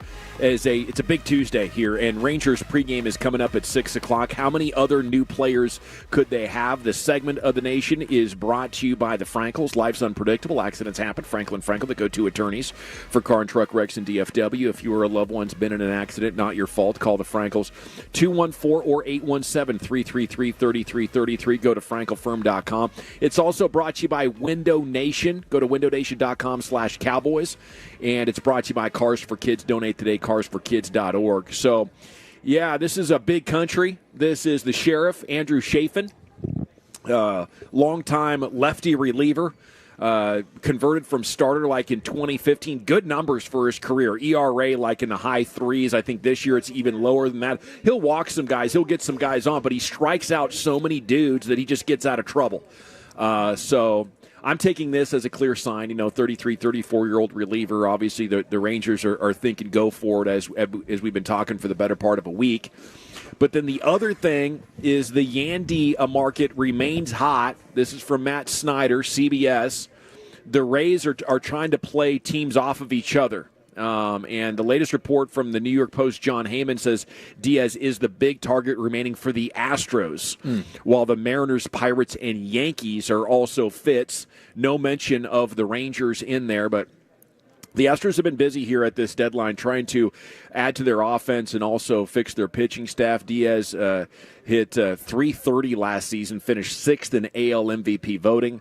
He has struggled this year, hitting .270 with just 9 homers and 47 ribbies, but he has been better since a terrible start. So that might be the one development we don't want to happen. It's one thing to not get him. Can he please not go to the Astros is what I'm thinking right now, Wolchuk. Yeah, and I don't even know, what would the Astros have to try and be able to make a move for a guy like Yandy Diaz? I mean, I think if you are the Rays, Seattle's got a lot more to offer, and if the Rangers really wanted to, they'd be able to get him over Houston. I mean, their farm system's in a much better situation, especially since the Astros just made the move to get Yusei Kikuchi last night. Yeah. So I'm not really sure what pieces they've got to be able to pull off a deal like that. I mean, that took their second and fifth best prospect, depending on which rankings you look at. So I guess they have 1, 3, and 4 remaining in their top 5, but the quality isn't very high. No, not at all. If it took 2 top 5ers to get Kikuchi, it might be a situation where the Astros would get outbid here. So there's that to look at.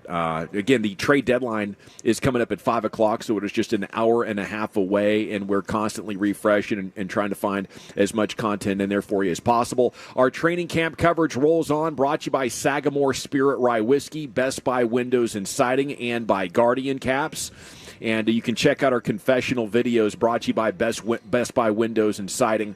And our fan cam is live. You can watch us, brought to you by Uber One. Here's Wolchuk with the rest of your NFL news of the day. Yeah, so an interesting deal when it comes to the NFL and the kickoff rules. We've got one area where you're going to be able to have a 12th man on the field. And this is not a Texas A&M College Station situation. And it's not Seattle either. But the NFL, in a specific situation, you can have the 12th man. It's one of the wrinkles that are going to come with the new kickoff rules that's being implemented. Now, according to NFL referee John Hussey, and we love ourselves some Hussey. Big Hussey, guys. He's terrible. He was in Kansas City on Saturday for Chiefs training camp, and during his trip, he broke down the new kickoff rule for the media. So the addition of a 12th man is one of the wrinkles that will come with the new kickoff rule that's being implemented. He explained that the one situation where a 12th man will be legal, teams will be allowed to use an extra player to serve as the holder for kickoffs during windy games where the ball won't stay on the tee. So the catch here is that the 12th man won't be able to participate in the play after holding the ball for the kicker. So it's not like you've got an extra guy that can now just run down there, try and make the tackle. But you used to have a situation where somebody already on the field is now going to have to go down, take a knee, go ahead and hold that ball, and now he's going to have to get up and run down the field. Now you don't have to worry about that. You've got just a player that's there's the 12th man. He's designated to just hold the football. So maybe not the biggest deal, but now it allows all of your other players to be able to get a free run instead of having to be on a knee and hold the ball. Typical Hussey trying to get more men on the field. I guess we should have seen that one coming. I don't know if I like this rule. I'm in favor of more big plays, okay? And if we got a win situation, this might be the most offense we get all day. I don't know, because we got Josh Young implemented into the lineup. That might be the most offense we get. I just saw that from Jared. What if you Playing trip third as well? What if you trip over the holder guy? What if you're like on the way down? Like then you don't deserve to be a professional athlete. We've seen our kickoff return guy run the darkness occasionally. Like all of a sudden, it looks like he's in open field. He's got some vision issues, and all of a sudden, like he could veer right into the holder dude.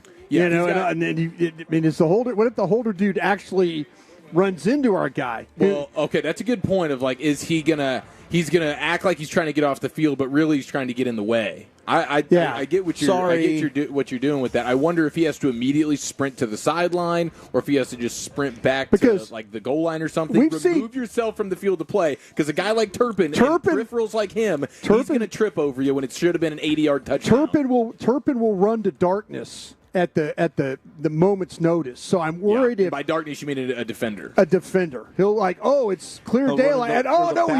He's veering back into the middle of the field. Good thing Belichick isn't in the league anymore, because he would game up a play just to take advantage of this. Yes. Just to exploit it. I don't know how we feel as a show about numbers that get retired.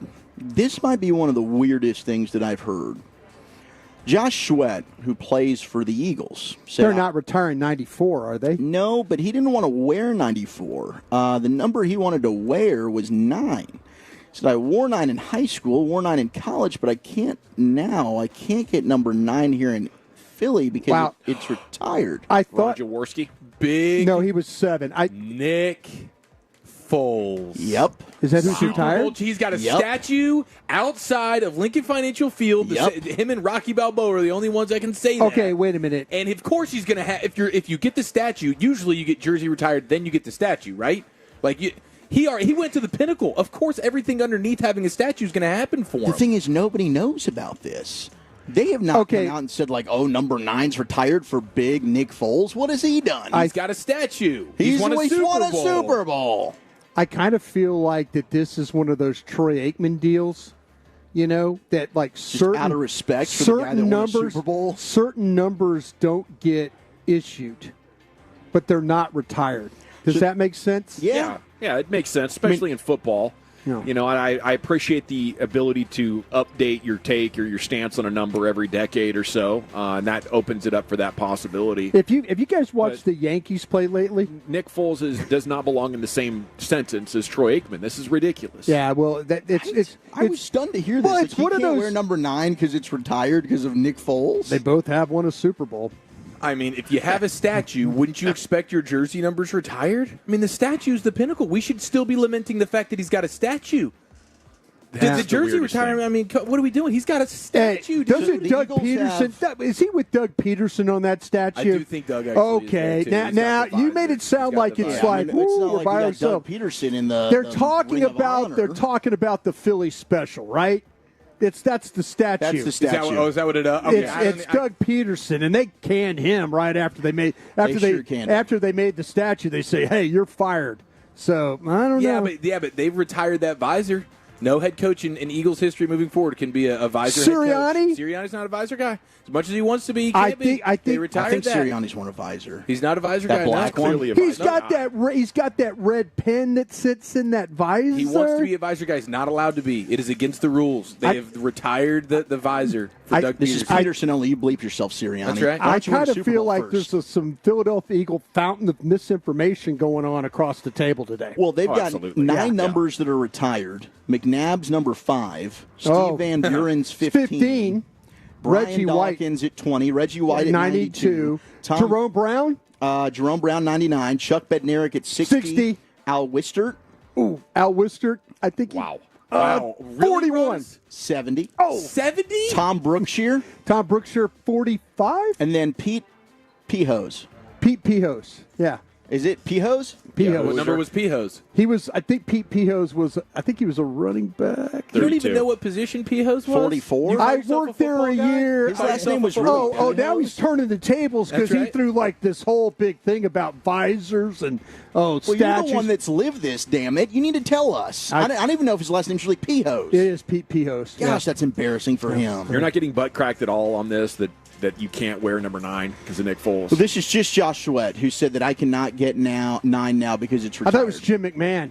He wore 9. I think fans are doing a bid on X, and he got his ideas swapped. Something's weird going on. Yeah.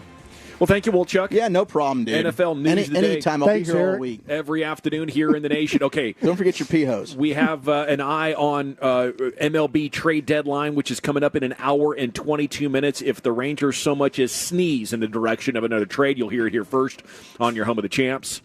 C-Note's coming up at 4 o'clock, but a little sports hodgepodge next, Chief. What do we got? We got Metroplex News, and we got a handful of stats of the day next year in the nation.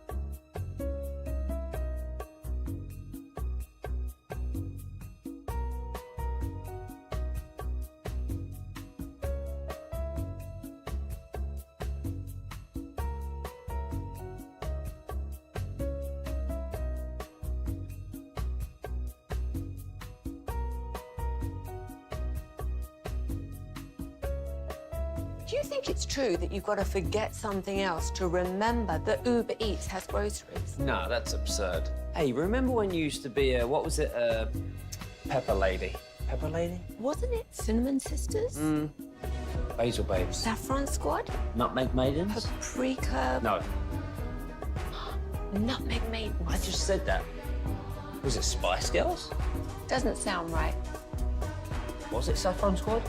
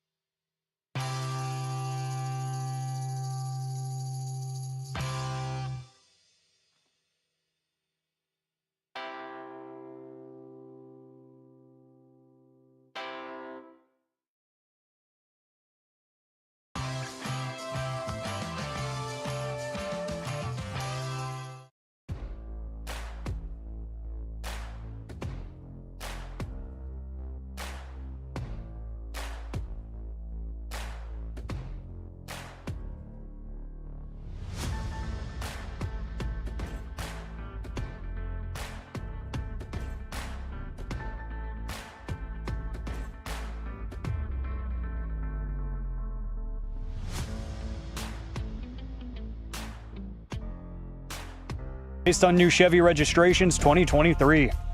Thank you very much, Alec Medford, in for Lucius Alexander this week. Had a good look at Tyler Guyton, the rookie left tackle, today in one-on-ones, and brought us. We'll have some things to say about that coming up at 4 o'clock as we get into the C-Note, the Cowboys news of the evening. But right now it's time for a sports hodgepodge, and here's your host of that, Eric Chiafalo. All right, the Jungle Cat is back. Let's go. He is on a collision course for third base and the 7-hole. That's where he's going to be lineup-wise. But the return of the Jungle Cat is here. This is fantastic. We just traded for Kenny Powers. This guy, Andrew Chafin, incredible flow, even better mustache, and perhaps even the type of vibe guy that, there's been a little bit of a hole missing there, a vibe hole that might be plugged here by Chafin after Hedgie left. I love plugging the holes, man. I'm just real hole plugger, this Chafin guy. I'm just thinking out loud, looking at this guy, you get that sort of feeling. And I saw from Evan Grant, like this dude, he's allowed 1 run in his last 16 innings. So he's been, Kenny Powers has been on a bit of a tear here over the last month or so. So you're trading for him at the right time, and that gives us all encouragement that the Rangers are still trying to piece this thing together and go on a run here in a division that is going to give you just opportunity after opportunity. Looking at Chafin, I can't decide exactly what it is I think he smells like. It could be farm manure, could be BO. Yeah. Could be like I was just thinking ass. Dip. A mechanic, a dip. Yeah, I think to me, he really looks like a guy that might he's going to spit in one of those in his hand, cups, and then he's probably just going to drink it. I think he smells like baseball. I think he smells like pine tar. I think he smells like a little bit of pine tar. Speaking of baseball, I got your baseball stat of the day here. I got a couple of them for you. Walchuk's going to assist me on one. I saw this from Baseball History Nut. Oh. Joey Gallo currently has over 1,200 strikeouts and a little over 3,300 career plate appearances. Oh, gosh. Joey Gallo could go 24,000 straight plate appearances, or roughly 47 seasons worth of plate appearances without striking out, and he would still have a higher K percentage than Tony Gwynn. I knew that's where you were going. Yeah. Hey, Tony Gwynn struck out like 19 times in his career, something like that. Is that Tony Gwynn Jr.? Sometimes you get confused. Is it senior, maybe? Sometimes you well, that was my dad, and sometimes you lose dumbass. your ass on Is it the San Diego State basketball player? Mm-hmm. Yeah. I thought it was a little bit even funnier because it was Tony Gwynn, but my gosh, what a baseball stat of the day there from our guy Joey Gallo. Thinking about you, Joey, as the Rangers are 47 years. 47 seasons worth of plate appearances is what Joey Gallo could go through without striking out and still have a higher strikeout percentage than Tony Gwynn. Pretty incredible. You can only feel bad for Joey Gallo, too. He's kind of a head case. He's got anxiety about this stuff. Yeah, he does. Seeing these kind of things probably puts him in his own personal hell. Oh, gosh. I'm glad I didn't tag him in it.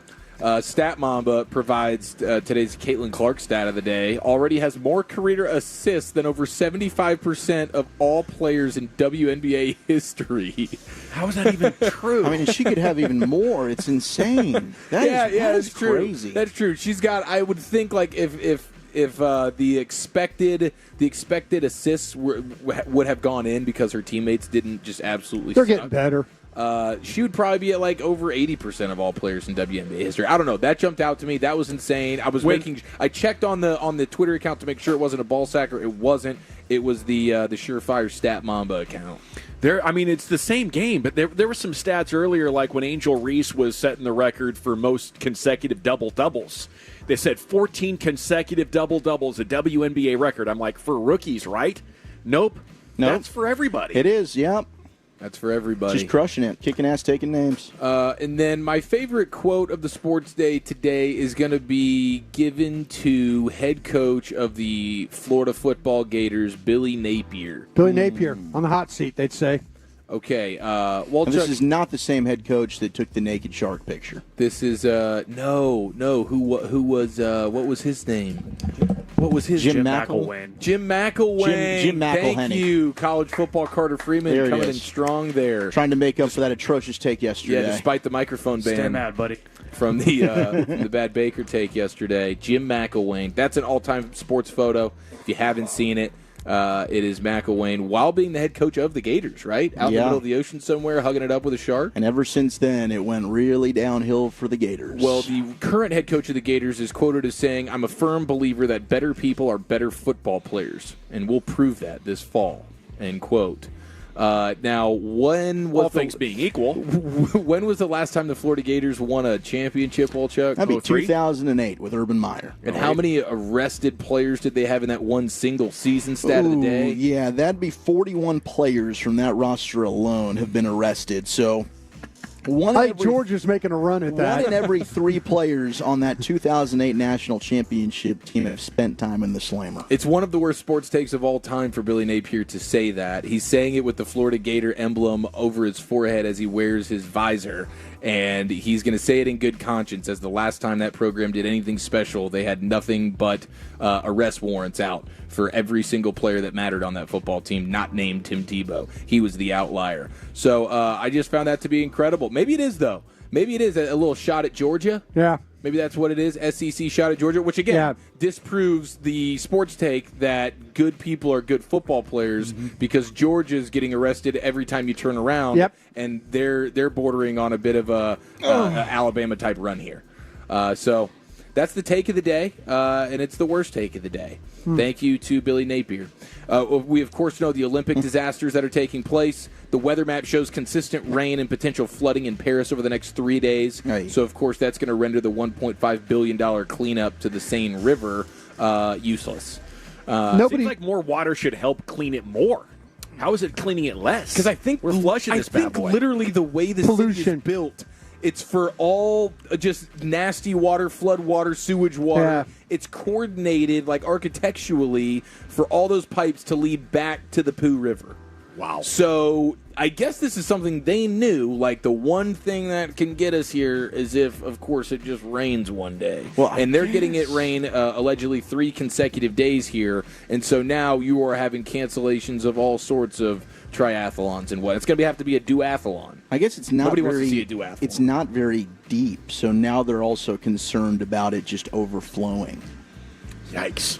Yeah, this whole thing is just a bleep hole. It's a crappy Olympics. It is. If you see any things going around, that was too easy. If you see things going around that's an Olympic pin that looks like there's a gentleman blowing smoke rings. Oh, it's Snoop's.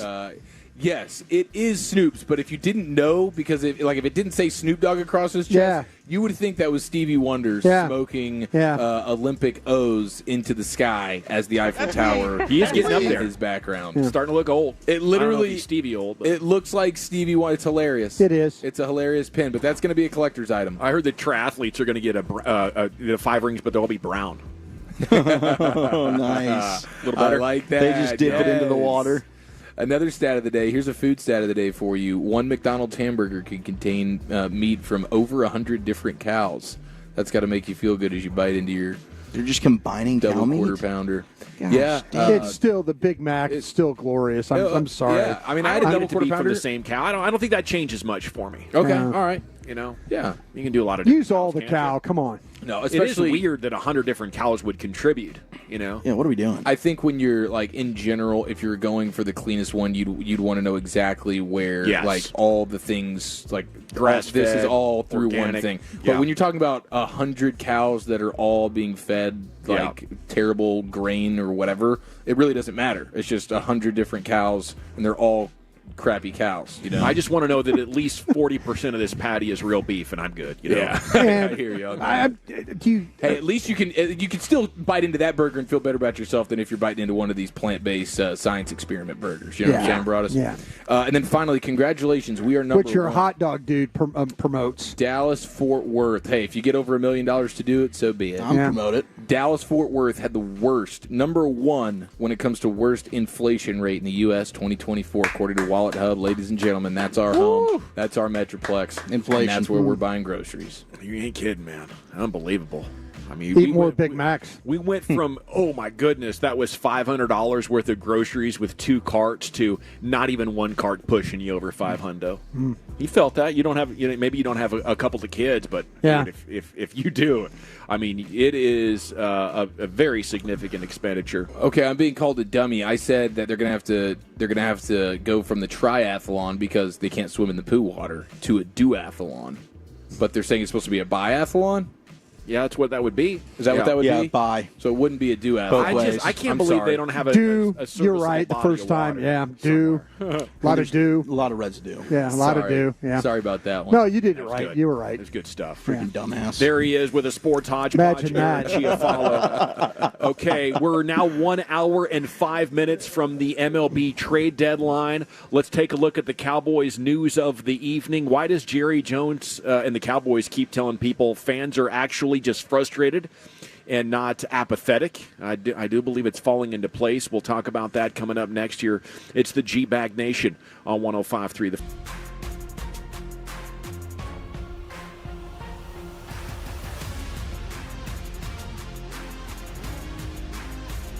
Uber Eats has Lola V products? I got to remember that. Well, you know, they say in order to remember something, you have to forget something else.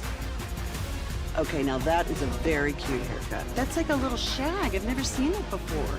Well, I mean, of course you have. It's the Rachel. Oh, is that your name? No, I mean like your name. No, I'm Jen. My name's Jen. Right, but I just mean like this is your haircut. But that's hair on your head. I'm not saying this is your hair. Okay, freaking me out a little bit.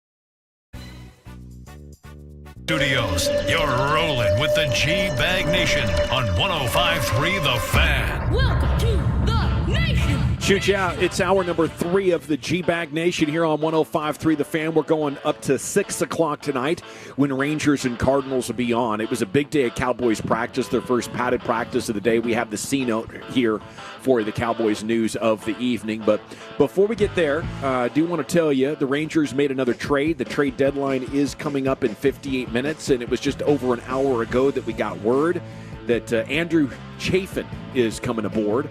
A lefty reliever, certifiable redneck. I think. Yeah. He'll strike a lot of guys out, but put some guys on base, it looks like, from his whip. Well, you've got the scouting report right, and my guys in the league are saying he is who he is. He misses bats. He is a redneck type of a guy. I think that's a good thing. Sinker slider type, shaky command at times. Yeah. But has had some success here of late. So, and you're right, Wilczek, right? Left-handed guy, right? Yeah, and they don't have many of those opposing dudes. lefties are batting just 180 with no homers off him this season.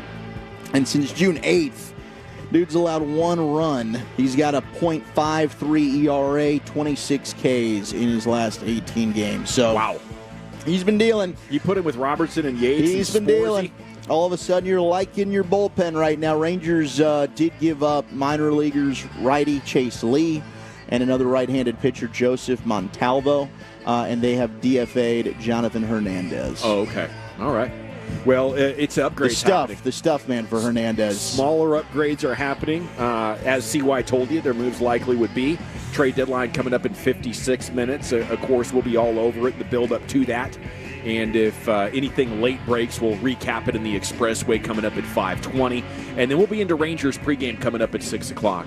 And the Jungle Cat's back tonight. Yeah, baby. Yeah, Jungle Cat's back. And I saw a quote from Ken Rosenthal about the Rangers still trying and still looking for a bat as well. Okay. So Chris Young is trying to do whatever he can to get as much talent through these doors as possible. We're lucky to have him as a GM. He's the man. I mean, he's looking at this division, says, hey, it's winnable, boys. I'm not giving up on you. Let's do that. No, and neither's Dawson. Dawson ain't giving up. Heck no, I kind of feel like I have a little bit. I'll be ready to give up again, me before too long. But I do have faith that tonight's the night where the switch gets flipped. And Josh Young's return is going to serve as a catalyst to that. Okay, we need a catalyst for this Cowboys offense, and I think it needs to come in the form of a good young offensive line that can, be physical in the run game. Yep. So the transition from Tyron Smith to Tyler Guyton, and from Biotish, well, really still Travis Frederick, to your next center, Cooper Beebe, is huge. And we understand Cooper Beebe is struggling a little bit with the snaps. Okay, so he has some things to iron out, but learning curve. Yes. Just a learning curve a little bit. Being a center. I got so excited today, knowing it was going to be a padded practice, and then they actually did the one-on-ones with pass rushers going against young offensive linemen. And I've been dying to know, Brian, how Tyler Guyton looks and what you think is realistic for him here in his rookie year. And I just appreciate the fact that we get to do 2 live mics out there, and you're right there at the action. And I'm going to say this. Adoga was with the ones. So, yesterday I was like, man, there is no reason to put Adoga back out there with the ones. And they're trying to, kind of shuffle, I guess. And then Adoga gets what apparently is like a hip or a back injury. And so he's with Jim Maurer over there. Well, that throws Guyton into the mix, now every rep. They're trying to...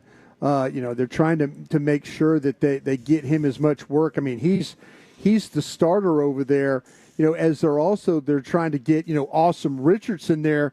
And then Awesome Richards gives up a big-time pressure to Parsons. Now it's, okay, let's go with the rookie here. Let's go with Guyton. Guyton looked good, man. And Guyton he will battle his ass off. And the thing about it is, his technique, you worry about him kind of falling apart when he gets tired, or it's like, oh, man, this is a lot of pressure.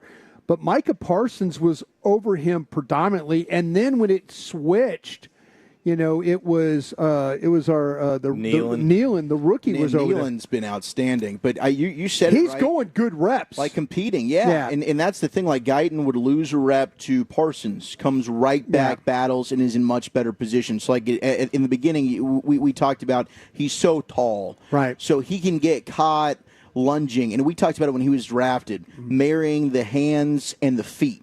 He looks like he's doing a much better job of doing that. I mean, I think that what we saw from Guyton today was very encouraging. I thought Terrence Steele showed like he's starting to get back to his form from 2 years ago. It looked like the power from the offensive line was much better. And I'll tell you, talked about young offensive lineman, Dawson. Tyler Smith at left guard, there were a couple of times where they ran the ball behind him, and it was very effective. And he was also, they were trying to run an old school trap game, and where they pulled him a short little pull and then trap like the 3 technique, and the ball hits behind him, and they were able to get some movement when you got Hoffman and Martin pushing, and then you got the trap coming around. It created a little some space for him right there. But Tyler Smith looked like he was in good form today as well. And Tyler Smith versus Mozzie Smith in the one-on-one pass rush stuff. That was Tyler Varsity Smith. JV. Yeah, Yeah. 100%. That was And that's not the Mozzie wheelhouse, to be fair. No. I'm not necessarily worried about him trying to sack the quarterback right now. I'm just trying to get him off the on ball. first and second down. Yeah. Can you be just a show? space eater? Can you play with some more power, some strength? Yeah. Act like you've been there before. Look like you belong. Act like you care. Yes. Have He some has better no body pass language. rush moves. He's confidence. He's got the problem is everything to him. If he goes against a guy that understands, whether it's a Hoffman or Tyler Smith, one of those guys, just sit down on him. And he's not going to try and move you. Just immediately short set him, get your hands inside, and sit down. And he's just going to try and walk you to the quarterback. Whereas actually Carl Davis today was able to, against Hoffman, he went arm over for a big guy. So you got, if you're able to have a pass rush move, one or two of them, you could these linemen can get a little bit thrown off. Like, okay, is he going to set me outside? Is he going to set me inside? Is he going to go arm over? Mozzie's just, if he's going to play down the middle of blockers, it's going to be a long day for him. It's exciting, though, because I think Zach Martin and Terrence Steele can combo us on some things on the right side. If you can get the left side flowing, Tyler Smith making it look easy, can Guyton be like a plus rookie? I think that's the line. Can you be all rookie first team, something in there? And then you're talking about actually, building a full offensive line that could maybe make its way back into top 5 in the league. But we got to get through Cooper Beebe in the middle or some answer at middle. It doesn't sound like Hoffman, is it? How long does it take for a guy to figure out the snapping part? Can that get taken care of by week 1? I think the snapping part is don't focus on that. Focus on that'll come into play. Yeah, focus on the fact of snapping and stepping and doing what he needs to do. Where it's snap, step, get to the second level. Snap, step, get to the scoop. Snap, step, get to the reach. The snapping part of it will be no problem. I think it will. He'll continue to get the hang of that. It's the snapping and the stepping and then the blocking that you're going to have There's to work. some complicated footwork in there. Yeah, it's center. It's they're going to always attack your offhand when you're blocking. We were talking about that the other day. Is you snap and your offhand has to go up to kind of get. So they're going to attack your snap hand. He's got to get used to getting his hands in place. And we were talking about it, hands and feet working together in order to secure blocks. Is Guyton's game so much smoother now that you would think he's going to fit right in as a starter as a rookie? I don't have progress. I'll tell you what. I mean, I wouldn't call him work in progress because he's gone against really good competition. And he has done a nice job with that. And he doesn't look overwhelmed or out of sorts or overpowered right there. I like I said, I just keep throwing him out there. If Chuma Doga can't go, by all means, let that rookie stay out there and play all day. It is the G-Bag Nation live in Oxnard, California. I'm going to transition here, do a take about what the line that Jerry Jones is holding, but I want to give you an opportunity if there's any other players that you want to make sure that the linebackers. I mean, when if you're following along with us, and we were the two live mics, we talked about the linebackers, whether it's Clark, all those guys. I mean, dude, Overshown. First day of pads, first 2 plays, he's in the backfield. Yeah, he's a natural, man. I mean, he's got a real feel. Just a freak of nature, Yeah. but Leo Fowl looks good. Yeah, the linebacking group as a whole. I mean, Eric Hendricks. I looked over front. I'm like, he's constantly around the football. Yeah. He's a wealth of knowledge for these guys. Him being next to Leo Fowl, I think is going to make him a really, really good player. This linebacker group looked really good, and they went after Nishon Wright in this practice a little bit, and he was up to it a couple of different. He was very competitive. He had out a there. great breakup on 4th down on Billy Johnson. Yep. So Kendricks and Overshown are your 2? starters probably in nickel? I think to me that Mike really likes. I'm talking about Mike Zimmer. He really likes Clark. Yeah. But they're going to switch these. I mean, I think they're going to play a lot of base. Looks like you got 4 guys that can play. Yeah. And that's something you could not say last year. Man, I'll tell you what, though, Zimmer's dialing it up with some of these blitzes, confusing these offensive linemen, confusing Dak a little bit. They had a great one where Micah's on the edge. You're thinking about it to get a rep versus fire zoned it, and he drops back into coverage, and in comes Eric Kendricks in the A gap. You're seeing from Carl Davis, is there a young guy one you know what?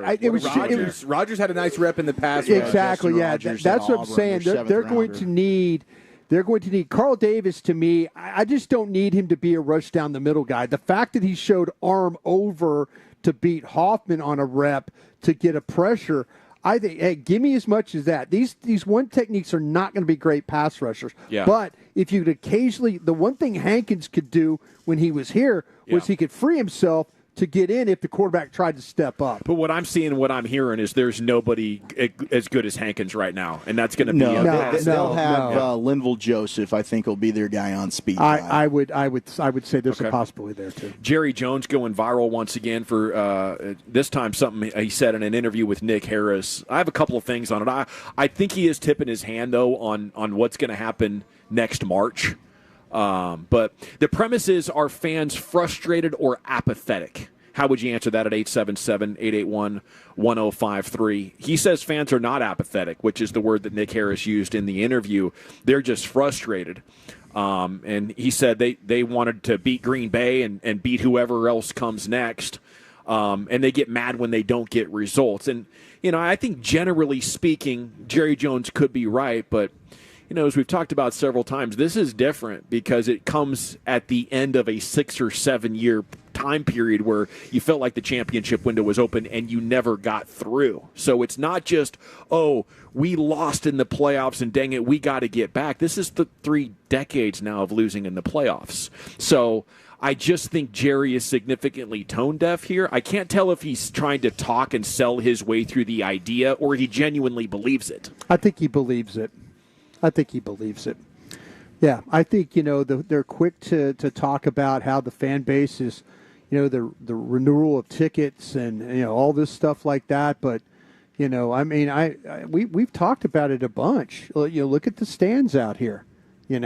These stands were full. Dude, it is eye opening, and I don't know how anybody in the organization could look at that and not feel some type of way. You can give me all of the renewals on your season ticket holders as much as you want, right? But that's not your entire fan base, and there's a lot more reasons that go into that than just these guys are super Cowboy lovers and they can't wait to show up to all the games and cheer on their guys and buy a bunch of stuff. It's probably more of a business thing where they're going to flip those and they're going to sell it to road fans every single week and make a buttload of money off of it. So that's not a good sentiment for Cowboys. No, this is how you check the temperature of your diehard fan base. Right. This right here is, since me and Walchuk have been out here, and you talk to anybody that's been here year in year out, all the guys on the beat, Broadus raising his hand. This is as light and dead. I mean, there's nobody in the bleachers. Yeah, this used to be when you to make the commitment to come to training camp practice. Yeah, you can sit up in the stands, but you got to find hotel space. You got to get a car.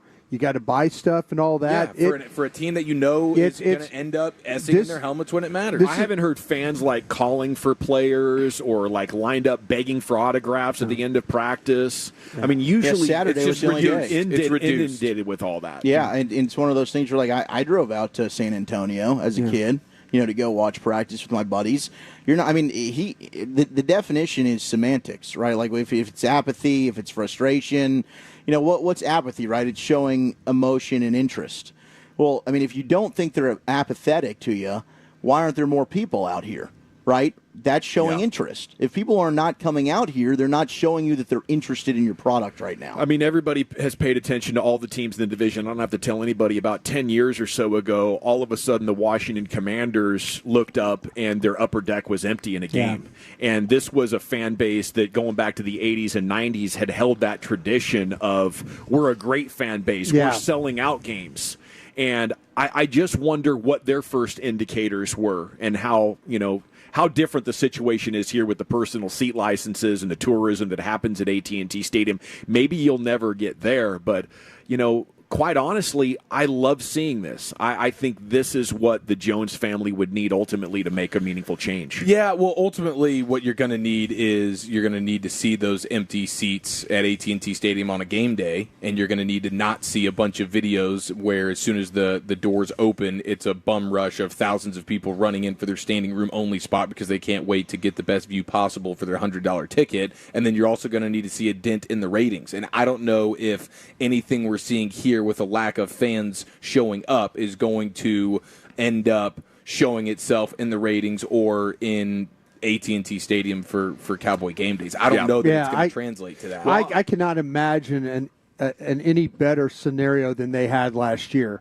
And I think that's where everything fell apart for the Eagles. You get the second overall seed. Jerry's still talking about it. Like, man, it was perfect. We were healthy. We had a home advantage. Seed. It was all I totally get the Cowboy fan. It's like we could have had it any better. Yeah. And we effed it up. And it's a negative to the fans. To Jerry, it's a positive. Like, oh, no, we were right there. We're going to be right there again. Got unlucky. We're the 2 seed. It's also the way in which they lost. Yeah. You can go back to those other playoff losses and be like, all right, it was a possession. We were in it. They got their ass kicked from the second the game started. Well, I think I agree with Brian that Jerry genuinely believes this. I think maybe some denial is in there. But I'll tell you what, if in fact he does, and it's basically the same year, let's put the win total at 10, I think it means he keeps Mike McCarthy, because he's saying fans are just frustrated. Everything is going great here. We're winning 12 games a season. I don't think they recognize anything is broken. And if all you need is a couple of wins to get the fan base fired back up, we'll likely see that in this regular season. And he will be convinced no matter what anybody, the media, his legends, the fan base, none of that matters. It's like it's not even, getting to the point where Jerry can hear it. What about a situation if Mike McCarthy, if all of a sudden it's a 10-win deal and, it's a playoffs, but it's out, and, Jerry could say, yeah, I want to bring Mike back, but Mike might have options. What if Mike McCarthy feels like, well, wait a minute now, it'd be a blessing in disguise for the Joneses then. Yeah, I mean, I'd be thanking the football gods for it. He could be looking at it and saying, you didn't back me when I was winning 12, 13 games. Now you want me to sign here? Now he might have options. He might have top options elsewhere. And it depends on really what their pivot would be. It might not be a blessing depending on who they hire right after At least that. gives you a chance at somebody else. Yeah, I mean, ultimately, it's the same thing with Dak. Like, yeah, I don't necessarily want to give Dak all that money, but I don't. That doesn't mean I trust that the next quarterback they bring in is going to be the right one. I have no faith in that. Good conversation, boys. It is the G-Bag Nation here on 105.3 The Fan. Our training camp coverage brought to you by Sagamore Spirit Rye Whiskey, Best Buy Windows and Siding, and by Guardian Caps. And when we return, it's going to be time for Wolchuk's Top 10 at 420. Where are you taking us there today, buddy? Yeah, well, I got the sunburn. It made me think, what are the top 10 worst feelings? What's the worst feeling for you? That's next here in the nation.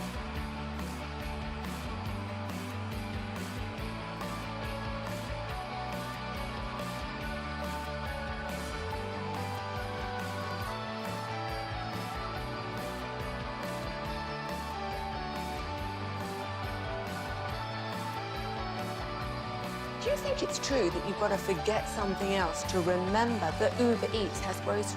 No, that's absurd. Hey, remember when you used to be a pepper lady? Pepper lady? Wasn't it Cinnamon Sisters? Basil Babes. Saffron Squad? Nutmeg Maidens? Pre-curve? No. Nutmeg Maidens. I just said that. Was it Spice Girls? Doesn't sound right. Was it Saffron Squad?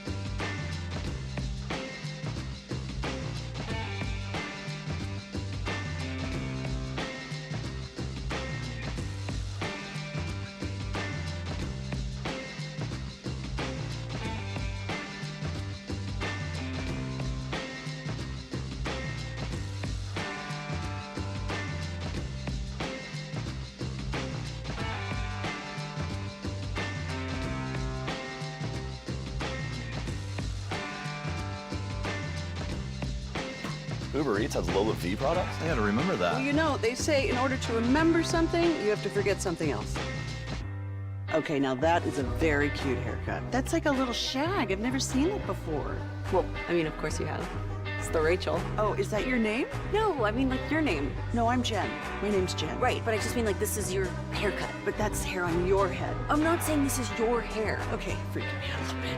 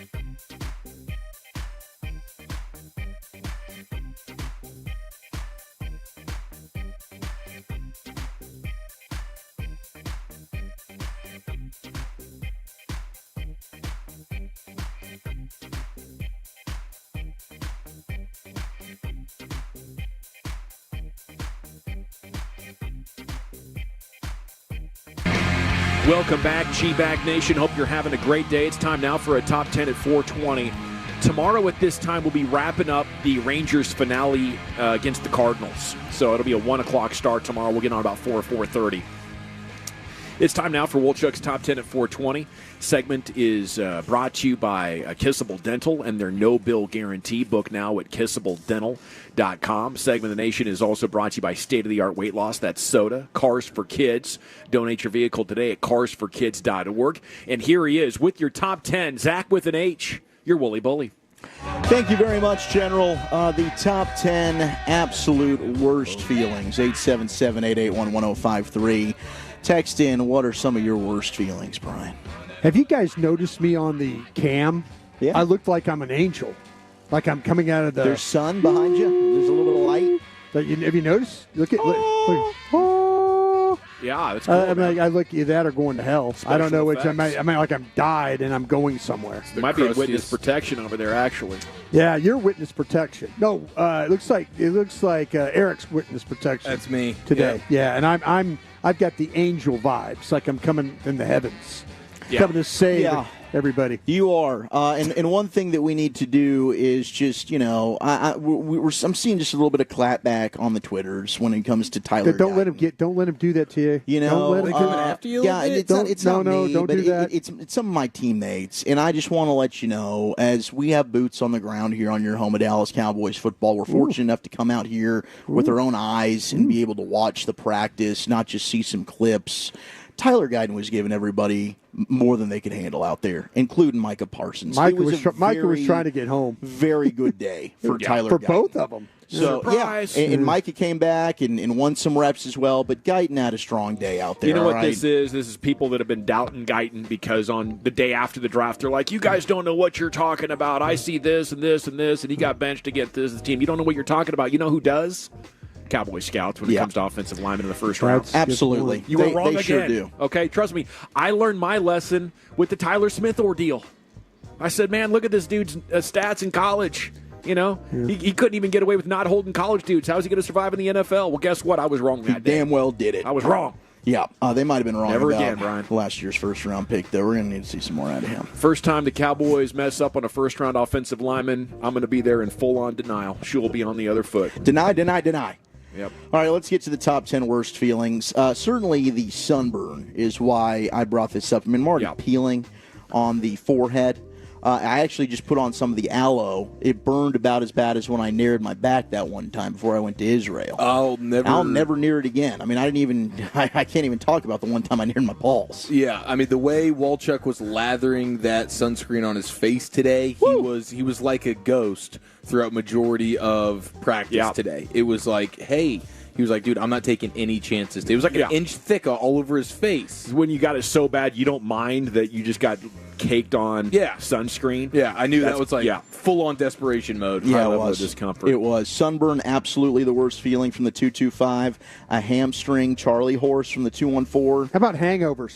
Hangovers are not fun. How about hangovers, but you got sunburn? Both. That was a rough day yesterday. Yeah. Yeah.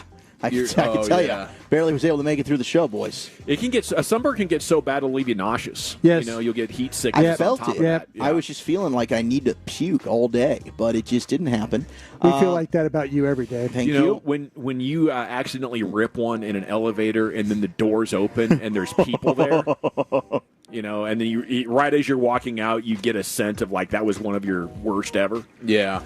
You know, that feeling of shame can be pretty overpowering. Oh, my gosh. A fart shame. Public fart shaming is real. It's not fun. You're just like, oh, no. Because no one needed that. No one was expecting to, when those elevator doors opened, to just get flooded with something like that. Just get crop dusted. Innards of Dawson. Like that, the kidney stones is being texted Oh, in. God, jeez, no. Oh, God, that hurts. Yeah, toothaches. Yeah. I've been fortunate to not have to deal with that lately. I'll tell you, the fear of heights. You know, like you get up on one of these ski lifts or even some of these overpasses. Even the overpass. Woo, that's not good. You know, if you're ever behind a Nissan Frontier going about 35 miles an hour over one of those 635 passes, that's me. Yeah, there's a couple of those highways that get real tall on you. Very. Takes the life right out of me. Yeah, I've had a couple when you drive in some areas here. You know, on the cliffs and stuff. Gets a little hilly. Takes your breath away a little bit. We definitely got some replies over you're caught in traffic and you gotta make a two-ski. Oh, yes. Although, yeah. I was going to say, this happened to me at a remote a couple of weeks back. We were downtown at that really Moxie's fancy spot. Moxie, right? Yeah, Moxie. Yeah, it's very swanky. Where you have to go so bad that it's hard to walk, you know? Oh, no. You're partially in pain. You're partially, you don't want to move quickly for fear of losing control. There's a lot going on. You there. overdid it with the fiber thins that day. It was the something. Metamucils. It was something. I don't know exactly what the concoction was, but that's probably what happened to DK Metcalf that one time when they brought the cart out for him. That's probably a good poll. Deucey. We got our buddy Rocket, longtime Tolo, said getting all the way to your hotel room and realizing you left your key card in the room. I've done that. How many key cards have you gone through since you've been here? I think I've gone through. I've had to go up to the desk at least 3 times, maybe 4 times. Be like, I'm sorry, I forgot my key. Oh, I was about to say, because you can't put your key and your phone in the same pocket. Yeah, because it takes the magnet. Connector. Takes the connector off. Is what it does. I become hotel key in wallet guy. And this happened a did the few same days thing. ago. Yeah. But I'm undefeated since that happened. Yeah, so far so good on the room key situation. Haven't had an issue there. Some of the honorable mentions, we've got getting caught having sexy time by your parents. Never had. If you're living at home situation, yeah, you got to be nerve-wracking. That's a nerve-wracking deal there. Finding... What kind of a gal would come over to that situation? Yeah. Oh, the best ones. Just the best ones. Yes. Your internet connection dies, internet issues, those are terrible feelings. Yeah, especially when you're in the middle of podcasts and stuff like that. How about losing your wallet? I'm surprised that's not in the top 10. That That's a terrible that feeling. is a terrible feeling. Oh, no. Especially since you've had it since 1986. I lost my charging cord last night. Actually, the I've been having computer issues at the hotel. The Wi-Fi there is sketchy at best, but I got that indicator, that alert. Hey, you're about to lose power. So I started scrambling around for my cord. It was sitting here on the tennis courts. Oh, then you were able to get it. So that's a long walk, not knowing. I was like, crap, did that fall out of my bag? Stressful. Is it on the field? Am I going to have to go buy a new laptop? You know? That was on the table. Those were all running Damn through it. my head as I'm driving over here. I'm surprised you just didn't go buy a new laptop. Sit bleep it. It's like if he could have DoorDashed it's like it, he oh, would've. yeah, it's like oh wait, my cord might be on the tennis court. I have to drive over there. Let me see if I. 13-year-old's birthday party. Yeah. Oof, little light. Being pooped on by a bird. Terrible feeling. Yes, had it happen a couple of years back, maybe last year at the dang old Rudder Room. Remember that? Oh, that's right. Yeah. We were just sitting out there chilling on the beach, and a pigeon pooed on you. I was surprised how much it smelled. Like, I didn't think you'd have enough volume to create a smell, but it was like a giant bird fart plus, getting rained on. And then stepping in dog poop. Yeah. That's not a good feeling either. That's like, what the hell? Number 10 is getting stuck in an elevator. I think you'd probably move that one up. I mean, that's a fear. Yeah, I've been there. Luckily, we were able to push the door open enough that we could just crawl out. We were like halfway through floors. I don't know if this has happened to anybody. Number 9, getting locked in a public toilet. Getting locked in? Getting locked like in a toilet. Like the Porta-John situation? That, yeah. I've had can't get out. I've tell you what, on an airplane bathroom, I couldn't get out. I couldn't figure out. You have to push the door. Yeah, and I was struggling with it, and it wasn't quite. I don't know. It was a bad situation. This is a bad feeling. Number 8, waving at someone in public and then realizing you don't even know who they are. Yeah, that's an awkward one. Ruben's like, I've been there, man. That's a tough one. 7 is gaining weight on a diet. You never want to be Rob that Ryan person. Gaining weight on a You're diet. on a diet. Rob Ryan putting on weight. Rob Ryan did the lap band thing, and he put weight on. That's embarrassing. He is the butt of a lot of jokes out here. That's one thing I have learned about old Rob Ryan. Yeah. Old Rob. He still takes a lot of heat. There was one person that called him a fat bleep like 3 times in a row. Yeah. Like seriously though, he's a fat bleep. But seriously, And that was like a prominent cowboy. Yeah. I always liked him. I just liked his way of saying things, though. He was Aw, funny. Hell.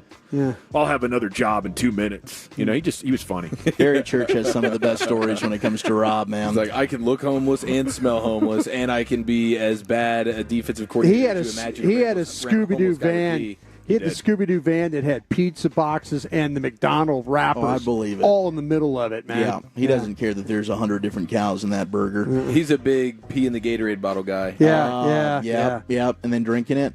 Number 6 is getting caught out of the house with no tampon for the ladies out there. That's going to be a tough one. Top 5 worst feelings: locking yourself out of your house, Sciatic, or car. How about sciatic?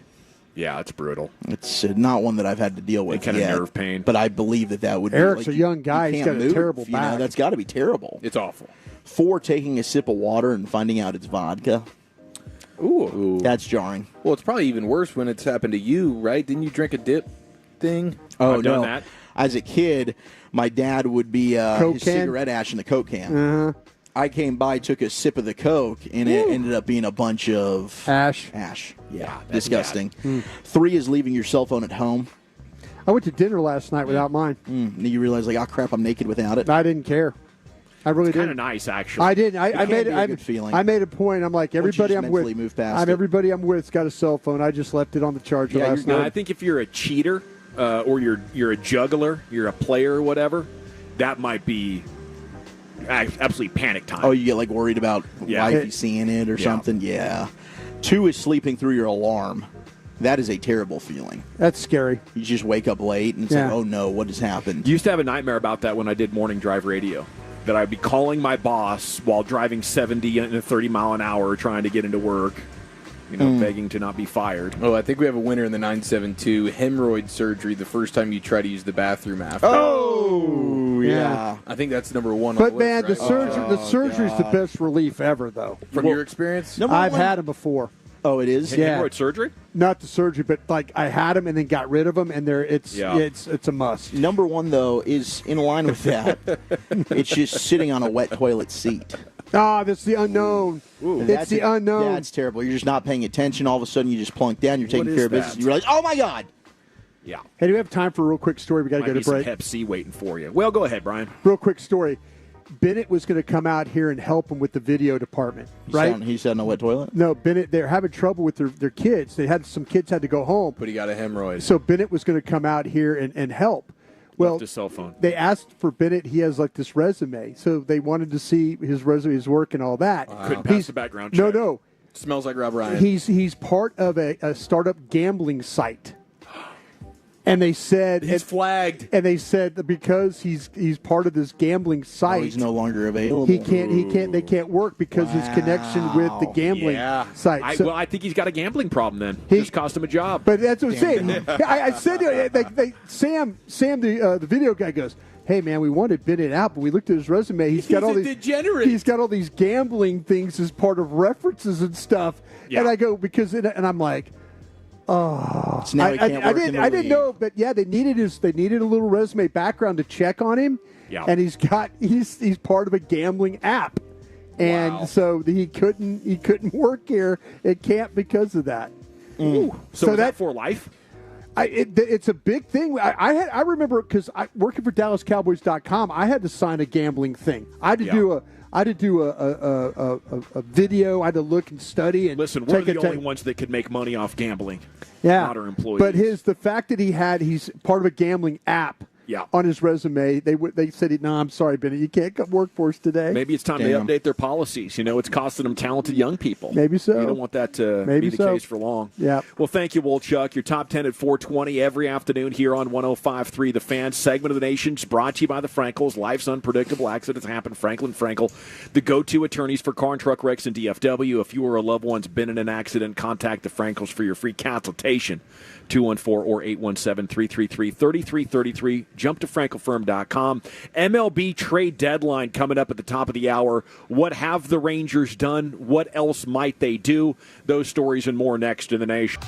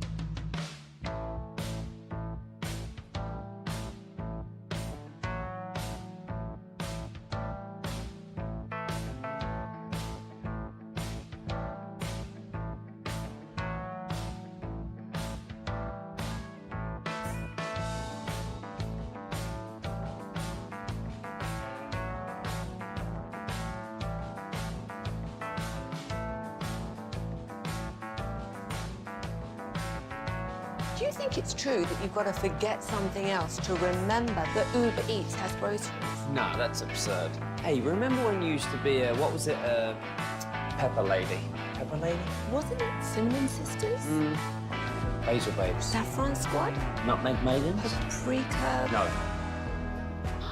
Nutmeg Maidens. I just said that. Was it Spice Girls? Doesn't sound right. Was it Saffron Squad?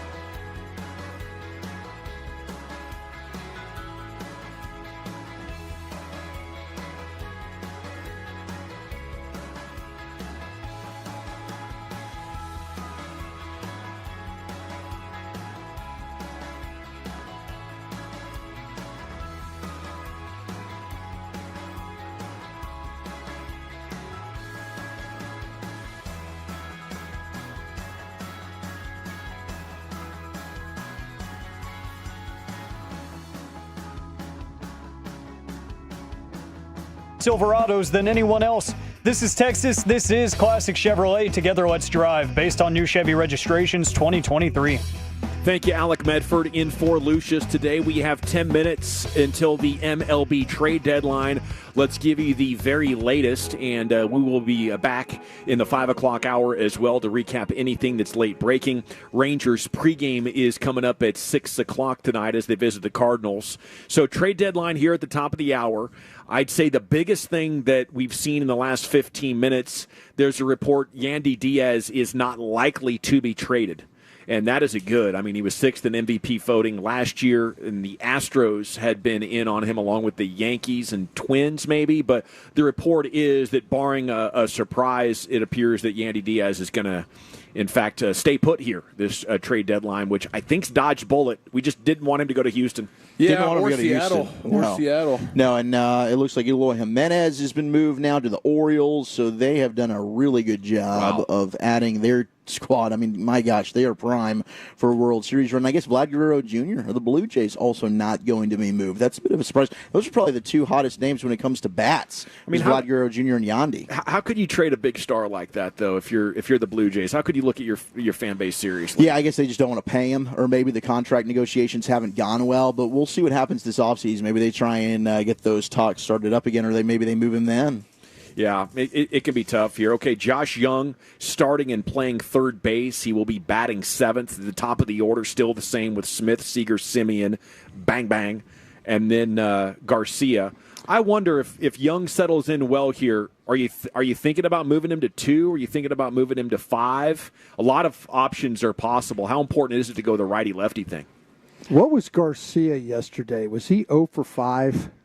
Oh, in the game? Yeah. You go with the golden sombrero? Yeah. I mean, I'm sorry. I didn't mean to throw that out there, but he had a really good series previously. Even though they struggled, but he had a good series. I kind of felt like last night he wasn't. Everybody else seemed to be hitting through the lineup, and just a bad night for Bombi. And bad night for Bombi. You now have so many good hitters with Young coming back and Josh Smith doing what he's doing. You can push this guy down in the order.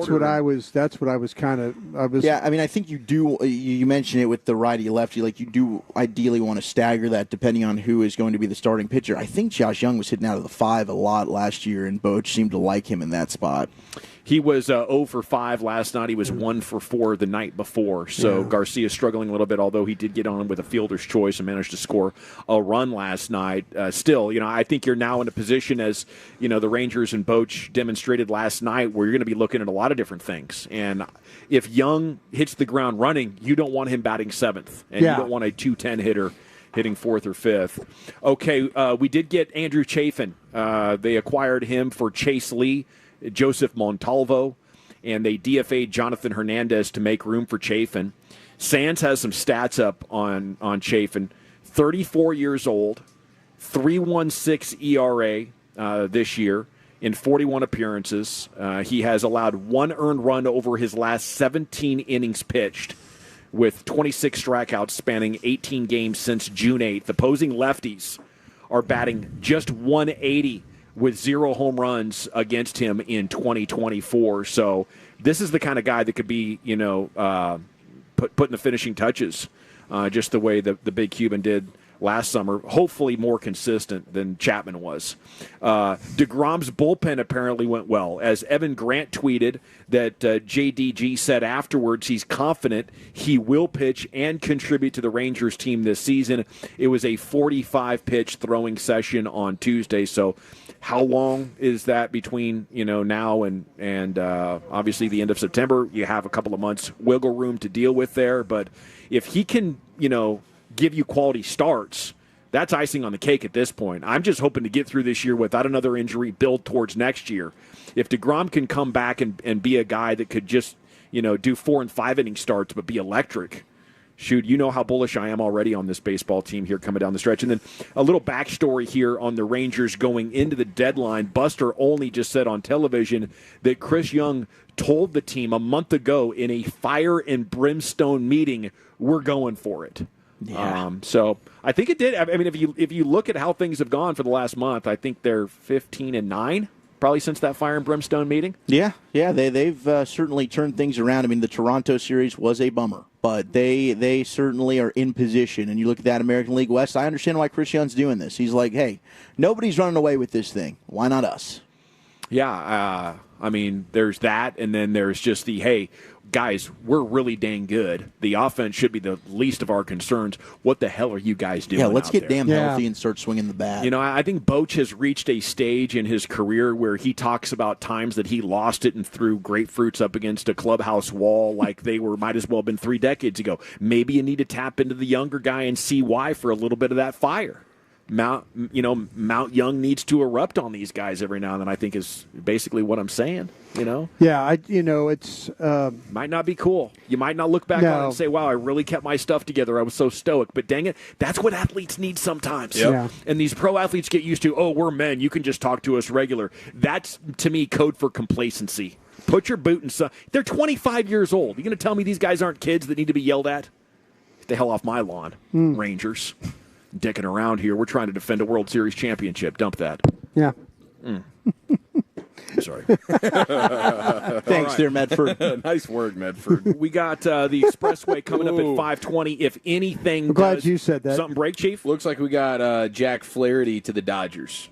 Okay. So he's not going back to Baltimore. All righty. The Dodgers. The Dodgers just keep throwing dollars. We're 4 minutes from the MLB trade deadline. If anything big happens in the next 4 minutes, we'll start off with that here, top of the hour. But an edition of the finest is on deck. Chief, where are we going with that? Yes, sir. More observations from Cowboys padded practice today and the Joe Burrow effect. It's real in Cincinnati. That's next year in the nation.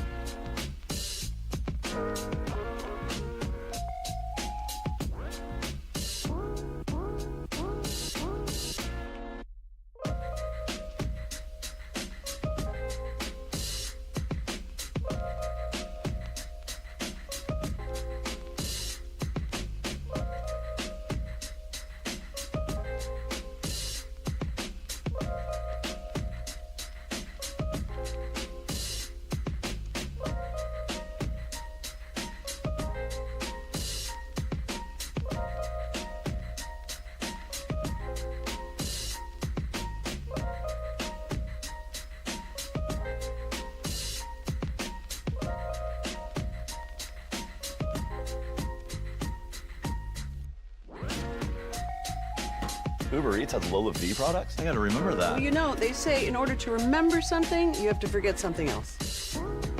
Okay, now that is a very cute haircut. That's like a little shag. I've never seen it before. Well, I mean, of course you have. It's the Rachel. Oh, is that your name? No, I mean like your name. No, I'm Jen. My name's Jen. Right, but I just mean like this is your haircut. But that's hair on your head. I'm not saying this is your hair. Okay, freaking me out a little bit.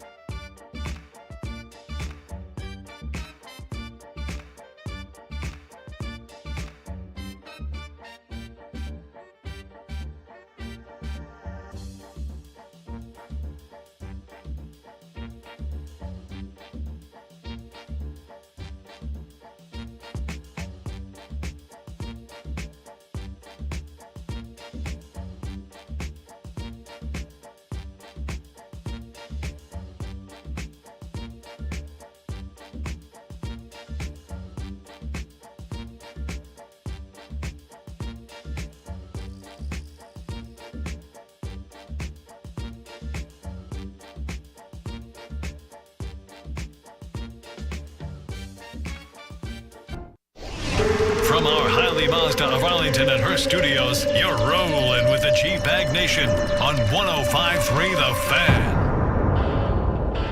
Here we go, hour 4 of the G-Bag Nation on 105.3 The Fan. It is time for an edition of The Finest. The MLB Trade Deadline is now in our rear-view mirror. It just passed there at the top of the hour. And barring any late developing news, it appears that the Rangers went out and got themselves a heck of a lefty reliever, Andrew Chafin from the Tigers. He's been on quite a journey in his big league days, but he's been absolutely retiring lefties at a historic clip here for over the last month now for the Tigers, and we're excited to add him. We'll recap anything else that might be relevant coming up in the Expressway in about 20 minutes. Rangers pregame coming up in 1 hour as they're in St. Louis. Tomorrow it's a day game, by the way, 12:30 pregame and a 1 o'clock first pitch. But we're live at Cowboys training camp. And for more on football, here's the Chief with an edition of the finest. Yes, we had our first padded practice today here in Oxnard with the Cowboys. We have some observations to bring you. But I'm looking at videos of Daniel Jones at Giants training camp throwing the football, and I'm trying to decide if it looks more like Dawson trying to throw the football yesterday or Broadus trying to throw the football yesterday. You didn't like my I was trying to do like Johnny Unitas 1940 throws.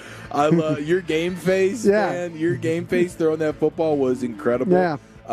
Now I can't raise my right arm if you've noticed in the video. You got the crawfish shoulder, man. Yeah, I do. The crawfish pot shoulder. Yeah, we had a time here on the Cowboys practice field after the show yesterday, messing around with the football. Broadus trying to teach me how to be a long snapper. You did a good job. I believe that video is actually just got punched out. So Carter is, despite all the allegations of not working, he's actually working his tail off here in the tent. He just cranked out video number 1 from yesterday's football field shenanigans.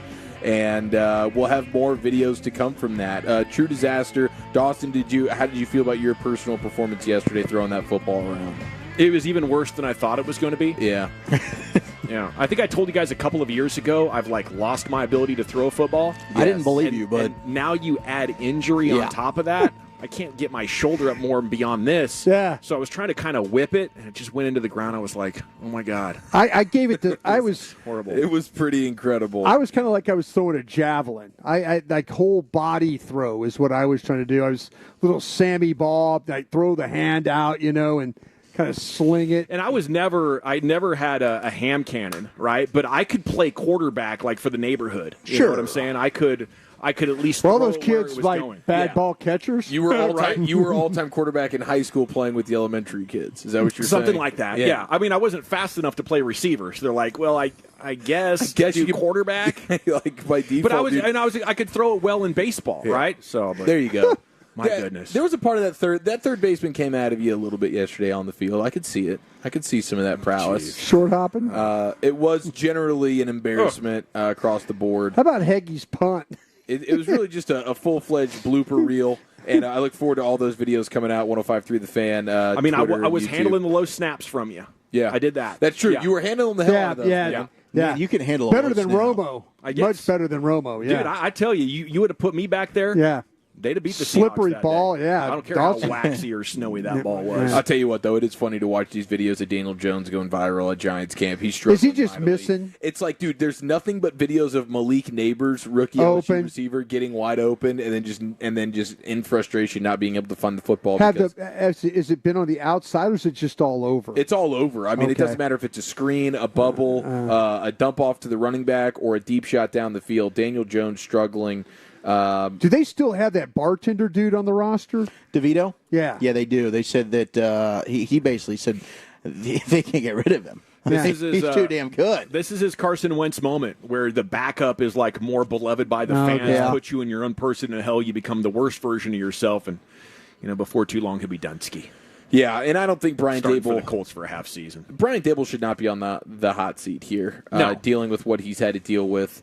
He's lost weight. He looks better. You can't really judge a coach until he's got a quarterback, though. Well, I guess we're having. What did he do the first year? They went 10-6 and won a playoff game. Yeah, with a crappy quarterback, he got the most out of him. Yeah. I mean, it's just been backwards. It's been it was first year was good, second year was bad, but I think Dable is. I mean, whoever it is that like the general manager who's giving the contract, Joe Shane. Joe Shane. Yeah, that's the guy who needs to be on the hot seat. He's the one who gave the contract to Daniel Jones. He might be on the hot seat. That's schmuck of the year, if you ask me. But Dable should not be on the hot seat. Daniel Jones struggling, though. I think that's fun to watch there on the Around the NFL little clips that go on Twitter here from Around the camp. NFL. Yeah. Now, we also have, observations from Cowboys camp today. I mean, is there anything else? Like, I love seeing Turpin get in the mix at running back. You have Deuce Vaughn doing a lot of wide receiver things. And then, the Nathaniel Pete. He's the young back with How'd you like that, huh? A little bit of juice. Yeah. He's a tiny guy. He split time with E.J. Smith there at Stanford. But he's thick. He's tiny in height, but he's 200 pounds. He'll pack a punch. He had a really nice blitz pickup. We were talking about it with Will McClay, when they were working on the 2-minute drills the other day. But, yeah, he's an explosive little player. Star up, a little star up, star down for me. Star up, I still think John Stevens continues to look good. He did have one drop we saw, but otherwise he's a guy that's getting open. That guy getting up the field, sinking his hips, and then breaking to the outside for that tall of a guy is pretty impressive. He's got some Darren Waller to his game. He really can be, I think, a problem. Nealon looks fantastic. He really does. I thought Guyton had himself a hell of a day today. Tyler Smith was dominant out there. Wanye Thomas with an interception. Wanye was good again. I thought the linebacker room was fantastic. As a whole, we talked about. Star up on the linebacker group. Yeah. The video from Nealon doesn't show much. He just looks like a strong guy trying to bully his way to the quarterback. He's a little bit better with the that first step quickness than what he showed at Western Michigan. Yeah, and his ability to I think move that's up and what down Will the McClay line. was talking about yesterday. He is. That maybe they're starting to see a little bit more of that. Mm-hmm. Yeah, Guyton is probably the number one takeaway, I would say, on the positive side. Mozzie continuing to struggle is certainly frustrating, but the linebacker, I think the defense overall wins the day. Like the passing attack in general, and Zimmer's dialing it up, and they're kind of rotating the younger guys there in on the offensive line, so I understand some confusion, but it's a lot of like, oh no, we just got to dump it down to the running back here. And Zimmer bringing some heat when it comes to the pressures and disguising, and you can see these safeties moving all over the place, dude. Yeah. You don't know where they're going to be. Marquise Bell, he's like, oh, I'm hugged up on the line of scrimmage here. You think I'm blitzing? No, I'm not. I'm bailing out here. And Eric Kendricks is blitzing or something like that. The ability to disguise is far different than what we saw with the Dan Quinn regime. Maybe one of the biggest differences. Yeah. No question. That's Zimmer's big thing, man. That's Zimmer's big thing. And then you also had, Stephen Jones talking about the contract situations. Right now, the ball's in Dak's court, he says. We're waiting to hear from them, and they understand that as well. So, I think that is Dak understanding that maybe I think this is going to be taken through the year and up to unrestricted free agency. That is where Dak can maximize his leverage, and that is him willingly saying to himself, like he's willing to not be a Cowboy moving forward, but getting to unrestricted free agency, and now you have bidding wars going on. We're talking about $60 million a year. That could quickly be $65 million. Well, you just talked about the Giants in those situations. Yeah, there's plenty of teams. Tampa. So I don't expect the Dak deal to get done when we're out here. I firmly expect the CeeDee Lamb deal to get done while we are out here. Apparently, Lamb and his team sent back a negotiation contract situation over the weekend, Sunday night, I believe. So we'll see how the Cowboys kind of counter that deal. But I do imagine Lamb's deal gets done. Dak's not going to get that deal done unless the Cowboys wake up and decide they're really to give him, just ready to give him all the wood. I would imagine he's just waiting to unrestricted free agency, and that's where he can absolutely maximize his dollars, whether it remains here or somewhere else. I really don't think he'd want to go, though. I just think there's value in staying with the same team, and there's value in knowing how the Joneses look at you. If they don't want to move on from you, how sure are you, that you're going to stick around? It's some other spot. You could go to one spot, be there 3 years. The next thing you know, you're on to your next spot. Now you're a journeyman veteran quarterback. You have no marketability. You have no endorsement deals. People aren't lining up to try to convince you to pitch their Dannon yogurt commercials or whatever if you're the QB for the Minnesota Vikings or the Seattle Seahawks. Mm-hmm. It's just there's so much money and value for Dak of being here. You started a family here. It is 6 hours from home here.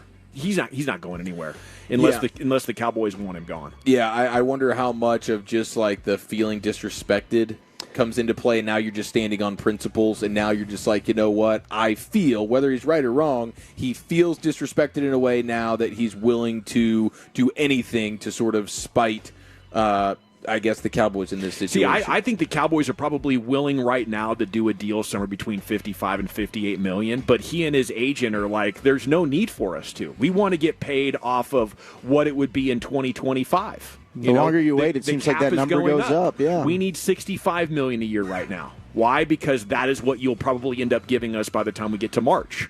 So I just think that agents have gotten really, really good, and the Cowboys refuse to actually play back in a meaningful way.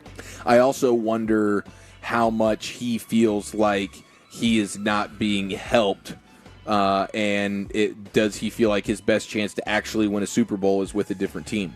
And then you have to ask yourself, are any of those teams available in this offseason trying to get you to be their quarterback? 'Cause it's one thing to say, yeah, I'll go to San Francisco and play quarterback, sure. But do you want to go to the Giants that are perpetually terrible as of late? Do you want to go to the Jets or the Raiders? Or are any of those ringing true to Super Bowl to you? I don't know. But that's the only other thing that if you're Dak, you're thinking, like, man, I don't feel like I'm getting any help here, and I want to win a Super Bowl, and I feel like I could do that elsewhere. Ask Matt Stafford that question. All those years of playing in Detroit and going nowhere. Yeah. And then all of a sudden you finally find a good team. And you finally find the Super team. Bowl Exactly. In the first year. Yeah. I mean, what are the teams that realistically could win a championship? I think you got to look at San Francisco, at the Rams if Stafford would leave. But if you're Dak, it's like, what teams legitimately are going to give us a great chance or a significantly better chance than what we have with the Cowboys? I don't even know. I mean, obviously Kansas City, but it's organizations that win the championships, and the teams that are proving that, usually already have their quarterback. Yeah, no, for sure. One of the interesting things that you'll see in Cincinnati right now, they threw a bunch of money at these facilities. This is Mike Brown, the owner of the Bengals, who's perpetually cheap. This is the Joe Burrow effect, dude. This is what happens when you get a franchise Super Bowl caliber monster that steps into your organization. So is this going to be the Joe Burrow Hall? Did he donate money like it's like a college? Like all of a sudden it's known as the Joe Burrow dormitory? It should be. It should be. That's exactly what it should be. Joe Burrow Dining Hall. If Joe Burrow never gets drafted to the Bengals and the Bengals stay one of these teams picking in the top 5 or 10 over the last half decade without Joe Burrow, I guarantee you right now we're not talking about unveiling a state-of-the-art locker room renovation that includes upgraded lockers and restroom facilities, circadian rhythm lighting that can sync to music from the new sound system, and increase Wi-Fi for better connectivity. Oh, wow. So we actually have stalls around the commodes? Yeah, you got stalls now. You got stalls. All right, yeah. More than one urinal. Yeah. And you have a door trough. in the stall. No Not more everyone's trough. staring at each other. No This more is a big trough. win. Yeah. Nothing worse than going into a visiting locker room and all of a sudden there's a commode in the middle with no stall around it. Just What if in you're the a little pea shy? in the middle. You In never the know. middle of the floor. That's terrible. That's what we call bull in the ring. We have. Do you remember Zach Martin? Zach Martin told us the one redeeming quality of FedEx Field, aka Feces Field in The Washington, stalls. was the stall locker Massive, room, yeah. road locker Which room. ends up on the fans. Yeah, Yeah, There's a lot of the options to multiple- poop. Yeah. Whatever that configuration is there in that locker Designed by room somebody from Paris. made Zach Martin feel pretty good. yeah, that's true. And then finally here, I'll throw this out there. Mac Hollins, who's a friend of the Nosebleed seats. He is. actually. Good No dude. shoes, Mac Hollins? Now that guy's ripped. No shoes, Mac. He is ripped. Absolutely shredded. He's built He sort didn't of eat vegetables, he's right? perfectly. He's got to eat vegetables. He says he Yeah. doesn't. No, he Mac doesn't. Hollins? That's the story. That's Yeah, the no story here. shoes, no vegetables. He is a no shoes service. guy. No haircut guy. I remember when he joined us in the Nosebleed seats a few years ago. He talked about how he didn't have a TV or a cell phone. Yes. and that was like the thing. But Oh, he turns was, out like, he doesn't own shoes bumming. other than cleats. He doesn't wear shoes anywhere other than cleats on the football field, only because he has to. NFL rules. He doesn't eat vegetables. And he doesn't use utensils either. If you want to go over there and eat at his house, you're going to be eating with your bare hands. I'm not even for sure he's going to give you a plate. Can I bring my own? I think he'll probably be offended by that and not let you in. If you're like, hey, I got a fork in my pocket. Can I use it? He'd be like, Does he "Put like your- it? I kind of respect it, but how sure can you be of hand cleanliness? I mean, I'm a big believer in the human immune system, but I'm not intentionally like shaking people's hands and dude- dapping up and then I hate like, to just, say this. that's too much hand washing. The dude doesn't look very clean. He's not a clean-looking dude. He's not a clean-looking guy. No, but he's not. He's not. I don't think that's his. He's not, no he's not shoes. Going for that look. No shoes. He's kind of. I don't think He looks like he smells of the earth. I think he doesn't bathe. I don't think he bathes all the time. Yeah, he's like, I'll jump rub in the- a little dirt on me, Jump guy. in the pool, maybe. Yeah. In the chlorine will wash the body off. It's the natural oils that keep me clean. You know, you guys are actually Yeah. getting dirtier in that show. Somewhere- That beef tallow. Are you like jealous that we're talking about like that? You would like to be like that? I mean, I couldn't go fully that way, but I do like. You don't use utensils. Like what are you talking about? Yeah, the utensils. Yeah, absolutely. I do like wearing shoes on my feet from time to time. And know you what do I'm love chopsticks, though. You're a big chopstick guy. I like eating with my hands. I like that he doesn't eat vegetables. I watched him eat the sushi the other day. Hands. It's hands. Yeah, all hands. I would do it with a steak as well. Like that would be no problem for me. But you can Might tell be easier actually. This guy's ripped up, man. He's doing his thing, and he's got ripped up T-shirts too. To his credit, he is just an extreme. Like he's putting all this work in, dedicating. He's just a football guy, and he's about as average. He got North Carolina. North Carolina? That's a good question. I'm sorry. I didn't mean to do that. Isn't there something about that steak, though, when you can get a thinly sliced piece? He's North Carolina. Just dab it, maybe a little steak sauce. That's better than just biting off a chunk. He's doing the Viking way of eating things. Looks like he's a Tar Heel. Yeah. I can't tell if it's a great idea or uncivilized. Did we say he went to North Carolina? Maybe give it a shot. I think we did. Okay. Chapel Hill. All right, we're live here. It is the G-Bag Nation live in Oxnard, California. The Expressway Eric's is jealous. coming up next. Our coverage brought to you by Sagamore Spirit Rye Whiskey, Best Buy Windows and Siding, and Guardian Caps. And we're going commercial-free to the top with Rangers pregame in St. Louis coming up at 6 o'clock, and we're back at the Nation. More G-Bag Nation, less commercials. We go commercial-free all the way to the top of the hour. Coming up next, right here on the Fan and the Odyssey app.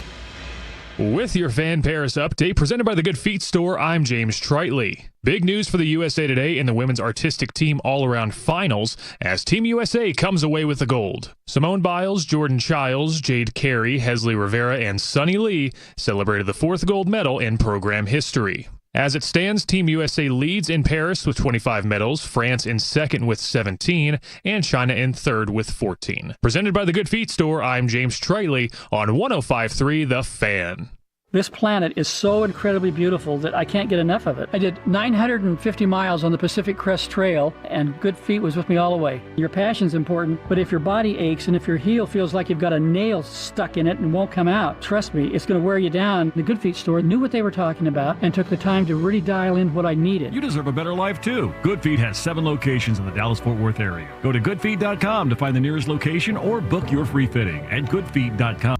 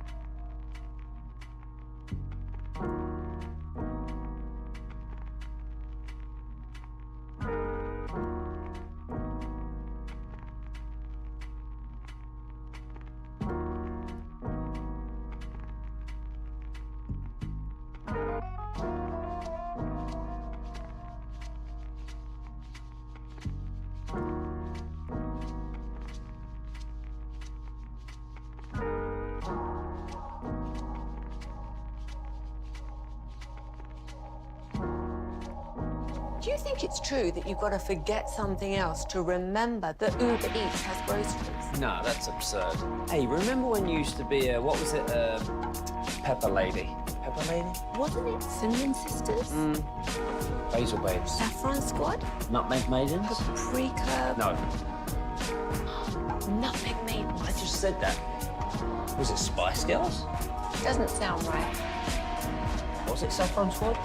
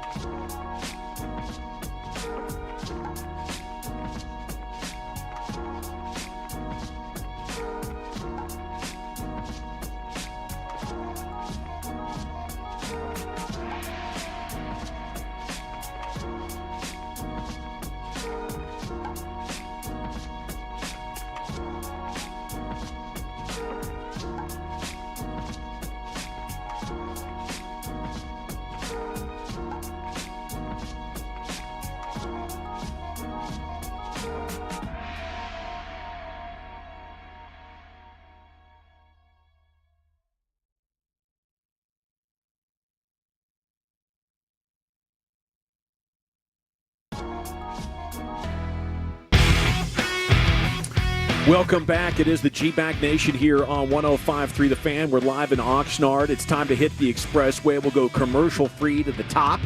And then Rangers pregame's coming up at 6. Matt Hicks is actually going to join us here in about 20 minutes or so. Talk about the trade deadline and everything going on here in the big leagues with his baseball team. This segment of the Nation brought to you by Cars for Kids. Donate your car today, carsforkids.org. It's brought to you by The Good Feet Stores. And it is brought to you by the On-Time Experts. It's been an eventful day for the Texas Rangers, as we expected, although they did not get their bat that many of us were anticipating. They did get a lefty reliever, and I believe he can help quite a bit. It's Andrew Chafin. They got him for Chase Lee, Joseph Montalvo, and they also DFA'd Jonathan Hernandez to make room for Chafin. But he has been outstanding, a 3.16 ERA this year, but he's only allowed one earned run in his last 17 innings of work. 26 strikeouts in 18 games since June 8th. He's been dominant, and he's virtually unhittable against lefties. I kind of feel like Wolchuk, the pitching staff, a major strength for this team, and how would you rank this bullpen? Looking around the big leagues, it'd probably be hard to find one better. Yeah, I mean, I still think you look at Houston in your own division, and I know Hader I think he gave up a save last night again, but they're probably sitting there with guys like Abreu. Hader still, I think, is somebody that's feared. But the Rangers, I mean, you talk about the difference a year makes. Yeah. Holy hell. Worst bullpen to ever make the playoffs. Yeah, now all of a sudden it is. I mean, you're feeling pretty good about the arms that you have out there with Robertson, Yates. Now you add Chafin into the mix here. You're able to kind of match up the lefty-righty matchups, how Boch sees fit. Latz has been able to give you some good innings here lately as well. And then, not to mention, you get a guy like DeGrom back. Maybe Malley comes in here, and then you're moving guys like Heaney and Gray into the bullpen as well. Cody Bradford can be thrown in there. So, yeah, you're feeling pretty good right now if you're the Rangers. I think you got your bat in Josh Young. That's how they're probably looking at it. Like, okay, we're going to get a guy back that we feel like can hit and get him going. The bonus is going to be Josh Smith. You know, all of a sudden now you had questions about DH and, you know, that spot. And they really, you know, Jankowski, they've run through all these guys that feel like at DH. And now maybe Josh Smith could be that guy. And then when Josh Smith has to play in the field, they've got a guy that not only have a bat in the lineup in the DH, but he can also go play in the field and then hit as well there. But they have to look at that Josh Young as, okay, here's our bat that we're adding, and now we got to make sure that our bullpen is where it needs to be, because with the way that the season's going for them, probably they're not scoring a lot of runs. if they do get a lead, they've got to find a way to hold on to that thing. And having a bullpen that could do that probably will be beneficial to them in the long run. 817, Chafin looks like a Ranger, doesn't he? LOL. He absolutely does. Dude, the vibes are going to be immaculate with him. Apparently he lives on a farm. I just can't wait to hear my first interview with Chafin to see if, the personality and the voice matches the description so far. 682, no bats, LOL, what a joke by Chris Young. Y'all are really boosting these moves. Pitching wasn't the problem, it's hitting. I think what Brian said is very accurate. Josh Young's return, but I think where do you improve? First base, Nate Lowe's hitting 270. Yeah. Are you going to go out and find a catcher that's more of an offensive threat than Jonah Heim? They did. Well, they didn't find one more of a threat as Jonah Heim, but they found one better than the one Kisner, they had. Yeah. Kisner was not. Great backup catcher hitting 240. I'm sure CY was trying to add a bat. I think the prices just kind of got a little bit out of hand. I mean, Yandy Diaz was probably the name that they were looking at. Well, they were looking at Bellinger and some other names, too. I mean, they were trying to add a bat. Yeah, it's not like they probably weren't.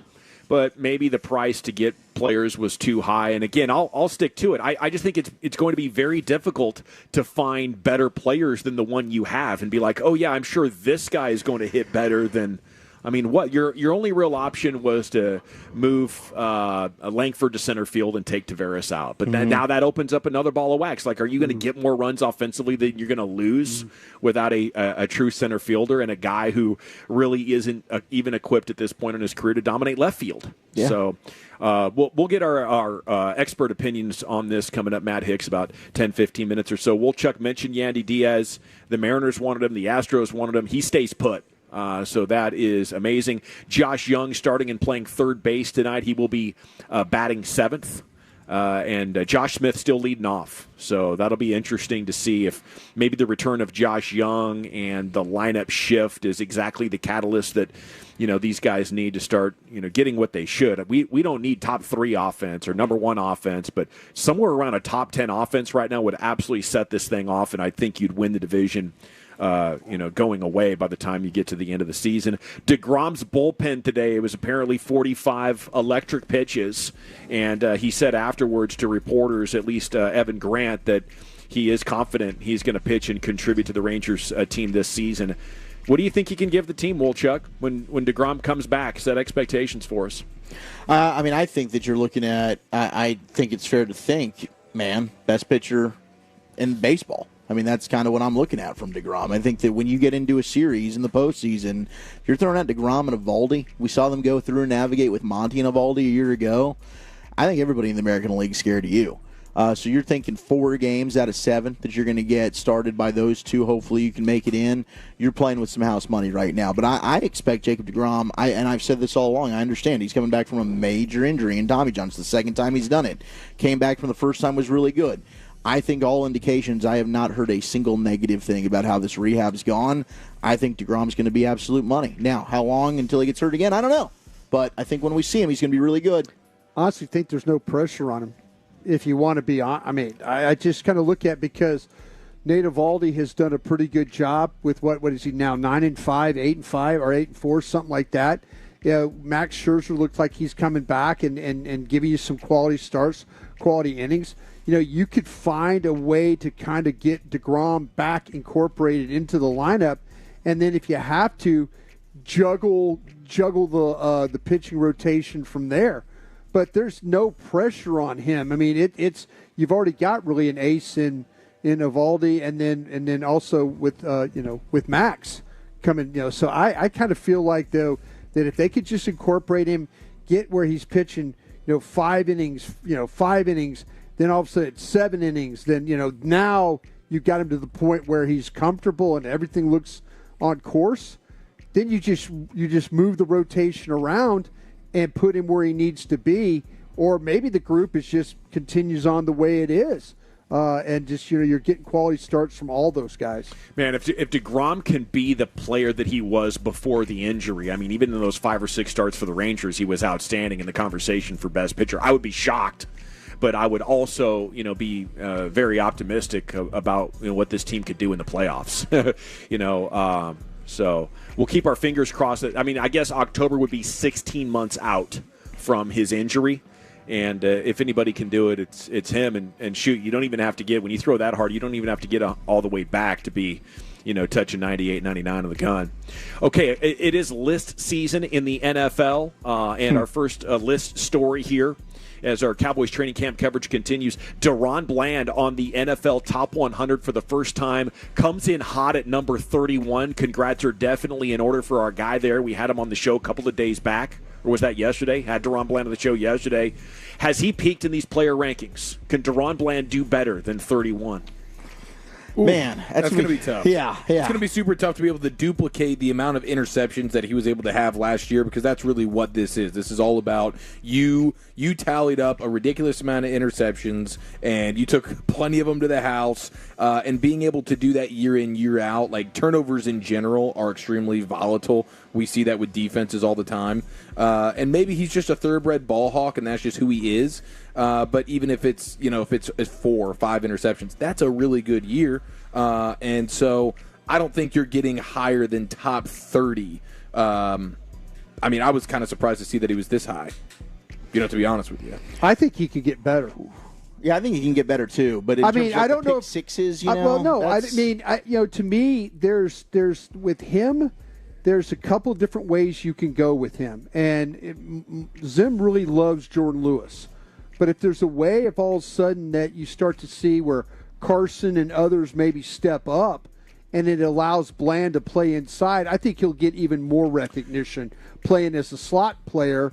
But he might not have the interceptions of the pick sixes. But as far as the passes broken up, the coverage skills, things like that he's shown, yeah, I think he's. But I think I don't think he's done. It's the pick sixes, and I'm with you. Like, I think he's going to be a better player.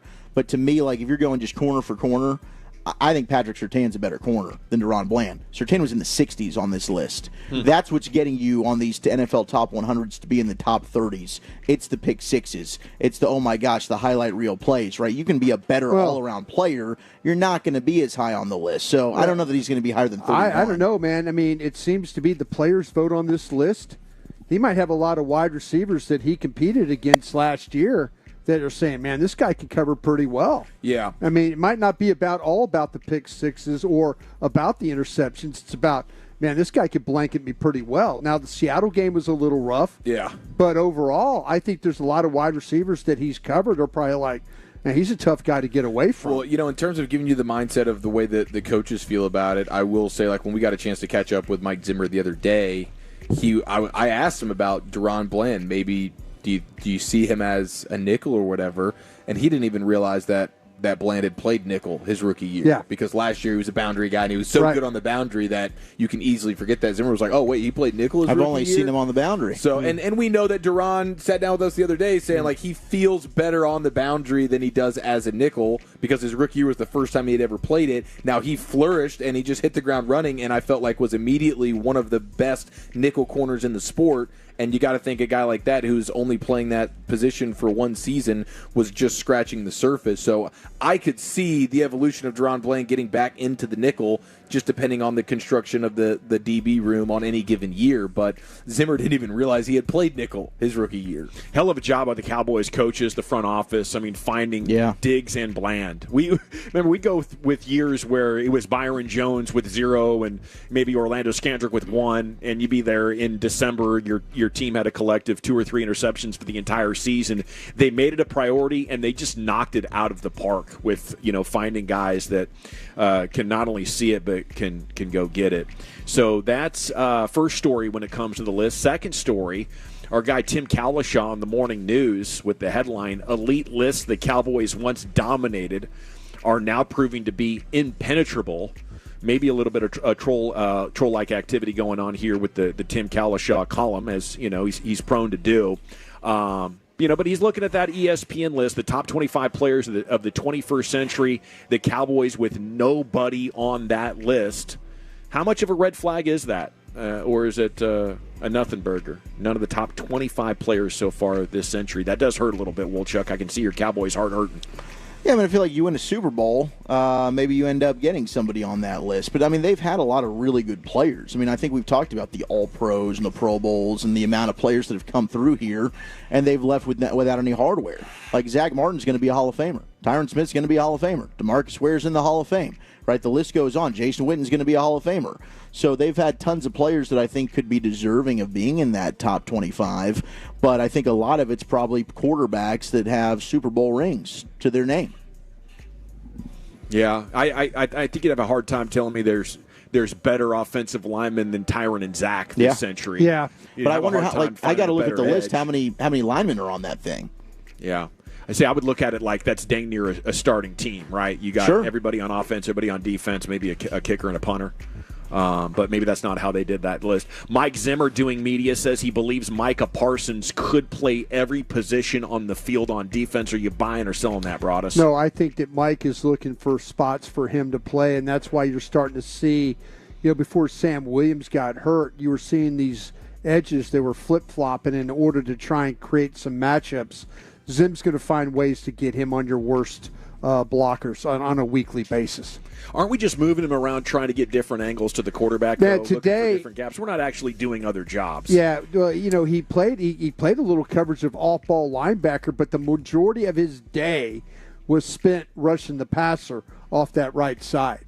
Chief, what are you seeing? Yeah. Sorry. Yeah, well, I mean, you saw him drop into coverage. One of the best defensive plays of the day was an Eric Kendricks sack that was disguised well, where you thought Micah was coming off the edge, and instead he was dropping into coverage. Now, I'm a firm believer, and I don't really want a lot of Micah in coverage just because of how well he is at getting after the passer. And as you mentioned, no more Sam Williams. You need as many reinforcements coming after the passer.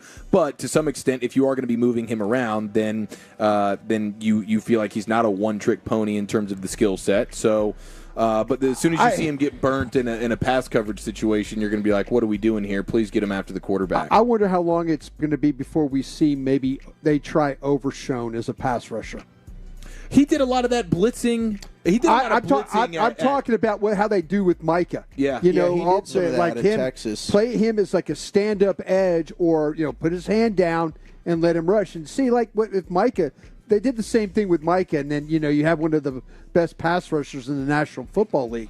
Maybe Overshone's got that kind of that slinky, slippery kind of pass rush ability with a little bit more weight on his body, maybe with that explosive. Because he was in the backfield for the first two snaps. He was. He's got a feel. He does. He's got a feel for it. I mean, Overshone, you guys studied him a heck of a lot more than I did, but Overshone as a blitzer in college was a former safety. He was a blitzing machine.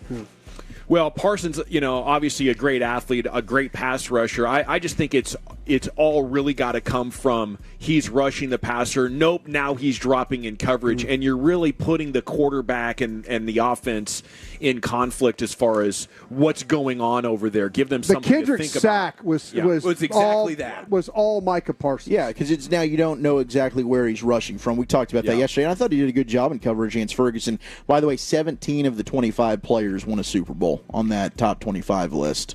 Yeah. So that'll elevate you. Yeah, it's like the J.J. Watt, Calvin Johnson, Randy Moss. Those are the ones that are on here. Adrian Peterson, LaDainian Tomlinson. I don't know that you're putting a Cowboy on. Very here. difficult list to crack. A difficult list to really conceptualize and stack, because there's way more than 25 elite players.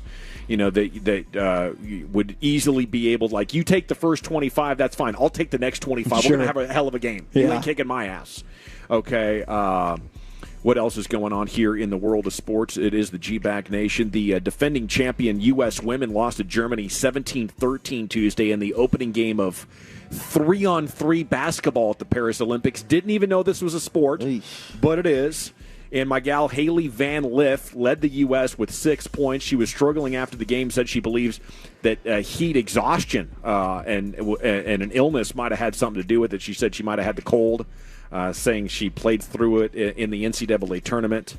So there's nothing that's going to take. That's a long illness. She's still dealing with it. I'd maybe go hit up the doctor about that. Yeah, that doesn't sound like that's just a cold there, Haley.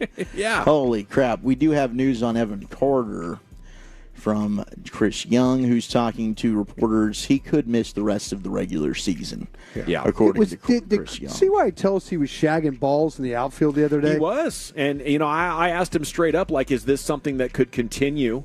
for a while. Is this something that you're concerned with? He's like, oh, no, we're in good shape here with Evan Carter. So it must have been a sudden jolt of complications now that has thrown that back into question. That absolutely sucks, when you're missing that amount of time. I imagine, just a couple of months left in the season, that's either, an operation or some very significant rehab that needs to take place.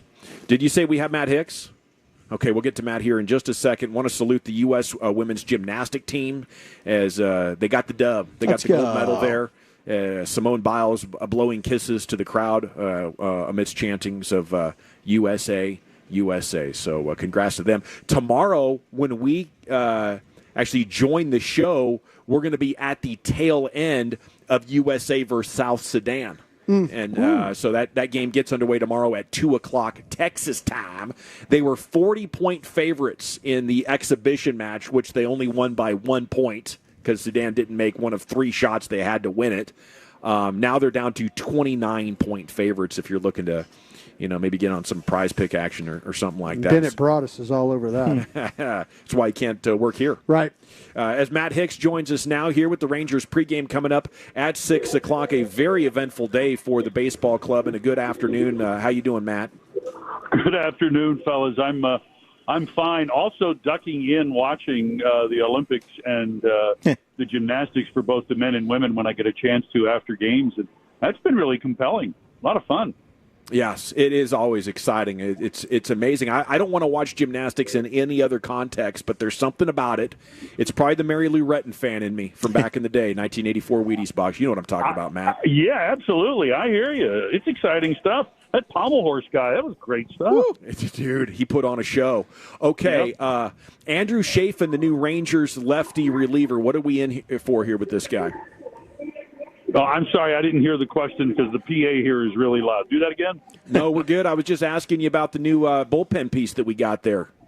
Yeah, Andrew Chafin coming to the ball club. It's kind of funny because we got Carson Kelly, and I have him on our pregame show tonight just talking about a variety of things. But, I asked him about Andrew and what can we expect. And one of the things he said was, when you leave a really great teammate, you wonder when you're going to see him again. And for me, the answer was a day later. And what he said about Andrew was he's got a great personality. We know that because a few years ago when Chafin was pitching in Oakland, one of the parts of his story was while he was pitching for the A's, he was living on a boat on some body of water there in the bay near Oakland. And he's a very unique guy. But from a standpoint of what can he bring to the ball club, he's a lefty who can get lefties out. Lefty hitters are hitting well below 200 against him this year. They're not really slugging at all. And he's been around for a long time. I think one of the reasons why CY went out and got a guy like Chafin, he's a veteran who's been through the grind. He's played for a number of clubs. Most of his time in the big leagues has been spent with the Diamondbacks. But, he played for the Tigers here this year. He's played for the Cubs. That one season with Oakland, and he just knows how to get things done. A really good ERA this year of 3.16. It's a little bit lower than his career ERA of 3.4. But in Chafin, you're going to get a guy who is certainly apparently a very good teammate that a lot of guys like. He's going to be able to, shore things up from getting lefties out. So it seems like CY really likes the older guys in the bullpen.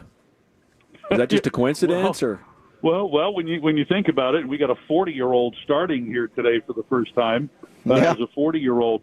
But, yeah, I think that veteran presence is big in the clubhouse. Not that you want everybody to be a veteran, but, when you're talking about the difference of an Andrew Chafin or a Jacob Latz who has, pitched for the most part really well for the Rangers this year, and he's been the most often used reliever.